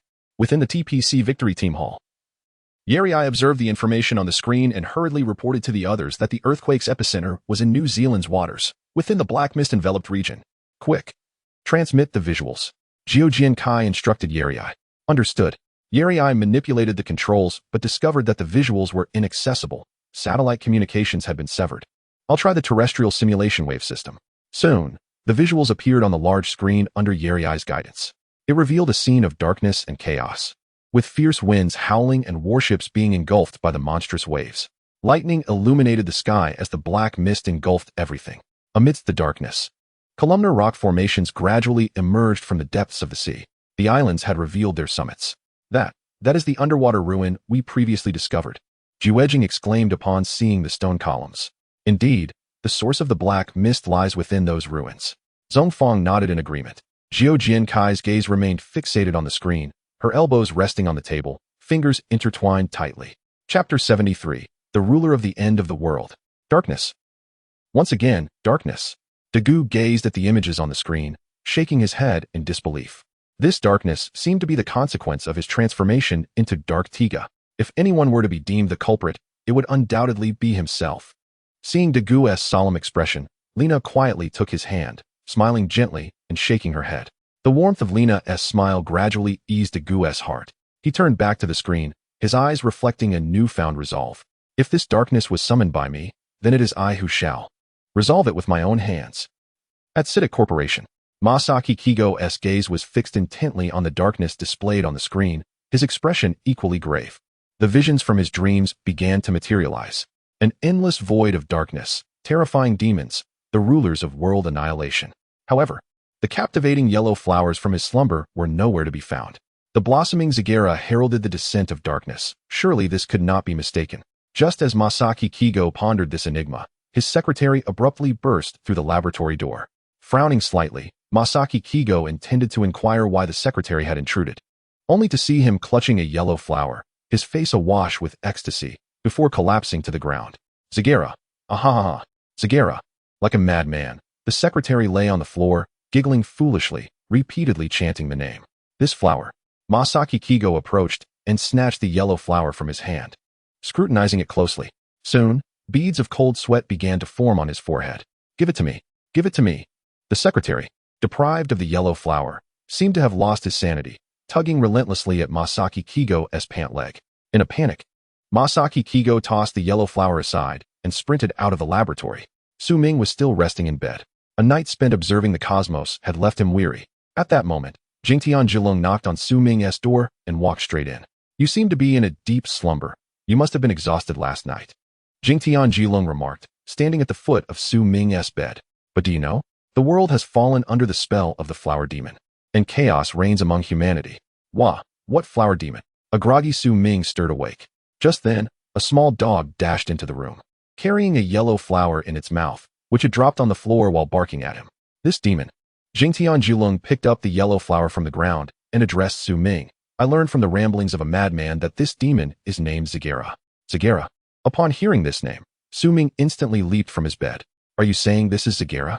He snatched the yellow flower from Jingtian Jilong's grasp, his eyes wide with astonishment.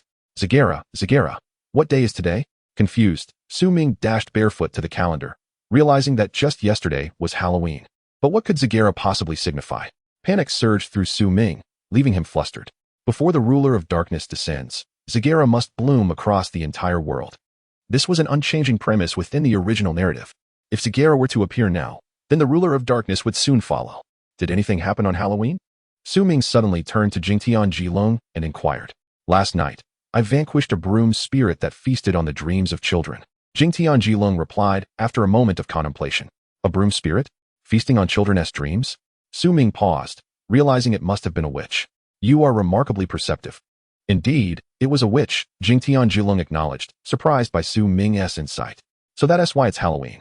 Gatanjara is about to emerge. Su Ming erupted in frustration. Just as he had begun to make headway in seeking temporal rifts, the world was on the brink of apocalypse. By now, Dagu had only transformed into Tiga a mere handful of times. Had the conclusion already arrived? What of the other monsters yet to appear? What of the extraterrestrials?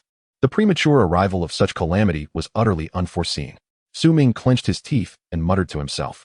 Yet he understood that the early emergence of darkness was likely tied to Dark Tiga. He recalled that fateful day when Dark Tiga had soared over the South Pacific, shrouding the area in ominous mist. Yet, after Dark Tiga vanished, the mist remained still. Su Ming had initially thought that the mist would persist until the climax of the story. However, he realized he had been gravely mistaken. Gitandra was not something that could be purified into a radiant form by the light of humanity, as Dark Tiga had been. The Gu's situation had been a mere eruption of idealistic power, coupled with the human light gathered during the battle against the Gileolodians. I must contact Masaki Kigo. Su Ming steadied himself, reaching for his phone to dial. Just then, the door swung open with a bang, and Masaki Kigo burst in. Well, you certainly left your key, Su Ming exclaimed, pointing at Masaki Kigo. The darkness that will annihilate the world is upon us. Masaki Kigo gasped, collapsing onto Su Ming's bed. In the South Pacific, the defenses previously established in the area were swiftly obliterated, and the warships that failed to escape were consumed by the darkness. Soon, pairs of red eyes emerged from the black mist, accompanied by haunting cries of birds. The owners of those crimson eyes surged forth from the shadows, revealing their true forms. The Dark Vanguard Zoga. This sinister flock of jet-black avian creatures radiated evil, taking the South Pacific as their epicenter, scattering in all directions. Their mission: to ravage the human environment and obliterate civilization. The members of the victory team donned their helmets in preparation for their mission. At that moment, the yellow flowers inexplicably appeared within the TPC base. The pollen wafted through the air, infiltrating the minds of everyone present. The members of the victory team fell under the spell of this peculiar floral fragrance, succumbing to blissful ecstasy. Except for Dagu and Kamiya K. Lena. Dagu panicked, shaking Lena urgently. Lena, what is happening to you? He shook each member in turn, Kirai, Shinjo, Commander, and Nero, but discovered that they all seemed entrapped in some illusion. Captain, what is happening to them? Among everyone. Only he and the captain remained unaffected. Dagu anxiously inquired. However, Kamiya K shook her head, responding, I do not know. But she did know. As she spoke, a radiant light emanated from Kamiya K's form, and then a ghostly silhouette materialized with a soft hum, hovering before her. Urian. Captain. Author's note. This is my second work to be published. My first was Ultraman. Tiga Ascends to the Heavens, which has nearly 200,000 words, and I believe many of you have read it. The performance of this book is certainly not as good as Ascends to the Heavens, as I have lost in recommendation battles along the way without reaching the final destination. However, I assure you that I am diligently writing this book. Compared to Ascends to the Heavens, this work may be more mature. The previous book was my initial endeavor, and it may have had its shortcomings. Currently, I receive fewer than 2,000 subscriptions daily, with each subscription yielding only 0.03 yuan. Thus, to support my family, I have devoted my energies to writing Monster Invasion, Reborn as the Giant of Light. After facing numerous setbacks, I sincerely hope for better fortunes upon its publication. Without further ado, I humbly seek the support of all esteemed readers. Some friends in the group have taken screenshots. As I mentioned before, if the subscription exceeds 10,000, I shall don women's attire for a live broadcast, and I shall keep my word, but please, do not inform my wife. Upon release, I will establish a group for all subscribers, and I welcome my companions to engage with me there. Additionally, I have made slight modifications to the update rules due to the seeming unattainability of 1,000 recommendation votes. For the time being, the stipulation is set as follows. For every 800 daily recommendation votes, an additional chapter will be added. Regarding monthly votes, for every 80 votes, an extra chapter shall be included, and these votes are cumulative. As for rewards, I am uncertain. I have observed that other esteemed authors grant 5 additional chapters for a leader's contribution. As I have never held such a position, I am truly unaware. For now, let this be the established protocol. Should there be any suggestions, feel free to express them in the comments section. I will review them and make adjustments as necessary, particularly concerning the rewards. The launch time is set for tomorrow at noon, during which I will release 5 chapters initially, followed by 2 additional chapters in the evening, totaling 7 chapters. I encourage everyone to subscribe. 1 chapter is hardly worth more than a single spicy strip, which costs at least 10 cents each. In conclusion, my heartfelt gratitude for your unwavering support. Chapter 74. I shall now eradicate the flower demon. Dega had never imagined that Yolian would have a connection with Captain Jimian Hui. Moreover, it seemed that the two were not lacking in communication. If Yolian had been by the captain's side all along, it implied that my identity. Dega's mouth slightly agape. He gazed in astonishment at Captain Jimian Hui. Initially, it was Yolian who relayed the message of the Giant of Light. And if Captain Jimian Hui and Yolian had such a close relationship, then it was likely that my identity as Ultraman Tiga had already been exposed. Captain Jumian Hui merely nodded at him, choosing not to elaborate further. Captain, what shall we do now? Daegu inquired after a moment of silence.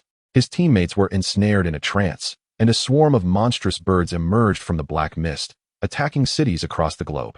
Was humanity's civilization destined to perish today? Captain Jumian Hui did not respond. Instead, Yulian, suspended in the air, turned her gaze towards Daegu and spoke gently. Daegu, darkness has awakened prematurely. Zagila blooms across the world, and humanity's civilization is on the brink of collapse. The ancient humans are entranced by the blissful world brought forth by Zagila, and the Giant of Light cannot interfere with humanity's choices, hence it has departed from Earth. Yulian continued, but Daegu, you are different. I am different. Daegu looked at Yulian with confusion. You are both light and human, Yulian replied, a faint glow emanating from her eyes. As Daegu met her gaze, a forgotten memory surged back into his mind. It was of the ancient human metropolis. Engulfed in flames as darkness consumed it, everyone perished in ecstasy, devoid of pain.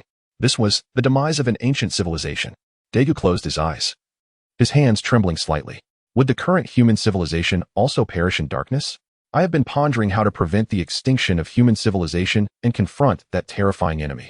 Masaki Kigo sighed, beginning to speak slowly, but I never anticipated that darkness would arrive so swiftly. Although related to Daegu's transformation into Dark Tiga, he could not place the blame on him. The ruler of darkness would inevitably awaken. It was merely a matter of timing. Rising to his feet, Masaki Kigo looked out at the chaos outside. People were already fighting over Zagila. If anyone remains conscious amidst this turmoil, it would only be the three of us. Along with Daegu and Captain Jumian Hui, Su Ming analyzed. One person's strength is ultimately insufficient to combat such formidable foes. We must first contact Daegu. Captain Jumian Hui? Masaki Kigo paused in surprise. Could it be that Captain Jumian Hui was also a Giant of Light? Not at all, Su Ming shook his head. Within her, she carries the genes of Yulian, the commander of the ancient Earth's defense force. As long as Yulian provides protection, she should remain unaffected. Sister Yulian? Masaki Kigo blurted out, only to cover his mouth in shock. What am I saying? Su Ming looked at him, raising an eyebrow. Sister? Haha, what a boisterous breeze we have today. Masaki Kigo feigned ignorance, glancing out the window. From what you both say, it seems humanity is facing an apocalyptic catastrophe, is it not? At that moment, Inada Jiro spoke up. Indeed, one could say it is of hellish difficulty. Su Ming nodded, sighing. If we follow the original storyline, by the time darkness appeared, Zagila should have already been eradicated. Yet now, as darkness descends, Zagila is in full bloom, and everyone in the world is lost in their minds.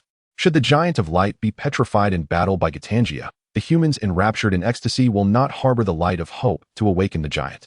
Is there anything I can assist with? Inada Jiro asked earnestly. I have returned to my homeland with great difficulty and do not wish to witness the annihilation of humanity. Mr. Inada, Su Ming directed his gaze towards him. There is indeed something you can help with. Please, do go on, Inada Jiro replied. However, if you wish for me to confront the ruler of darkness you mentioned, I fear I can only fight to my last breath. That is not the case. Su Ming shook his head and continued. What I mean is, can you contend with the flower demon that bewilders people's minds? Regarding the flower demon, perhaps I can manage, Inada Jiro nodded, but I cannot locate the entity's true form. I will find it, Masaki Kigo declared, opening Su Ming's room computer. After a series of operations, it appeared he connected to the equipment in the underground laboratory of the Psychic Company. The location that emits the same magnetic field as the Zagila flower is here. This is the largest. Masaki Kigo marked a point on the screen and said, the core of Zagila should be located here. I shall proceed to eradicate the flower demon. Inada Jiro announced, preparing to leave. However, Masaki Kigo stopped him. Are you really going alone? Inada Jiro questioned, perplexed. No, Masaki Kigo shook his head. I will accompany you. The roots of Zagila are spread across the globe. It would be difficult for you to eliminate it entirely on your own. Woof. At that moment, Gateman ran to Masaki Kigo's feet, wagging its tail excitedly. The little one seems eager to join you in battle, Su Ming observed, slightly taken aback. After all this time, it still prefers its original master. Woof woof woof. The puppy barked in protest at Su Ming's words. Very well, you may all go, Su Ming shrugged, then turned to Masaki Kigo. I will contact Daegu. All right, let us go. On the screen, the harbinger of darkness, the colossal monster bird Zaga, had already obliterated several human cities. Countless souls perished in the ecstasy of Zagila, devoid of suffering. On the other half of the screen, the core of Zagila, a massive flower-like monster, awaited its time to bloom atop a plateau. Daegu clenched his fists, retrieving the godlight stick from his pocket. Just as he contemplated whether to confront Zaga or Zagila, the phone rang abruptly. Both Daegu and Captain Jumian Hui were momentarily taken aback, suddenly recalling something. There were two others in this world who should also be immune to Zagila's enchantment, Masaki Kigo and Su Ming. Daegu answered the call, and Su Ming's voice came through. Daegu, are you and Captain Jumian Hui all right? Upon hearing this, Captain Jumian Hui paused, puzzled as to why Su Ming would inquire about their well-being. How did she know they were unaffected by Zagila? Chapter 75, The Special Airborne Mech Gaizaku. Fortunately, you and Masaki Kigo should be safe, right? Daegu inquired. He had the ability to transform into Diga, while Masaki Kigo could become Gaiying. As for Su Ming, Daegu learned after the Dark Diga incident that this fellow was a hacker. This revelation led Daegu to mock Su Ming for quite some time. We are fine. But Masaki Kigo and the little dog are confronting Zagila, Su Ming replied, adding that there is also an ancient swordsman, Ikeda Kojiro, Ikeda Ryu. Ikeda Kojiro? I don't know him. Daegu was momentarily perplexed, but soon saw two enormous figures appearing on the screen, landing in front of Zagila, Gaiying Ultraman, and the giant dog of light, Gaidi. However, the swordsman Ikeda Kojiro did not appear on the screen. I see them. They have already begun to engage. On the screen, Gaiying and Gaidi charged towards Zagila, and the battle was about to erupt.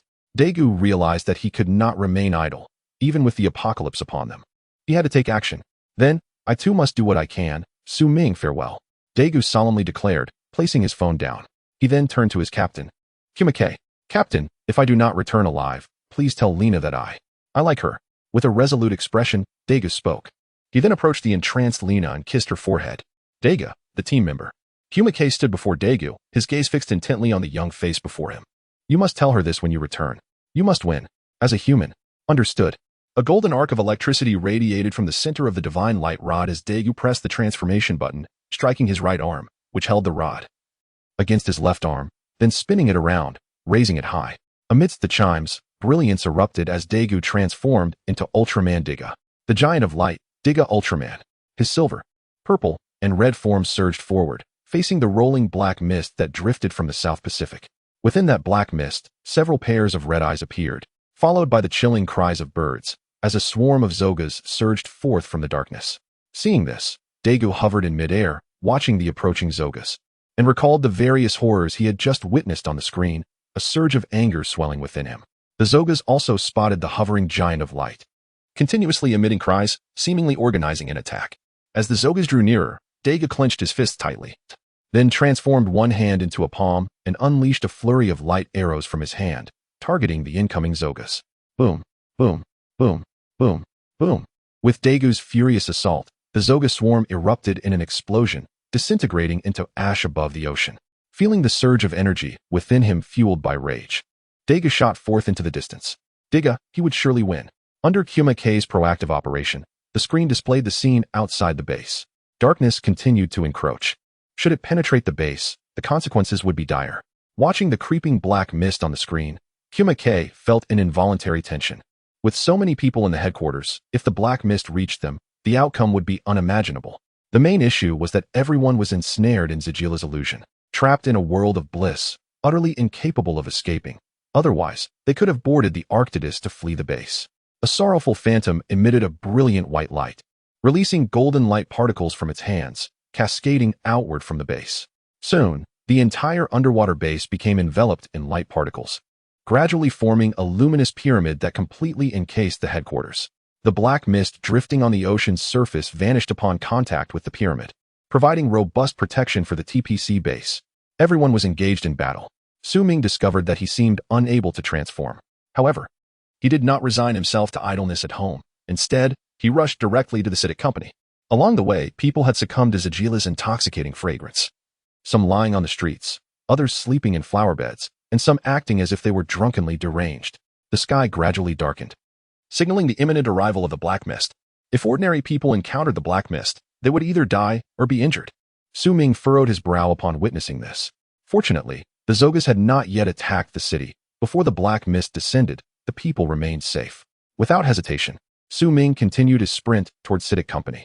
Soon, he burst into the building and arrived at the underground laboratory. In the expansive lab, a modified subterranean shark, Gung, lay quietly on the ground. Where are the remote control glasses?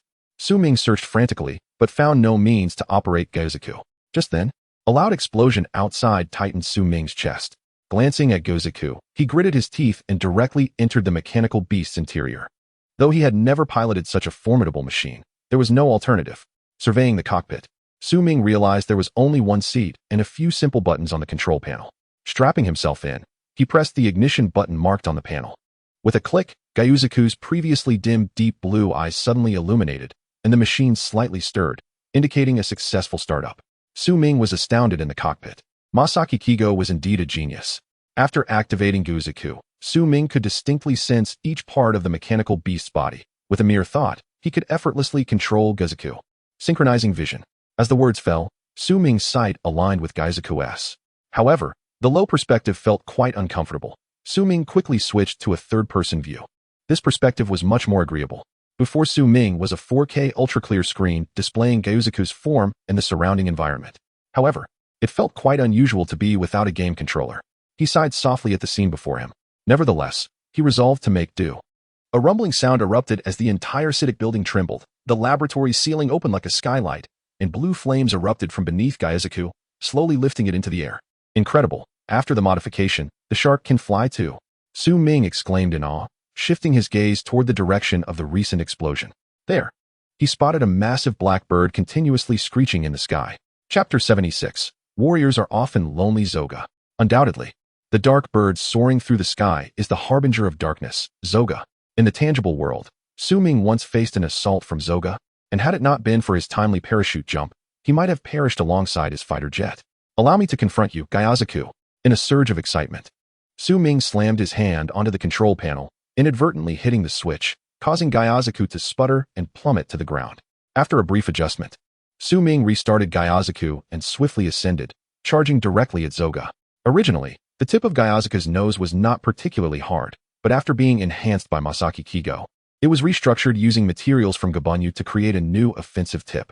Su Ming aimed Gozaku's head at Zoga's abdomen and, taking advantage of the element of surprise, crashed into it with force. A sharp sound erupted, sending sparks flying. Zoga, caught off guard, sustained significant damage to its abdomen. By the time it regained its composure, Gozaku had already darted away to a considerable distance. How exhilarating to strike and withdraw. Adjusting his perspective, Su Ming glanced back to see Zoga angrily shrieking in the air. Zoga, as the harbinger of darkness, was a formidable foe, while Gozaku was merely a man-made monstrosity. Despite its modifications, Su Ming dared not engage Zoga in a direct confrontation unless he could ascertain all of Gozaku's enhanced capabilities. Oh no! Su Ming exclaimed in disbelief as he turned around again. Zoga, which had been left far behind, was now alarmingly close. With a furious screech, Zoga struck downwards with a claw. The impact sent Su Ming reeling as the space around him began to spin, and he plummeted earthward. With a thunderous crash, Gozaku collided with the ground, kicking up a cloud of dust. Fortunately, due to its surface being reinforced with Guerrilla's tough armor, it sustained minimal damage. However, Su Ming felt nauseous within the cockpit. Suppressing his discomfort, he turned his gaze skyward, only to find Zoga flapping its wings and descending to the ground, seemingly intent on annihilating Gozaku. On the highland, a group of people surrounded the massive Zagila, their faces etched with fury. Just moments ago, Shadow Ultraman had appeared, accompanied by a monster attacking Zagila. Stop it, Shadow Ultraman. You cannot attack Zagila. It is our Zagila. Stand down, you monster. Do not harm Zagila. These voices ignited a simmering anger within Masaki Kigo. He was attempting to save humanity, yet humanity itself was impeding him. Gaidi turned his head toward the nearby humans, baring his teeth in a menacing display, hoping to scare away the pitiful crowd. Monsters. Despicable monsters. Shadow Ultraman is allied with the monsters. Indeed, Ultraman is the enemy of humanity. Just because he fought a few monsters, does that make him a savior? As more venomous insults flew, Masaki Kigo, in a fit of rage, struck Zagila with a fierce punch. Instantly, Zagila let out a piercing scream. Gaidi was about to unleash his fury upon the crowd when Masaki Kigo intervened. Gaidi, ignore them. With a growl of frustration, Gaidi channeled his anger into relentless assaults on Zagila. This scene bore an uncanny resemblance to one from 30 million years ago. Unbeknownst to him, a memory stirred within Masaki Kigo's mind. In this memory, Shadow and Gaidi attacked Zagila, only to be spat upon by a group of ancient-clad humans. In his wrath, Shadow lost his heart of light and transformed into a statue. Was this the reason Shadow became a statue? Masaki Kigo snapped back to the present, focusing on Zagila, resolute in his determination. This time, he would annihilate this world-ending flower, no matter the cost. Thus, the onslaught of the man and his dog intensified. Shadow gripped one of Zagila's tendrils and yanked it straight, while Guidey bit down ferociously, severing it. Following the same method, he tore another tendril from Zagila's body. With the loss of 2 tendrils, Zagila emitted a high-pitched wail, akin to losing its arms. The onlookers erupted in a chorus of curses, directing their ire at Shadow and Guidey. At that moment, a man wielding a samurai sword appeared behind the crowd. He spat out the green leaves in his mouth and swung the sheathed sword abruptly. Suddenly, a shockwave radiated towards the crowd, knocking individuals down, rendering them unconscious. Warriors are often solitary. Ida Sarayu stood on the ground, gazing at Shadow, stating, "A warrior must engage in continuous battle to maintain victorious momentum, thus becoming exceedingly lonely." Loneliness. Masaki Kigo repeated the 2 words Ida Sarayu had spoken, shaking his head. "I do not fight alone. All the warriors of the world, united in their solitude, shall no longer be lonely." Upon finishing, Masaki Kigo charged towards Zagila, embracing the creature that continuously exhaled yellow pollen. "And I am human," as his words echoed. Intense flames erupted from his body, engulfing Zagila and scorching the earth beneath. "Well said," Ida Sarayu declared, drawing his sword and thrusting it into the ground. With fingers aligned, he began to chant an intricate incantation. Soon, the air grew even more torrid. With a sudden grip on the hilt, red particles converged from all directions. Merging into the blade, heavenly fire descends. The sword pierces the abyss. With a deafening roar, the flames transmitted by Masaki Kigo into the earth detonated, obliterating Zagila and its subterranean roots into ashes. The global network of Zagila's roots disintegrated in that moment, consumed by the inferno. How formidable this man is. Masaki Kigo approached Guidey, noticing the timer on his chest flashing incessantly. Clearly, to vanquish Zagila, his energy had nearly run dry, dismantling their transformation. Masaki Kigo and his dog approached Ida Sarayu. "Mr. Ida, your swordsmanship is truly remarkable." Genuine admiration flowed from Masaki Kigo's lips. It was the first time he realized that humanity could attain such strength. "I have devoted myself to training, slaying demons and monsters, and have learned many techniques from their hidden knowledge," Ida Sarayu replied humbly, "merely trivial skills." At that moment, a flock of monstrous birds streaked across the sky, emitting piercing cries. Masaki Kigo's expression darkened slightly. "I cannot transform again for now. If these monstrous birds continue to wreak havoc upon humanity, the cities will inevitably be destroyed." Having just endured a fierce battle, it was challenging for Masaki Kigo to transform into light once more to confront Zoga. Moreover, Zoga had already commenced its assault on humanity worldwide. "I am not adept at aerial combat," Ida Sarayu remarked, glancing up at the soaring Zoga. "We can only wait for you to gradually recover. As for these people, with the flower demon eliminated, the illusion will dissipate as well." With that, Ida Sarayu directed his gaze toward the group below, who had just been rendered unconscious by his sword's energy. He unleashed a wave of force, sweeping through the crowd. "They will awaken shortly. Let us depart." Agreed. Victory Team Headquarters. The screen displayed the fiery explosion of Zagera. As Kujo-Kei cast his gaze upon his comrades, Zongfang, Kyriai, Lina, Shinjo, and Yojui gradually awakened, emerging from a state of blissful oblivion. "What just happened?" Shinjo scratched his head, bewildered, as if ensnared in a delightful illusion. Zongfang glanced at Kujo-Kei, a slight blush gracing his cheeks as he remarked, "My head aches a bit." Yojui also tapped the back of his head, appearing as if just roused from slumber. "Where's Daigu?" Lina paused, realizing Daigu was absent from the base. "When did this flower appear here?" Kyriai picked up a wilted yellow flower from the ground, frowning as he spoke. "It seems everyone has recovered from Zagera's enchantment." At that moment, Kujo-Kei spoke up, "Yojui, bring up the imagery of the South Pacific." Understood. Though still bewildered about the Zagera mentioned by Captain Kujo, the group quickly shifted their focus to the screen in the hall. The imagery of the South Pacific soon materialized before them.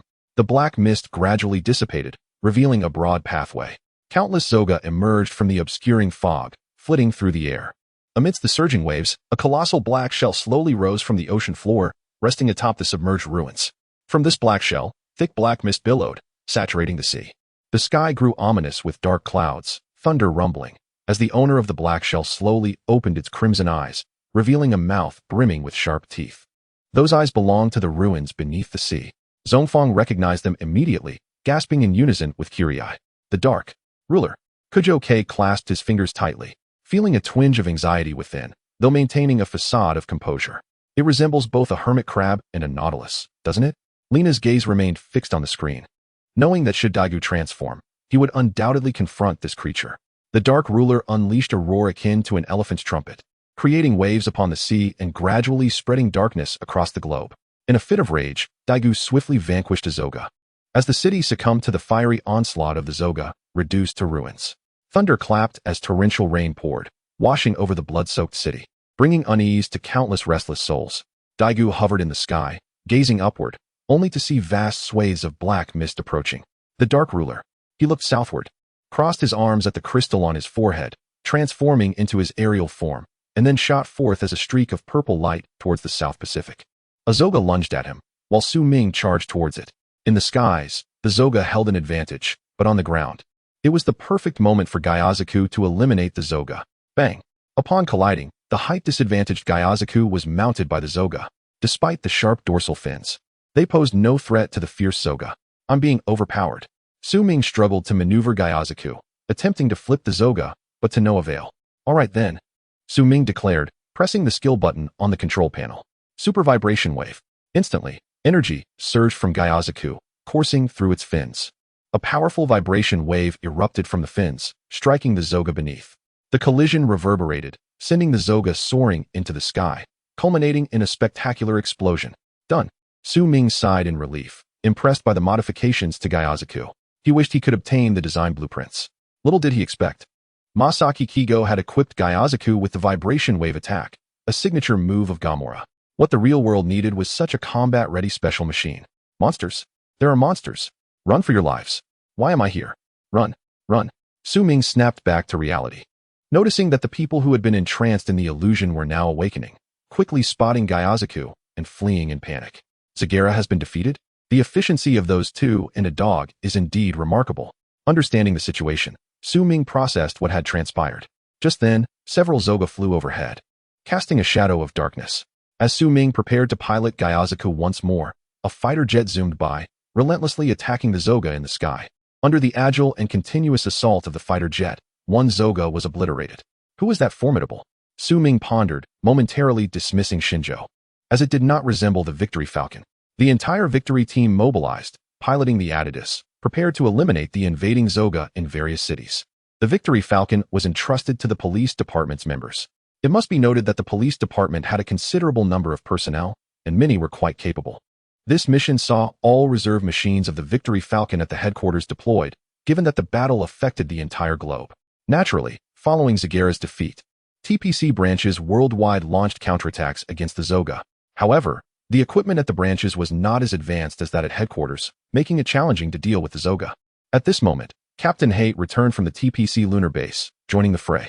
His exceptional combat skills allowed him to eliminate many Zoga, saving numerous cities. As the black mist and Zoga invaded the cities, members of the police department ushered people into shelters, one by one entering the underground refuge. In an instant, anguished cries and wails echoed within the underground shelter, despair settling in the hearts of the people as they saw no hope for the future.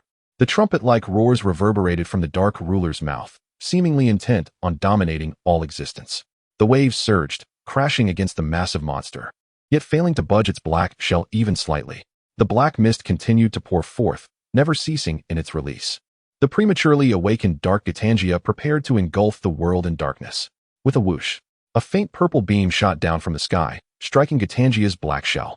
A crack echoed as sparks flew from Gitangia's back, yet it caused no damage. Daigu, swiftly approaching, was taken aback to find that the Lamparte light bullet had no effect on Gitangia. Splash! The silver-purple figure landed in the water, sending up a spray of waves that soaked Digga's body. Facing the demon before him, Daigu felt no fear, only the resolve to defend human civilization. With a fierce shout, Daigu launched himself from the ocean's surface, somersaulting towards Gitangia, delivering a powerful kick to its head. However, only sparks flew, and Gitangia remained unfazed. With his hands shaped like blades, Daigu relentlessly struck Gitangia, yet found the creature utterly unmoved, his attacks akin to an ant shaking a tree, completely ineffective. Reeling back a few steps, Daigu crossed his arms at the crystal on his forehead, transforming into his silver-red powerful form, and charged once more at Gitangia. Returning to the underground laboratory of the Psychic Corporation, Su Ming activated the monitor displaying the South Pacific. The powerful Digga was already engaged in combat with Gitangia. This was untenable. Daegu could not possibly contend with Gitanja alone. Su Ming furrowed his brow slightly, observing on the screen that even the powerful Giga Ultraman was continuously at a disadvantage in the battle against Gitanja. Unlike the original storyline, Giga had not appeared multiple times in the public eye to fight. Instead, he had transformed into Dark Giga, leaving humanity with a negative impression. Su Ming was concerned that if people lost faith in the light, how could the Radiant Giga ever emerge? Without Radiant Giga, how could they possibly confront such formidable darkness? The promotion was inadequate. Shaking his head, Su Ming redirected his gaze to the screen. Gitanja's tentacles had already emerged from the sea, sweeping toward Giga. Su Ming realized that dealing with Gitanja now relied solely on themselves. In the hearts of humanity, Ultraman did not hold significant importance. Thus, the only ones who could assist Daegu were Masaki Kigo and himself.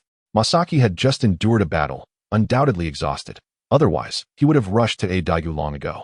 Therefore, Su Ming placed his hand over his heart, affirming, "Only I can help Daegu." The sound of his heartbeat grew clearer, its pace quickening. Closing his eyes, he meditated on the rhythm of his heart, immersing himself in a world of light.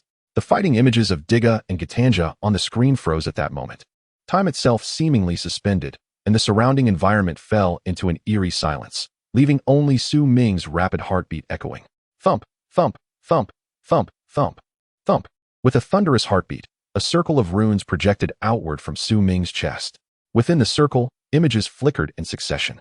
The image of Giga Ultraman was dim, unusable, as Daegu was in combat. The image of Gaidi was bright, yet Su Ming hesitated to utilize Gaidi's form. For fighting Gitanja, as Gaidi would be exceedingly challenging. Finally, the image within the rune circle shifted to that of Guiying. Su Ming extended a hand to halt the rotation of the images. Then, the rune circle passed through his body at a steady pace, its light bursting forth from the underground laboratory of Citic, soaring towards the South Pacific. Daegu was mired in a bitter struggle.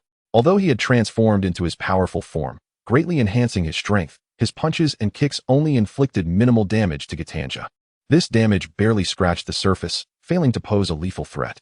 A tentacle tightly bound Daegu's left hand, while his right hand formed into a blade, pulling the tentacle taut with his left and then slicing downward. A spark flew as Daegu successfully severed one of Gitanja's tentacles, marking the first time he had inflicted substantial harm upon Gitanja. Sensing the tentacle's rupture, Gitanja reared back, opening its maw wide to unleash a deafening roar. In its fury, more tentacles lunged at Daegu, purposefully coiling around his limbs. A massive claw surged from behind Daegu, crashing towards him. In an instant, Daegu found himself besieged from all sides, struggling to defend himself. With a resounding crash, the colossal claw struck from behind, sending him plunging into the sea. Daegu splashed down, and the tentacles swiftly ensnared him, binding his arms and legs. Gitanja emitted a triumphant roar, as if proclaiming its victory. Infuriating, Daegu thrashed against the restraints, but the tentacles held him firmly, rendering him powerless. Then, a crimson glow enveloped Daegu, causing the surrounding seawater to bubble and boil. The temperature soared, and Daegu clenched Gitanja's tentacles tightly, leaping forward. He embraced Gitanja, transmitting intense heat from his body into Gitanja's shell. Boom! With a thunderous explosion, the tentacles restraining Daegu detonated, incinerated by the extreme heat. The timer on his chest began to flash, and freed from the tentacle's grasp, Daegu staggered back, incredulously gazing at Gitanja. On its blackened shell, only a charred mark remained. Aside from the exploded tentacles, Gitanja had sustained no critical damage. The thermal explosion was a potent finishing move of Giga Ultraman. The fact that Gitanja remained intact after such an attack underscored its immense strength. In disbelief, Daegu crossed his arms downward, channeling the power of light, then extended his arms in an L shape toward Gitanja. Strong Zai Paleo light. This was the most potent beam of light Daegu knew. The red beam struck Gitanja's shell, erupting in a shower of sparks. Gitanja continued its rampage in the sea, failing to ignite the explosive reaction Daegu had envisioned. After a moment of shock, Daegu steeled himself, clenching his fists and charging at Gitanja with determination. His energy was nearly depleted. From here on, he could only resort to using his fists against the enemy.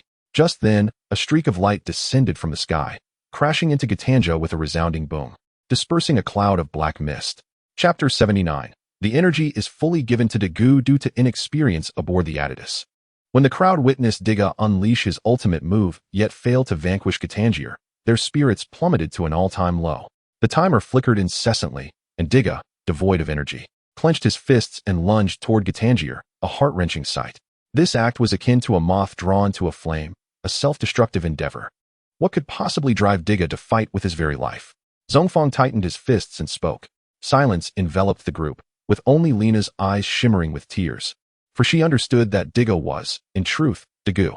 Kuji's heart ached, yearning to reveal Diga's true identity, yet Captain Ijima remained silent, leaving Kuji hesitant to disclose Dagu's identity. "We must prevail, Dagu," Ijima murmured, gazing intently at the screen. Just as everyone braced for Diga's demise under Gitangir's assault, a flash of light dispersed the dark mist, colliding with Gitangir. Soon after, that brilliance gradually revealed its form beside Diga.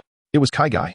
Kaigai Ultraman had come to aid Diga. Kuji exclaimed with delight, and the heavy weight on everyone's hearts finally lifted, each sighing in relief. 2 Ultramen. Surely they could handle a single monster. "Dagu, steady yourself," Su Ming cautioned, pulling Dagu aside. Gitangir, staggered by the sudden blow, almost toppled over. However, the Master of Darkness was not easily subdued. He soon regained his composure, fixing his crimson gaze upon Su Ming, another giant of light. The timer on Dagu's chest flickered rapidly. Su Ming recalled Diga's method of energy transfer and attempted it himself. With palms poised, he lightly traced downwards from the crystal on his forehead. In no time, a surge of luminous energy flowed from Kaigai's crystal into Diga's. "It worked," Su Ming exclaimed, turning to Dagu. Ding dong, ding dong, ding dong. A series of sounds erupted, and Su Ming glanced down to find his timer flashing red. After a moment of disbelief, he looked at Dagu and admitted, "I accidentally transferred it all." Dagu, understanding without words, knew that Kaigai was merely Su Ming's transformation, for he trusted that someone as astute as Masaki Kigo would never make such a blunder. Left with no choice, Dagu mimicked the energy transfer motion, returning half of the energy to Su Ming. What on earth is he doing? Masaki Kigo had returned to the CITIC Corporation's laboratory, his lips twitching at the scene on the screen. He had recorded Kaigai's abilities not long ago, copied them onto a USB drive, and handed them to Su Ming. Did this fellow even take a look? The members of the victory team watched the unfolding drama on the screen, momentarily at a loss for words. Even Ultramen make mistakes. This should be quite normal, right? Zhongfang broke the awkward silence. The commander is correct. We pilots of the Fian have our share of mishaps, and Ultramen certainly have their accidents too, Xian Sheng added. Gitangir, undeterred by their concerns, unleashed its tentacles once more from the depths, lunging towards Su Ming and Dagu. So many tentacles. Dagu could not help but comment, charging at one tentacle with the intent to sever it. Just moments ago, he had dispatched several, yet Gitangir had more in store. Meanwhile, Su Ming barreled toward Gitangir, delivering a flurry of punches, only to discover they had no effect. Gitangir's shell was too tough. Nevertheless, this was merely Su Ming's attempt to gauge Gitangir's resilience. He then focused on Gitangir's peculiar upside-down head, where its mouth sat atop and its eyes below. Without hesitation, Su Ming struck a powerful blow to Gitangir's head, producing a burst of sparks. However, he soon realized that the hardness of Gitangir's head rivaled that of its armored shell. What a monstrous creature. Undeterred, Su Ming aligned his fingers and aimed directly at Gitangir's crimson eyes. Yet, upon contact, he found them as hard as rubies. Infuriated by Su Ming's audacity, Gitangir erupted in a thick cloud of black mist, rapidly ensnaring Su Ming. Attempting to retreat, Su Ming was caught off guard by a tentacle that toppled him into the water. The black mist enveloped him, crackling ominously. Dagu rushed into the mist, pulling Su Ming to safety. "It's futile. Its body is too hard." Dagu shook his head gently. Rising to his feet, Su Ming declared, "Since brute force is ineffective, we shall triumph through technique." "Technique? I'll give it a try." Dagu contemplated briefly before transforming into the silver-purple aerial form. A freezing beam shot forth toward Gitangir. A chilling mist erupted above Gitangir, rapidly coiling around its form. Gradually, the tumultuous waves froze into an icy sea, encasing Gitangir within a sculpture of ice. Success! The victory team erupted in cheers. However, the triumph was short-lived as cracks began to form on the icy surface. Suddenly, piercing cries of birds echoed from above, and a swarm of Zogas swooped down, unleashing fireballs upon the ice sculpture.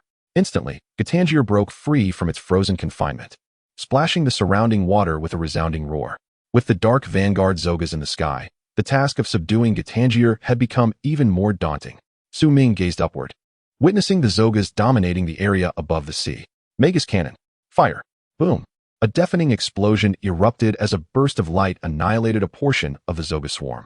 Su Ming and Dagu turned towards the source of the blast, the victory team's Adidas. Dr. Baiwei's temporary modifications to the Magus cannon were indeed formidable. Xian Chung chuckled from within the Adidas. At that moment, a swarm of Zogas surged towards the Adidas from behind. The victory team gasped in horror, realizing it was too late. Just as the Zogas were about to collide with the Adidas, a swirling, dark red rift suddenly appeared before them. The Zogas, unable to halt their momentum, plunged into the seemingly bottomless void. What was that? Not only were the victory team members left astonished, but Dagu also expressed his bewilderment. Su Ming, upon seeing the rift crackling with dark red arcs, darted forward. Yet, before he could reach it, the rift vanished before his eyes. Stopping where the rift had been, Su Ming probed the area, finding nothing. Only the recently vanished Zogas indicated that the rift had indeed existed. A rift in time and space. Su Ming's heart raced. I should have anticipated this. There exist Zogas in the real world. He had even witnessed a flock with his own eyes. The probability of Zogas appearing in the realm of Giga Ultraman was exceedingly high. Thus, Zogas were the monsters most likely to be transported into the real world. Is this what Su Ming referred to as the rift in time and space? Zheng Jingwu gazed at the images on the screen and spoke of a tear leading to another world. Are you suggesting it connects to other Earths? Jing Jinglong inquired beside him. If so, I have traversed other realms myself. Zheng Jingwu stared at Jing Jinglong in astonishment, not realizing that this ancient swordsman had gained the ability to journey across the cosmos. As the rift in time and space vanished, Su Ming, feeling a tinge of disappointment, witnessed Dagu being dragged away by the tendrils of Gitangier. Turning around, Su Ming unleashed a hand blast of light, striking the tendrils of Gitangier, while Dagu transformed into his powerful form, delivering a fierce blow with his blade to the tendril. With a resounding crack, sparks flew as another tendril was severed. In a fit of rage, Gitangier let out a furious roar, seemingly issuing commands to the Zaga in the sky, which began launching fireballs towards the ruins. Dagu shielded Su Ming, raising his arms to generate an Ultraman barrier to deflect the oncoming fireballs. Meanwhile, Su Ming gathered energy behind Dagu, forming an L shape with his hands to fire beams of light at the Zaga in the sky. With a swift motion, he obliterated several Zaga, causing intense explosions in the air. Yet, despite vanquishing a portion of them, their numbers remained largely unchanged. As Su Ming finished releasing his beams, yet another rift in time and space emerged, swallowing a Zaga whole. Before Su Ming could fully comprehend the situation, the rift vanished once more. What's wrong? Dagu asked, noticing Su Ming's distracted state. If you continue like this, we will inevitably fall to Gitangier. The rift that devours Zaga is my path home, Su Ming declared, clenching his fists. I see Dagu pondered for a moment before responding. Recognizing the rare opportunity for Su Ming to return to his homeland, Dagu resolved not to let him miss this chance. Thus, the Dark Ruler would have to be dealt with by himself. Boom. As Dagu turned to confront Gitangier, Su Ming, filled with luminous energy, struck Gitangier upon the head. Instantly, sparks erupted, accompanied by a plume of smoke. Dagu momentarily paused, then quickly joined Su Ming as they launched a coordinated assault on Gitangier. The rift in time and space was indeed significant, yet they first needed to subdue Gitangier. Otherwise, how could Dagu accompany Su Ming back? Su Ming soared into the sky, charging a lethal beam of light and launching it straight down towards Gitangier. Dagu, distancing himself from Gitangier in the sea, transformed back into his composite form, pulling his arms back before stretching them wide to unleash the Zai Paleo light beam. Two beams struck Gitangier's body, resulting in a cascade of vibrant explosions. Onlookers were gripped by tension at the sight. However, Gitangier merely stirred the waves, producing a deafening roar. Not good, Su Ming shouted from above, sensing a familiar danger. Dagu, run.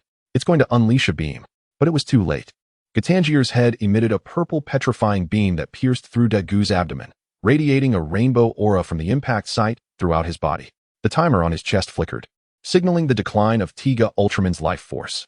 Gradually, from foot to head, he began to petrify. Even in his stone form, Dagu extended a hand, yearning to confront the malevolent deity before him. Yet, fate had other plans. Dagu. Su Ming rushed to Dagu's side, attempting to transfer energy. However, his own timer had begun to flash, preventing him from sharing his light with Dagu. Gitangier's tendrils struck, and Su Ming turned to confront them. Aboard the Aegis, the crew stared in silence at the petrified Tiga. Rena, tears streaming down her face, could no longer contain herself and screamed Dagu's name. Everyone turned their gaze towards Rena, realizing that Dagu was indeed Tiga. Impossible. He can't lose. Kurumi Keiko shook her head in disbelief, unable to accept the scene before her. Kirai wiped away tears, his expression complex. Dagu Shinjo said, filled with rage, Is there any way to revive Tiga's statue? I remember when battling the Giri Elad people, Tiga rose amidst the people's light, Zhong Feng declared. In that moment, clarity dawned upon everyone. We must give Tiga light. Bestow light upon Tiga.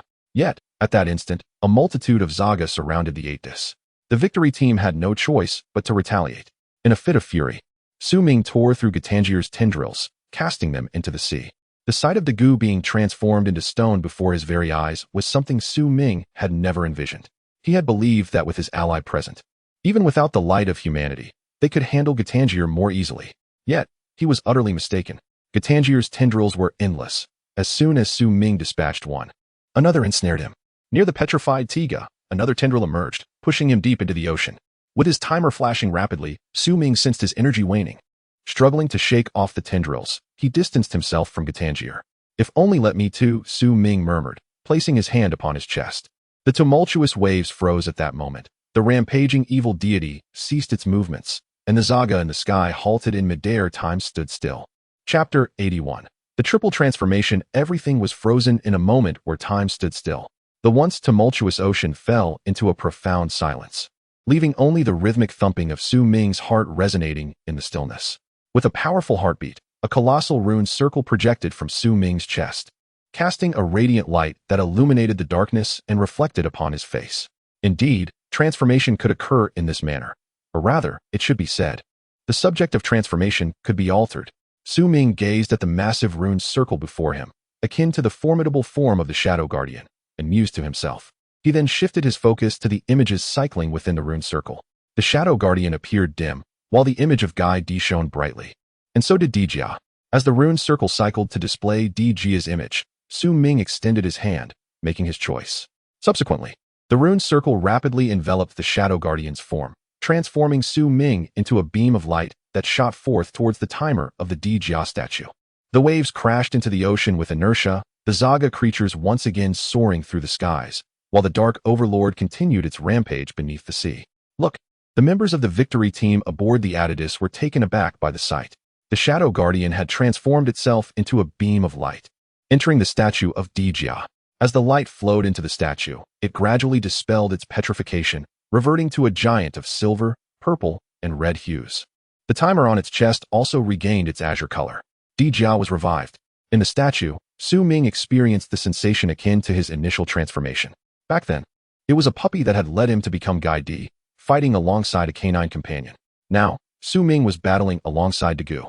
His hand touched the crystal that imprisoned Dagu, and with a resounding crack, the crystal shattered, restoring Dagu's freedom. Su Ming? How did you manage to do this? Dagu, bewildered by Su Ming's radiant rescue, momentarily lost his bearings. Never mind that. Let us fight together, Su Ming urged, pulling Dagu to his feet. Understood. With a powerful shout, the revived Dijia took its stance against Gatangir. In response, Gatangir emitted a thunderous roar, unleashing countless tentacles that writhed and lashed out from the ocean's surface. Fueled by the combined will of Su Ming and Dagu, Dijia leaped into action, delivering a flying kick that struck Gatangir's form. Perhaps due to the combined strength, Gatangir was forced back a distance. It's effective, Su Ming and Dagu exclaimed in unison, immediately converting Dijia into its powerful form. The composite power had already shaken the mighty beast before them. Perhaps the power of the strong form would prove even greater. With heavy footsteps, the silver-red Dijia charged across the waterlogged ruins. Its fist struck fiercely against Gatangir's body, while Gatangir's tentacles lashed down in retaliation. Boom! The tremendous force pushed Gatangir back again, erupting with fireworks, clearly indicating that the punch had inflicted damage. Each tentacle that whipped against Dijia's back also sparked with brilliance. However, as a strong form, Dijia was inherently more resilient than usual, only letting out a couple of muted grunts despite the injuries. Time-space rifts sporadically appeared in the sky, swallowing one or two Zaga creatures. Su Ming yearned to swiftly defeat Gatangir alongside Dagu and return to reality through the rifts. Yet, as a malevolent god, Gatangir was not so easily vanquished. It writhed and roared, unleashing a purplish beam from its head, attempting to petrify Dijia once more. This time, with Su Ming's presence and Dagu's prior experience of petrification, Dijia successfully evaded the petrifying beam. With a leap, Dijia soared into the air, continuously firing palm energy beams toward Gatangir. The sluggish Gatangir could not evade the onslaught, being struck repeatedly by the palm energy beams, each impact producing a burst of sparks. Gitangier, enraged by the assault, opened its maw wide and unleashed a furious roar, directing its tentacles toward the airborne Dijia. Dijia skillfully maneuvered through the air, eventually landing back upon the ocean's surface. With a swift motion, it drew back its arms, gathering energy for the Zai Pali AO beam. Observing this, Gitangier tilted its body back, unleashing a purplish beam from its head. Boom! The clash of the purple and white beams in the air generated a tremendous energy shockwave, causing the waters below to churn violently. Su Ming and Dagu poured every ounce of their strength into the Zai Pali AO beam, hoping to decisively defeat the Dark Overlord. However, they had underestimated Gitangier's power. The purple beam gradually consumed the Zai Pali AO beam, inching closer to Dijia's form. Su Ming and Dagu, sensing the impending doom, roared with all their might. "We must win. I want to return to my own world." Aboard the Atidus, every heart raced as the purple beam inched closer to engulfing Dijia's white beam, on the verge of complete consumption.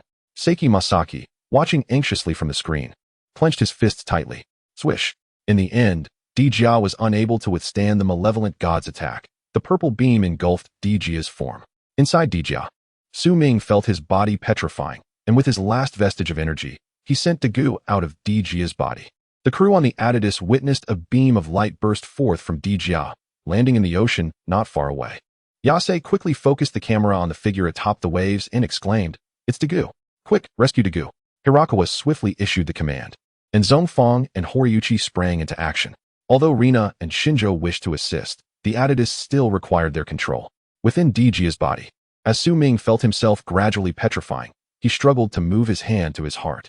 With the sound of his heartbeat echoing in his ears, time once again froze. The rune circle projected from his heart, displaying the image of Gai Di before him. With determination, Su Ming charged into the rune circle. Once more, a beam of light shot forth before Dijia was entirely petrified, and in the air, it formed a creature that landed with a splash upon the ocean's surface. The light giant dog, Gai Di. Seiki Masaki breathed a sigh of relief upon seeing this on the screen. Thankfully, Su Ming was clever, otherwise, he and Dagu would have been sealed within Dijia forever. Yet, upon seeing the emergence of a creature, Gitangier made no immediate response, for in its memory, only the light giant was considered a foe. Chapter 82. Return to reality. The appearance of the luminous giant dog, Gai Di, left the members of the victory team utterly astonished. Their only impression of this beast, reminiscent of a dog, was from their earlier encounters with the Kiri-loader. That creature, it seemed to have emerged from the body of Diga. Zhongfang pondered aloud, yet he was perplexed by the connection between the three entities. As the statue of Diga had been revived by the shadowy Ultraman, confounded, the group could only speculate wildly. Upon transforming into Gai Di, Su Ming noticed that Gitangier did not seem inclined to attack, which provided him with some relief. He turned to rescue Dagu from the sea, only to discover that the victory team had already dispatched a submarine to retrieve him. Clearly, Dagu's identity had been compromised. However, this was no longer of paramount concern. If Gai Di were to confront Gitangier, it would be akin to a hellish mode beyond hell itself. Did Gitangier harbor hostility solely towards the Giant of Light? Su Ming mused, gazing skyward, yet Gai Di was also an embodiment of light. In the sky, temporal rifts flickered incessantly, appearing in one location only to vanish and reappear elsewhere, whisking away one Zoga after another. This alleviated some pressure from Diga's world, yet the real world was engulfed in turmoil. Shaking his head, Su Ming observed Gitangier once more exuding black mist, which spread in all directions. With no Ultraman left to battle, was this world truly destined for destruction? Su Ming closed his eyes for a moment before turning towards Gitangier, adopting a military boxing stance, ready to engage in combat with his Gai Di form. At that instant, a temporal rift, crackling with red electrical arcs, materialized beside Gitangier, generating a powerful suction that sought to engulf him. Yet, Gitangier's colossal form and formidable nature allowed him to grip the ruins tightly with his tentacles, resisting the unknown rift's pull. Realizing the urgency of the situation, Su Ming dashed towards Gitangier, seizing his head and pulling him away from the rift.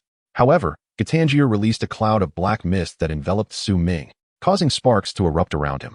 Su Ming's efforts proved futile. The rift's suction was overwhelmingly strong, and Gitangier emitted a bellowing roar as his tentacles snapped under the strain. Ultimately, his massive form was consumed by the rift. Su Ming, still gripping Gitangier's head, was also engulfed, vanishing without a trace. Silence. An oppressive, deathly silence enveloped the scene. Everyone stood stunned by the phenomenon. The seemingly insurmountable evil deity had been swallowed by a rift. The dark clouds in the sky began to dissipate. Sunlight once again graced the earth and sea. The black mist vanished, restoring light to the world. The statue of Diga stood silently above the ocean, illuminated by sunlight, motionless. Zogas around the globe, freed from the evil deity's control, returned to the ruins. Were it not for the cities reduced to rubble, one might believe that nothing had transpired. Masaki Kigo stared blankly at this scene in the laboratory, momentarily at a loss for words. Had the malevolent entity been transported to another realm? Ida Iryu asked, cradling his sword. If that were the case, then Lord Su Ming must have been as well. Gatangier was indeed banished, Masaki Kigo replied helplessly, but Su Ming's world would suffer. In the real world, the Himalayas. Since Su Ming's disappearance, Blue Hawk of the Hope team had been exploring this region for 6 months. During this time, he had tirelessly searched for any trace of Su Ming, yet found nothing. Nevertheless, Blue Hawk had traversed the Himalayas extensively, gaining a considerable understanding of the various monsters inhabiting the area. He had even ventured into the blood-red expanse surrounding Mount Everest several times. Though he had faced near-death experiences on multiple occasions, he deemed it worthwhile. Initially, Blue Hawk had stealthily left the team to act alone, but upon discovering valuable information and data not yet available to headquarters, he contacted them to report his findings. Director Jing Zhe granted special permission for Blue Hawk's investigation in the Himalayas and conferred upon him the title of Honorary Warrior. Blue Hawk was indifferent to the accolade. His sole desire was to restore hope for humanity through the return of Lord Su Ming. One day, after finishing a simple breakfast, Blue Hawk exited the cave he had carved into the base of the Himalayas, where he had resided for the past 6 months. He pondered what kind of monster might descend from the mountains today. Rubbing his temples to clear his mind, he sighed. Through his observations, he had noted that various monsters emerged from the temporal rift daily. Some settled in the mountains, others descended, and some even soared into the cosmos.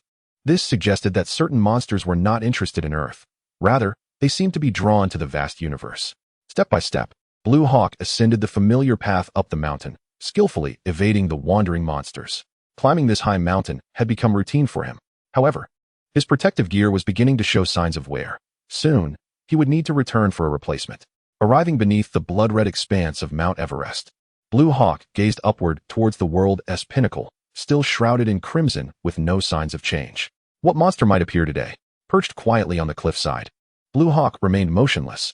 He had meticulously documented all the monsters that had emerged over the past 6 months, relaying this intelligence to headquarters, which constituted a significant contribution. Just as he speculated about the next monster to appear, a dog-like creature fell from the temporal rift, crashing onto the pile of rubble before him, sending debris flying. What the? The usually composed Blue Hawk felt a surge of anxiety. If this creature landed poorly, he could be reduced to mere pulp. However, the creature before him was unfamiliar, appearing to be an obscure monster. Pointing his wrist-mounted monster identification device at it, Blue Hawk swiftly obtained information about the creature. Guidey? He blinked in surprise upon reading the details. A resurrected creature of light, a combat companion of the ancient giant of light. In all this time, it was his first encounter with a monster from the Radiant faction. Chapter 83. The disappearance of the malevolent deity, however. Had this monstrous creature merely fainted? Blue Eagle furrowed his brow slightly, displaying audacity as he cautiously approached Getty's side. Suddenly, a brilliant radiance emanated from Getty's body, which then transformed into shimmering particles, gradually dissipating into the ether. This unexpected phenomenon nearly sent Blue Eagle fleeing in terror. Yet, he quickly regained his composure, noticing a figure lying silently on the ground where Getty had vanished. With a look of confusion, Blue Eagle approached carefully, and upon recognizing the familiar visage, he stood frozen in disbelief. Lord Su Ming. A cry of astonishment escaped Blue Eagle's lips, prompting him to hastily crouch beside Su Ming and assist him. Having traversed the temporal rift while enduring relentless assaults from the black mist, Su Ming had suffered continuous injuries, and after engaging in extensive combat, his physical strength had reached its limit. With little time to ponder, Blue Eagle, apprehensive of the potential emergence of other beasts, swiftly hoisted Su Ming onto his back and dashed down the mountain. Headquarters. I have located Lord Su Ming. Director Jing Zhe, I have found Lord Su Ming. Humanity's hope has returned. Blue Eagle from the Himalayas, requesting support from headquarters. Squadrons of fighter jets roared through the sky, racing toward the Himalayas. These were the latest aircraft developed by the research department over the past 6 months, engineered to utilize the capabilities of the monster Getty's shield, enabling them to completely shield their bodies and become invisible while in flight. Named the Shadow Flight, the jets, under the expert control of elite team members. Deftly evaded the airborne beasts and reached the Himalayan region, ultimately landing in an area where monsters rarely appeared, guided by Blue Eagle. Director Jiang, shielded by a cadre of elite personnel, personally arrived at the cave where Blue Eagle resided. Upon opening the door and laying eyes on Su Ming, who lay on a rudimentary bed, tears of joy welled in his eyes. 6 months. A full 6 months. Humanity had languished in despair, devoid of hope for half a year. If it were not for the strategy of erecting a statue of Su Ming, the flicker of hope in people's hearts might have completely extinguished. Lord Su Ming, you have finally returned. Gently carrying Su Ming onto the aircraft. Director Jiang Zhe's gaze remained fixed upon Su Ming's body. Medical department, please assess Lord Su Ming's condition and determine if there are any abnormalities. Hearing that Su Ming had fallen into a coma, Jiang Zhe had brought the most exceptional medical team from headquarters aboard the fighter jet, intent on ensuring Su Ming received effective treatment immediately. The medical staff nodded in agreement and commenced their examination of Su Ming. Ultimately, they concluded that he had succumbed to exhaustion and overwork, necessitating ample rest, and predicted he would awaken within a day. Lord Su Ming, what on earth have you endured? Jiang Zhe shook his head sorrowfully before turning to Blue Eagle. Blue Eagle, come with me and share how you discovered Lord Su Ming. Understood. Blue Eagle nodded and followed Jiang Zhe. Having spent so long in the Himalayas solely to find Su Ming, with his objective now achieved, he saw no reason to remain in that place, and thus returned with the headquarters forces. Soon, Blue Eagle recounted the events to Jiang Zhe, deliberately omitting the detail of Su Ming's appearance alongside Getty. For Blue Eagle, Su Ming represented the faith he had sought for half a year, the legendary giant of light, the most formidable ultra-warrior. Most importantly, Su Ming had sacrificed himself to thwart the invasion of extraterrestrial beings. Blue Eagle firmly believed that Su Ming's transformation into Getty had been an accident and wished to prevent any misunderstandings about Lord Su Ming among the people. Upon hearing Blue Eagle's account, Jiang Zhe's brow furrowed slightly. Lord Su Ming emerged from the temporal rift? Based on Blue Eagle's loyalty to humanity, Jiang Zhe knew he would not deceive him. If that were indeed the case, Su Ming must have journeyed to the other side of the temporal rift. This implied that the rift connected to another world. Su Ming's hypothesis had been correct. When interrogating the barbarians, Jiang Zhe had recorded Su Ming's findings, which indicated that the other side of the rift held a high probability of being a realm inhabited by Ultramen and monsters. Furthermore, the barbarians had originated from the world of Leo Ultraman. As for why Su Ming had been captured by the Hippolyte aliens, only to emerge from the temporal rift, that inquiry would have to wait until Su Ming regained consciousness. A day and night passed. Su Ming gradually opened his eyes, gazing at the unfamiliar ceiling. Feeling a dull ache in his head, struggling to recollect his memories, he could only recall being taken away alongside Gitangier by the temporal rift, and then waking up in this place. It was a finely appointed room, replete with various amenities, and quite comfortable to reside in. As he sat up in bed, Su Ming was about to rise when the door swung open with a snap. In rushed a middle-aged man and a young man, both appearing anxious and exhilarated. Lord Su Ming, you are finally awake, Jiang Zhe exclaimed, trembling as he grasped Su Ming's hand, his eyes slightly reddened. Do you know? For the past 6 months, I have been unable to eat or sleep, dispatching countless teams to seek news of you, yet we could not locate you. I never anticipated that Blue Eagle, this young man, would succeed. He spent half a year in the Himalayas and ultimately found you. Director Jiang Zhe. And Blue Eagle? Su Ming observed the two men while listening to Jiang Zhe's words, a smile gracing his features as relief washed over him. Finally, he had returned to the real world. Judging by their demeanor, it seemed that the real world had not suffered any catastrophic calamity. Suddenly, an important thought struck Su Ming. Director, you just mentioned that Blue Eagle discovered me in the Himalayas? What happened next? Were there any monsters that appeared? Noticing Su Ming's tense expression, Jiang Zhe and Blue Eagle exchanged puzzled glances, but Blue Eagle shook his head and replied, Lord Su Ming, aside from you, I did not encounter anything else. According to the reports from the remaining team members, in recent days, monsters such as Gamora, Area King, and another specimen named Jedon descended from the Himalayas. Jiang Zhe echoed, indeed, there were none. None. Su Ming's eyes widened in surprise. He had entered the temporal rift alongside Gitangier, yet Gitangier had not appeared at Mount Everest. What about Zoga? Did Zoga appear? Su Ming inquired once more. No. In the time frame surrounding your return, Zoga has not been reported at Mount Everest, Jiang Zhe responded. Lord Su Ming, is there a problem? Jiang Zhe and Blue Eagle queried, their expressions laced with concern. Su Ming shook his head and directed his gaze toward Jiang Zhe and Blue Eagle. Please recount the events that transpired over the past 6 months. Chapter 84. The missing rune totem after Su Ming was taken away by the Hippolyte aliens. Statues of him began to rise across the globe. The headquarters of the anti-monster organization relocated to the capital, while Long City underwent extensive reconstruction. During this period, some monsters launched small-scale invasions. However, due to the dedicated efforts of the research department, they successfully developed a protective shield based on the abilities of a slain monster, Gad. Subsequently, major survivor bases swiftly activated the Gad protective shield, safeguarding their entire establishments. Weaker monsters found themselves unable to breach the shield and ultimately abandoned their assaults on humanity. As for the more formidable monsters, upon witnessing the retreat of their kin, they too chose to withdraw. In addition to the Gad protective shield, the research department also harnessed the super vibration wave abilities of Gamora, integrating this power into weaponry, thus significantly enhancing combat capabilities. Furthermore, the department embarked on the ambitious task of replicating the Toku machine from the Zeta Ultraman series. If successful, combat personnel would be equipped to operate these formidable machines in battle. In summary, the past 6 months, marked by Su Ming's demise, not only plunged many into despair, but also exerted considerable pressure on the anti-monster organization. This pressure, however, was largely transformed into motivation. The high-intensity research products emerged from the confluence of this pressure and motivation. It appears that our research department is truly remarkable, Su Ming acknowledged with a nod, generously praising their achievements. He had always believed in the department's strength, especially considering that the potion which revived him was crafted using fragments of the fallen necromancer, Leberts. If they could unlock the abilities of more monsters, humanity would possess greater power to combat these threats. In reality, the progress of the research department faced limitations. Jiang Shangdong sighed, expressing that they were unable to acquire the bodies of more powerful monsters, nor could they conduct studies on the mightier beasts. Do not worry. More opportunities will arise in the future, Su Ming remarked, gazing out the window. In the future. Jiang Shangdong paused, momentarily taken aback, then continued. Could it be? Su Ming merely smiled and nodded in response. Beside them, Blue Eagle furrowed his brow, concerned that Su Ming's connection to the monsters might be exposed.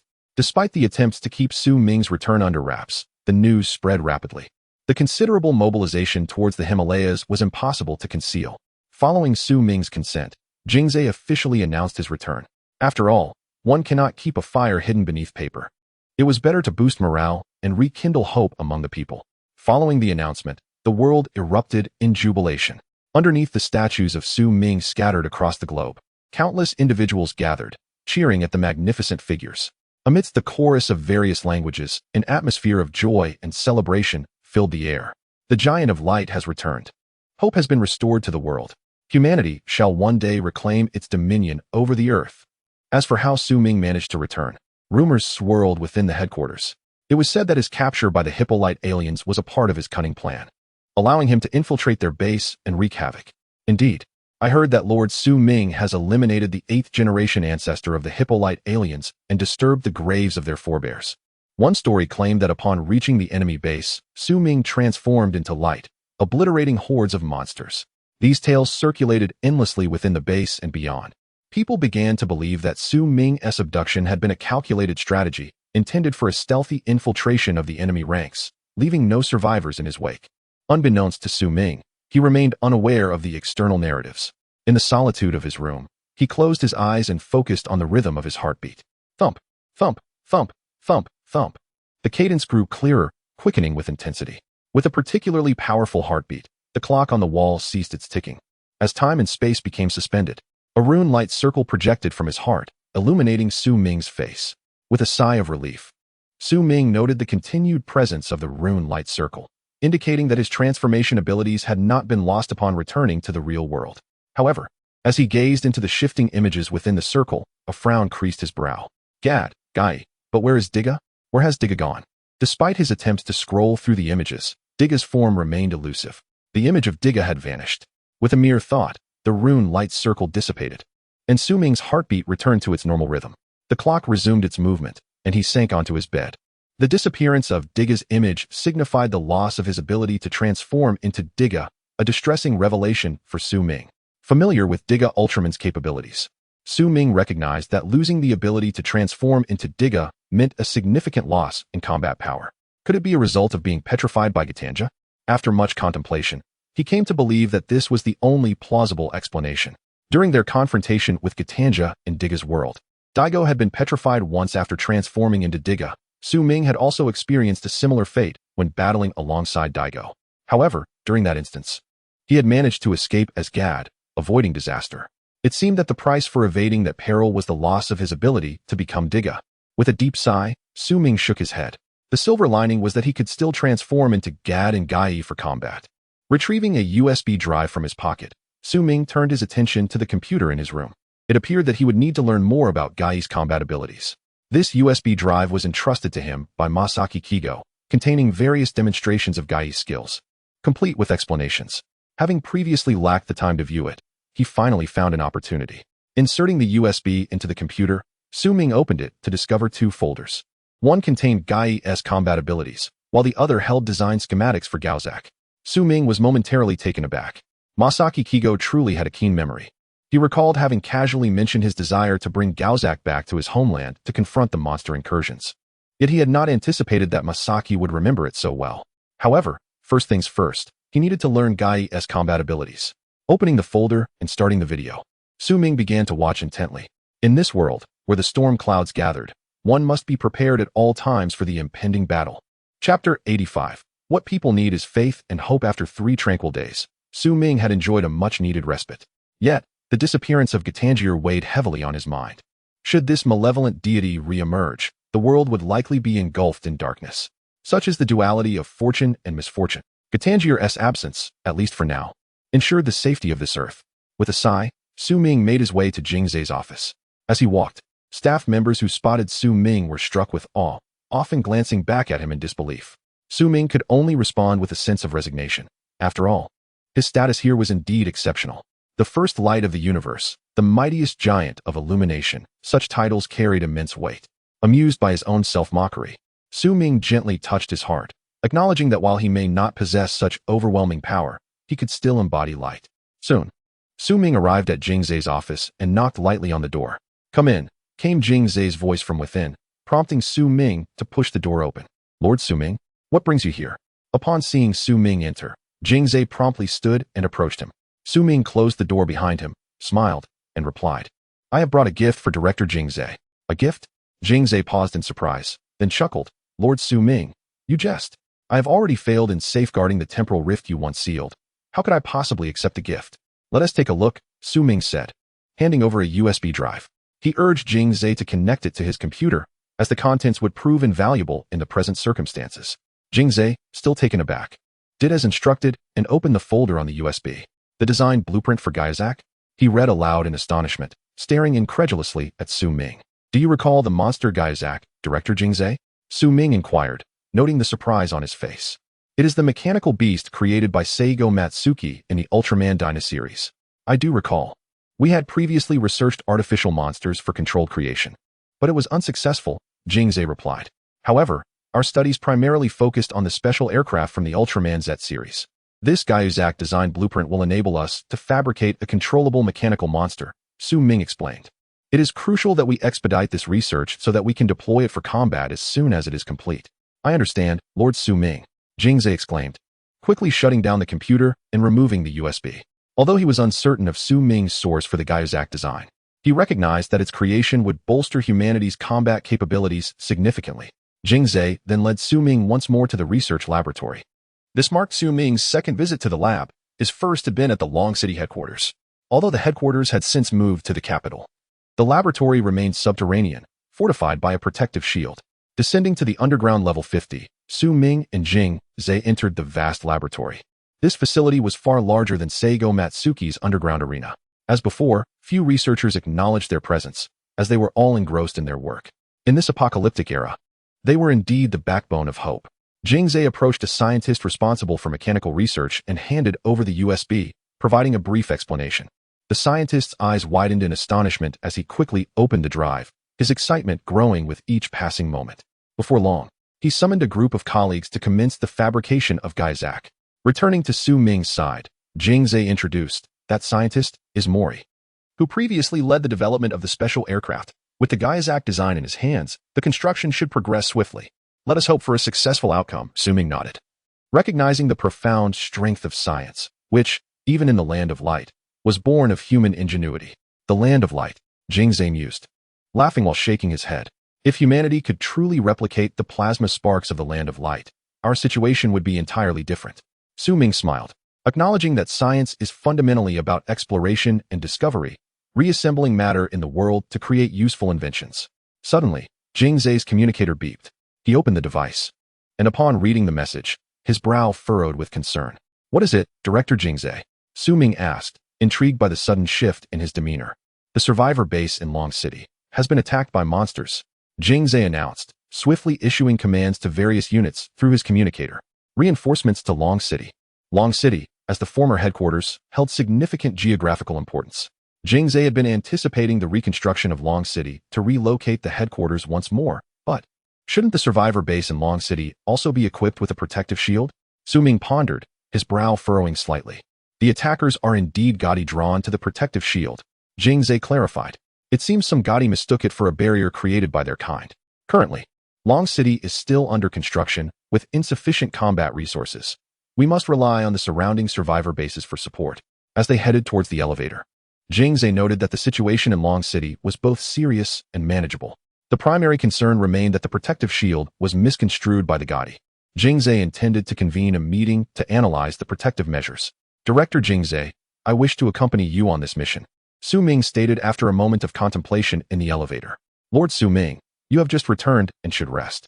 What if the aliens discover? Jing Zhe began, recalling the image of Su Ming single-handedly confronting the alien forces.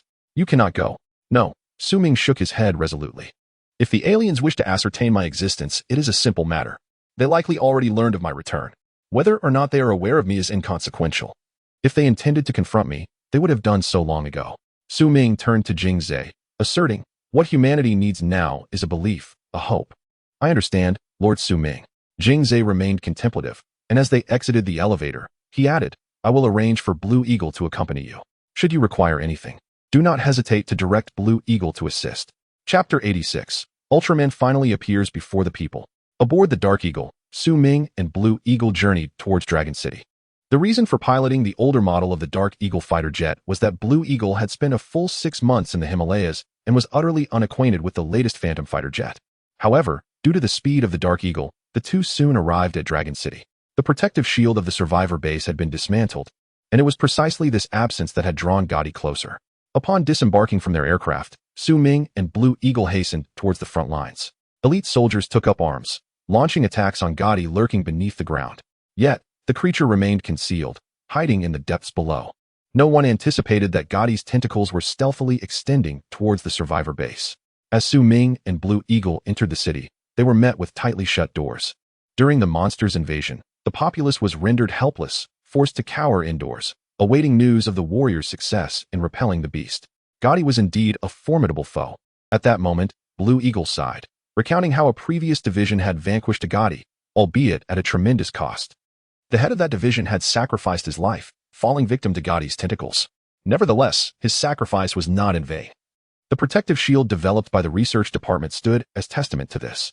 As Blue Eagle spoke, he led Su Ming towards the front lines. Gadi, truly a challenging adversary. Su Ming observed the closed doors along their path, noting that not a single one was ajar. Suddenly, a heart-wrenching cry echoed from behind one of the doors, causing Su Ming and Blue Eagle to halt in their tracks. Something is amiss.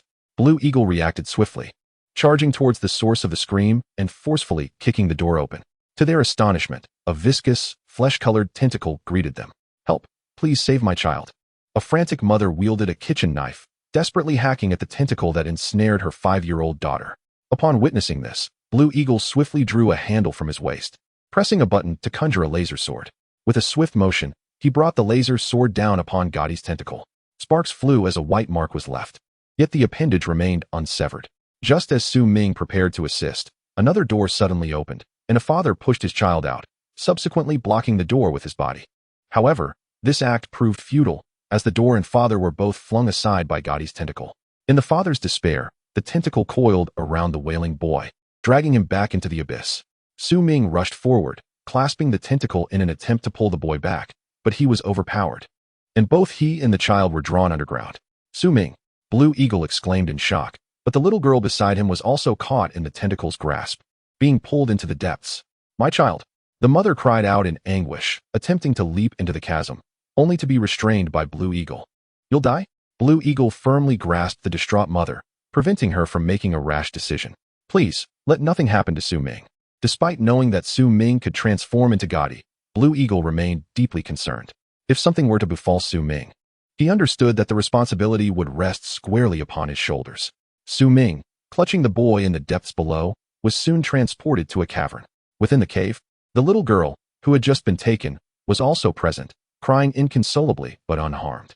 After releasing Su Ming and the boy, the tentacles darted out again, returning shortly with 2 more wailing children.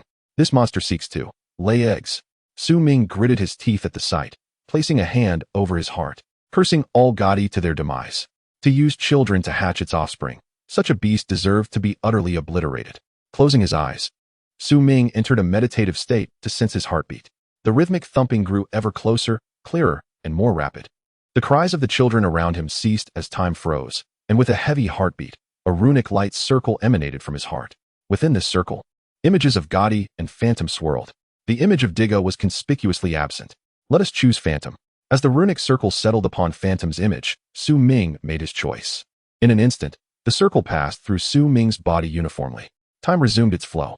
On the surface, Blue Eagle gripped his laser sword, listening to the cries and screams echoing around him, feeling utterly powerless. Suddenly, a brilliant light shot up from the ground, and before the astonished eyes of the people, a colossal figure of silver, red, and black materialized. Gazing up at the towering form, everyone stood in awe. Ultraman! Ultraman has truly appeared. The Giant of Light. What joy! We are saved!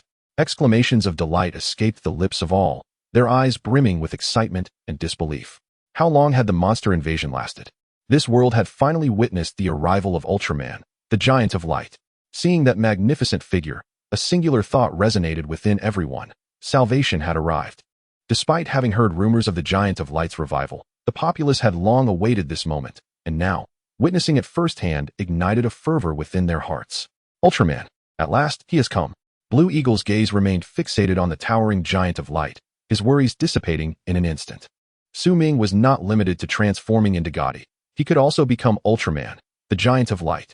A smile graced Blue Eagle's face as he looked upon the visage of this luminous giant, realizing that Su Ming had transformed into Digga Ultraman. However, as time passed, the smile on Blue Eagle's face faded. No, this is not Digga Ultraman. His pupils constricted as he swallowed hard. This Giant of Light is Evil Digga. Evil Digga. The words echoed in Blue Eagle's mind, causing him to recoil several steps. If this truly was Su Ming transformed, it would be one thing. But if he were an invader, then the survivor base of Dragon City would be doomed. Chapter 87. The reason for the captain's promotion. A beam of light descended from the hands of the so-called Evil Digga, landing softly on the ground. The brave Blue Eagle hurried over to investigate, discovering that it was the children who had just been dragged away. These children now lay peacefully asleep, as if the light had soothed their hearts into a tranquil slumber. Upon seeing their children returned, a throng of people surged forward, crying out as they embraced their little ones. Consequently, the cries for Ultraman grew louder. Ultraman had rescued the children. How wonderful! My child, I nearly thought.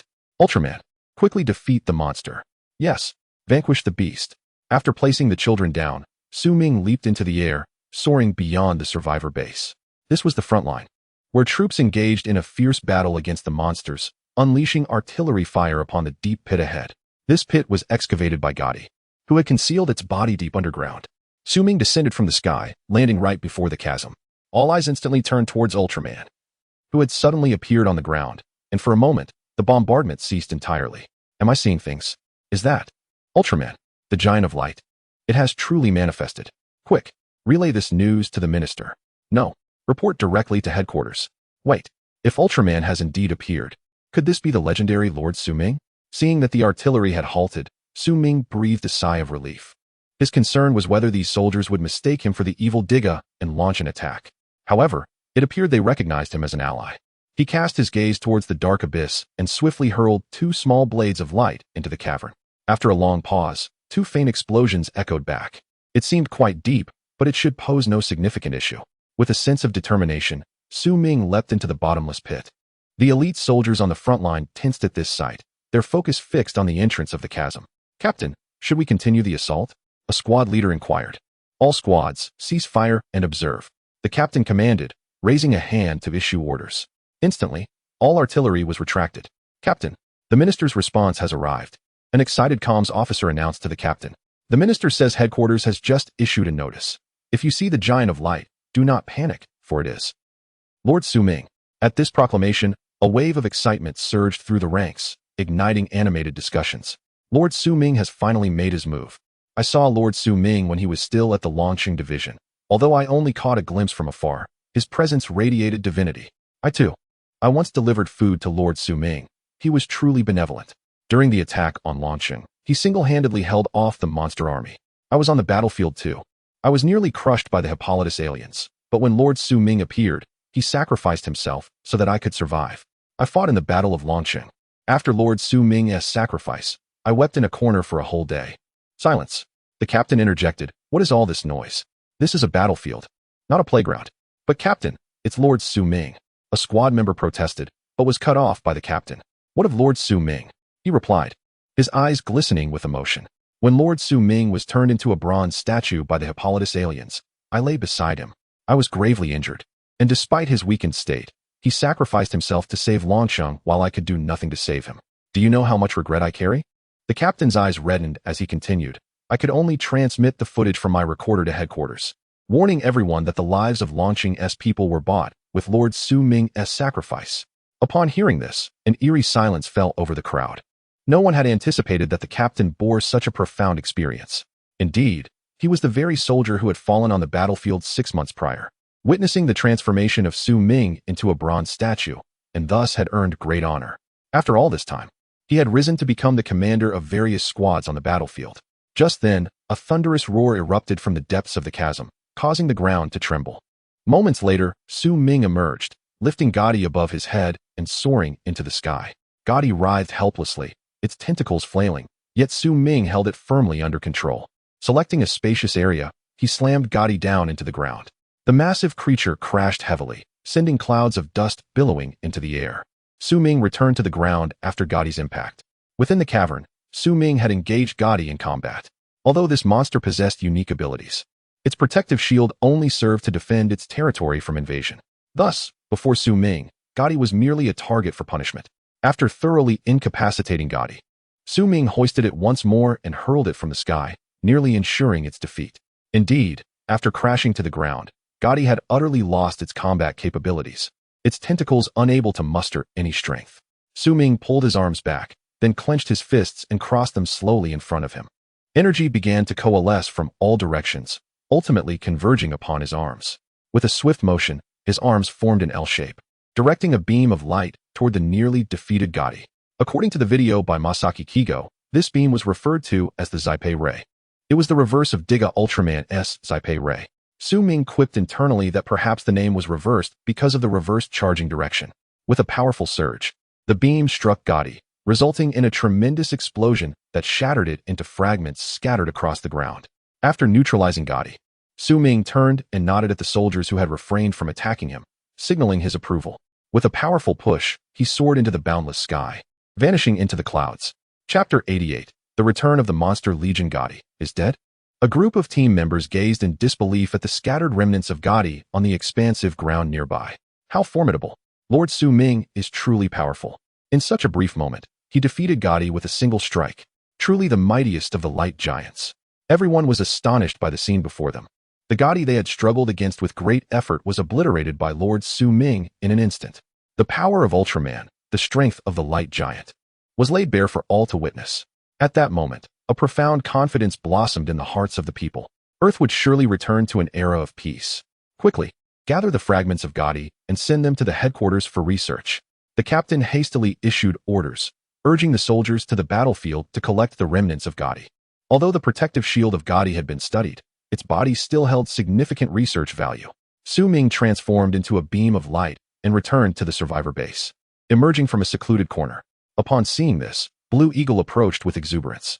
Before he could speak, nearby residents pointed at Su-ming, their eyes wide with astonishment, shouting, Lord Su-ming. This outcry instantly drew the attention of those around him to Su-ming. Lord Su-ming. It's truly Lord Su-ming. He looks just like the statue in the square. After all this time, we finally see him alive. So the Ultraman we just witnessed was indeed Lord Su-ming transformed? It must be. It was Lord Su Ming who saved us. As his identity was revealed, Su Ming found himself overwhelmed by the crowd. Lord Su Ming, please sign my autograph. Lord Su Ming, grant me a strand of your hair as a talisman. Lord Su Ming, I want one too. Thank you for saving us. Lord Su Ming.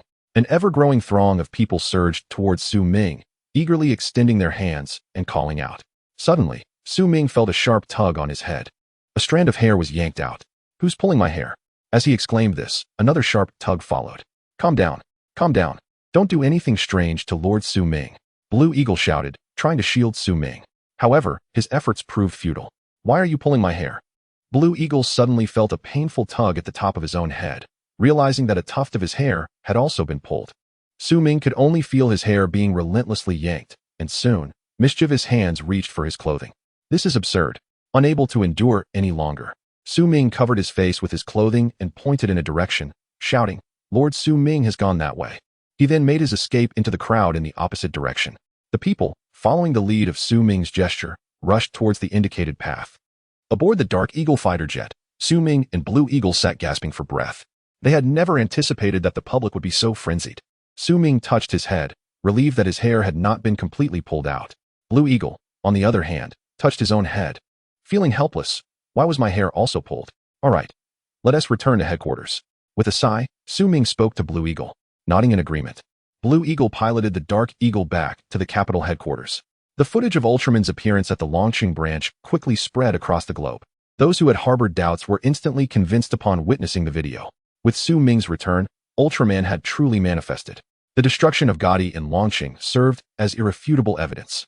Moreover, the citizens and soldiers of Longqing stood as the best witnesses. The recording of Su Ming blasting the monster Gotti echoed worldwide. Upon seeing this footage, everyone marveled at Ultraman's incredible might. Consequently, more people flocked to pray before Su Ming's statue, all yearning for the end of the apocalypse and a return to normalcy. The capital headquarters also issued commands, fervently disseminating news of Ultraman's return, which significantly boosted human morale. Lord Su Ming had transformed into Evil Digga. In the director's office, Jing Zhe sat across from Li Yuan, the newly appointed deputy director after the migration of the capital. Evil Digga was merely an official title. In reality, Evil Digga existed as a light giant from the ultra-ancient era. As the director, Jing Zhe was naturally well-versed in the lore of monsters and Ultraman. Addressing Li Yuan, I understand, but does that mean Lord Su Ming is not the strongest light giant? Could Evil Digga truly be the mightiest? Li Yuan responded, puzzled. No. My dear Li Yuan, you may not know. Jing Zhe shook his head, explaining. Lord Su Ming once told me that his strength was diminished and that he lacked a transformation device. When I inquired about what his transformation device looked like, do you know how Lord Su Ming responded? How did he respond? Li Yuan asked curiously, intrigued by Jing Zhe's demeanor. Lord Su Ming said that his previous transformation devices had vanished, and he instructed me to use the devices depicted in films as a basis for my search. Jing Zhe stated, rising to his feet. I see. Your point is, Lord Su Ming can transform into more than just one Ultraman. Li Yuan realized, astonished. He can become all Ultramen. I surmise that should be the case. Jing Zhe nodded, affirming, thus, dear Li Yuan, Lord Su Ming will undoubtedly lead humanity to victory. The news of Gotti's demise and Ultraman's emergence inevitably reached the ears of the extraterrestrial beings. The Hippolyte and Empire aliens knelt before the grand black crystal in the hall, reporting the happenings of the human world. My lord, it is said that the light giant who appeared is indeed the one transformed from Su Ming. The Empire alien respectfully addressed the black crystal, concluding that the human they had previously captured was not Su Ming after all. My lord, do not listen to his nonsense. The Hippolyte alien interjected, asserting that the Su Ming they had seized had returned, transformed into the light giant. You two fools, you cannot even discern the truth. The black crystal resounded with a heavy voice, reprimanding them. Regardless, we must ensure the complete annihilation of this light giant on Earth. Understood, my lord. We shall lead the Monster Legion to capture the true Su Ming. The Empire alien declared before exiting the hall. The Hippolyte alien, unwilling to lag behind, hurriedly followed suit. Chapter 89. Protect Lord Su Ming. As humanity across the globe rejoiced at the long-awaited emergence of the Giant of Light, the skies above the capital city abruptly darkened. Reports flooded in. A multitude of unidentified waves had been detected 1,000 meters beneath the surface, with suspected hordes of monsters advancing towards the base. Reports continued. The skies above the base were teeming with flying monsters. Reports indicated that extraterrestrial beings from Hippolyte and the Empire had appeared beyond the capital's protective shield. Reports confirmed that numerous monsters were emerging from the ground, hastening towards the city. Reports warned that the aerial monsters were attempting to breach the base's defenses. In an instant, a cascade of reports reached the headquarters, igniting panic among the city's populace. Director Jiang issued immediate orders, mobilizing all available forces to defend the capital. Simultaneously, distress signals were dispatched to other divisions, calling for reinforcements. Surely, this turmoil is because of me. Su Ming rose and made his way toward the door, aware that the extraterrestrials sought his life. Just as Su Ming opened the door, he encountered Blue Eagle standing resolutely at the threshold. Lord Su Ming, Director Jiang has instructed me to persuade you not to go, Blue Eagle declared, his gaze unwavering. He understood that Su Ming was determined to head into battle. Step aside, Blue Eagle, Su Ming replied, his brow furrowed. If I do not go now, how can I face the world? You are correct, Lord Su Ming. Blue Eagle acquiesced, stepping aside. Do not impede me, Blue Eagle. Su Ming stammered, momentarily taken aback, his mind racing as he gazed at Blue Eagle in bewilderment. Wasn't the plot supposed to depict Blue Eagle attempting to stop him multiple times before he took action? Why had Blue Eagle conceded so easily? Am I truly right? Have I spoken so wisely? Su Ming pondered, frustrated by the unexpected deviation from the anticipated events. Indeed, Lord Su Ming, if you do not engage in battle at this moment, the hopes of the people may dissipate, and your words will carry little weight, Blue Eagle stated. Why yes, Blue Eagle, you are quite astute. Su Ming replied, a faint smile forming. It was evident that conversing with a member of the elite forces made matters considerably easier. With Blue Eagle no longer obstructing him, Su Ming surged forth from the headquarters, racing towards the perimeter of the survivor base's shield. The inhabitants of the capital, sheltered by the protective barrier, did not all retreat indoors. Many stood in the streets, gazing skyward at the ominous swarm of flying monsters. The array of creatures was vast and varied, Zoga, Melba, Barton, Baymonston, and others, making it difficult to count their numbers. As the headquarters, the capital employed an advanced layered gaudy shield, which had thus far withstood the onslaught of the external monsters. Look, it's Lord Su Ming. I see him. Lord Su Ming is going to confront the monsters. Yet, the people soon felt trepidation, for he stood alone against such a multitude. Can Lord Su Ming truly contend with so many monsters by himself? Upon reaching the edge of the shield, Su Ming found countless elite warriors established in defense, awaiting the moment when the barrier would falter.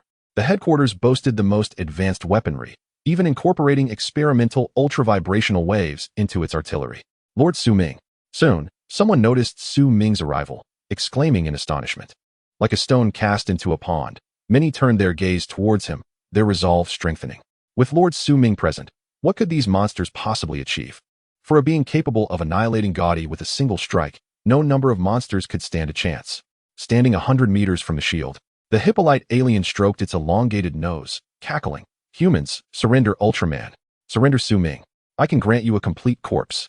As the Hippolyte alien concluded its taunt, the horde of monsters behind it unleashed a cacophony of roars, a show of force. Hearing the alien's words, all eyes turned towards Su Ming. They seek me. Su Ming proclaimed, his voice steady. Lord Su Ming, I will protect you.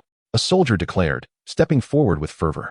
Yes, we must safeguard Lord Su Ming. The extraterrestrial's target is Lord Su Ming. If we eliminate the world's only Ultraman, nothing will stand in their way. Indeed, we cannot allow Lord Su Ming to fall into the hands of the extraterrestrials. For Lord Su Ming, I am willing to fight to the death. A chorus of fervent declarations resonated, leaving Su Ming momentarily stunned, yet touched. Humanity is a remarkably endearing species. How could he allow such wonderful individuals to perish for his sake? Standing before the shield, Su Ming lifted his gaze towards the Hippolyte alien and declared, I, Su Ming, stand here. If you wish to capture me, then come forth and prove your worth. Oh, the Hippolyte alien blinked in surprise. Are you not the human I turned into a bronze statue last time? How is it that you still live? Indeed, he is Su Ming, an imperial alien remarked. Humph, cunning humans, the Hippolyte alien scoffed, dismissing the imperial alien's words. Last time, they sent a doppelganger to deceive us. Perhaps this Su Ming is yet another imposter. As it spoke, the Hippolyte alien launched an energy projectile towards Su Ming.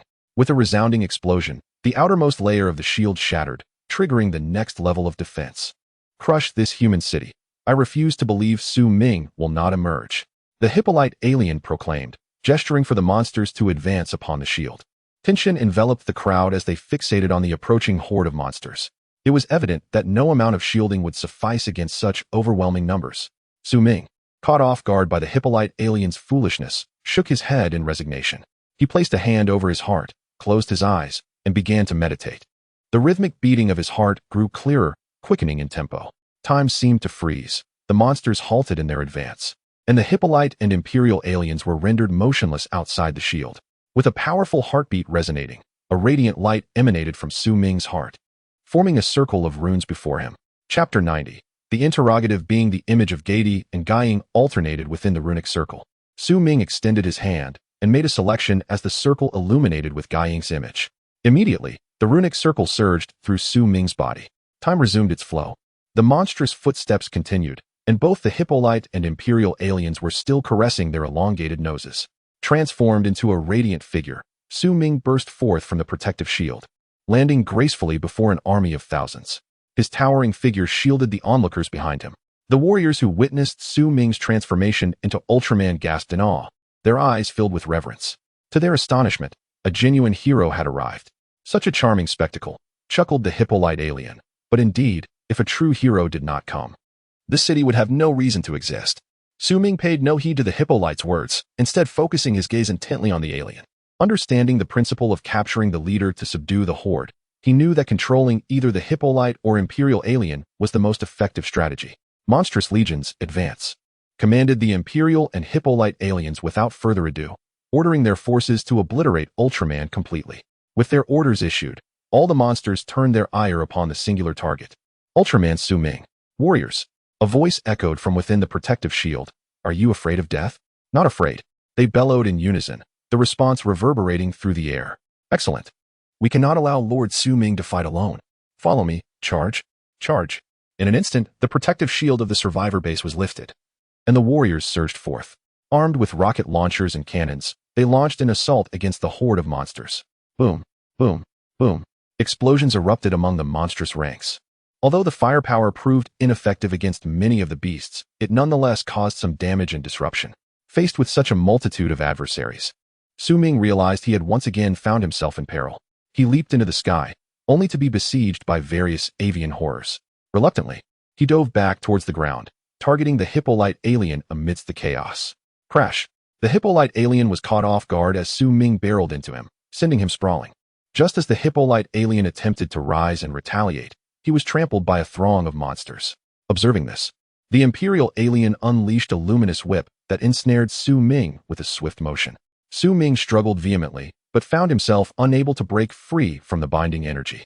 I underestimated these two, Su Ming realized, recalling that the Imperial alien was a formidable adversary from the Showa era of Ultraman, possessing immense combat prowess. Notably, it had even countered Zoffy Ultraman's M87 beam. As his struggles proved futile, the surrounding monsters closed in, and Su Ming crashed into the Imperial alien, both collapsing to the ground and subsequently falling victim to the trampling hordes. Stop! Stop! The Hippolyte alien cried out amid the relentless stomping. All monsters, cease your assault. Remarkably, the monsters obeyed their commands, pausing in their onslaught, while the creatures in the sky began to circle overhead. However, the human warriors did not halt their attacks. Shells continued to rain down, exploding within the monstrous ranks. All units, prepare the Gamora Ultra Vibration Wave, commanded the captain, and a fleet of technologically advanced devices was rolled into position, aiming at the horde. Gamora Ultra Vibration Wave loaded. Fire. Whoosh, whoosh, whoosh. A barrage of powerful vibration waves surged forth from the launchers, striking the monsters. Those unfortunate enough to be caught as living targets were obliterated by the onslaught. Success. The soldiers cheered, reveling in their victory. This marked humanity's first triumph in exterminating monsters with minimal cost. A single vibration wave could dispatch a colossal beast, instilling confidence in the warriors as they prepared to confront their foes. The energy binding Su Ming unraveled amidst the explosion's aftermath. Freed, Su Ming did not flee but instead turned his focus onto the now-recovering Hippolyte alien, lunging at him with force. Gripping the alien's arms tightly, Su Ming propelled himself into the sky.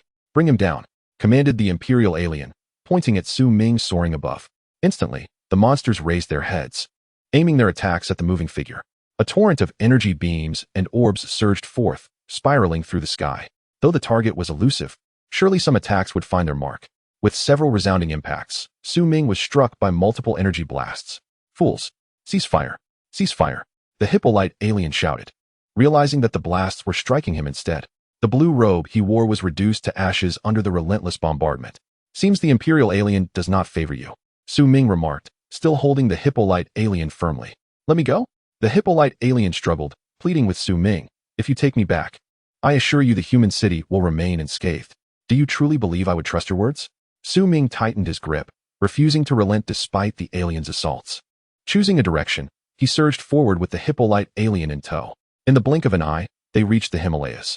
However, upon gazing at the blood-red expanse atop Mount Everest, the Hippolyte alien appeared as if he had glimpsed salvation. Is there something here? Su Ming inquired, observing the alien's reaction. Hee. As an interrogative being, I possess no inclination to conceal the truth. That esteemed individual resides above. Just return with me, and I can guarantee that humanity will not suffer harm for 3 years. Is that so? Su Ming mused, drawing closer to the temporal rift at the summit of Everest. As he approached, he felt the temperature rising around him. Now, I shall ask, and you will answer, he threatened, sensing the heat radiating from his body. Should you hesitate, we shall perish together here. Chapter 91. The talking darkness of Lopos Zero. The Hippolyte alien seemed unfazed by Su Ming's threats. Rather, they were overwhelmingly fearful of the rift in space-time. What are you afraid of? Su Ming, noticing their trepidation, stepped closer to the rift. Don't. The Hippolyte alien could no longer contain itself and exclaimed, I will tell you anything you wish to know. Oh, Su Ming said, intrigued by the Hippolyte's reaction. Then my first question is, why do you fear this rift? Because previously, extraterrestrials and monsters attempted to enter the rift to return to their own worlds, only to be torn into fragments by it. The Hippolyte alien replied, the forces of darkness cannot return from the rift. In other words, this rift only brings forth monsters and extraterrestrials from other worlds to this realm, without the means to send them back, correct? Su Ming mused, seeking confirmation from the Hippolyte. Indeed, the Hippolyte alien affirmed, many extraterrestrials and monsters have tried. Their fates were nothing short of horrific. Excellent. Su Ming chuckled, pulling the Hippolyte alien another step into the rift. The alien immediately began to struggle in fear. Don't move. If you do, I shall toss you in. Su Ming threatened. It must be said that when faced with the specter of death, the Hippolyte alien complied, ceasing its struggles. My second question, who informed you that Su Ming is the Giant of Light? This was a question of great interest to Su Ming, and one of considerable importance. I do not know. We follow the orders of that esteemed one. The Hippolyte alien replied cautiously, glancing skyward. That esteemed one. Su Ming found himself questioning the identity of this figure for the second time. My third question, who is that esteemed one? As he spoke, he drew nearer to the rift once more. The Hippolyte alien, now visibly terrified, pleaded, Please, Great One, spare me. The identity of that esteemed one is not something I can divulge.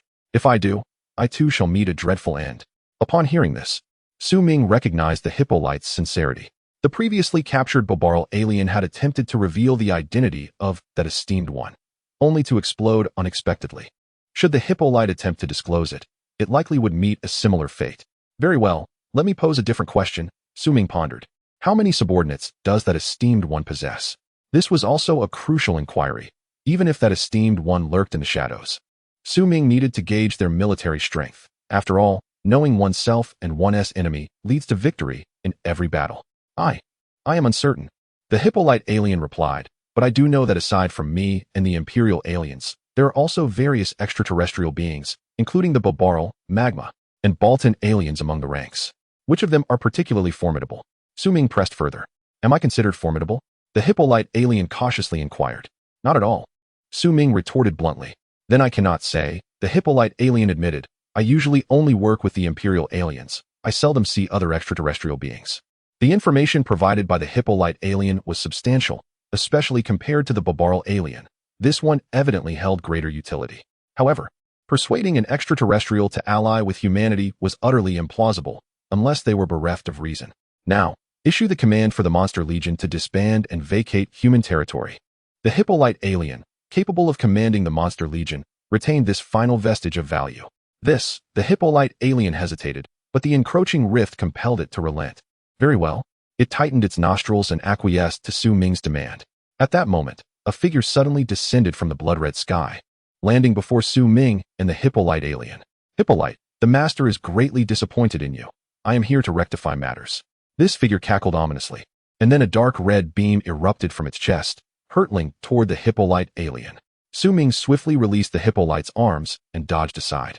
Before the Hippolyte alien's incredulous gaze, it was struck by the dark red beam and propelled into the rift. With a resounding shatter, the Hippolyte alien disintegrated before Su Ming's eyes. The figure that had dispatched the Hippolyte now drew Su Ming's full attention. Darkness of Lopos Zero. How could such a being manifest? Su Ming felt a surge of anxiety. Most astonishing was the fact that this dark Lopos Zero could speak. Wasn't it a one-eyed mechanical giant? Why could it communicate? Clenching his fists, Su Ming readied himself for battle. At that moment, the Imperial aliens, accompanied by a cadre of monsters, arrived belatedly, gazing in bewilderment at the dark Lopos Zero. The lingering aura of the Hippolyte alien was still faintly detectable. The Hippolyte has perished. The Imperial aliens exchanged tense glances, realizing the gravity of the situation. They had only heard of the existence of the dark Lopos Zero, but never imagined witnessing its arrival. Since this being has been dispatched, it seems the Master has lost faith in us, an Imperial alien noted, casting a wary glance at the crimson sky. In that case, it would be prudent to retreat. Turning, the Imperial alien led the flying monsters away into the cosmos. The dark Lopos Zero, however, took note of this retreat and unleashed a beam towards the Imperial aliens. Reacting swiftly, an Imperial alien pushed a Merbor aside, causing it to explode under the beam's assault, illuminating the sky with flames. When the smoke cleared, the Imperial aliens had vanished from sight. Choosing not to pursue the fleeing Imperial aliens, the dark Lopos Zero focused its attention on Su Ming. You are the Ultraman that the Master intends to eliminate, are you not? The dark Lopos Zero extended a hand in a provocative manner. Come, let us engage in a fair battle. Should you perish, I shall ensure your remains are intact. Do not even think of fleeing. If you do, humanity shall cease to exist. Su Ming had intended to escape the area, but the dark Lopos Zero's declaration extinguished that thought. Chapter 92. I shall await the return of Lord Su Ming. Clenching his fists tightly, Su Ming, in a moment of resignation, charged directly towards the dark Lopos Zero. Come on. Seeing this, the dark Lopos Zero, exhilarated, reciprocated Su Ming's advance. The two collided in a fierce exchange of blows, with Su Ming being forced back a distance. It was evident that his opponent's strength surpassed his own. Noticing the temporal rift beside him, Su Ming's mind sharpened with determination, and he shouted towards the dark Lopos Zero. Again, he unleashed another punch, and his adversary eagerly engaged in the exchange once more. Su Ming intentionally tempered his strength, retreating after the confrontation, while the dark Lopos Zero drew ever closer to the temporal rift. Your power is still lacking. This is unamusing. The dark Lopos Zero flicked his wrist, appearing anything but a mechanical giant. Is that so? Su Ming, witnessing this, pulled his arms back and then thrust them forward in a cross motion, conjuring the Li Ao Zai Pei light beam, which shot towards the dark Lopos Zero. With a whoosh, the beam struck the dark Lopos Zero. To Su Ming's astonishment, his opponent made no attempt to resist, absorbing the light beam with his mechanical body. The continuous energy output from Su Ming's attack only resulted in sparks flying from the dark Lopos Zero, who showed no signs of injury. You are too weak. The dark Lopos Zero shook his head, releasing a black light blade that disrupted Su Ming's beam. Is this what you call the strongest light giant of the universe? Damn. Su Ming's chest heaved as he silently cursed. This dark Lopos Zero was overwhelmingly powerful. With his current abilities, he was utterly outmatched. Yet, Su Ming dared not flee, for this being had threatened humanity, and he could not take the risk. He had to ensure that this creature was cast into the rift. Glimpsing the temporal rift, Su Ming clenched his fists and directed a beam of light toward the dark Lopos Zero's head.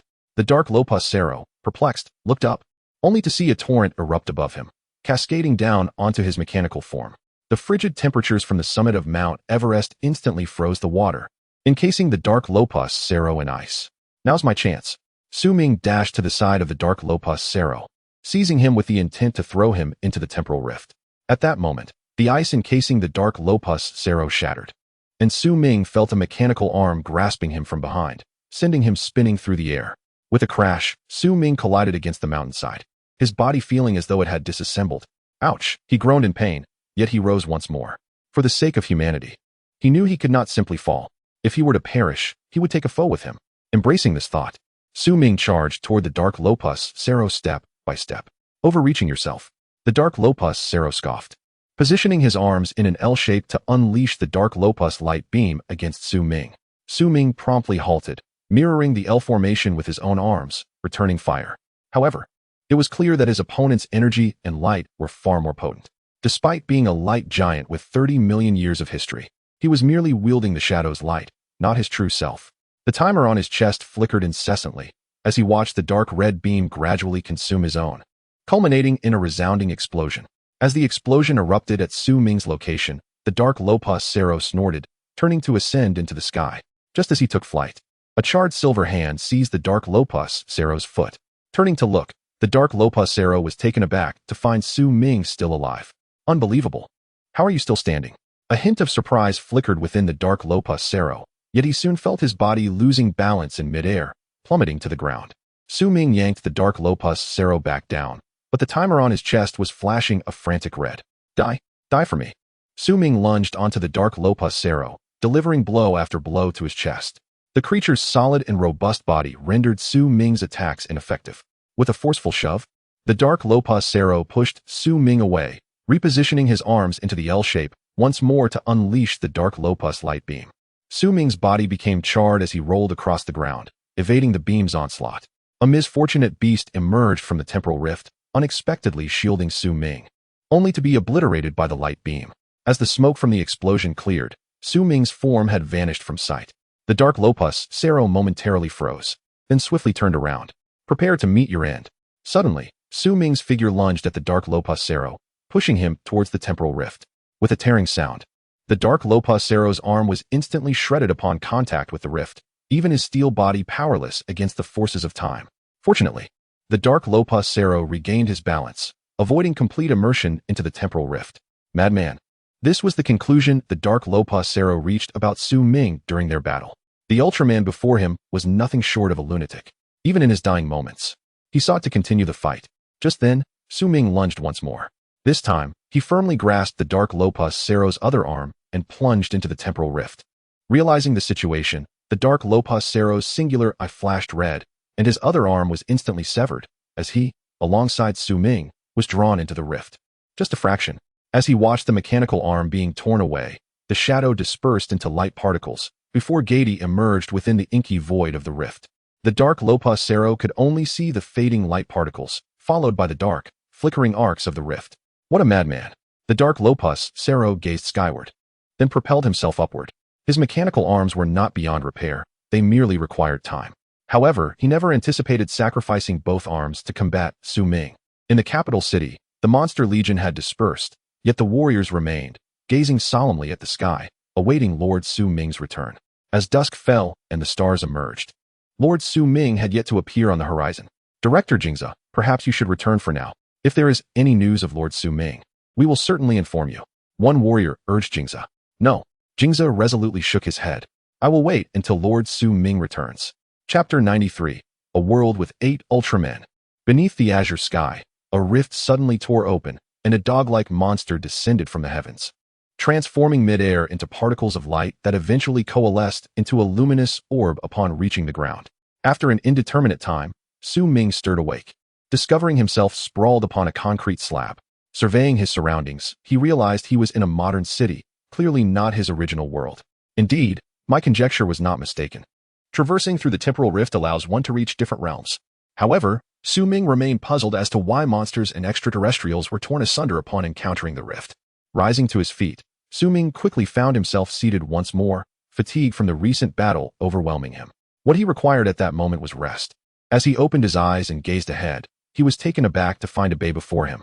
Yet, when his eyes settled on a colossal bronze statue within the bay, his breath quickened. That statue was Ultraman Mebius. His chest heaving, Su Ming attempted to rise, but found himself utterly drained of strength.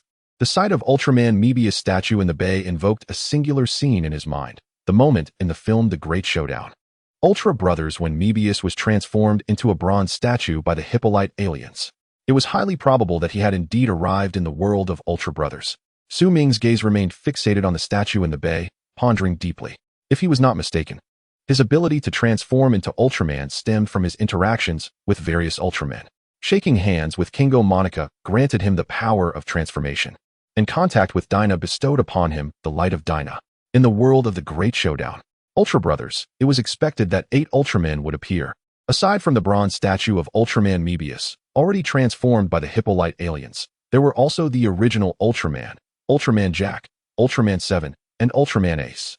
Additionally, the three Heisei Ultramen, Ultraman Tiga, Ultraman Dyna, and Ultraman Gaia, would likely be present as well. Perhaps there were more than 8. Su Ming recalled that within the narrative, there had been an appearance of Hiroya Fujimiya, implying that Ultraman Eagle from the Heisei trio would also manifest in this world. 9. A total of 9 Ultramen. If he could establish contact with these 9 Ultramen, then Su Ming placed his hand over his heart, a relaxed smile gracing his face. If he could transform into the 9 Ultramen, as long as his stamina held out, he should be able to contend with the Monster Legion. Alas, for now, Su Ming could only sit and rest here, awaiting the arrival of the other Ultramen. As he sat, exhaustion overcame him, and he succumbed to slumber on the ground. When he awoke again, it was already evening. Upon sneezing and sitting up, he discovered a pile of coins before him. Had he been mistaken for a beggar? Su Ming's lips twitched, and he glanced at the coins scattered on the ground. Rising to his feet, he found that his strength had largely returned during this brief respite. Though his stomach growled in protest, choosing a direction, Su Ming resolved to seek out some food. However, after taking a few steps, he retraced his path and pocketed the coins. After all, he had no currency in this world, and these coins could prove useful for purchasing sustenance. Unbeknownst to him, he wandered into Chinatown. Here, the presence of the Daxiao people was prevalent, and Su Ming felt an overwhelming sense of familiarity. He entered a noodle shop, requesting a bowl of broth noodles. After finishing his meal, the owner, perceiving Su Ming as a down-and-out youth, did not charge him. "Keep working hard, young man," the owner encouraged, patting Su Ming on the shoulder. "You're still young. A little more spirit will do wonders." "Thank you, sir." Su Ming expressed his gratitude to the kind-hearted proprietor, discreetly leaving behind some money before departing. Although he was not truly destitute, he was certainly close to it. He found a modest inn in Chinatown to spend the night, but unexpectedly, he fell into a deep slumber that lasted until the following evening. Awakened by the tremors of the building and the shouts from outside, Su Ming jolted upright. Had the Monster Legion invaded the capital? Upon regaining his senses, he remembered that he was not in the real world. However, this realm bore a striking resemblance to reality. Monsters and Ultramen, once mere fiction, had now invaded this world. The crucial difference lay in the fact that when the monsters first invaded, Ultramen appeared to resist them, preventing this world from descending into a post-apocalyptic state. Prior to being transformed into a bronze statue, Mebius must have already dealt with the monster Pandan. Su Ming stepped cautiously from his room towards Chinatown, concluding that the monsters currently wreaking havoc were the ensuing Hilbegon and Goldrass. Upon reaching the outskirts of Chinatown, he witnessed the chaos of people fleeing, all running towards a nearby underground shelter. Su Ming did not run. Instead, he walked slowly with the tide of humanity. Ahead, a familiar figure clad in a business suit was directing the crowd to safety. Daigo. Or rather, the Daigo from this parallel world. The Daigo of this realm had yet to awaken his memories from the parallel universe. Spotting Daigo, Su Ming deliberately sprinted forward, only to feign a stumble and fall towards him. Daigo, seeing this, quickly caught Su Ming, exclaiming, "Are you all right?" "I'm fine, just tripped a bit." "Thank you." Su Ming nodded, feeling the change within himself. However, he no longer sensed the warm flow that had previously coursed through his heart. It seemed that Daigo had not yet awakened. He would have to wait until Daigo transformed into Dyna to make contact. Deciding against leaving, Su Ming assisted Daigo in guiding the crowd to safety. This involvement entailed directing people towards the shelter. Soon, the throngs dispersed, leaving only Daigo and Su Ming behind. The monsters Goldrass and Hilbegon approached ever closer to Chinatown. A dark wind swept down from the sky, materializing into a hippolyte alien. For some reason, Su Ming found the hippolyte alien before him oddly familiar. Could it possibly be the same one that had been torn apart by the rift in the real world? Su Ming furrowed his brow. However, given that all hippolyte aliens bore a striking resemblance, it was difficult to discern. Just as Su Ming pondered this, Daigo suddenly shouted, pulling Su Ming down to the ground. "Watch out." Chapter 94. Yet, there is no 9th Ultraman in the dream? Su Ming was pulled back several steps by Daigo. As an erratic yellow arc of electricity surged through the sky, threatening to reduce both him and Daigo to ashes. Suddenly, the lightning halted just before Su Ming's face. Mere inches away, time seemed to freeze, preventing the arc from advancing further. The sound of Su Ming's heartbeat grew clearer, quickening with intensity. With a powerful thump of his heart, a circle of runes projected from his chest, illuminating his visage. Su Ming exhaled, resolutely choosing to cast a shadow, and the circle of runes swiftly passed through his body. Buzz! Daigo's tightly shut eyes suddenly sprang open, witnessing the yellow electric net dissipate under the radiant light, revealing a gigantic figure enveloped in brilliance. Ultraman! Daigo's eyes widened in astonishment. unable to believe that the young man who had just helped organize the evacuation was the very Ultraman he had been searching for. Su Ming turned, nodding at Dagu, and uttered, "Tiga, I'm waiting for you." With that, he charged towards the rampaging monsters in the city. His parting words were intended to hasten Dagu's awakening. Otherwise, facing 3 foes alone would prove exceedingly challenging. Tiga? Upon hearing this name, Dagu's heartbeat inexplicably quickened. Su Ming performed a somersault and delivered a swift kick to the pointed tip of Goldras's head. With a crack, the tip shattered, eliciting a painful roar from Goldras, who glared furiously at the unexpected intruder.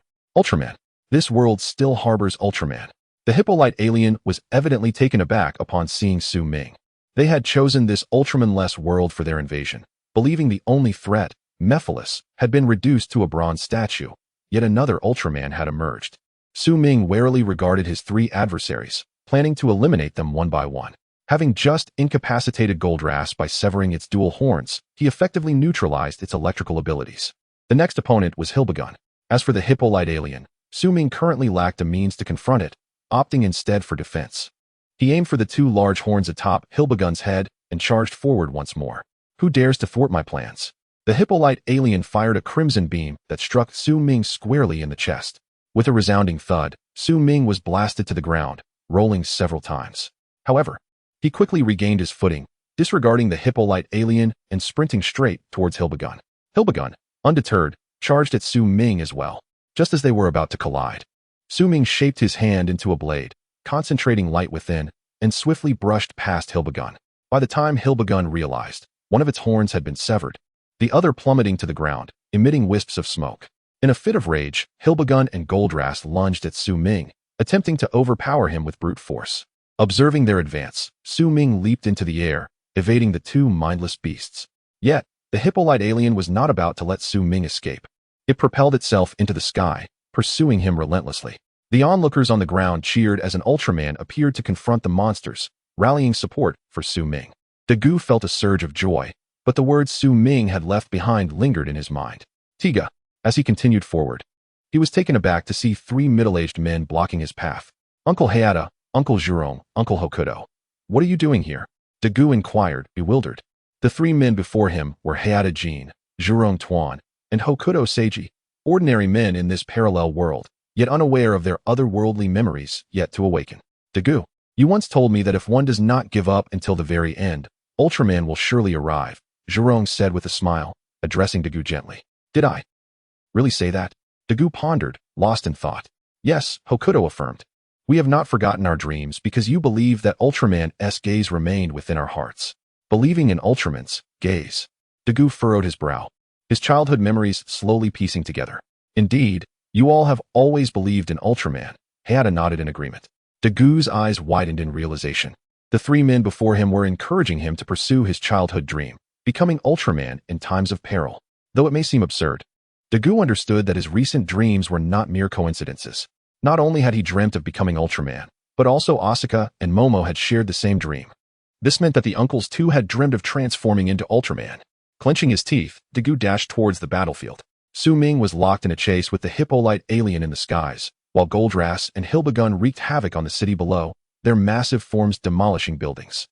Light beams periodically fell from the sky, exploding on the ground. Amidst the inferno, Dagu was transported back to his childhood, recalling the scene in which he made a wish upon the stars with Asuka and Momo. On that grassy field stood a little girl in a white dress and red shoes. "You finally remembered our promise." The little girl turned, beaming at Dagu. He nodded solemnly, breaking free from the illusion, his gaze resolutely fixed on the rampaging Hilbegun and Goldras. "I now realize that I am the last of the 7 warriors," he declared, as light coalesced in his hand, the god-light rod materializing. Just as Dagu was about to transform, a troubling thought struck him. If Asuka and Momo were likely Ultramen, and Uncle Hayata, Uncle Hokuto, Uncle Kageyama, and Uncle Zhurong were also Ultramen, that made 8 individuals, plus Mephiles, who had been turned into a bronze statue and himself, totaling 9. Yet, in the dreams, only 8 Ultramen had appeared. Chapter 95, Mastering Physics. The Hippolyte aliens must flee, however. The fiery spectacle of battle in the sky caused Dagu to momentarily set aside his thoughts. The paramount task now was to vanquish these monstrous foes. Memories from a parallel world began to surface in his mind, and as a member of the victory team, Dagu awakened fully in this moment. Grasping the godlight stick firmly in his right hand, he struck his left arm with it, twisting his waist to create a perfect arc, lifting the godlight stick high above his head. Tiga! Daga bellowed, transforming into a radiant beam as he ascended into the heavens, subsequently becoming a colorful pillar of light descending from the sky. Before the astonished onlookers, the silver, purple, and red tricolored Tiga Ultraman stood defiantly before the two rampaging monsters. Another Ultraman. He resembles the one from before. But as long as there is an Ultraman, the monsters are doomed. Go Ultraman. Defeat them. The crowd erupted into cheers upon witnessing the emergence of yet another Ultraman. In this world, while Ultraman films existed, only those from the Showa era were known. The Heisei era Ultraman had become a rarity. Thus, the populace was familiar only with the older Ultraman like the Ultraman brothers and were oblivious to Tiga, Dyna, and Gaia from the Heisei period. They were also unaware of the existence of the malevolent Dark Tiga within Tiga Ultraman. As Daegu transformed into Tiga, he also revived all the combat techniques of Tiga from the parallel universe. With a fierce roar, he charged towards the two rampaging monsters.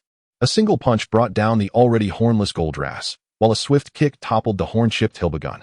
Shuming, still in pursuit of the Hippolyte aliens high in the sky, felt a sense of relief upon witnessing Tiga's appearance on the ground. The narrative had returned to its rightful course. It was merely a matter of time before the other Heisei trio members and the Ultraman brothers joined the fray.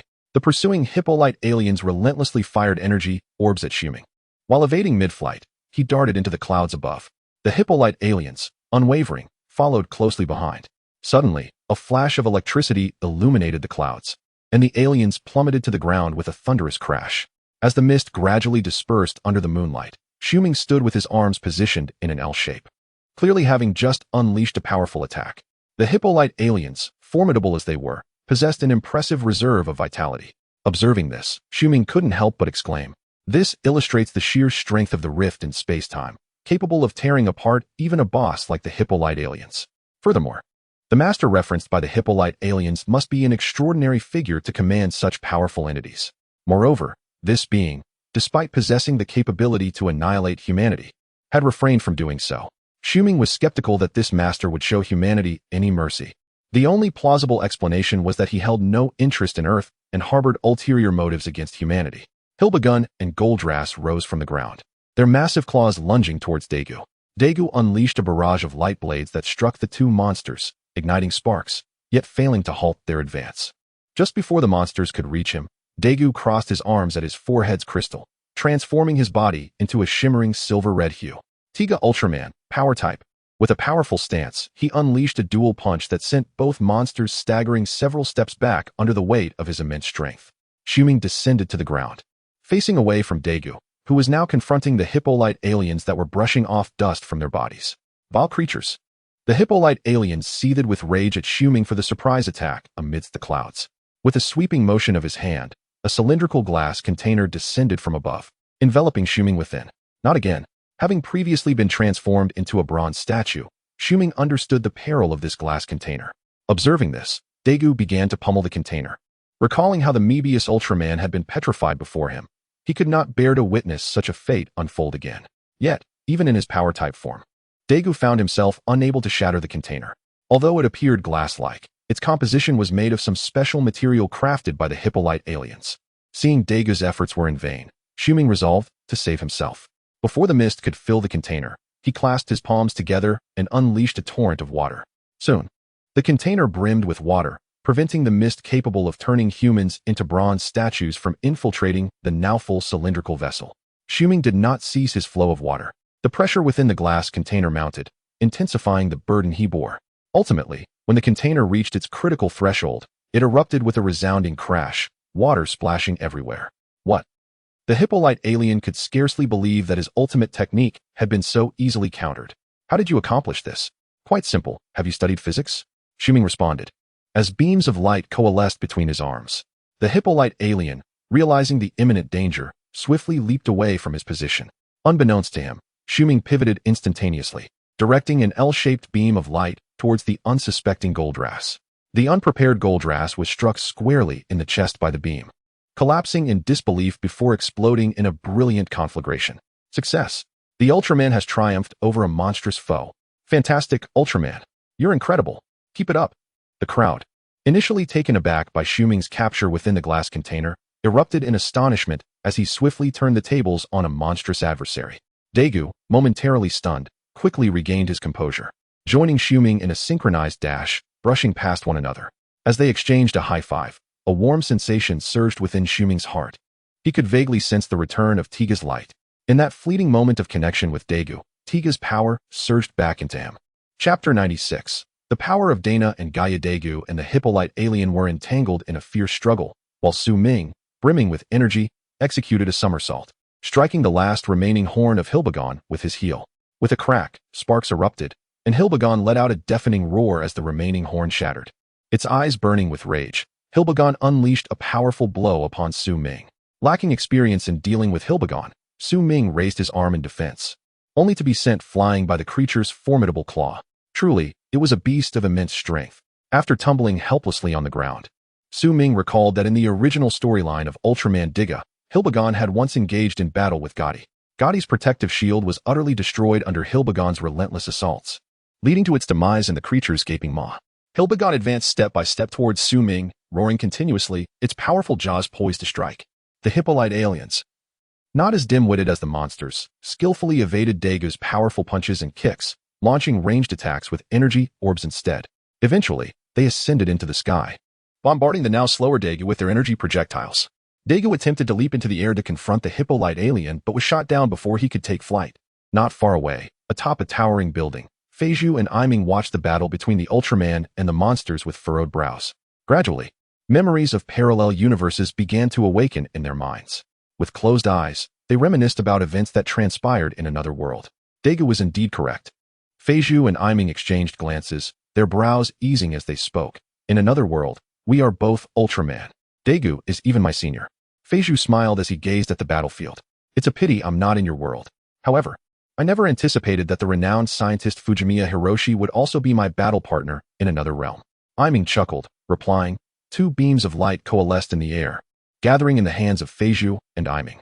The transformation device of Ultraman Dana, the shining sword, and the transformation device of Ultraman Gaia, the blue gem cone, shimmered in the light.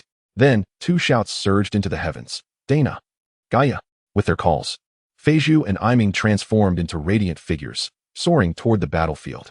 Dana collided fiercely with the Hippolyte alien in the sky, toppling it to the ground. Meanwhile, Gaia landed with a resounding thud, sending a cloud of dust into the air and launching Hilbegon away. Daegu, Feiju exclaimed, astonished. You both succeeded in transforming. Indeed, Daegu, we have arrived. Feiju replied as he descended to the ground after toppling the Hippolyte alien. Aiming extended a hand to the fallen Su Ming, who grasped it and stood up, nodding at the figure of Ultraman Gaia before him. A warm current flowed through Su Ming's heart as he tightened his grip on Gaia's hand. I must have received Gaia's light, he thought, nodding gratefully at Aiming. With renewed vigor, the group launched another assault on Hilbegon and the Hippolyte alien. This time, Gaia and Digga confronted Hilbegon, while Dana and Aiming battled the Hippolyte alien. Seizing the moment, Aiming transformed into V2 and crashed into Hilbegon, initiating a wrestling match. The Hippolyte alien, having endured a protracted battle, was nearly spent, much like Su Ming. As a visitor from another world, Su Ming did not possess the abundant energy of the Ultraman from this realm. After unleashing several finishing moves, his chest timer began to flicker. The Hippolyte alien unleashed a barrage of energy orbs towards Su Ming. He attempted to dodge, but it was too late. However, Feiju intervened, raising an Ultraman barrier to shield Su Ming from the attacks. Thank you, Dana. Su Ming nodded in gratitude. No need for thanks, Feiju replied, casually approaching Su Ming and patting his shoulder. But how come you look so much like Digga? I don't believe I know your name. A warm rush surged through Su Ming's heart. Momentarily taken aback, he replied, You may call me Gaiying. Gaiying, good. The real battle has only just begun. With that, Feiju turned, unleashing a light blade that annihilated the incoming energy orbs from the Hippolyte alien. Realizing the prowess of these Ultramen, the Hippolyte alien attempted to flee. Just then, a tremendous explosion resonated as Hilbegon was obliterated by the combined efforts of Daegu and Aiming, drawing everyone's attention to the remaining Hippolyte alien. Sensing the peril, the Hippolyte alien fired several energy orbs to create chaos before soaring into the sky to escape. Daegu, observing this, crossed his arms at the crystalline forehead, transforming into aerial mode to pursue the alien. Soon, a Lampal energy orb struck the Hippolyte alien, sending it crashing back to the ground. Feiju and Aiming quickly rushed forward to restrain the Hippolyte alien, and upon Daegu's return, He reverted to combined form, drawing his arms back before extending them outward, gathering energy for the Zapaliao beam. With a swift motion, the beams surged toward the Hippolyte alien as Feiju and Iming released their hold, rolling to the sides. The purplish-white beam struck the exhausted Hippolyte alien with precision, and with a deafening explosion, the once arrogant creature was reduced to mere fragments. Su Ming, witnessing this scene, was momentarily stunned. Is this Hippolyte alien not the one I know? Initially, he thought it bore a resemblance, but now he realized he had mistaken its identity. Having perished in this dimension before Su Ming arrived, there was no way this creature could have been transported from the rift in time to the real world. Suddenly, a series of terrifying sounds echoed from every corner of the city, steeped in malevolence. Dark, purple streams of energy surged from inconspicuous corners, coalescing high in the sky into a massive energy sphere. The souls of the defeated monsters, including Gusla, Ponton, and the recently vanquished Goldrass, Hilbegon, and the Hippolyte alien, all converged into that dark purple energy orb. Chapter 97. A guru makes his appearance. Fear, fear. The ominous voice echoed throughout the city, as a dark purple mass of energy in the sky gradually morphed into a thick black fog. Soon, as all the purple lights merged into the fog, terrifying roars erupted from within. The dark shadow sorcerer, Su Ming, along with Dagu and Fei Niao, hovered in the sky, while others may have been oblivious. Su Ming understood that this colossal black mist concealed the dark shadow sorcerer, who was gathering the souls of monsters and the fears of humanity to create a gigantic creature. Behold, the Giga Chimera. As the black fog slowly dispersed high above, the monstrous form emerged before the onlookers. The creature's head and chest were fused, composed of the Hippolyte aliens, with 2 heads from Goldrass and Hilbegong atop and Gusla's head at the bottom. It boasted 4 arms crafted from amalgamated limbs, and its tail sported the heads of 2 chickens from Pondon. Its immense size instilled a profound sense of dread among those below. Even Ultraman appeared insignificantly small in the presence of this composite beast. This creature would not be easily vanquished. This thought coursed through everyone's minds. Yet there was no trace of fear. Su Ming, too, felt no trepidation regarding the beast. After all, he had faced the malevolent deity Gitangier, so what was Giga Chimera? However, despite his courage, overcoming this creature with just the 4 of them would prove to be a formidable challenge. The Giga Chimera unleashed a cacophony of roars from its various heads, launching an initial assault on the 4 Ultramen. Purple energy orbs zipped towards Su Ming and his companions, each strike imbued with tremendous power, relentlessly bombarding them from above. Scatter. Su Ming reacted swiftly, soaring into the sky. Given that Giga Chimera was attacking at an angle, ascending would allow them to evade a significant number of the energy projectiles. Dagu darted to the left, Fei Niao veered right, while Iming descended. Unfortunately, Iming bore the brunt of the onslaught, with energy orbs crashing down upon him, causing him to lose his balance and crash to the ground with a thunderous thud. Surrounding buildings erupted in explosions, engulfed in flames. Su Ming charged directly at Giga Chimera, landing atop Hilbegong's head. Seeing Iming in peril, Dagu and Fei Niao aimed to swoop down to assist, only to find themselves ensnared in the barrage of purple orbs as well.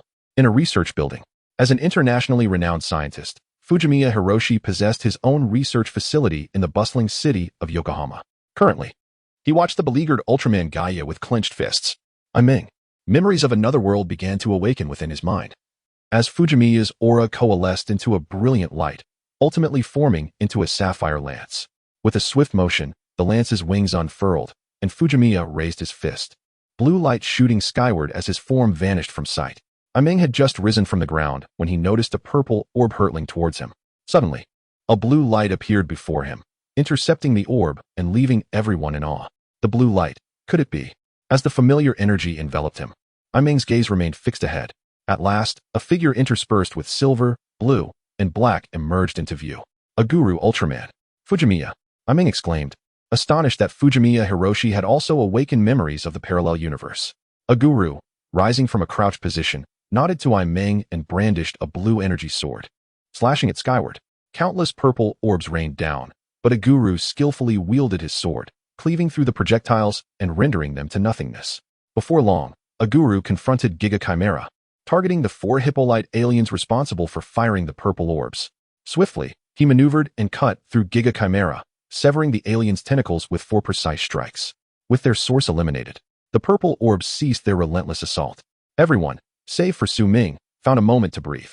Su Ming clung to Hilbegong's head atop Giga Chimera, his chest timer flashing incessantly, energy nearly depleted. Ultimately, Su Ming could no longer hold on, flung off by Hilbegong's head, plummeting downward. Suddenly, a hand steadied him from behind, preventing him from falling further.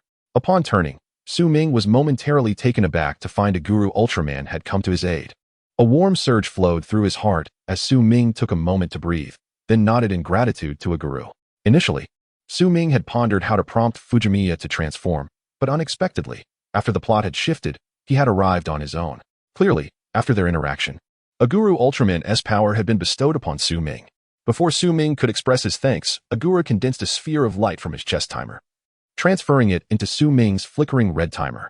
In no time, Su Ming felt a surge of energy revitalizing him, the timer reverting to a brilliant blue. "Thank you, Aguru," Su Ming expressed, renewed vigor coursing through him. He nodded appreciatively, while Aguru's gaze shifted back to Giga Chimera.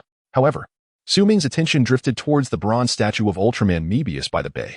It seemed the original Ultraman, once a prominent figure in this world, had been forgotten by many. Just then, cheers erupted from the ground below. Su Ming glanced down to see four giants of light standing resolutely on the surface. It was none other than the original Ultraman, 7, Jack, and Ace. Clearly, Hayata Shin, Moriboshi Dan, Hokuto Seiji, and Takagi Hideki had awakened their memories, transforming into the Ultraman brothers to lend their assistance. The Ultraman brothers. They were the heroes we once admired on television as children. Marvelous. Truly magnificent. The Ultraman brothers have arrived. Go, Ultraman, defeat the monster.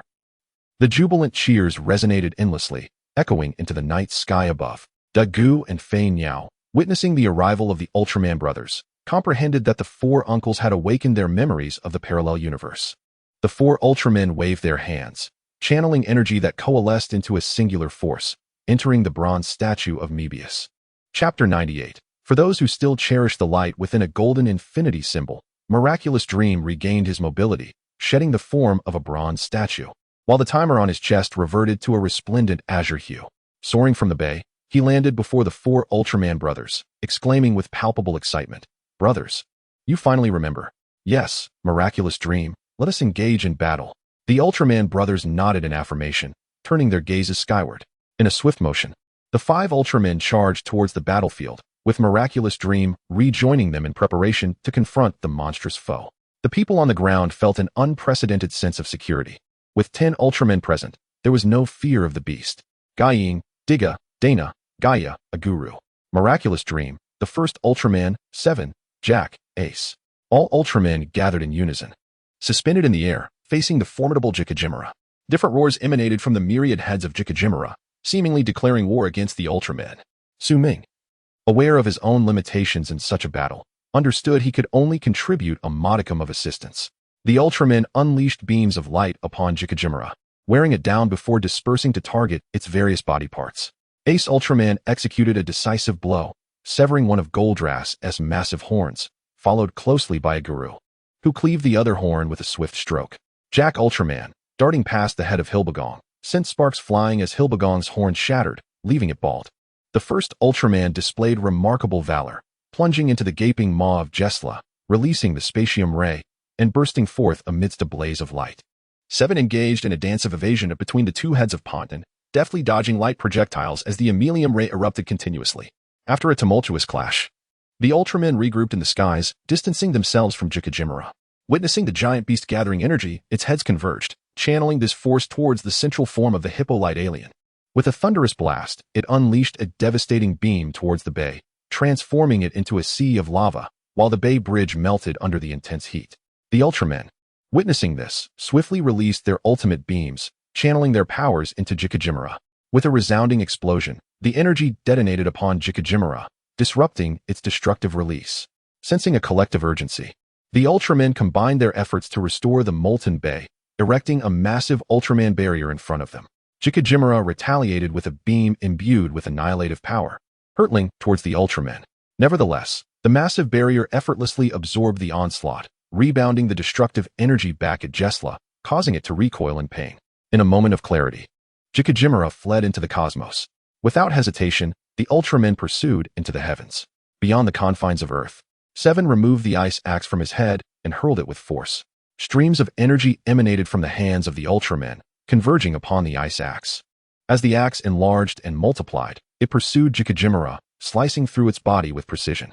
Soon, Jikajimura was left marred by countless wounds. While the ice axe returned to 7's head, this colossal beast had reached the threshold of its demise. The first Ultraman led the charge, releasing a lethal beam.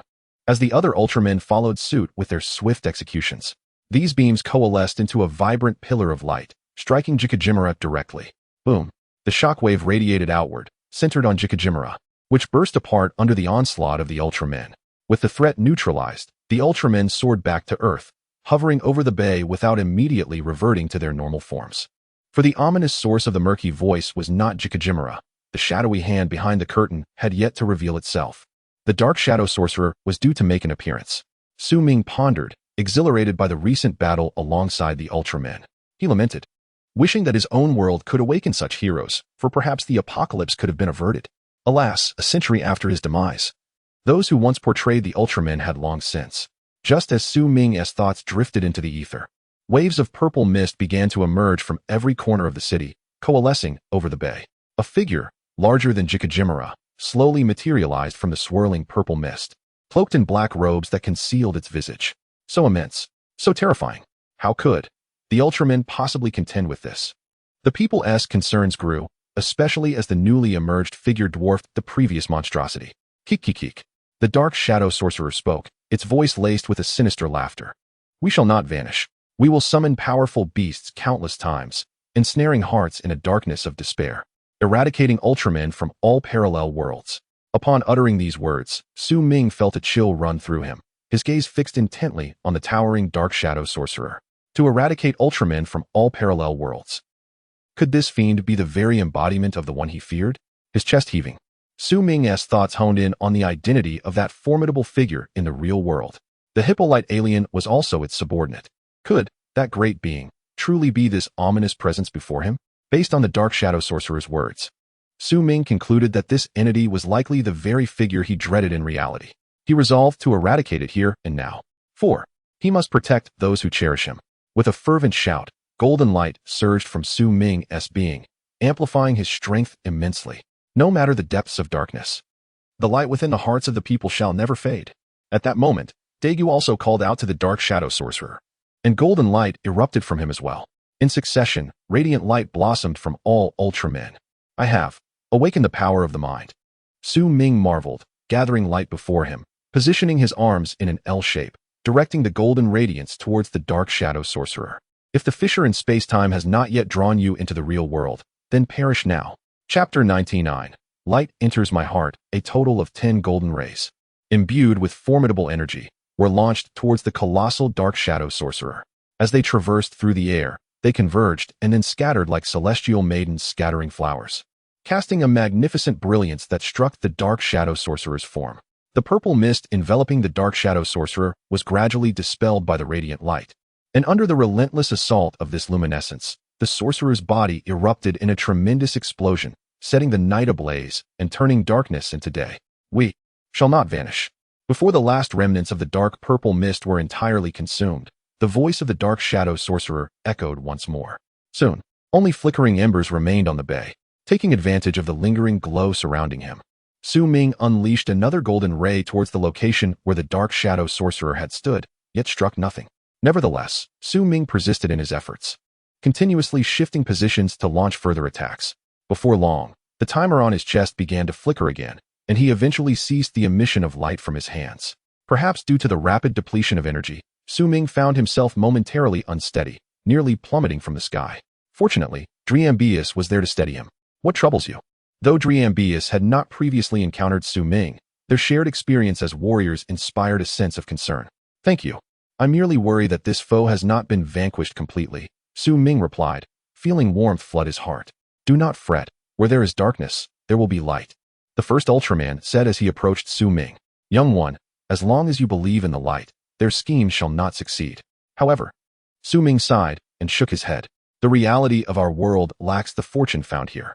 If the Dark Shadow Sorcerer is indeed that formidable being, failing to eradicate him entirely would be a grave misfortune. Although the Dark Shadow Sorcerer had been defeated, Su Ming's words resonated with the others, instilling a sense of unease that lingered. Thus, they stood vigil at the bay, guarding the city until dawn broke, piercing the clouds with a ray of light. Only then did the Ultramen deem the city safe, at least temporarily free from the threat of the Dark Shadow Sorcerer. As the light bathed the colossal beings of light, they transformed into particles of luminescence and vanished into the air. On the beach stood 10 men, the Ultraman 10 warriors. Awaiting them were their respective loved ones. Su Ming and Hinobino Mirai stood together, recognizing the bond formed through their recent battle. Thank you both for your assistance in the recent conflict. Su Ming expressed his gratitude once more. Do not mention it. We are all Ultramen, and it is our duty, Mirai replied, flashing a bright smile. After exchanging a few words with Rina, Daegu approached Su Ming, a myriad of questions swirling in his mind. Having awakened the memories of a parallel universe, Daegu realized the identity of the shadowy figure, an evil version of Tiga from another world. Yet, to his surprise, this world's evil Tiga was not transformed from Masaki Kigo, but instead from Su Ming, a young man. Daegu. Before Daegu could speak, Su Ming interjected, your memories likely do not encompass my existence. From the outset, Su Ming had surmised that Daegu, upon awakening his memories, had not recognized him, indicating that Daegu's recollection was rooted in the narrative of the rightful Tiga world, devoid of his own presence. No. Daegu shook his head in response. Did we meet in another world? Is it possible my memories are not fully restored? Not quite, Su Ming sighed. I am rather unique, as you have observed. I have transformed into evil Tiga. You have become a beacon of light, not evil, Hayata-jin remarked as he approached, patting Su Ming on the shoulder. We are all giants of light, Ultramen, warriors fighting for humanity. I understand, old man, Su Ming nodded, warmth flooding his heart as he replied to Hayata-jin. Let not your fervor wane, Hokuto Seiji added, approaching Su Ming. All under the heavens are friends. Being a giant of light, how could one be evil? Indeed, Zafi concurred. Light is light, and even in darkness, it will shine forth. Yamaguchi Hideki silently nodded, giving Su Ming a thumbs up in encouragement. Su Ming, taken aback by the concern of these four Ultraman brothers, smiled brightly. If only they were also in the real world. He even contemplated finding a way back through a time rift to bring all the Ultramen into his world. Such an endeavor would surely herald a new dawn for humanity. Thank you, esteemed seniors. Su Ming stepped forward, extending his hand to each of the Ultraman brothers. Hayata and the others accepted the gesture, shaking hands with him. Once completed, Su Ming bowed deeply to the four. The light of Jack, 7. An ace now resided within his heart. Brothers from another world, I must take my leave now, Mirai said, emitting a radiant glow as she addressed Hayata and the others. Daegu, witnessing Mirai's impending departure, felt a pang of reluctance. Yet he could only call out a GIG slogan to bid her farewell. Wait, take me with you, Su Ming exclaimed, rushing forward. However, before he could reach her, the glowing Mirai vanished without a trace, clearly departing this world. What happened? Daegu inquired, glancing at Su Ming. What a shame. Su Ming sighed, regretting his lack of swiftness. Had he been quicker, he might have ventured to another world with Mirai, where countless Ultramen resided. Regardless of whether it meant acquiring new transformation abilities or bringing them into the real world, either option would be extraordinary. Yet, as he pondered, Su Ming found solace in the fact that even if he had reached Mirai, he might not have been able to leave this universe alongside her. Now that he had gained more transformation capabilities, returning to the real world would alleviate his concerns about the monster army's resurgence. The pressing dilemma remained: how to return to the real world, which posed a significant challenge. This Earth seemed to have only experienced this singular monster. How could a time rift possibly manifest here? Chapter 100. Racing towards the universe, however. Su Ming pondered that it seemed each time a monstrous legion appeared to besiege a city, it was somehow linked to his presence in the real world. This time, as he entered the temporal rift, it was unmistakably a fatal endeavor from the perspective of an extraterrestrial. If they deemed his threat to be neutralized, then humanity in the real world would likely no longer be subjected to assaults from these monstrous hordes. After all, prior to Su Ming's resurrection, humankind had been valiantly surviving. Now, they should be able to strive to live as they once did. He had also provided them with the design blueprints for the Geizak, which would certainly make dealing with the scattered monsters considerably easier. Gazing up at the sky, Su Ming observed the bright glow of the Changdong star. In this world, he had nearly spent over a year recuperating. This year had been remarkably tranquil, devoid of any monstrous or extraterrestrial appearances.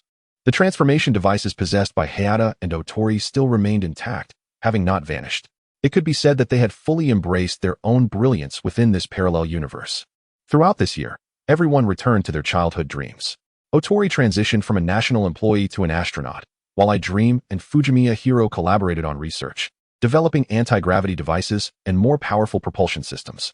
Asuka became a professional baseball champion, Ultimately, the spaceship destined for the cosmos was completed through their collective efforts.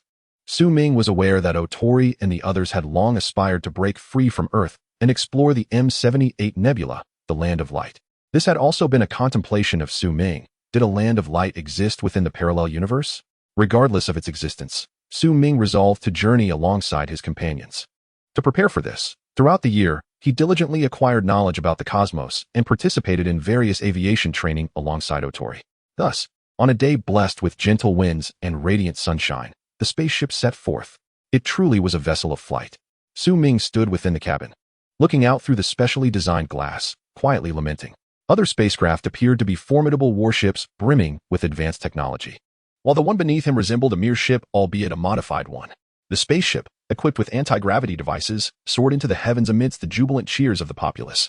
Accompanied by 4 fighter jets, it broke free from Earth, venturing into the cosmos. These fighter jets were no ordinary machines. They carried Hayata, Sato Hideki, Moriboshi Dan, and Hokuto Seiji, along with their respective wives, Fuji Akiko, Sakata Akiko, Urien, and Minami Yuko. Inside the spaceship were I Dream and Dunzi, Asuka and Ryo, Otori and Reina. At that moment, Su Ming felt somewhat superfluous. He had initially thought that Fujimiya Hiro would also join them, but he remained on Earth, tasked with preventing any monsters or extraterrestrial beings from emerging. Nevertheless, through the spaceship's unique communication system, contact with Fujimiya Hiro on Earth was possible, no matter the distance. With such a formidable assembly, even if the spaceship were to capsize, it would hardly matter. Su Ming smirked, gazing out at the vast cosmos and remarking, "We are all Ultramen. Should we encounter any danger, it would hardly be perilous." As the spaceship advanced through the cosmos, it soon accelerated alongside the 4 fighter jets, transforming into a streak of light, racing towards the M78 Nebula. The scenery along the way unfurled into vibrant lines, leaving Su Ming in awe. The universe was so vast. Surely there were countless planets capable of sustaining life. Therefore, humanity was not alone in the cosmos. The primary limitation lay in their technological inability to explore other worlds. Time passed, perhaps 1 or 2 hours, a few days and nights, or even several months. When Su Ming awakened from the stasis chamber, the spaceship had ceased its acceleration, quietly floating in the cosmos. "Otori, what is happening?" Asuka inquired, puzzled, as he approached the cockpit. The ship's display indicated an obstacle ahead, rendering evasion impossible. Before Otori could respond, I Dream interjected with an explanation. Hayata and the others had already parked the fighter jets within the ship's hangar and entered the cockpit. "Do not worry. Remain calm in the face of adversity." Hokuto Seiji gazed out the window, seeing a colossal meteorite shifting positions as if it possessed life, obstructing the ship's path. Su Ming also observed this phenomenon, surprised at what he deemed a monster. Suddenly, from within the massive meteorite, 4 brown mechanical limbs erupted, startling Su Ming. Recognizing the material, he blinked rapidly, swiftly identifying the entity. This meteorite housed Gabunyu. As his words fell, the meteorite erupted with a thunderous explosion, revealing the brown mechanical life form, Gabunyu, before the spaceship. It's Gabunyu. Otori naturally recalled this being, as Gabunyu had left a profound impression in the memories of the parallel universe. Just as everyone furrowed their brows, a colossal shadow loomed above the spaceship, obscuring a portion of the starlight. I Dream adjusted the display, revealing a gigantic floating island in the cosmos. "Is that a cosmic sky island?" Asuka questioned, gazing at the screen in confusion. "No, it is Gabunyu's island," Otori clarified. In the recollections of the parallel universe, Gabunyu's birthplace lay within such a massive cosmic sky island. Only by obliterating the sky island could Gabunyu be eradicated entirely. This mechanical monster was evidently fixated on them. "But why?" Asuka inquired once more. "Because we are about to break free from the Milky Way," Su Ming replied at that moment. Gabunyu's origins are unknown, but it aims to prevent powerful energy from emerging on Earth, thwarting humanity's venture into the cosmos. Encountering us, however, is quite unfortunate for them. Su Ming smiled and addressed his companions. "Understood? Leave this one to me." Asuka nodded, drawing forth his shining sword and transforming amidst a dazzling light into Ultraman Dyna, charging forward towards Gabunyu. "The sky island above must also be destroyed," I Dream stated. "Then let us proceed." With that, I Dream produced the blue gem cone, shouting Gaia, transforming into the light of Earth and racing towards the sky island. However, Hayata and the others were not to be outdone. They sprang into action to assist their junior, each transforming into radiant forms and launching from the spaceship towards the cosmic sky island. Confronting such a massive sky island could not be solely managed by Gaia. Additional assistance was indeed necessary. Otori, you take the helm. I will aid Asuka, Su Ming declared, seeing that Dinah and Gabunyu were already engaged in a fierce struggle. Closing his eyes, the sound of his heartbeat intensified, growing clearer and more vivid. The chapter promising additional updates with monthly votes would arrive tomorrow. Let us also rally for more recommendations. Chapter 101. Mebius is not the future amidst the resounding beat of a heavy heartbeat. A rune circle projected from the heart, revealing a series of images of Ultramen that alternated within the circle. The first Ultraman, Jack, 7, Ace, Mebius, Dinah, Gaia, Egel, and the colossal dog of light, Ged. 11 images represented Su Ming's 11 transformation abilities. One could say that this journey to the world of Ultra Brothers was not in vain. However, at present, most of the images appeared dim, as Asuka and others had already transformed to engage in battle. The remaining transformations were limited to Ged, Egel, Dinah, Mebius, and Ged, with Fujimi a hero stationed on Earth. Su Ming dared not transform into Egel, fearing that any incident might hinder Fujimiya's ability to transform.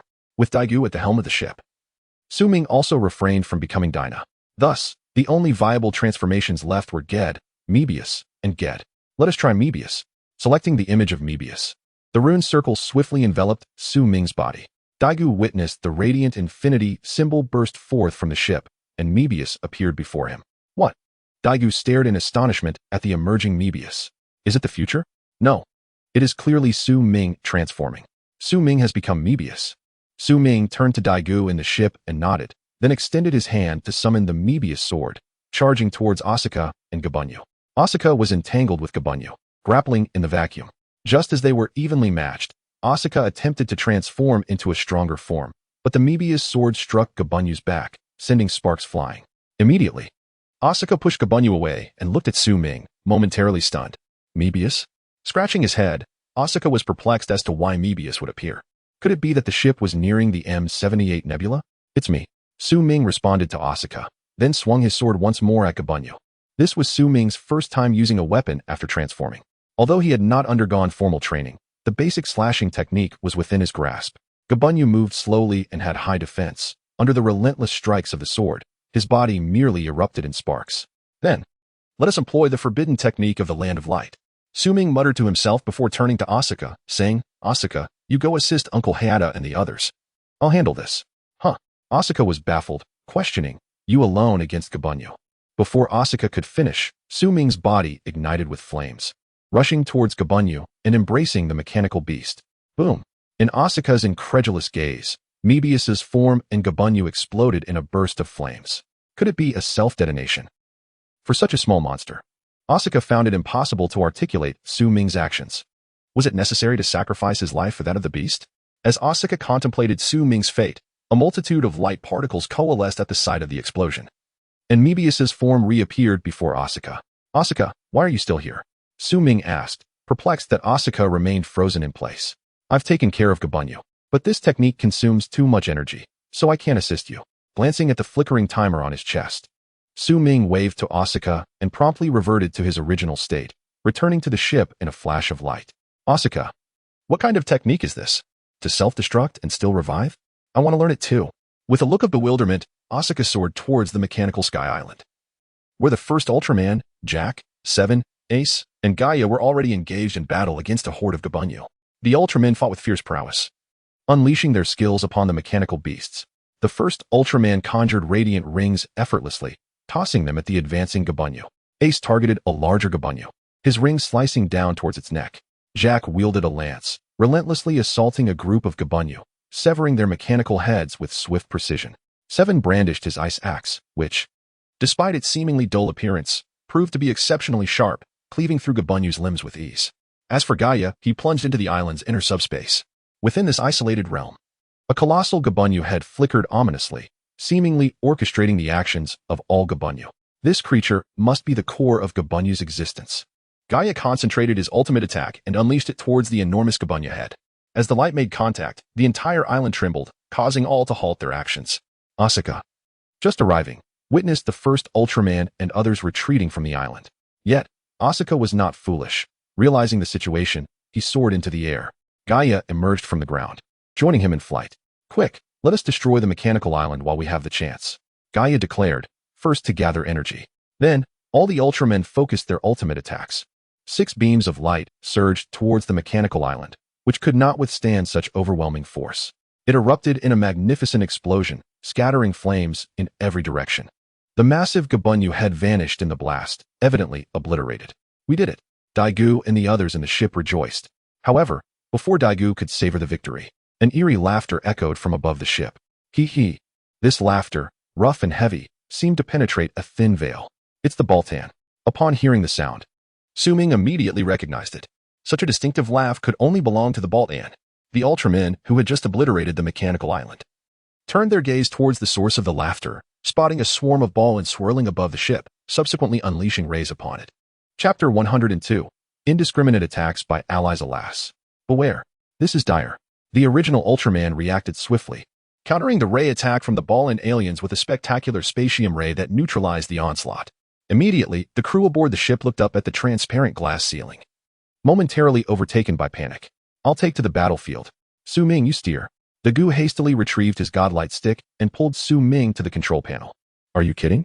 I can't pilot the ship. Su Ming protested, pulling Daigou back. I've only learned the basics of fighter piloting this past year. At that moment, 6 transformed Ultramen soared out to confront the swarm of Baltan aliens. Among the 8 Baltan aliens, the original Ultraman and Ultraman Jack each faced 2, while the others engaged 1 each. Why have you wretched beings appeared in this universe?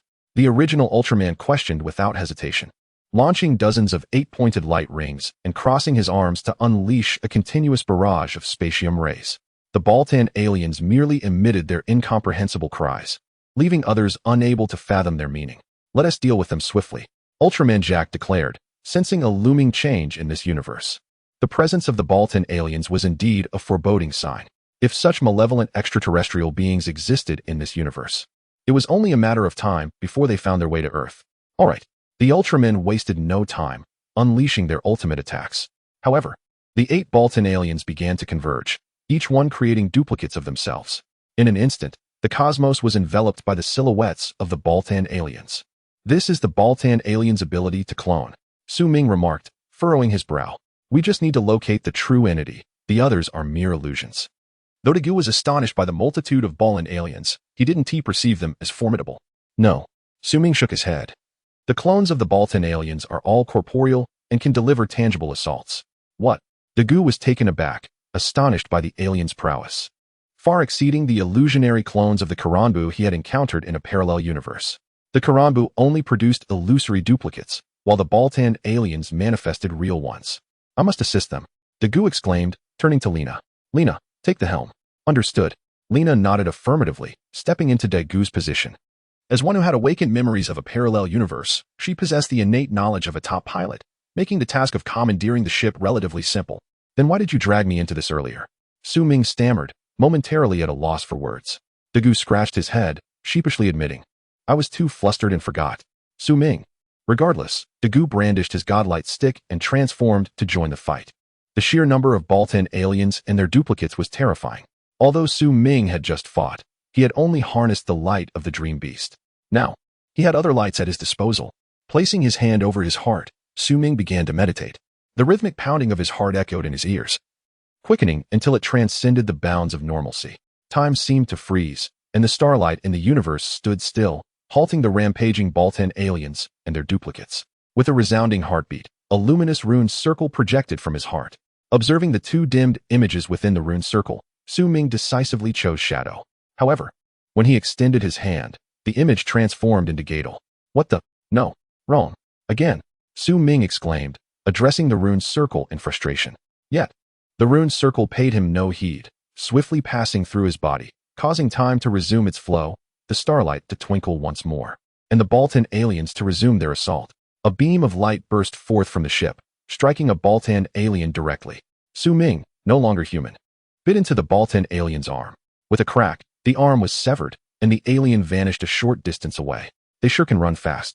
Su Ming commented wryly, Gadol is Gadol, it's not like I can't fight. However, when the other Ultramen saw the light erupting from the ship, they assumed Su Ming had transformed. When the beast Gadol emerged before them, everyone froze in disbelief. Did that creature just attack the ship? Kyosashi exclaimed nervously.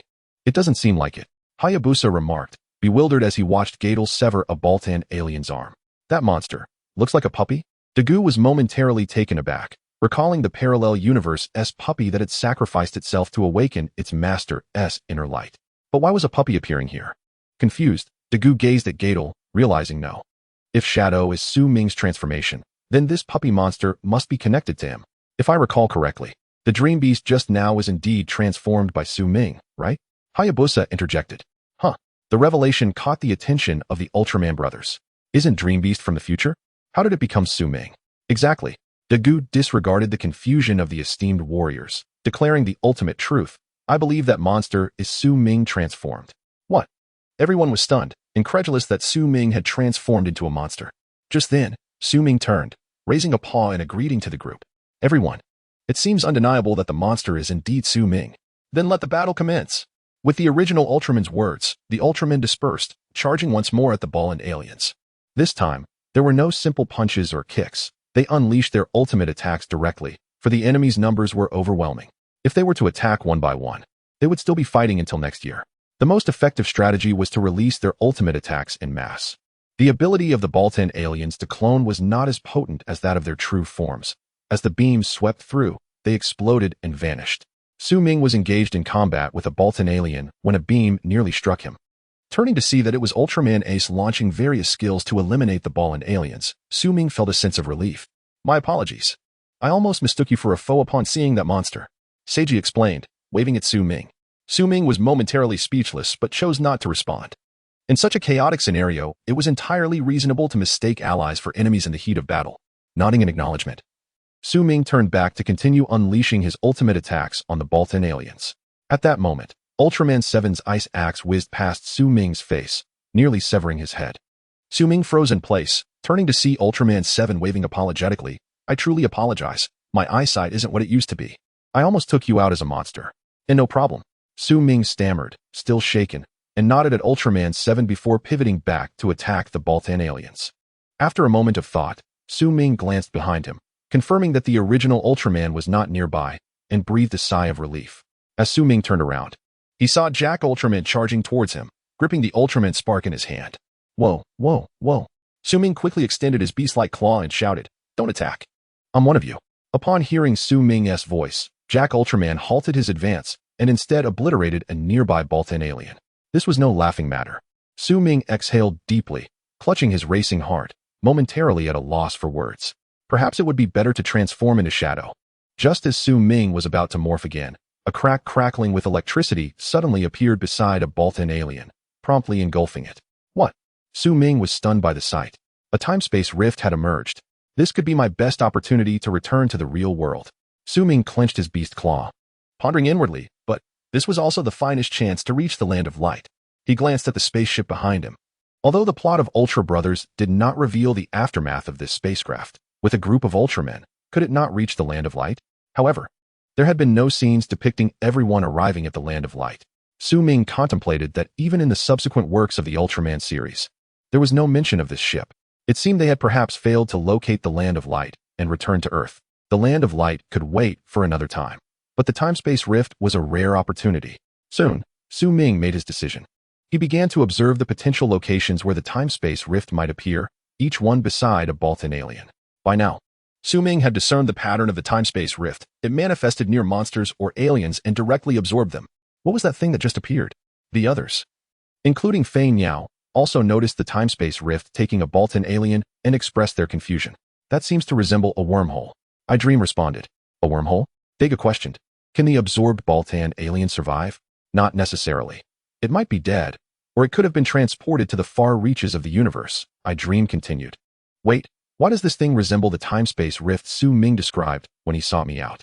Previously, Su Ming had specifically consulted I Dream about traversing to parallel universes. Given that I Dream studies focused on the theory of parallel universes, in Su Ming's words, this crackling with electricity was a time-space rift. The very means that allowed him to access this universe. Su Ming. The others turned their gaze towards him. Su Ming remained strangely composed among the Baltan aliens, as if he were observing something. Daegu remarked. I Dream nodded, saying, It seems he is indeed searching for the next location of the rift. Su Ming was indeed searching. But he had another task at hand, to gather everyone, to bring all the Ultramen here to the real world. Rushing to Daegu and the others, Su Ming hurriedly said, Woof, woof, woof. Damn it. He cursed under his breath as a rune circle depicting Shadow's image appeared before him, and he dashed inside. Amidst the brilliance, Su Ming transformed into Shadow Ultraman. Everyone was taken aback. What I meant to say is that the rift that just appeared is a time-space rift. Once Su Ming regained his ability to speak, he explained, "On the other side lies my homeland. It is a world where monsters and Ultramen only existed in films. But one day, this rift appeared, bringing various aliens and monsters back there. A world devoid of Ultramen became a living hell. Therefore, my homeland needs Ultramen. Will you accompany me?" He swiftly elucidated the situation in the real world, his words imbued with a plea as he addressed the group. Of course, the original Ultraman responded. As Ultraman, it is our honor to save a world. The others nodded in agreement, expressing their willingness to join him. Thank you all. But I must first clarify. My homeland is currently overrun with monsters and aliens, and entering into battle may pose a life-threatening risk. Su Ming was unwilling to deceive anyone. Thus, he naturally communicated the current circumstances. Then it is even more necessary for us to go. Ace Ultraman declared. However, the spaceship is still in transit. If we all go together, it may encounter danger. Daegu, you three young ones stay behind. The mission to locate the Land of Light is entrusted to you, Seven said. Turning to Daegu, Fei Niao, and I Dream. As for the four of us, we shall venture into another universe. Jack Ultraman nodded and addressed the group. We understand. Daegu and the others agreed, realizing the spaceship required protection and that they could not all leave this world. Furthermore, there was one crucial point. Su Ming observed the group and stated, once we venture into that world, it will be exceedingly difficult to return, for this time-space rift is fraught with unpredictability. Daegu and the others hesitated upon hearing this. Perhaps we should go instead. Uncles, you stay behind. The answer's still on the spaceship. Su Ming fell silent, recognizing that he should not tear apart the couples who had finally reunited in this world. Never mind. Resolutely, Su Ming looked towards the Baltan aliens. I have absorbed your light, and I can handle those fiends. Chapter 104. The Return of Ultraman. Upon hearing Su Ming's words, the crowd fell into a momentary stupor. What did he mean by having acquired the brilliance of everyone? Was he implying a transformation akin to that of Dreambeat? Before anyone could ponder further, Su Ming dashed into the swarm of Baltans, observing the emergence of the space-time rifts amidst his battle with the Baltan aliens. Soon, another rift appeared, devouring one of the Baltan aliens, rendering it into nothingness. Remarkably, it seemed that the devoured Baltan also possessed a tangible doppelganger. Su Ming noted this peculiar detail. The doppelgangers of the Baltans were also being consumed. One after another, space-time rifts manifested, whisking away the Baltan aliens or their duplicates. The frequency of the rifts had escalated to its peak, reminiscent of the time when the Zogans were taken away. Suddenly, a rifter opened in front of a Baltan alien beside Su Ming, drawing it in with a powerful suction. Without a moment's hesitation, Su Ming followed the Baltan into the rift, vanishing into the cosmos. Su Ming. The onlookers watched in disbelief. Had Su Ming truly departed? Had he returned to his homeland? We must find an opportunity to enter and rescue that world. The Ultraman brothers fixed their gazes intently on each Baltan alien. However, after Su Ming's departure, only a few more Baltan aliens were consumed before the space-time rifts ceased to appear. Clearly, the frequency of the rifts had plummeted to nearly zero. After a prolonged wait, no further rifts materialized. The original Ultraman shook his head and remarked, "It seems we have missed our chance. Let us first eliminate these Baltan aliens." Subsequently, the group continued their battle against the remaining Baltans. In the silent universe, a space-time rift crackling with dark red arcs suddenly emerged, ejecting Su Ming before vanishing into oblivion. Having forcibly reverted from his transformed state, Su Ming abruptly opened his eyes in the vacuum, an overwhelming sense of peril enveloping him. Just as he perceived the threat to his life, time inexplicably froze, projecting a circle of runic light from his racing heart. Before Su Ming could make a choice, a runic halo bearing the image of the original Ultraman swiftly traversed through his being. Enveloped in radiant light, a resonant echo of a voice broke through the silence of the vacuum, resonating throughout. Soon after, the figure of the original Ultraman materialized in the cosmos. Had I transformed into Ultraman? Su Ming blinked in astonishment, surveying his form, confirming he had not mistaken himself for Jack Ultraman or the original Ultraman. He then realized he was indeed in the universe.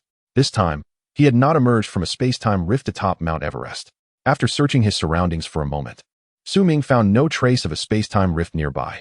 This suggested that the rift that had returned him had a fleeting nature, ephemeral in its existence. The ability to become the original Ultraman indicated that this universe was not that of the Ultra Brothers. Contemplating this, Su Ming oriented himself towards Earth and set forth. During his time in the Ultra Brothers world, he had acquired a year's worth of cosmic knowledge, enabling him to navigate the stars. The distance to Earth was not great, and based on his current speed of flight, he would arrive shortly, having spent over a year in another world. He wondered about the current state of this world, how much time had passed since his departure. Were people still safe? With anticipation gleaming in his eyes, Su Ming hastened towards Earth. Entering Earth as Ultraman could likely attract the attention of extraterrestrial beings. Yet, he had no alternative, for he could not return in human form. However, to the aliens, he had perished, swallowed by the space-time rift.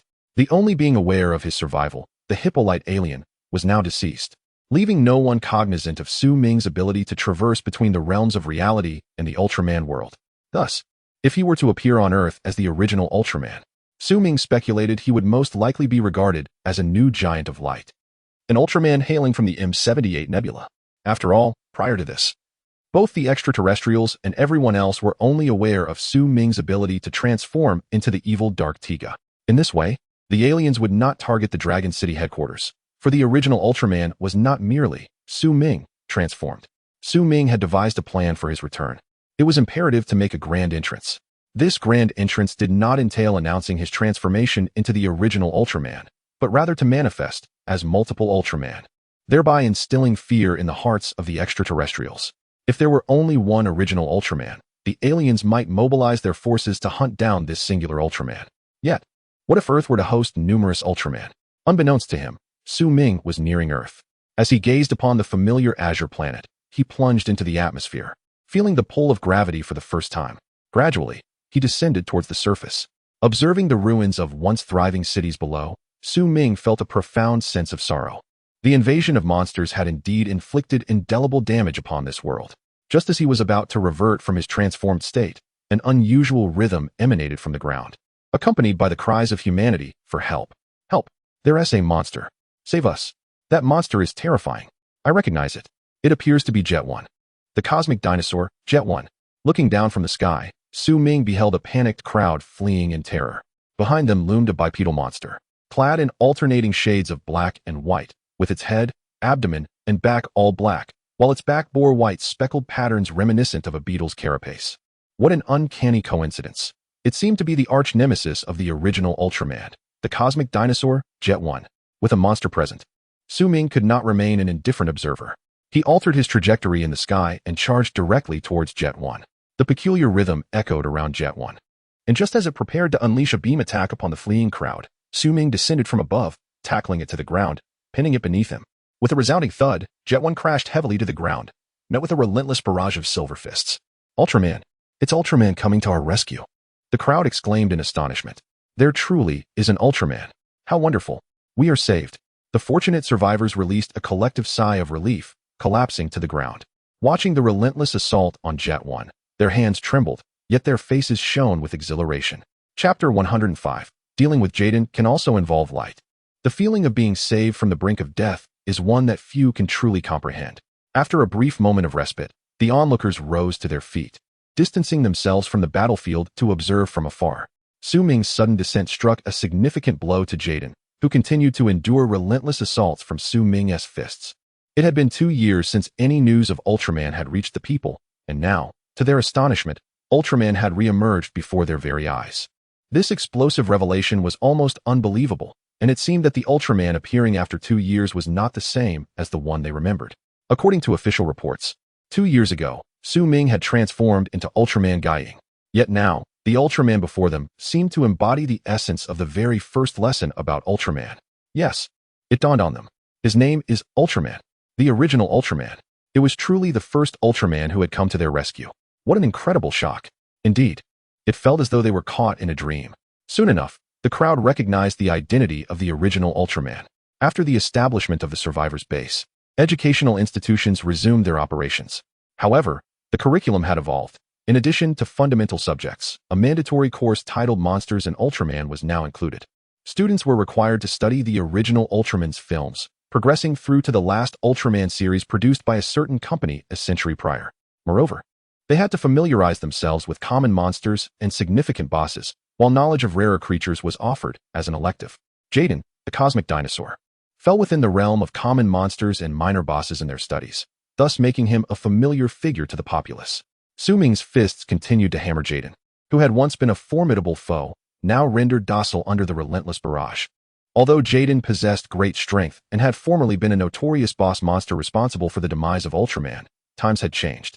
The ordinary Jaden no longer held any prominence. Su Ming dismounted from Jaden and delivered a powerful kick, sending him sprawling.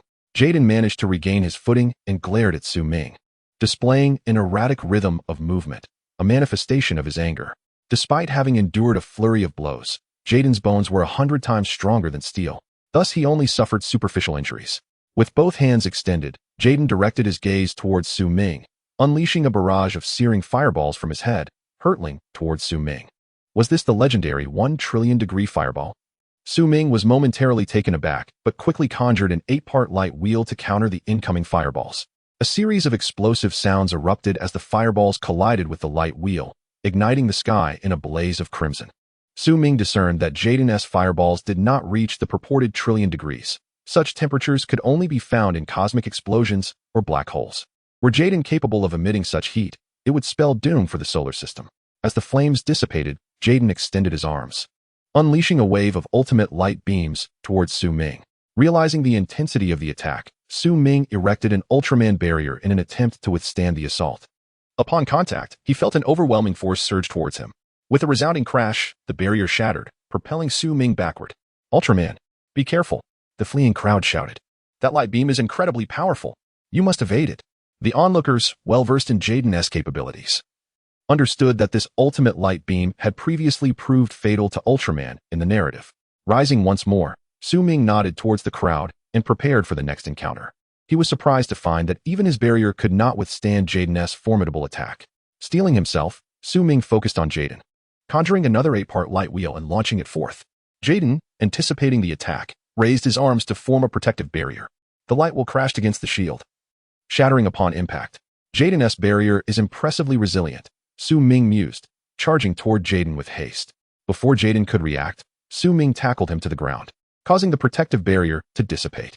In swift succession, Su Ming summoned an 8-part light wheel, emulating Ace's technique, and struck Jaden on the neck. Sparks erupted upon contact, clearly indicative that the attack was effective. Moments later, Su Ming thrust the light wheel into Jaden's armpit and ascended into the air.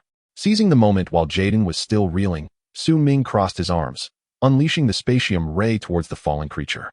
"No, Ultraman, you cannot use light against Jaden. He can absorb it." The crowd cried out in alarm. Not only that, he can reflect the energy.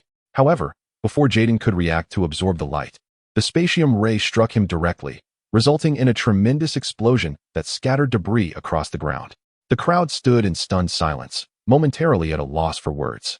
It appeared that light could indeed be used against Jaden. Understanding the goodwill of the onlookers, Su Ming acknowledged them with a nod before departing the scene. The spectators gazed skyward for an extended period, and eventually, someone spoke up. "Today has been a fortuitous day. Indeed, we have witnessed the return of Ultraman. We must report this to our superiors." This group comprised a small unit of the Survivor Resource Collection team, who had unexpectedly encountered Jaden during their mission. Yet, through this misfortune, they had been saved by Ultraman and could now collect Jaden's remnants, which held significant value for research institutions. Bringing back these fragments of Jaden would surely elevate their status within the resource collection team. Su Ming's figure quietly reappeared nearby, observing the team as they gathered the debris. He had no intention of returning to the survivors' base openly, and if he did, he would need to adopt a different identity. Chapter 106. Technology. A century later, under the clandestine protection of Su Ming, the team successfully gathered the fragments of Jaden and returned to the survivor base. This particular base, situated near Kyoto, serves the survivors from Los Angeles. Upon their return, the resource retrieval squad hurried to report their findings to the branch of the anti-monster organization, presenting both the fragments of Jaden and accompanying footage of the battle between Ultraman and Jaden. The news sent ripples of astonishment throughout the branch. After a 2-year hiatus, had Ultraman finally reemerged? Not only that, but it was the original Ultraman, not the shadowy version from 2 years prior. This revelation hinted at the existence of other Ultramen in this world, perhaps even more than just these two. The branch accepted the fragments, promptly dispatching them to the research department at headquarters. Such remnants of monsters, especially those from a formidable adversary like Jaden, are invaluable. Through the study of monster fragments, the research department had developed numerous new weapons and equipment, significantly bolstering their defenses against monsters over the past 2 years. However, these fragments were obtained through the defeat of monsters. Following the disappearance of the shadowy Ultraman 2 years prior, the mechanized beast known as Gayazak emerged, allowing the anti-monster organization to eliminate numerous monsters in that time, thereby securing more fragments for research. Nevertheless, Gayazak's capabilities were limited, unable to contend with the mightier monsters. With the submission of Jaden S fragments, the entire squad received promotions and substantial token rewards. While they reveled in their success, the branch imposed a lockdown. Until headquarters authorized the dissemination of news regarding Ultraman, no one was permitted beyond the confines of the holding area. However, this state of affairs would not endure for long, as the presence of Ultraman would inevitably re-enter the public eye, especially given the frequent monster appearances. At the Long City headquarters, Blue Hawk entered Jing Zay's office at an astonishing speed. He placed a flat device on the desk, his expression a mix of urgency and delight, exclaiming, "Director, there's no time to lose. You must see this video." "What's the matter? You seem frantic," Jing Zay replied, turning his gaze to the screen. It was merely a straightforward recording of Ultraman versus Jaden, yet to Jing Zay, it unleashed a tidal wave of emotions. "Director, another Ultraman has appeared." Blue Hawk gasped. After 2 years, another Ultraman has emerged. Jing Zay, upon viewing the footage, felt a surge of excitement and joy. Despite the advancements brought by Gayazak and various new weapons, confronting increasingly powerful monsters remained a daunting challenge. The emergence of another Ultraman was indeed a monumental blessing. However, it was the original Ultraman that astonished Jing Zay, the very same who had appeared 2 years later. "Lord Su Ming is the shadowy Ultraman," Blue Hawk murmured. Falling silent. 2 years prior, after battling the Monster Legion, Su Ming had vanished without a trace. Although the anti-monster organization had dispatched teams to locate him, their efforts were in vain. Blue Hawk had returned to the cave in the Himalayas, residing there for an entire year, yet he never glimpsed Su Ming again. It was as if he had evaporated from existence.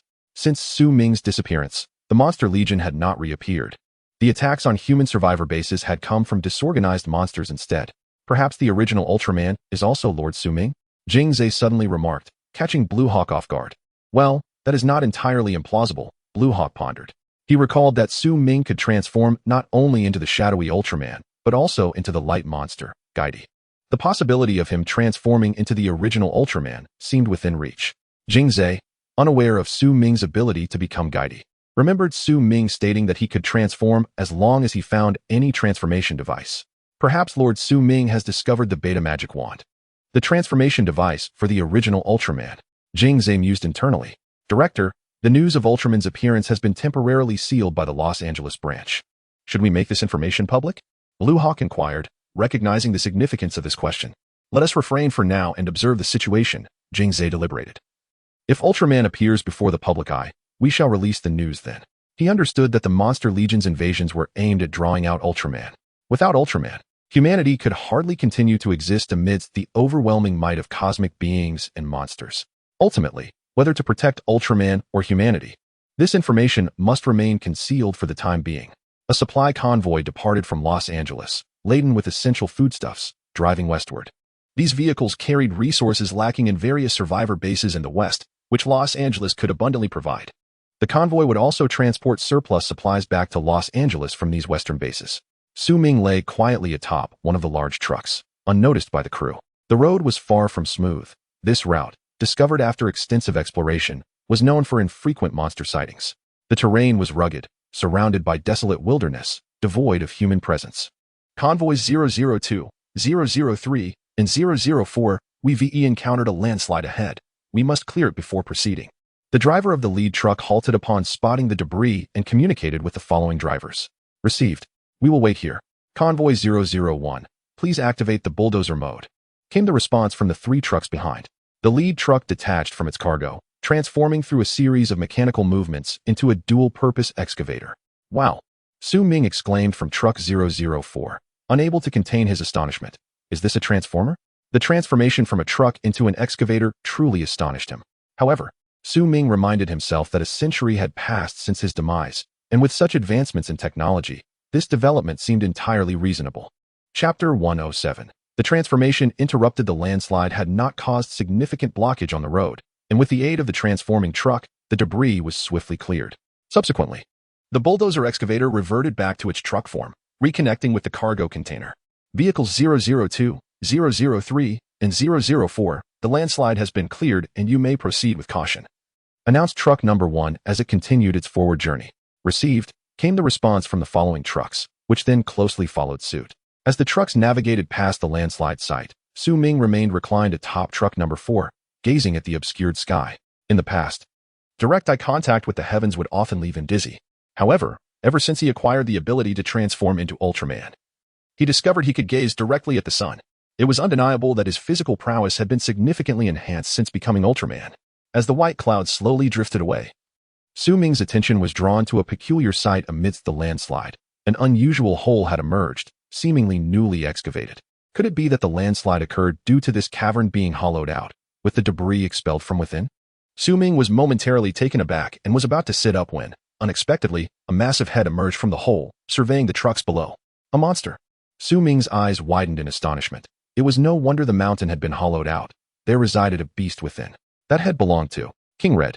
Recognizing the monster immediately, Su Ming barely had time to alert the others in the truck to flee before King Red leapt from the gaping hole.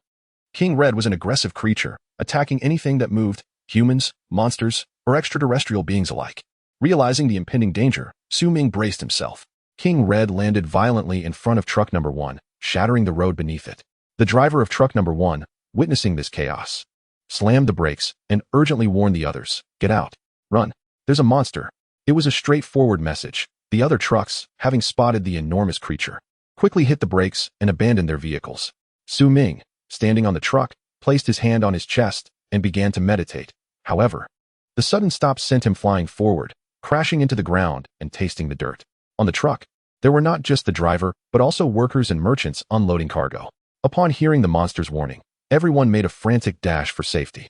A burly man noticed Su Ming sprawled on the ground and rushed to help him up. "Brother, the monster is here. We need to run." "I know, I'm just..." Su Ming began, but the man interrupted in haste. "There's no time. I'll carry you." Seeing Su Ming's troubled state, the man hoisted him onto his back and sprinted away. Su Ming looked at the retreating scenery, his mind filled with questions. "Brother, I can run on my own." After a brief moment, he exclaimed, "It's all right, I'm fine." The man reassured him as he continued to run. Su Ming felt a twitch at the corner of his mouth. "Brother, you may be fine, but I am in trouble." Everyone fled from the trucks, clearly indicating that those engaged in transport during this apocalyptic era were adept at escape. Su Ming had initially worried about the driver of truck number 1, but when they all came to a halt, he realized the driver had outpaced them all. After running approximately 500 to 600 meters, the group paused, gasping for breath. Su Ming climbed down from the back of the kind-hearted man and expressed his gratitude. "Thank you, brother." "You're welcome," the man replied, panting. "By the way, which truck are you from? You seem somewhat familiar." I'm from truck number 4. Su Ming scratched his head. "That can't be right." "I'm from truck number 4 too. How come I haven't seen you before?" The man looked at Su Ming, puzzled. "Ah well, I misspoke. I meant to say I'm from truck number 2, Su Ming quickly explained. His likeness had already been immortalized in statues across various survivor bases. Most people on this planet recognized him. However, the unpainted statues sometimes made it difficult for people to identify him immediately. Truck number 2. At that moment, another individual approached and chimed in. "I'm from truck number 2 too. How come I haven't seen you?" "Oh, my apologies. I panicked when I saw the monster and forgot I'm from truck number 3. Su Ming stuttered, gradually distancing himself from the man and the newcomer. The first man stood there, scratching his head, feeling as though he had seen Su Ming somewhere before. Just then, a resounding explosion echoed from nearby. The group froze, their expressions shifting to grimace as they comprehended the implications. The truck had been destroyed by the monster. They all understood that with the truck gone, the supplies within would surely be lost. This location was far from the survivor base in Low City. Without the truck, it would take several days to traverse the distance. The same applied to the survivor bases in the west. Should they encounter any more monsters along the way, there would be no truck left to safeguard them. Seizing the moment while everyone's gaze was fixed on the horizon, Su Ming swiftly concealed himself behind a nearby tree. The ground began to tremble, an indication of King Red's approach. Countless stones cascaded from the hillside with each of King Red's heavy steps, obliterating the road beneath. This route would likely be rendered impassable in the future. One individual sighed, "This road, it's not safe anymore." Not only the falling rocks, but also the path King Red had traversed made it impossible for trucks to navigate. "The monster is coming. Run," someone shouted. "I'm too exhausted. You all go," another lamented. "No, we must all escape together."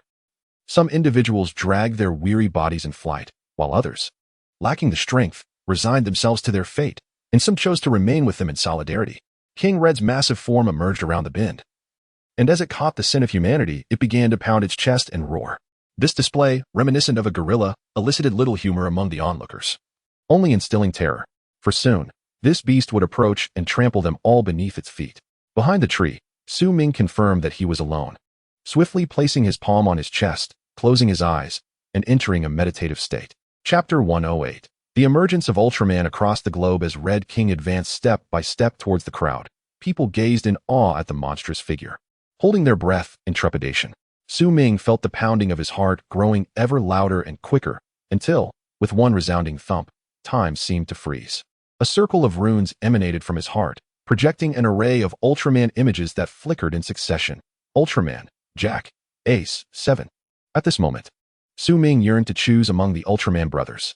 The presence of Ultraman on Earth evoked the illusion that beings from the Land of Light had descended upon this world. Ace it is. After a moment's hesitation, Su Ming made his choice. The image of Ace Ultraman paused in the circle of runes, then swiftly moved towards Su Ming, passing through his body. Suddenly, a radiant beam appeared out of thin air and charged towards Red King. Boom! With a tremendous impact, Red King collapsed to the ground. Before him stood the silver and crimson figure of Ace Ultraman. Look, it's Ultraman. Ace Ultraman. The Ace from the Ultraman brothers. From the Land of Light in the M78 Nebula.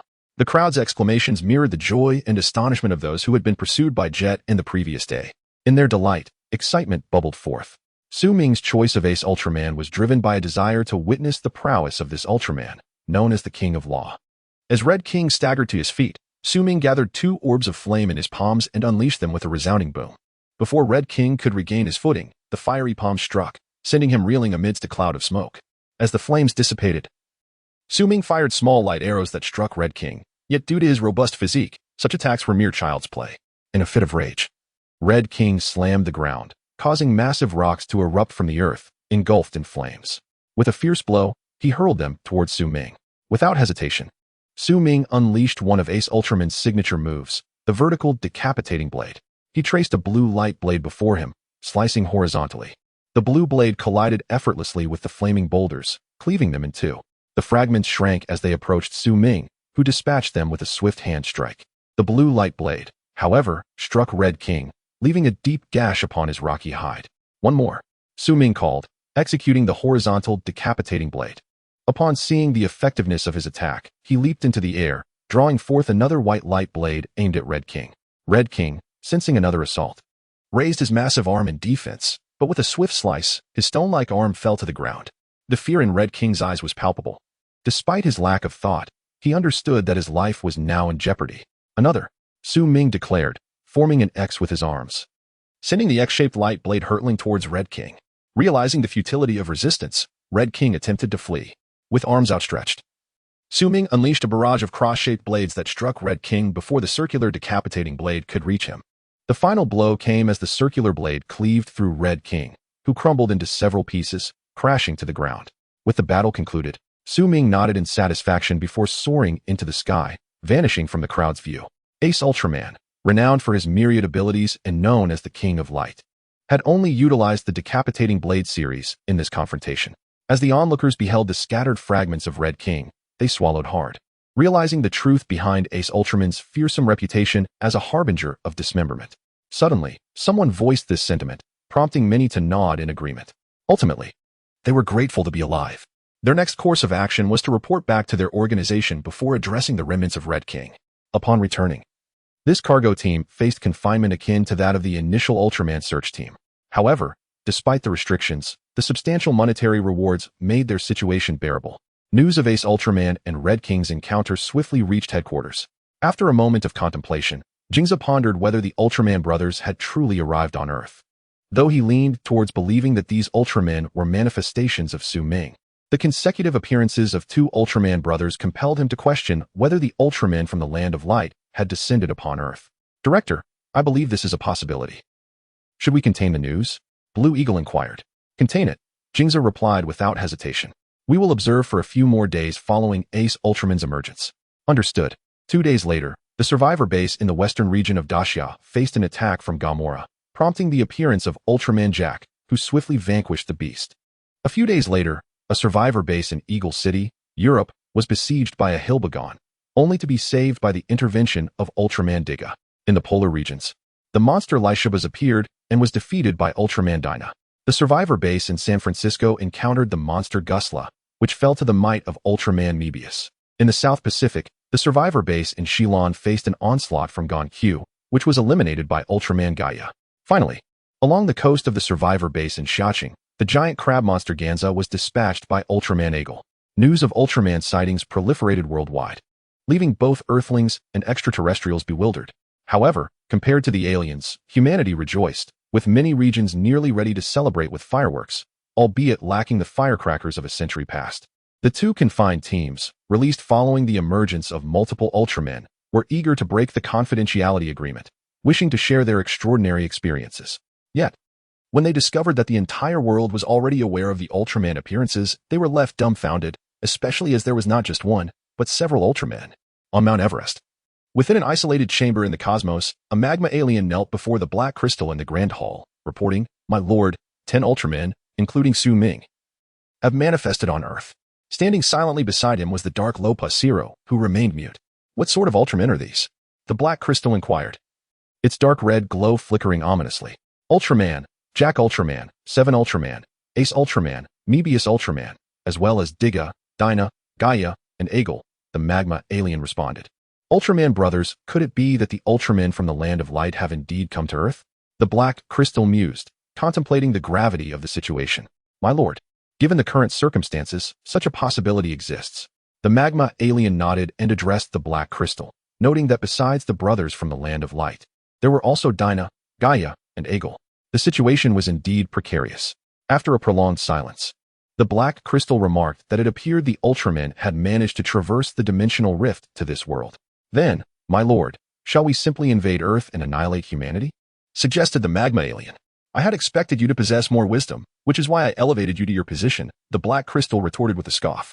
"Yet, I find you as foolish as the Hippolyte aliens." "My lord," the magma alien trembled upon hearing this, exclaiming, "I was mistaken." "Humph," the black crystal scoffed again, asserting, "If I had intended to eradicate the Earthlings and seize the planet, I would have done so upon my arrival. What I seek is not this planet." As the black crystal paused momentarily, it commanded, "In any case, you should fulfill your duties and refrain from actions that do not pertain to your tasks." "Understood, my lord," the magma alien replied, quaking in fear. "How could there be so many Ultramen on Earth?" "Cyclops, go investigate the truth." The black crystal issued the order. "Yes, my lord," the dark Lopas Zero nodded before proceeding out of the Grand Hall. "And you, magma alien," the black crystal continued, a surge of dark energy coursing from it into the magma alien's body. "Go and infiltrate the human base, seeking the Ultramen's earthly forms." "Understood." The magma alien felt a powerful dark force infused within him, nodding excitedly before departing the Grand Hall. "All of you, come forth." After the two had left, the black crystal's voice resonated. Subsequently, ripples spread, and several extraterrestrials emerged, including the Mephiles alien, Zerub alien, Baltan alien, and Kemer alien. "Zerub and Baltan, you are to handle the defected Imperial aliens in the cosmos," commanded the black crystal, sending 2 more streams of dark energy into them. "Understood, my lord," they replied eagerly.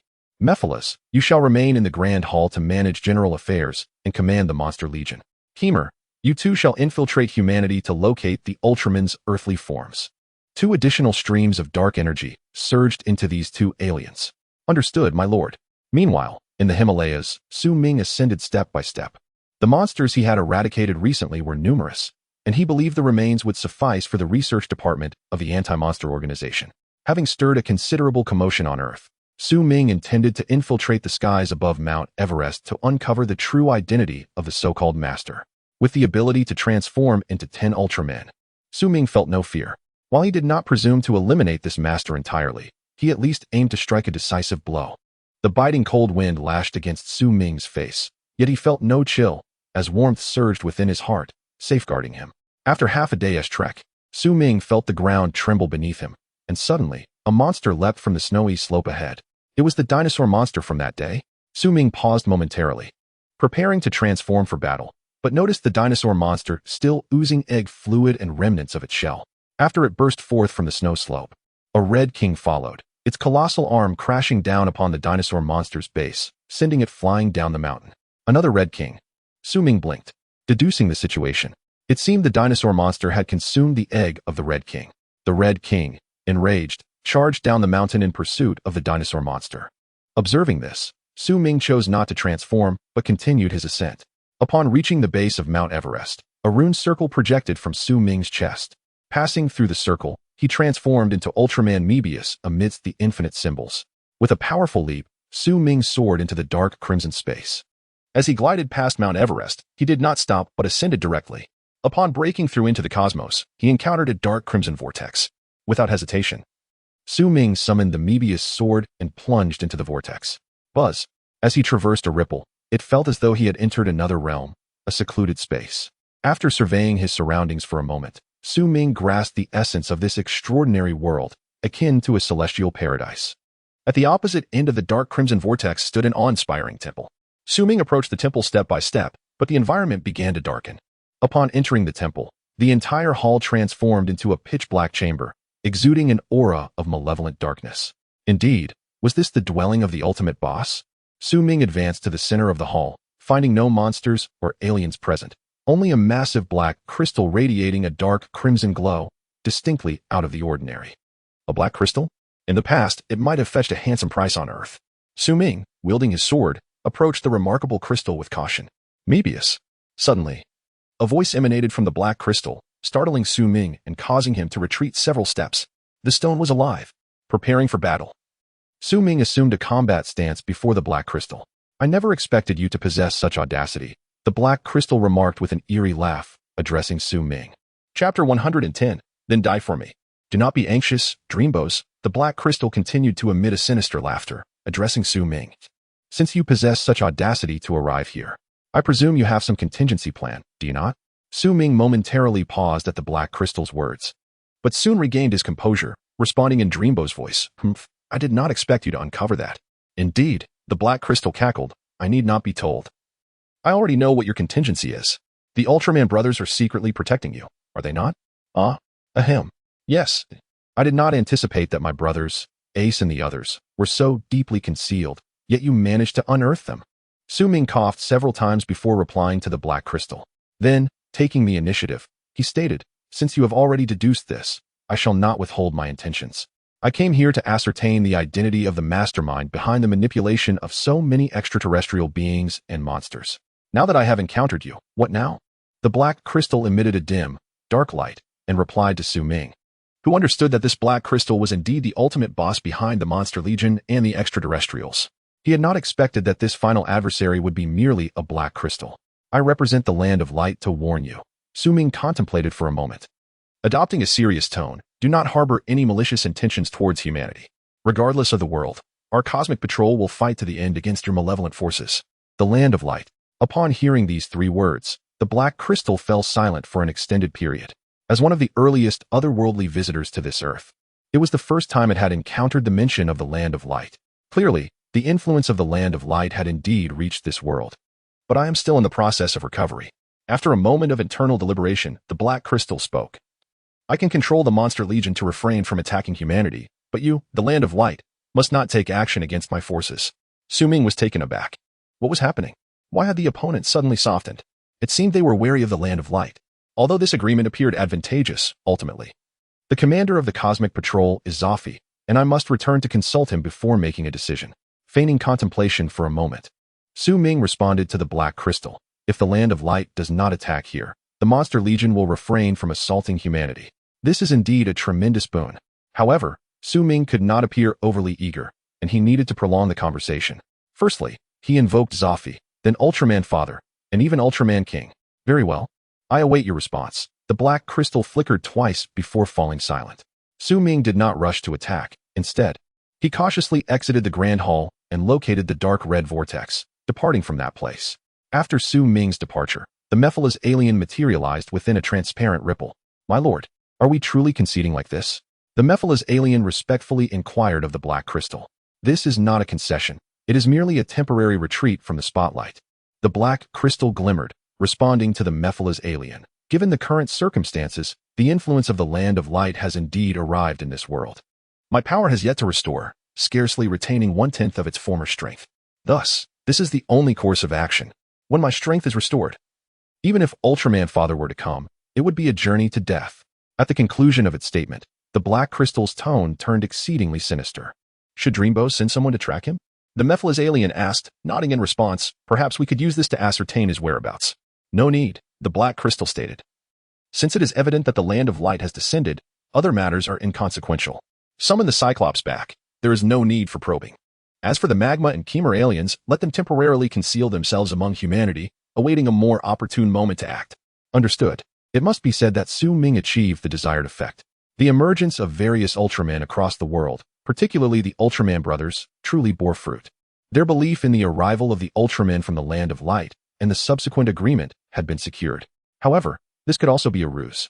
Su Ming did not entirely trust the Black Crystal's words. If they were true, it could only imply that the Black Crystal was still subject to certain constraints, limitations that hindered its full potential. Su Ming could surmise a few things regarding this matter. The Black Crystal was undoubtedly not originally such a massive stone. No true boss would manifest as a mere stone. Either its strength had not yet been restored, or it was engaged in mastering some formidable technique that required time. After all, that is how such tales are often told. Upon leaving, Su Ming did not immediately revert from his transformed state. He remained vigilant for any potential pursuers. Subsequently, he soared into the depths of space. After passing by a meteorite, Su Ming transformed from Dreambo's Ultraman to 7 Ultraman and flew back towards Earth. Just as Su Ming was nearing Earth, a dark red streak of light suddenly surged from the planet, hurtling towards him with great force. Su Ming swiftly reacted, evading the oncoming beam with a sidestep. The streak of light collided with the moon with a tremendous sound, then aggressively charged towards Su Ming once more. It is that fellow, Dark Lopus Zero. In a brief encounter, Su Ming discerned the identity of the assailant. Indeed, the words of the Black Crystal were not to be trusted. With a heavy heart, Su Ming grasped the ice axe that he had removed from his head and turned to confront the charging Dark Lopus Zero. With a flash of the blade, a violent explosion erupted from their clash, propelling both parties apart. Su Ming gazed at the flames produced by the explosion, and without hesitation, he hurled the ice axe forward, while the green gem atop his head emitted a beam of emerald amarum light. With a sharp sound, another explosion followed. The ice axe spiraled back, returning to its place atop Su Ming's head. As the flames dissipated, a fresh gash appeared on Dark Lopus Zero's mechanical form, a wound inflicted by the ice axe. That creature has indeed restored its arm, Su Ming pondered. It seemed that without delivering a fatal blow, this fiend could not be vanquished. Damn creature, perish. Infuriated by the injury dealt by the ice axe, Dark Lopus Zero removed the 2 head insignias and rushed towards Su Ming with great speed. Su Ming, seeing this, once again seized the ice axe from above, clutching it tightly. Dark Lopus Zero was crafted based on Zero. One could say that 7 was his half-grandfather. Then die for me. Chapter 111, The Path to Strengthening One's Power Clang. The sound of metal clashing resonated as sparks erupted from the collision of the head spears held by Su Ming and the Dark Lopus Zero. Neither Su Ming nor Lopus Zero yielded an inch. As several more blade strikes exchanged, the sparks added a hint of color to the pitch-black cosmos. Ultimately, after a fierce push from both sides, they separated. The Dark Lopus Zero reattached his head spear, while Su Ming readied his ice axe once more. The energies of the sun and starlight converged on the deck before Su Ming's chest, and his arms formed an L shape as he unleashed a powerful beam towards Lopus Zero. 7's converging beam. Meanwhile, Lopus Zero retaliated with his own Dark Lopus beam. The clash of the dark purple and golden rays created a tumultuous explosion in the universe, neither side willing to concede. Amidst the collision of these beams, sparks erupted, heating the surrounding space. Eventually, a thunderous explosion reverberated through the sky, generating a fierce blast of flames that surged towards Earth. However, before the flames could penetrate the atmosphere, they dissipated into the vastness of space. Su Ming staggered backward, and Lopus Zero was similarly jolted back, crashing into a drifting asteroid in the cosmos. Just as Lopus Zero, unwilling to concede, prepared to charge at Su Ming once more, a streak of light darted from a distance, blocking his path. Dark Cyclops, cease your assault. The Mephiles alien obstructed Lopus Zero's advance, stopping him in his tracks. Mephiles, why do you hinder me? Lopus Zero replied, clearly agitated. Allow me to eliminate that individual. The Master has commanded you to halt, continued the Mephiles alien, asserting that they would avoid conflict with Ultraman. What? Lopus Zero was incredulous. The Master instructed me to test his capabilities. That was a recently issued command. If you doubt it, you may inquire directly with the Master, replied the Mephiles alien, stepping aside. Of course, you may continue your attack, but the consequences will be yours to bear. Damn it. Lopus Zero glared at Su Ming. delivering a furious punch to the air before vanishing in a streak of dark red light.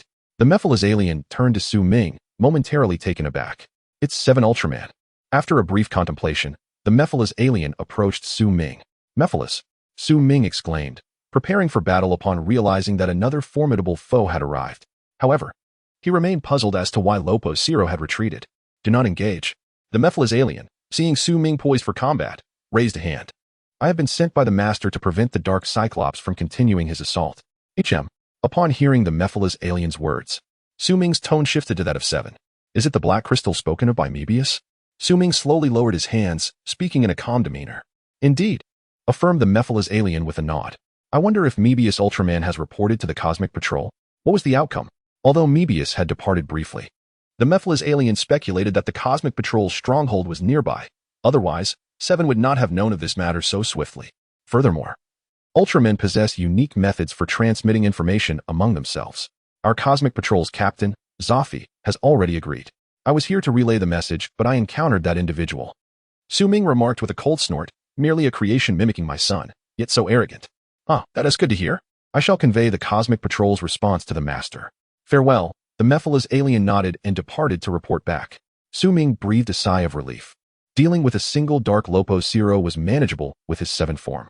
However, if another Mephiles alien were to appear, it might expose the secret that all Ultramen on Earth are but transformations of the same individual. Nevertheless, Su Ming mused, with my strength as 7, battling monsters and aliens is still somewhat taxing. As he flew towards Earth, he shook his head. If the true Ultraman, Zophi, were to come, he could likely subdue Lopo Zero in a mere 10 moves. He pondered deeply about how to enhance his own strength. Su Ming scratched his head, inadvertently touching the ice axe, and then quickly withdrew his hand. Transforming into a streak of light, Su Ming descended towards the southwestern region of Daxia. The days ahead for humanity should become somewhat more bearable. The monster army would not assault the survivors' base, thus removing the most significant current threat. The remaining peril lay in the sporadic, disorganized monsters that occasionally emerged from the rifts in time and space.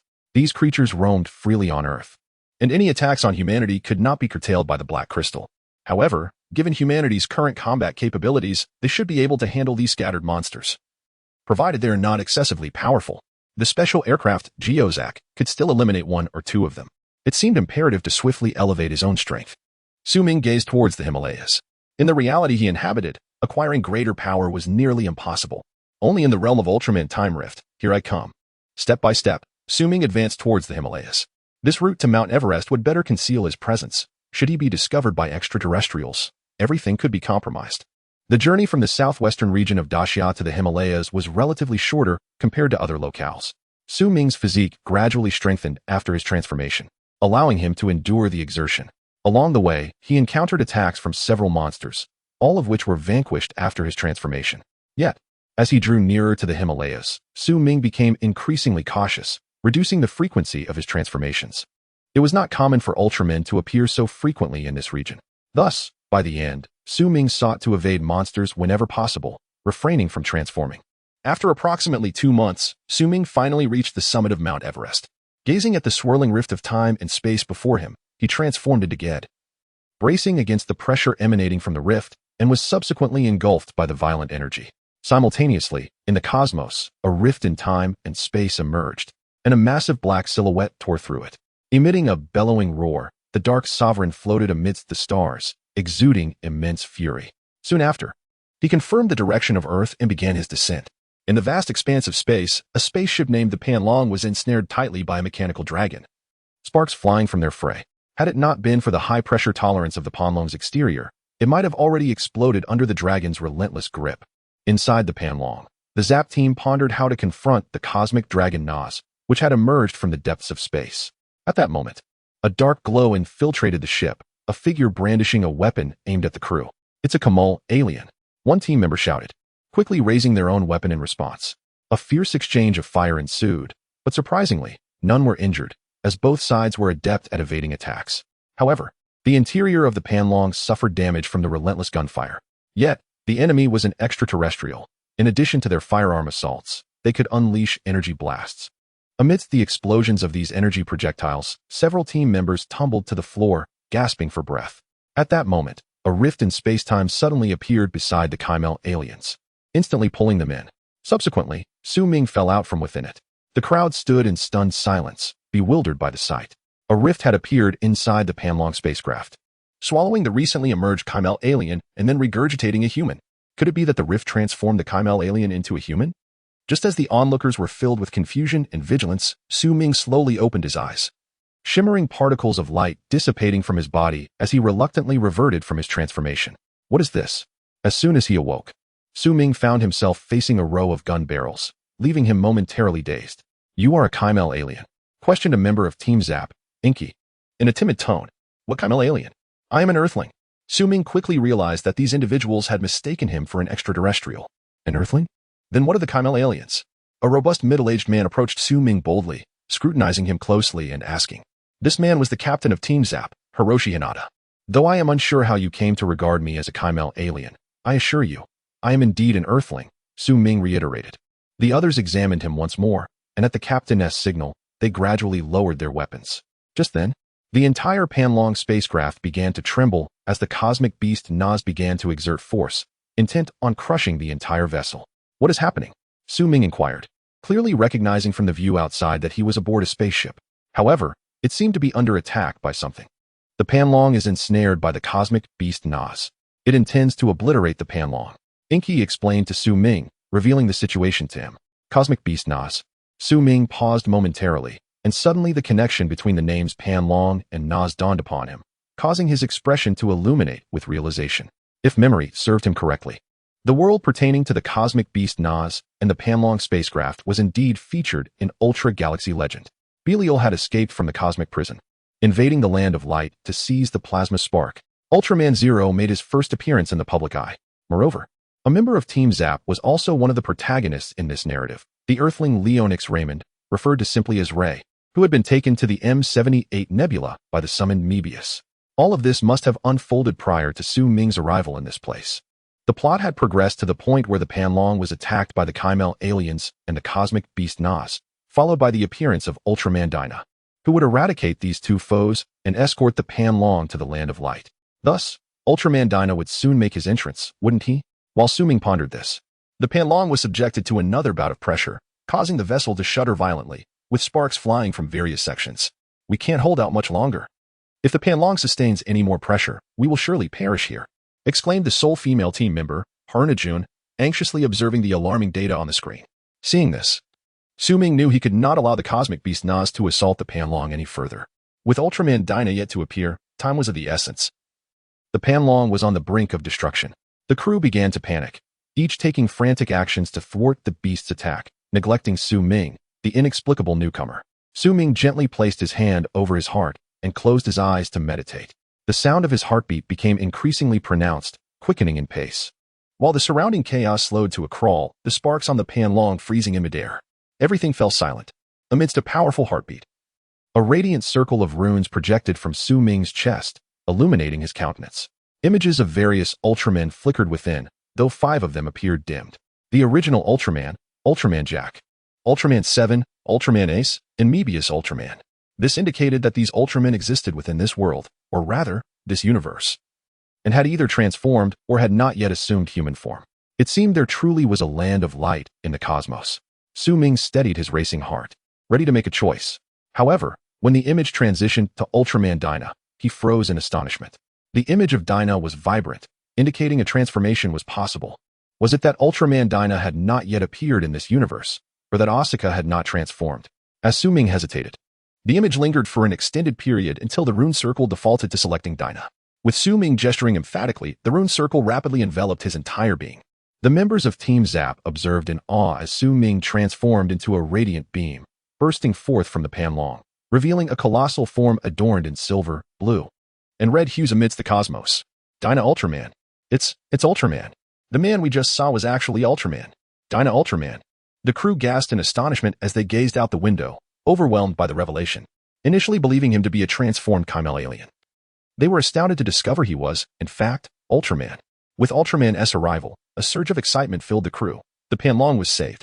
Su Ming hovered outside the Panlong, contemplating how to untangle the cosmic beast Nas that ensnared the vessel.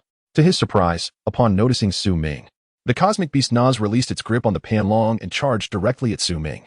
Chapter 113, The frozen kingdom of light, here it comes. Su Ming exclaimed, emulating the heroic Dina Ultraman from the films as he unleashed a flurry of light blades towards the charging cosmic dragon, Nas. However, the cosmic dragon withstood the barrage, absorbing the explosive impact without faltering. This isn't how the script goes, Su Ming observed, astonished. In the original narrative, Dina Ultraman had effortlessly vanquished Nas with a single blow. Why was he unable to replicate this feat? It seemed that his transformation into Dina lacked the potency of the original's prowess. Reflecting on this, Su Ming could only rationalize that his version of Dina was not as formidable as the true hero. In reality, he often found himself struggling against monsters. While other Ultramen could dispatch foes with mere simplicity, after enduring the assault, Nas continued its relentless advance, crashing into Su Ming and sending him flying.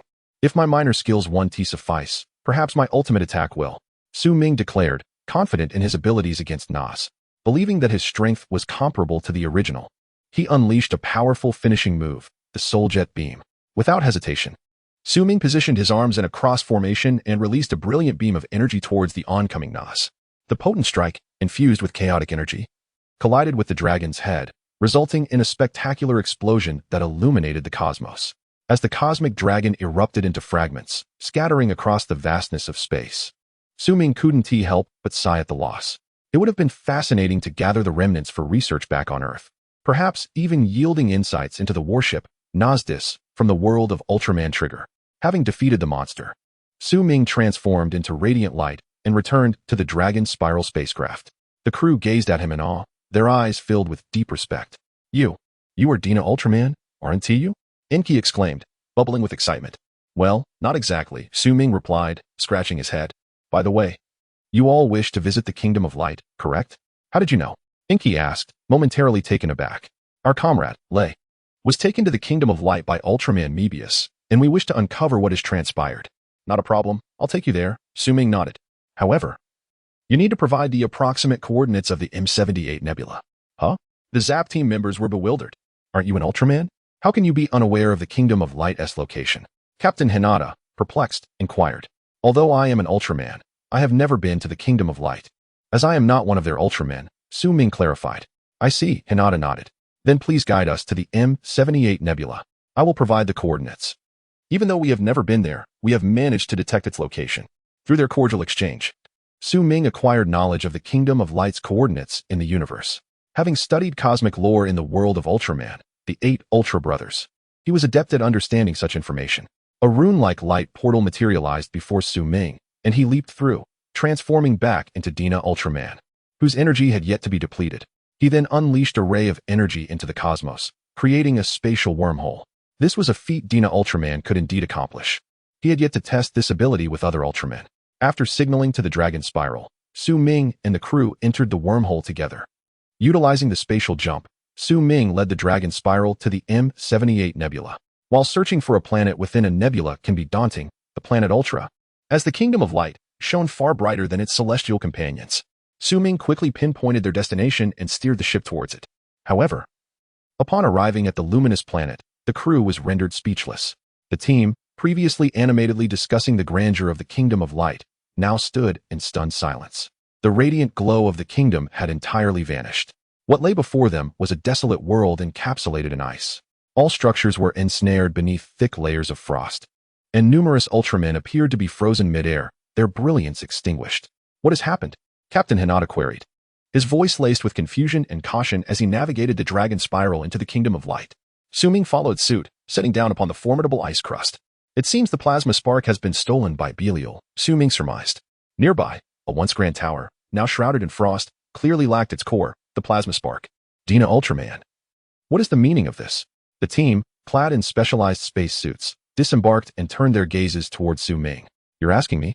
This is my first visit here too, Su Ming replied, shaking his head. But I suspect that the plasma spark of the kingdom has vanished, leading to its encasement in ice. Is that so? The crew exchanged glances, directing their attention to the tower, now a mere icy spire.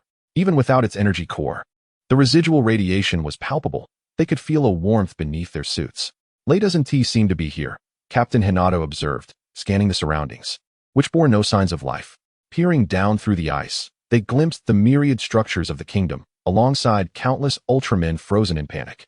To humanity, Ultramen are akin to superhuman beings, Yet here they lay powerless, trapped in a frozen fate, an unimaginable tragedy that could be likened to a national catastrophe. I believe I know where Lei is, but it's quite perilous. Are you certain you wish to proceed? Su Ming addressed the Zap team. Perilous? Then Lei must be in even greater danger. Inky exclaimed. We must go. Lei is one of us. Chapter 114, The Perilous Monster Graveyard. The Monster Graveyard, a burial ground for a multitude of monsters and extraterrestrial souls, is suffused with a sinister and eerie atmosphere. Beneath the surface, lava churns like hellfire, while the only solid feature in this space is a black, fractured island. Once a tranquil locale, it has now transformed into a cacophony of roars due to the resurrection of the monstrous horde. The catalyst for this upheaval is Ultraman Belial, who has just seized the core of plasma spark energy from the Land of Light. Eons ago, Belial harbored ambitions towards the plasma spark, but despite merging with the soul of a Reabludian, he failed to annihilate the Land of Light and was subsequently imprisoned by the Ultra King in a cosmic penitentiary. Now, aided by the Zarabian-s gift of the ultimate combat instrument, Belial has successfully escaped and once again breached the Land of Light to seize the plasma spark. Harnessing the core energy of the plasma spark and the ultimate combat instrument, he has commanded the resurrection of countless monsters within the graveyard. While the remaining light restores the transformation abilities of Ultraman, the original Ultraman, and Ultraman 7, they engage in a fierce struggle against the monstrous tide. Alongside them are Ultraman Mebius, who narrowly escaped doom, and Ray, a member of the Zap team brought aboard the Dragon vessel. As a human endowed with the powers of the Reabludians, Ray also bears the title of Earth's Leonix, possessing the ability to control monsters. His combat style involves wielding a small combat instrument to command the frenzied Gamora into battle. However, the situation is dire. Belial, having discerned Ray's presence, is intrigued by him, given that he has been imprisoned for millennia and harbors a twisted psyche. We are of the same kin. Belial cackles maniacally, pointing his sharp, black claws at Ray. Join me. Eliminate them. He gestures towards the original Ultraman, Ultraman 7, and Ultraman Mebius. Under the influence of Belial's energy, Ray succumbs to a frenzy, transforming into Leonix and commanding the rampaging Gamora to charge at the three Ultramen. Meanwhile, Belial reclines effortlessly on the cliff, reveling in the unfolding battle, even instructing the monstrous horde to hold back so as not to interfere. For the three Ultramen, this is indeed a formidable challenge. Ray, who had brought the monsters to the graveyard, has now lost his sanity under Belial's sway. Engaging him is out of the question, yet Gamora attacks relentlessly, forcing the Ultramen into a defensive stance as they desperately call out to Ray in hopes of awakening him. Unfortunately, their efforts prove futile. The original Ultraman is sent flying by Gamora, while Mebius is struck down by a violent blow. Ultraman 7 fares the worst, as Gamora pins him down and unleashes a devastating shockwave, causing his body to crumple. Go, send Ultraman 7 to the afterlife, Belial commands, waving his hand as a Hilbegun and a Goldrass approach menacingly. In a display of sheer determination, Ultraman 7 removes his ice axe, summoning the last vestiges of his strength to battle the two monsters, sparks flying from their clashes. Just as he falters to one knee, the two beasts explode in a fiery demise before the eyes of the onlookers. The timer on his head flashes ominously, indicating that his energy and strength are nearly depleted. Before collapsing, 7 hurls the ice axe towards the exit of the graveyard. All eyes are drawn to the soaring axe, and even Belial cannot thwart its trajectory, watching helplessly as it vanishes. Su Ming, tracking the lingering darkness in the universe, arrives at the monster graveyard just as the ice axe hurtles past him, nearly decapitating him. After a brief moment of shock, he realizes he has narrowly escaped a fatal blow from 7. This place is indeed treacherous. After a moment's hesitation, Su Ming steels himself and pilots the dragon vessel into the fray. Upon entry, the crew is astounded by the sheer number of monsters within the graveyard. Where did all these monsters come from? Captain Hiyoshi furrows his brow, overwhelmed by the sight of the creatures on the Black Island. Such a spectacle is unimaginable on Earth. It can only be witnessed in the vastness of the cosmos. Su Ming, observing the monstrous congregation, feels no sense of awe, as the terrifying legion of creatures in the real world far eclipses the sight. Is that Belial? Su Ming gasps, noticing the imposing figure atop the cliff, muscular, with crimson eyes and a body adorned in shades of red and black, wielding the ultimate combat instrument. Su Ming meets Belial's gaze briefly before diverting his attention, calling out to the smallest monster among the horde, "Leave this one to me." He then charges forward. In the original narrative, Ultraman Dyna is characterized by his reckless bravery in the face of Belial. Understanding his limitations, Su Ming wisely decides against charging headlong into danger. Instead, he resolves to eliminate a few monsters to contribute to the cause. Once the conflict concludes, he envisions himself exchanging pleasantries with the Ultramen from the Land of Light. What a delightful prospect. The resurrected monsters in the graveyard are not particularly formidable, and Su Ming swiftly dispatches one, sending it crashing to the ground in a spectacular explosion. Seeing this, the original Ultraman, alongside Ultraman 7 and Ultraman Mebius, reinvigorates their resolve and rejoins the fray against the monstrous horde. The crew of the Dragon vessel, under Captain Hayoshi's orders, descends to the ground, rushing to engage Rei in combat, striving to awaken him from his stupor. This encounter proves to be the most exhilarating experience for Su Ming. The monster's strength pales compared to their former might, and upon death, they resurrect with diminished power. Beams of light erupt, and fists rain down as Su Ming revels in an unprecedented sense of liberation. Finally, after enduring relentless pressure from the monstrous army, he can unleash his pent-up aggression.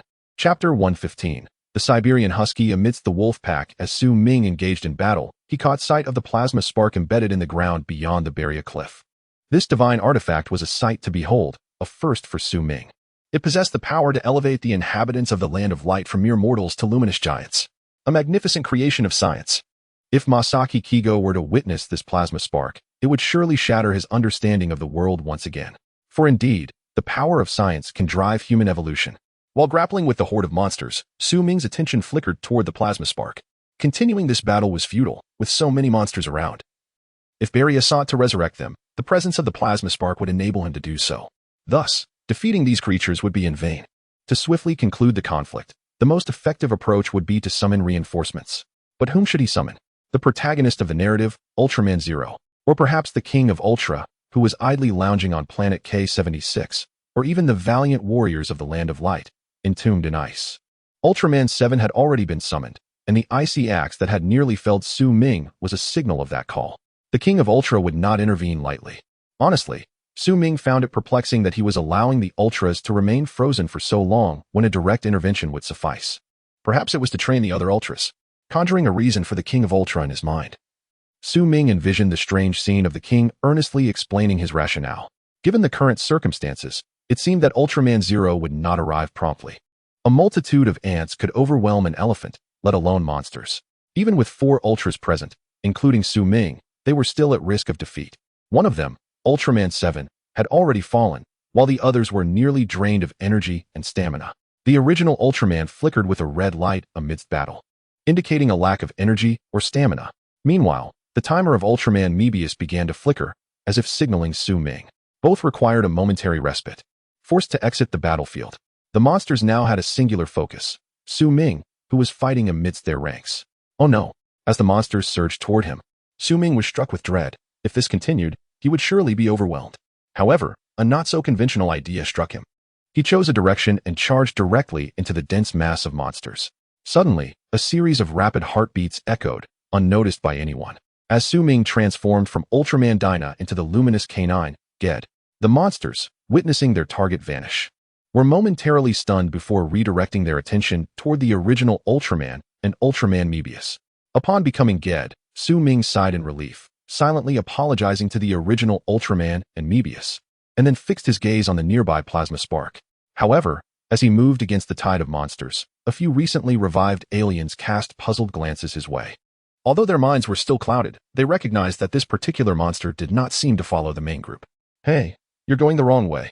One alien tapped Su Ming's shoulder, addressing him. Woof woof.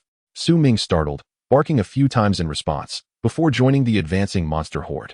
As he trailed behind, he discreetly began to retreat. This way, those monsters and aliens who had yet to fully regain their consciousness would find it challenging to ascertain whether they were moving forward or not.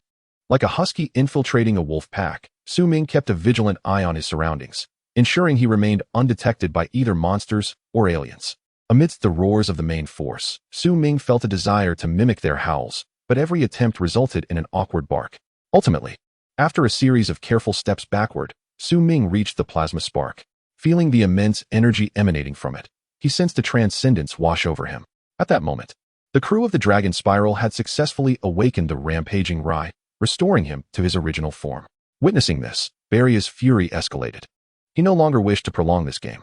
Gripping his ultimate battle instrument, he unleashed a beam of light aimed to obliterate the humans.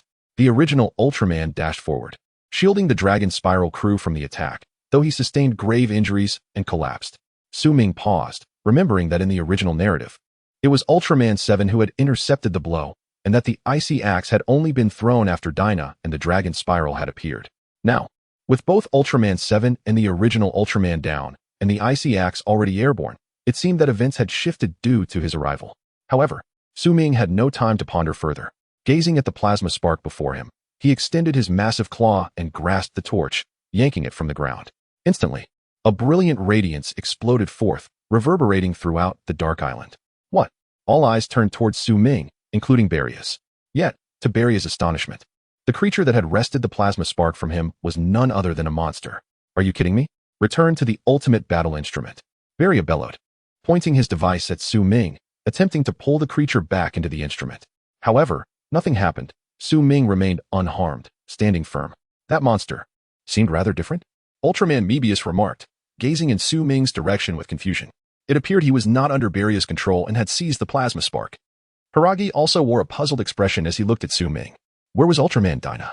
At that moment, Aki noticed that Dinah, who had been battling the monsters, had mysteriously vanished. Barria too sensed that something was amiss. The creature holding the plasma spark was not one he could command. Resorting to the most straightforward method, Barria flung his ultimate battle instrument, launching a beam towards Su Ming. Seeing the beam hurtling toward him, Su Ming felt a surge of panic. This was Barria's attack. And currently, he was in Ged's form. If struck by this beam, he could very well meet his end. In a moment of desperation, Su Ming raised the plasma spark in front of him for defense. With a resounding explosion, the beam shattered upon contact with the plasma spark, dissipating into the air. He had successfully blocked it. With a bark, Su Ming propelled himself forward, grasping the plasma spark and soaring towards the exit of the monster graveyard, while Barria, accompanied by a swarm of flying monsters, pursued relentlessly behind him. Chapter 116. Dream Mephius may become the protagonist. Su Ming swiftly darted out of the monster graveyard, but instead of departing immediately, he concealed himself behind the entrance. Soon, Belial emerged, wielding the ultimate battle instrument, accompanied by a swarm of flying monsters, soaring directly ahead. Upon witnessing Belial and the flying creatures retreating into the distance, Su Ming hastily returned to the monster graveyard, heading towards Dream Mephius and the first Ultraman on the ground. Initially, Su Ming intended to return the plasma spark to the Land of Light and summon a group of allies. However, he realized he could not match Belial's speed. After some contemplation, he deemed the risk too great and decided it was wiser to entrust the task to the more formidable first Ultraman or Dream Mephius. Is that dog-like monster flying towards us? Dream Mephius remarked, staring incredulously at Guy D, who was approaching him, and spoke to the first Ultraman. I believe it harbors no ill intentions. The first Ultraman nodded in affirmation. Su Ming landed, extending the plasma spark towards Dream Mephius, and began to bark animatedly. Dream Mephius? First Ultraman. Su Ming. Pausing momentarily, Su Ming pressed the plasma spark directly into Dream Mephius's hands, gesturing towards the teleportation vortex in the graveyard, signaling him to return the spark to the Land of Light. You mean, for me to harness the power of the plasma spark to eliminate Belial? Dream Mephius replied, momentarily taken aback. Su Ming. Upon hearing Dream Mephius's words, Su Ming was left astounded. Had he not gestured clearly enough, or was Dream Mephius coveting the power of the plasma spark all along? Perhaps Dream Mephius's comprehension was slightly lacking? Dream Mephius, that could very well be the implication, interjected the first Ultraman. Indeed, you might earn the recognition of the plasma spark's core energy and thereby vanquish Belial. He continued. But, can I truly accomplish that? Dream Mephius pondered, gazing at the plasma spark in his grasp, hesitating. When you defeated the Ampelora, did you not also doubt your capabilities? The first Ultraman reminded him. Su Ming was utterly bewildered. Did even the venerable first Ultraman fail to grasp what he was trying to convey? Moreover, he was encouraging Dream Mephius to engage with the plasma spark. Was this truly happening? At that moment, Belial re-emerged from the vortex of the monster graveyard, still flanked by his cadre of flying monsters. Upon spotting Su Ming and the plasma spark, he roared, "You scoundrel! You were indeed toying with me." With that, Belial lunged down, wielding the ultimate battle instrument with tremendous force, intent on obliterating Su Ming and the two Ultramen. All right. Dream Mephius raised his gaze to the descending Belial, then fixed his eyes on the plasma spark. It was better to take a chance than wait for certain doom. With that proclamation, Dream Mephius, to Su Ming's astonishment, plunged the plasma spark into the ground, reaching out to touch its core. Don't insert it. You might perish, Su Ming urgently shouted. Even in the original storyline, Zero Ultraman would never dare to obtain the plasma spark's energy like this. Belial had nearly met his demise in a similar manner in the past. However, to Dream Mephius and the first Ultraman, all they heard was Guy DS barking. "Little dog monster, thank you for your support and encouragement. It seems you genuinely wish for me to defeat Belial. I will certainly achieve it," Dream Mephius exclaimed, lifting his head to warmly address Su Ming. Then, with determination, he thrust his hands into the core of the plasma spark. "Su Ming." Belial struck down with the ultimate battle instrument. And just as the iron rod was about to make contact with Dream Mephius, a brilliant light erupted from the plasma spark, illuminating the entire monster graveyard. Belial was forcefully thrown back by the radiant energy, crashing to the ground. Su Ming felt a blinding flash before he was propelled away. The first Ultraman experienced a similar fate, but as he was struck by the light, he absorbed some of its power, replenishing his energy. His chest timer shifted from a flickering state back to vibrant fullness. A column of flame erupted from Dream Mephius's position, incinerating most of the flying monsters overhead, which plummeted to the ground, reduced to ashes. As the light gradually faded, Su Ming finally discerned what had transpired with Dream Mephius. He beheld Dream Mephius before the plasma spark, engulfed in flames. While reminiscent of his original burning warrior form, he now radiated an intense blaze, with fiery eyes and 2 additional flame markings. "Is this the burning warrior form?" the first Ultraman questioned, kneeling in confusion. But Dream Mephius's burning warrior form does not appear to be like this. "I have succeeded," Dream Mephius exclaimed, turning his gaze to Su Ming with excitement. "Little dog monster, thank you. I have gained the plasma spark's recognition." "No need for thanks." Su Ming was rendered speechless. Who could have foreseen that Dream Mephius would truly succeed? Wasn't Zero supposed to be the protagonist of this tale? Moreover, Dream Mephius's approach to accessing the plasma spark's power was so reckless, yet he had directly acquired its energy? Nevertheless, success was preferable to failure. With the plasma spark's endorsement, Dream Mephius should now possess the strength to confront Belial. "You insolent wretch." Belial rose from the ground, pointing the ultimate battle instrument at Dream Mephius and bellowing, "Why do you deserve the plasma spark's recognition?" With that, fueled by wrath, a massive crimson blade of light cleaved forth from the ultimate battle instrument, aimed directly at Dream Mephius. "Belial, meet your end."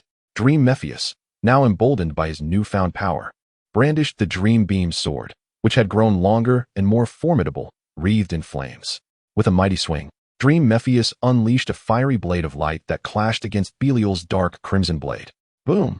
The collision of flame and darkness erupted, engulfing the monster graveyard in a blaze. The very ground trembled, and the fabric of space itself began to destabilize. Chapter 117. Become my battle partner. The scope of the battle was too vast, and Su Ming was once again hurled away by the collision of forces. No. He needed to evade the chaos. Dream Mephius should now have no trouble dealing with Belial. Rising from the ground, Su Ming soared towards the exit of the monster graveyard.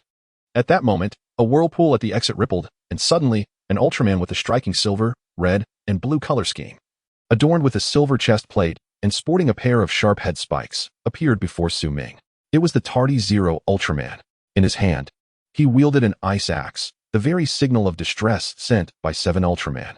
"Zero Ultraman. You're late. The battlefield has already been overtaken by Dream Mephius." Su Ming's words were cut short as a heavy blow struck his chest, sending his entire body crashing back to the ground of the monster graveyard. "Damn monsters." Trying to escape, Zero wiped his nose with his thumb and surveyed the battlefield. Soon, he located his target, the long-exhausted 7 Ultraman. He swiftly descended, cradling 7 Ultraman in his arms and placing him on a relatively safe, flat rock. Gazing at 7, now revealed to be his biological father, Zero felt a pang of sadness as he placed the ice axe on 7's chest and grasped his hand. After a long moment, Zero turned and charged into the horde of monsters, unleashing a wave of slaughter. Su Ming's body felt as though it had fallen apart, and he struggled to rise from the ground. He merely sought to avoid the chaos, yet he almost became a casualty of Zero's wrath. Nevertheless, a warm current surged through his heart, signifying that his encounter with Zero Ultraman had granted him the power to transform into Zero. "Are you all right?" A voice called from nearby, and Su Ming turned to find Lei. The battlefield was intensely fierce. Zero was mercilessly dispatching foes, and Lei dared not unleash Gamora for fear of being mistaken for an enemy. As an observer, Lei clearly witnessed Su Ming being kicked down by Zero. Therefore, he approached Su Ming, offering comfort to the creature. "I'm fine." Su Ming nodded and replied to Lei. However, what Lei heard was a series of barks. "If possible, would you join me in my battle device and fight alongside me?" Lei asked, having observed Su Ming's actions and perceived his intelligence and kindness, setting him apart from other monsters. Su Ming regarded Lei with a look of incredulity. It wasn't he that he wished to insult Lei, but the latter's proposal was absurd. I consider you a friend, yet you wish to subdue me?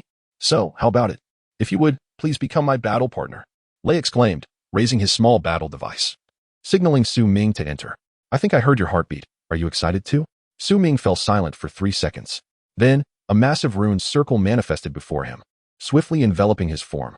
As the light enveloped him, his body dissipated, revealing the figure of a giant of light, Eagle Ultraman.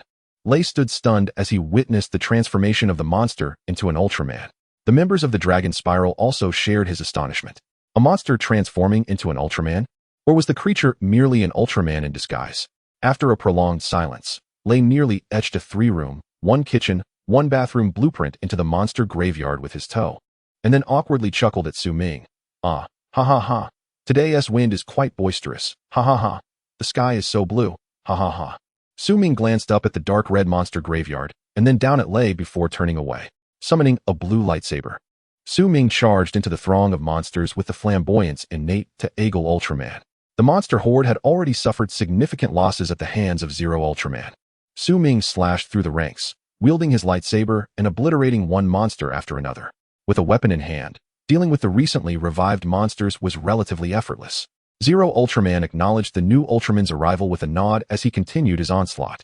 Su Ming silently scoffed at the irony of Zero, who had kicked him mercilessly just moments ago, now offering acknowledgement. Su Ming concentrated, forming a blue energy orb in each hand, and hurled it towards the monster horde. Photon Spiral. The orbs detonated among the monsters, reducing them to mere fragments. Without hesitation, Su Ming quickly conjured another Photon Spiral and unleashed it upon the monstrous ranks once more. Another violent explosion ensued, claiming countless monster lives. Meanwhile, Driambius was locked in a fierce battle with Belial, flames erupting chaotically, yet Belial was adept at using his ultimate battle device to withstand Driambius's onslaught. For a time, neither side could gain the upper hand.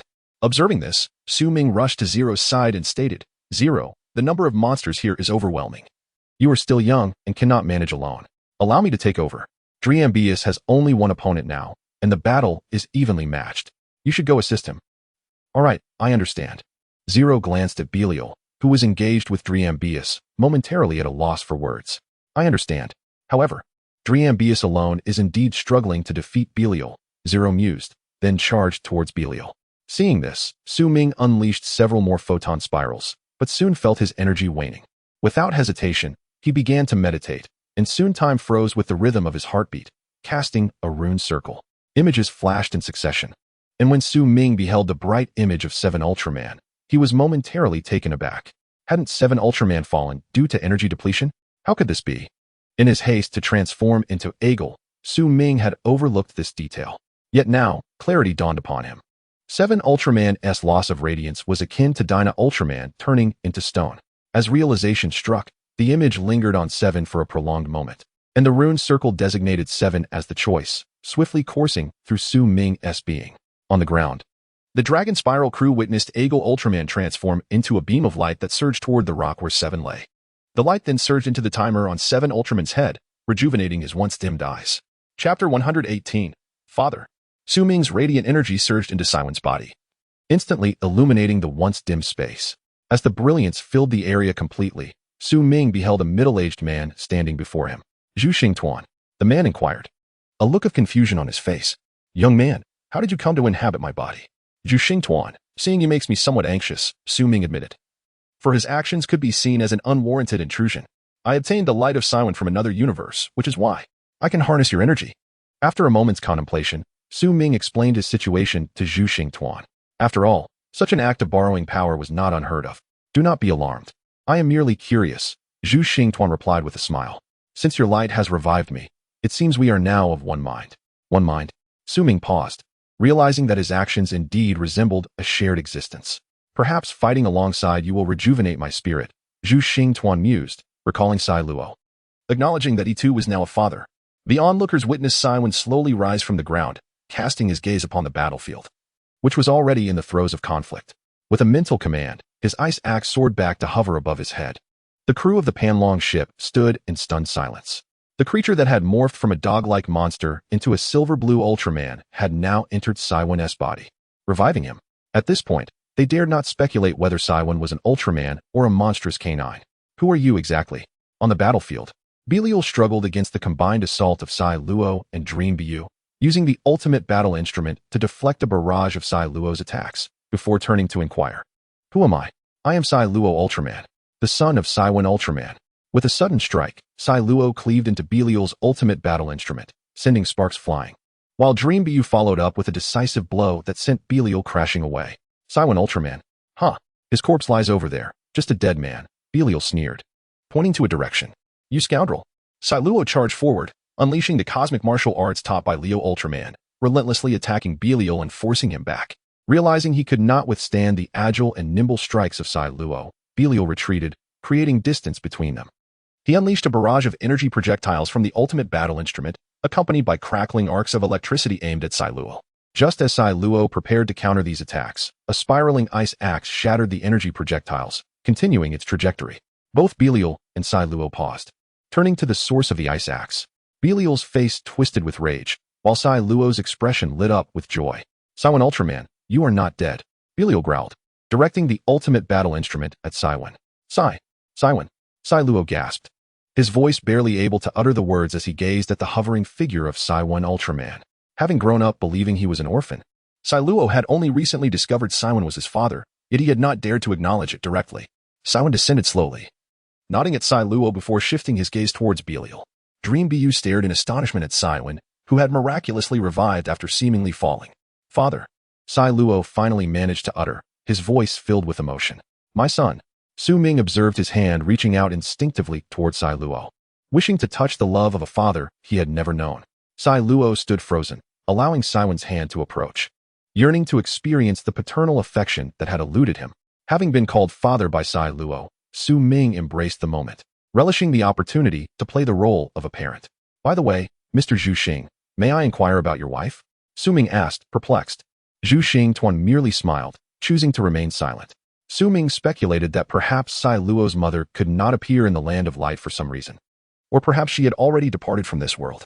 After all, how could a mother bear to see her son live in such conditions?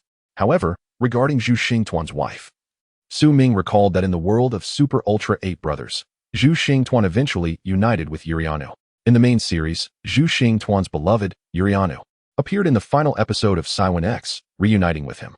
Su Ming believed that Sai Luo Ultraman's mother was likely the Earthling Yuriano, perhaps due to age. Yuriano was no longer in this world, or perhaps she had become one of the Ultramen. After all, Sai Luo bore silver, red, and blue hues, while Saiwan possessed only silver and red, suggesting that Sai Luo's mother was a member of the blue race. The touching scene between father and son enraged Belial. You two, go to hell together, he bellowed as the ultimate battle instrument plummeted from his grasp, creating a deep crater where Saiwan and Sai Luo had once stood. Father? Su Ming seized a fleeting moment of control, taunting Belial. You, who defy your ancestors. How can you face your forebears in death? The land of light you have frozen is your and your father's homeland. Father? Belial hesitated, as memories long buried began to resurface. A time before the Ultraman War, when he was but a child, with a companion who was a dear neighbor. Yet soon, the dark red energy shattered Belial's memories, and he grinned malevolently at Su Ming. Saiwan, you've grown. Now that you're a father, you think you can lecture me? He scoffed. You still don't even know who this brat is. With a wave of his hand, a horde of monsters surged forth from behind him. Belial preferred this king-like approach over engaging in battle himself. It was far less taxing. You scoundrel. Sai Luo's anger ignited upon hearing Belial's insult. He charged forward, declaring, I will not forgive you, Belial.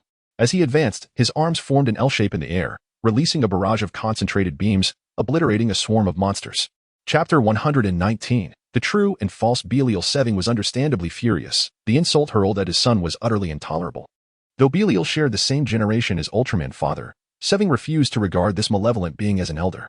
Without hesitation, he charged at Belial, fist clenched, engaging him in combat. Seving, renowned for his martial prowess, had even trained Leo Ultraman himself. As Seving's fist made contact with Belial, Su Ming felt a warm surge within his heart, momentarily taken aback. Had he just absorbed Belial's light? A thought flickered through his mind, and in that instant, Seving swiftly distanced himself from Belial. What just happened? Asked Jerome, puzzled. I felt a surge of energy from Belial enter my body. Is this energy ultimately directed at you? That was the light of Belial, Su Ming replied, surprised that Jerome could also sense this radiant energy. What do you mean? Zhurong inquired, bewildered. How can there still be light when Belial has clearly fallen into darkness? I'll give it a try. Mr. Zhurong, let us fight together again, Su Ming declared, placing his hand over his heart and entering a meditative state. The rhythmic beating of his heart grew increasingly pronounced and rapid, culminating in a powerful thump that projected a circle of runes before him. Before Seving's towering form, a colossal circle of runes also appeared. However, everyone else was frozen in a moment of stillness, save for Zhurong, who shared a deep connection with Su Ming and could perceive this extraordinary scene. What is this? Zhurong gazed at the rune circle projected before Su Ming, momentarily stunned. Within this circle, images of many Ultramen cycled through, including himself, Mebius, and the original Ultraman. When the images reached the latest page, Su Ming paused it, revealing Belial Ultraman-esque likeness. This depiction was not the ominous dark Belial before them, but rather the silver and red Belial who had yet to succumb to darkness. Is this even possible? Su Ming was taken aback.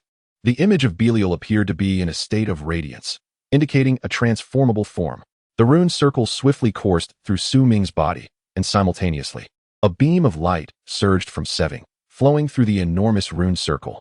Time resumed its flow, and everyone witnessed a beam of light descending from above, landing before Belial. Feeling the familiar aura emanating from the light, Belial was engulfed in confusion. All eyes turned toward the beam, and Seving seemed to have an epiphany, sensing that the battle was about to escalate in intensity. As the silver and red colossal form emerged from the beam, everyone was rendered speechless. Belial Ultraman, in his original form. How is this possible? The other Ultramen, aside from Seving, were flabbergasted. It was Belial Ultraman, the one who had not yet fallen into darkness. What was happening? Even Belial, witnessing the luminous form of himself, was left dumbfounded. You, who are you? Belial stammered, pointing an accusatory finger at Su Ming. Who am I? Su Ming chuckled, surveying his own form. I am Belial Ultraman. Despicable. Belial seethed with rage. You counterfeit. With that, he swung his ultimate battle instrument at Su Ming. Without a weapon, Su Ming deftly dodged the attack, unwilling to confront it head-on. Observing this, Seving shouted to the still-dazed Zero and Mebius. Zero, Mebius, cover our Belial. Understood. Zero and Mebius snapped back to reality, launching their assaults on Belial. The odds shifted from 3 against 1 to 4 against 1, with Su Ming's greatest contribution not being formidable offense, but rather unsettling Belial's composure. After all, facing an additional radiant version of oneself would unnerve anyone. In the original narrative, Belial, alongside his monstrous legion, struggled against a single Zero Ultraman. Now, they faced not only Zero but also Seving and the augmented Mebius, empowered by plasma sparks. Even if Su Ming couldn't exert significant power, he could certainly create distractions. Belial was forced to retreat repeatedly, ultimately flinging his ultimate battle instrument aside, cornered by Zero and Mebius near the precipice of the monster graveyard. Zero positioned 2 throwing blades on either side of the timer, unleashing a potent twin beam that surged toward Belial. Simultaneously, Mebius unleashed the blazing dream beam, directing it at Belial. Dizzyum Ray. Su Ming's hand curled into a claw-like formation, arms crossed, as he unleashed his ultimate attack. Seving also released his most powerful skill, the concentrated light beam. Under the onslaught of the 4 beams, Belial was propelled toward the edge of the cliff. His defensive capabilities are indeed formidable. He still hasn't been obliterated, Su Ming remarked, exasperated. As the beam subsided, Belial's form plummeted like a severed kite toward the molten lava below. Is there a way to ensure the souls within the monster graveyard are utterly eradicated? Su Ming approached Seving, inquiring. No, Seving shook his head, responding. The monster graveyard is inherently a resting place for the souls of deceased monsters. There is no means to extinguish their spirits. Then it's over. Su Ming gazed toward the direction where Belial had fallen, instructing everyone to prepare for battle. What's wrong? Seving asked, puzzled. Belial won't perish so easily. What emerges next will be the most formidable adversary, Su Ming replied, as the entire monster graveyard began to tremble. Souls surged from the depths, racing toward the lava below. Thunder. At that moment, Su Ming approached Thunder. Is there anything I can assist you with? Seeing Su Ming arrive, Thunder recognized that a fierce battle was imminent and asked, what do you need me to do? Head to Belial's ultimate battle instrument. Su Ming gestured toward the nearby device. If a giant composite monster appears, harness your leonic powers to control it. Chapter 120, A Handshake with the Father of Ultra. Can I really do it? Lei listened to Su Ming's words, feeling somewhat perplexed. Of course you can. Otherwise, why do you think Mebius sought your assistance? Is it merely because you can control Gamora? Su Ming retorted, unable to suppress his sarcasm. How rude. Lei's lips twitched as he glanced at Su Ming's silvery Belial form and remarked. Su Ming, unbothered by Lei's tone, turned his attention to the tumultuous cliff. Countless monster souls surged from the depths of the monster graveyard, rushing toward the magma at the base of the cliff. Once these souls merged into the molten flow, an enormous figure erupted from the magma, flapping its colossal black wings as it rose above the monster graveyard. The creature was none other than the 100-body monster, Beludora. What manner of beast is this? The original Ultraman exclaimed, his vigilance heightened. As expected, Belial is not so easily vanquished. Seeing the gigantic entity formed from the amalgamation of hundreds of monsters, Seven expressed his astonishment. This creature, save for its head, wings, and chest, is entirely constructed from the bodies of various monsters. Belial is atop this monstrosity. Zero pointed out to the summit of Beludora, standing before the colossal demon. The Ultraman appeared minuscule, while the crew of the Dragon Squadron seemed even more insignificant. Su Ming and Lei soared to the side of the ultimate battle instrument, while the other Ultramen launched their assault on Beludora. Leo and Astra soon arrived at the monster graveyard, and though they were taken aback by Beludora, they pressed on with their attack. All right. Standing beside the ultimate battle instrument, Lei placed a hand upon it and gazed at Beludora. Since this is also a battle instrument, then I can control the monsters through you. Monsters, obey my command, disassemble. Lei transformed into his Leonix form, channeling his power entirely into the ultimate battle instrument. The instrument began to emit a faint glow, subsequently gaining control over the movements of the monsters within Beludora's body. Initially, the monsters inside Beludora were relentlessly unleashing their skills against the Ultraman, but upon receiving Lei's command, they turned upon one another. Rays of energy and electric arcs struck the other monsters, and Belial atop the structure realized that control of Beludora's lower half had been seized. Curse it! What is happening? Belial shouted incessantly, but it was evident that his chance for resistance had vanished. Explosions erupted within Beludora's body, prompting the Ultraman to unleash a barrage of lethal beams at the creature. Zero approached the plasma spark, extending his hand to sense its immense power. A pair of head spikes atop his head, empowered by the plasma spark, detached and flew into Zero's hands, transforming into a crescent-shaped plasma spark sword. Zero, at that moment, Mebius called out to him, explaining that the energy of the plasma spark was not obtained in this manner. It required direct insertion. Insert? Zero looked at Mebius in confusion, questioning whether the latter had lost his mind. After just finishing Leo's special training and finally regaining his freedom, Mebius was suggesting insertion? Years ago, before even touching the plasma spark, he had been stripped of his nationality. Was Mebius trying to get him killed? What benefit could this possibly serve Mebius? Truly, I am not deceiving you. Mebius insisted, reiterating that his new form was achieved through direct insertion, which he dubbed the fiery plasma form. What a splendid name. Zero complimented Mebius, though he remained skeptical of the latter's claims, and swiftly unleashed a plasma spark strike toward Beludora. With a resounding explosion, flames surged skyward, and the entire monster graveyard echoed with the sound of violent detonations. The sheer scale of the beast's explosion reverberated through the space, reaching the cosmos. Was that it? The crew of the Dragon Squadron appeared bewildered, unable to comprehend that such a massive monster had vanished so swiftly. Were they merely here to provide support? Would there not be a grueling battle before someone awakened and obliterated the creature? Su Ming replied with a hint of sarcasm. While it does seem to follow that pattern, it may not be necessary. The Dragon Squadron's Inky responded, momentarily stunned. With Belial's matter resolved, Zero and Mebius returned to the Land of Light with the plasma spark, reinserting it into the plasma spark tower. The once frozen Land of Light regained its brilliance, instantly thawing all ice. All Ultramen were re-energized, returning to their peak states. However, when Su Ming arrived at the Space Defense Force headquarters, aside from Seven, the original Ultraman, and Mebius, the other Ultramen nearly charged at him. Stop! Seven shouted urgently. Yet, Ace, in his haste, could not halt his advance, wielding the 8-segmented light wheel as he charged forward. Seven, you must be bewitched by him. He is Belial. Ace yelled as he swung. Stop! He is not Belial. The original Ultraman shouted back. Ace, brother. Although I am not entirely certain, he is indeed a good person.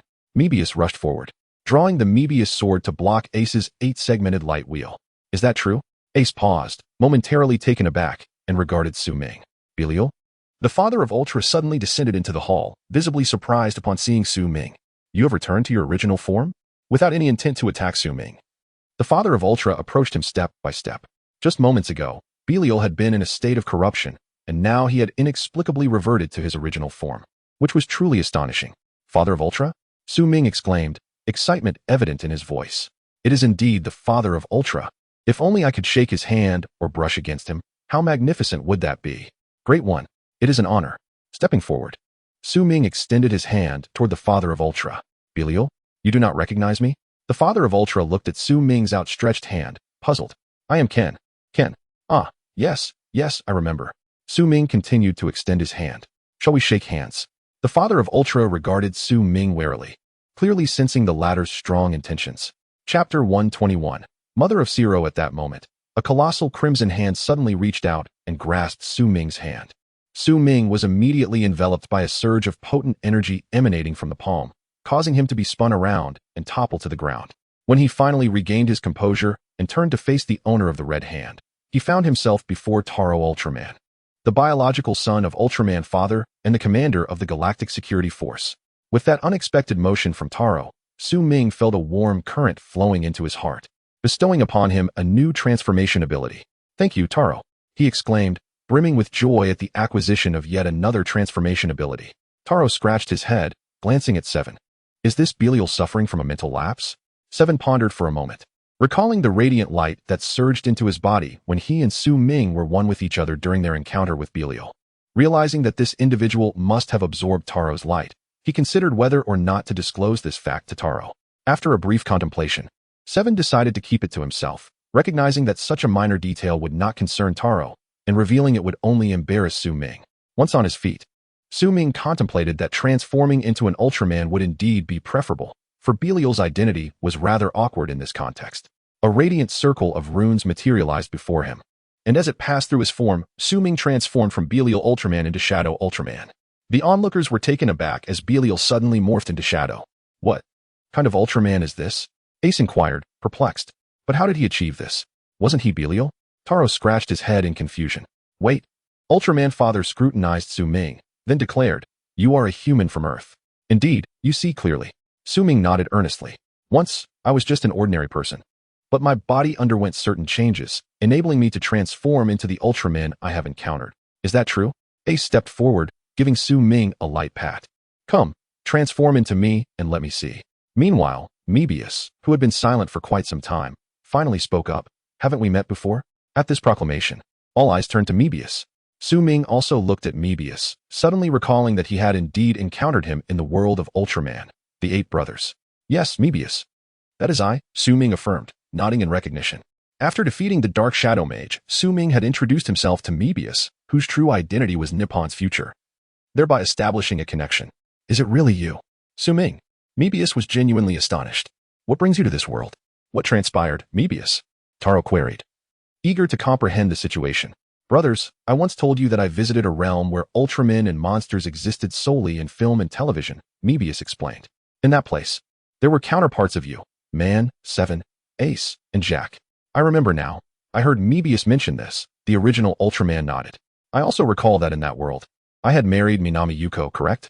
Ace interjected, channeling the voice of Seiji Hokuto as he spoke to Mebius. Yes, Mebius confirmed. In addition to Ace and Minami Yuko's marriage, Man, Seven, and Jack also united with their partners. Oh, Jack chuckled. Who did they marry? Mr. Hashikawa married Akiko Sakata. Su Ming stepped forward to respond. Mr. Hadawet Akiko Fuji. As for Mr. Zafi, Su Ming began, but was interrupted when Zero suddenly flew into the hall, pausing his words. What happened? Who married whom? Zero inquired, having come to speak with his father, Seven, only to discover the lively discussion. Upon witnessing Zero's arrival, the group fell silent. Go on, continue. Seven encouraged Su Ming, signaling him not to hold back. Very well, Su Ming resumed. Mr. Zafi's wife is Urian. Zero blinked in surprise, finally grasping who Mr. Zafi was. What did you say? Zero approached Su Ming excitedly. You mean Zafi's wife is Urian? Su Ming clarified. She is a woman Mr. Zafi met on Earth, a fellow member of the Super Guard team. Father, Zero exclaimed, rushing to stand before Seven. Who is my mother? Is she the Earth woman you mentioned? Seven hung his head in silence. Father, Zero, in a fit of emotion, grasped Seven's shoulders, pleading earnestly. Zero, Seven began, and the collective gaze of the room shifted towards him. Su Ming, too, was captivated by curiosity, sensing that the truth of Zero Ultraman's heritage was about to be unveiled. Your mother is indeed Urian, Seven finally revealed after a moment of contemplation. I have kept this secret from you for far too long. I can no longer do so. Since today marks our reunion as father and son, It is only right that I share the truth about your mother. However, I will tell you more when we return home. With that, Seven glanced around, opting to keep this revelation for a more private setting. Very well. Zero clenched his fists, nodding in agreement with Seven. I have endured for countless years. I can wait a little longer. Su Ming, upon hearing Seven's words, felt a pang of disappointment, having anticipated a juicy revelation. Yet, the fact that Zero Ultraman's mother was indeed Urian was already a significant revelation. However, considering the passage of time, the lifespan of humans could never rival that of Ultraman. Shaking his head, Su Ming reminded himself that he had no reason to meddle in the affairs of others. He still had his own matters to attend to. Turning towards Ultraman Father, Su Ming approached step by step, extending his hand. It brings me immense joy to finally be in the land of light and to meet you, he declared unabashedly reaching out to Ultraman Father. For the sake of the energy of Ultraman Father, he felt no shame in doing so. Chapter 122. Setting sights on the King of Ultra. Regarding Su Ming's shameless behavior, Ultraman Father was perplexed, but merely nodded lightly. Since the other party bore no ill will and was a noble Ultraman warrior, a handshake posed no issue. Extending his hand, Ultraman Father clasped Su Ming's in a firm grip. Thank you for your assistance in the recent calamity caused by Belial, Ultraman Father remarked. You're welcome, Su Ming replied, feeling a warm surge envelop his heart as he grasped Ultraman Father's hand. Truth be told, he had not contributed much at the monster graveyard, his strength being rather feeble. At that moment, a figure draped in a crimson cloak approached. Just as Su Ming released Ultraman Father's hand, he focused his gaze and was taken aback. It was Ultraman Mother. My apologies for the earlier incident with Taro, Ultraman Mother said, stepping directly before Su Ming and extending her hand toward him. Su Ming stared at her outstretched hand, momentarily frozen. Should he grasp it or refrain? Would contact with Ultraman Mother grant him? Before his mind could decide, his hand instinctively reached out to meet hers. The instant their palms touched, warmth surged into Su Ming's heart, just as it had before. Were it not for his transformation, the peculiar expression on his face would have been evident to the other Ultramen. It's nothing. I was a bit abrupt earlier, he said, all the while envisioning himself transformed into Ultraman Mother. However, the image was somewhat enchanting, perhaps too much for the average person to accept. Nearby, Seven observed this scene, momentarily stunned, then hesitated to voice his thoughts. The other Ultramen seemed unfazed. Although Su Ming had briefly mentioned his unique ability, it did not hold much significance for those who had not witnessed it firsthand. Father, what is wrong? Zero inquired, glancing at Seven with curiosity. Nothing, Seven replied, shaking his head and choosing not to voice his thoughts. The ensuing moments became a time of leisure for Su Ming. Having indirectly aided the Land of Light in vanquishing Belial, he was naturally regarded as a guest. He wandered through this wondrous realm, guided by his acquaintance, Mephius. I heard the King of Ultra is in the Land of Light, delivering a speech at the Plaza of Light. Mephius exclaimed. Shall we go and listen to what the king has to say? The King of Ultra? Su Ming's eyes lit up at the mention. Let us go. Right now? All right. Let us head this way. Mephius nodded, leading the way. Su Ming followed closely behind, mulling over how he might encounter the King of Ultra. Perhaps he could feign a stumble in front of him? Would he help him up? Or perhaps he could employ his usual method and simply extend his hand for a handshake. Lost in thoughts of how to approach the King of Ultra, Su Ming soon found himself alongside Mephius at the Plaza of Light. The area was teeming with numerous Ultramen, although most lacked significant strength.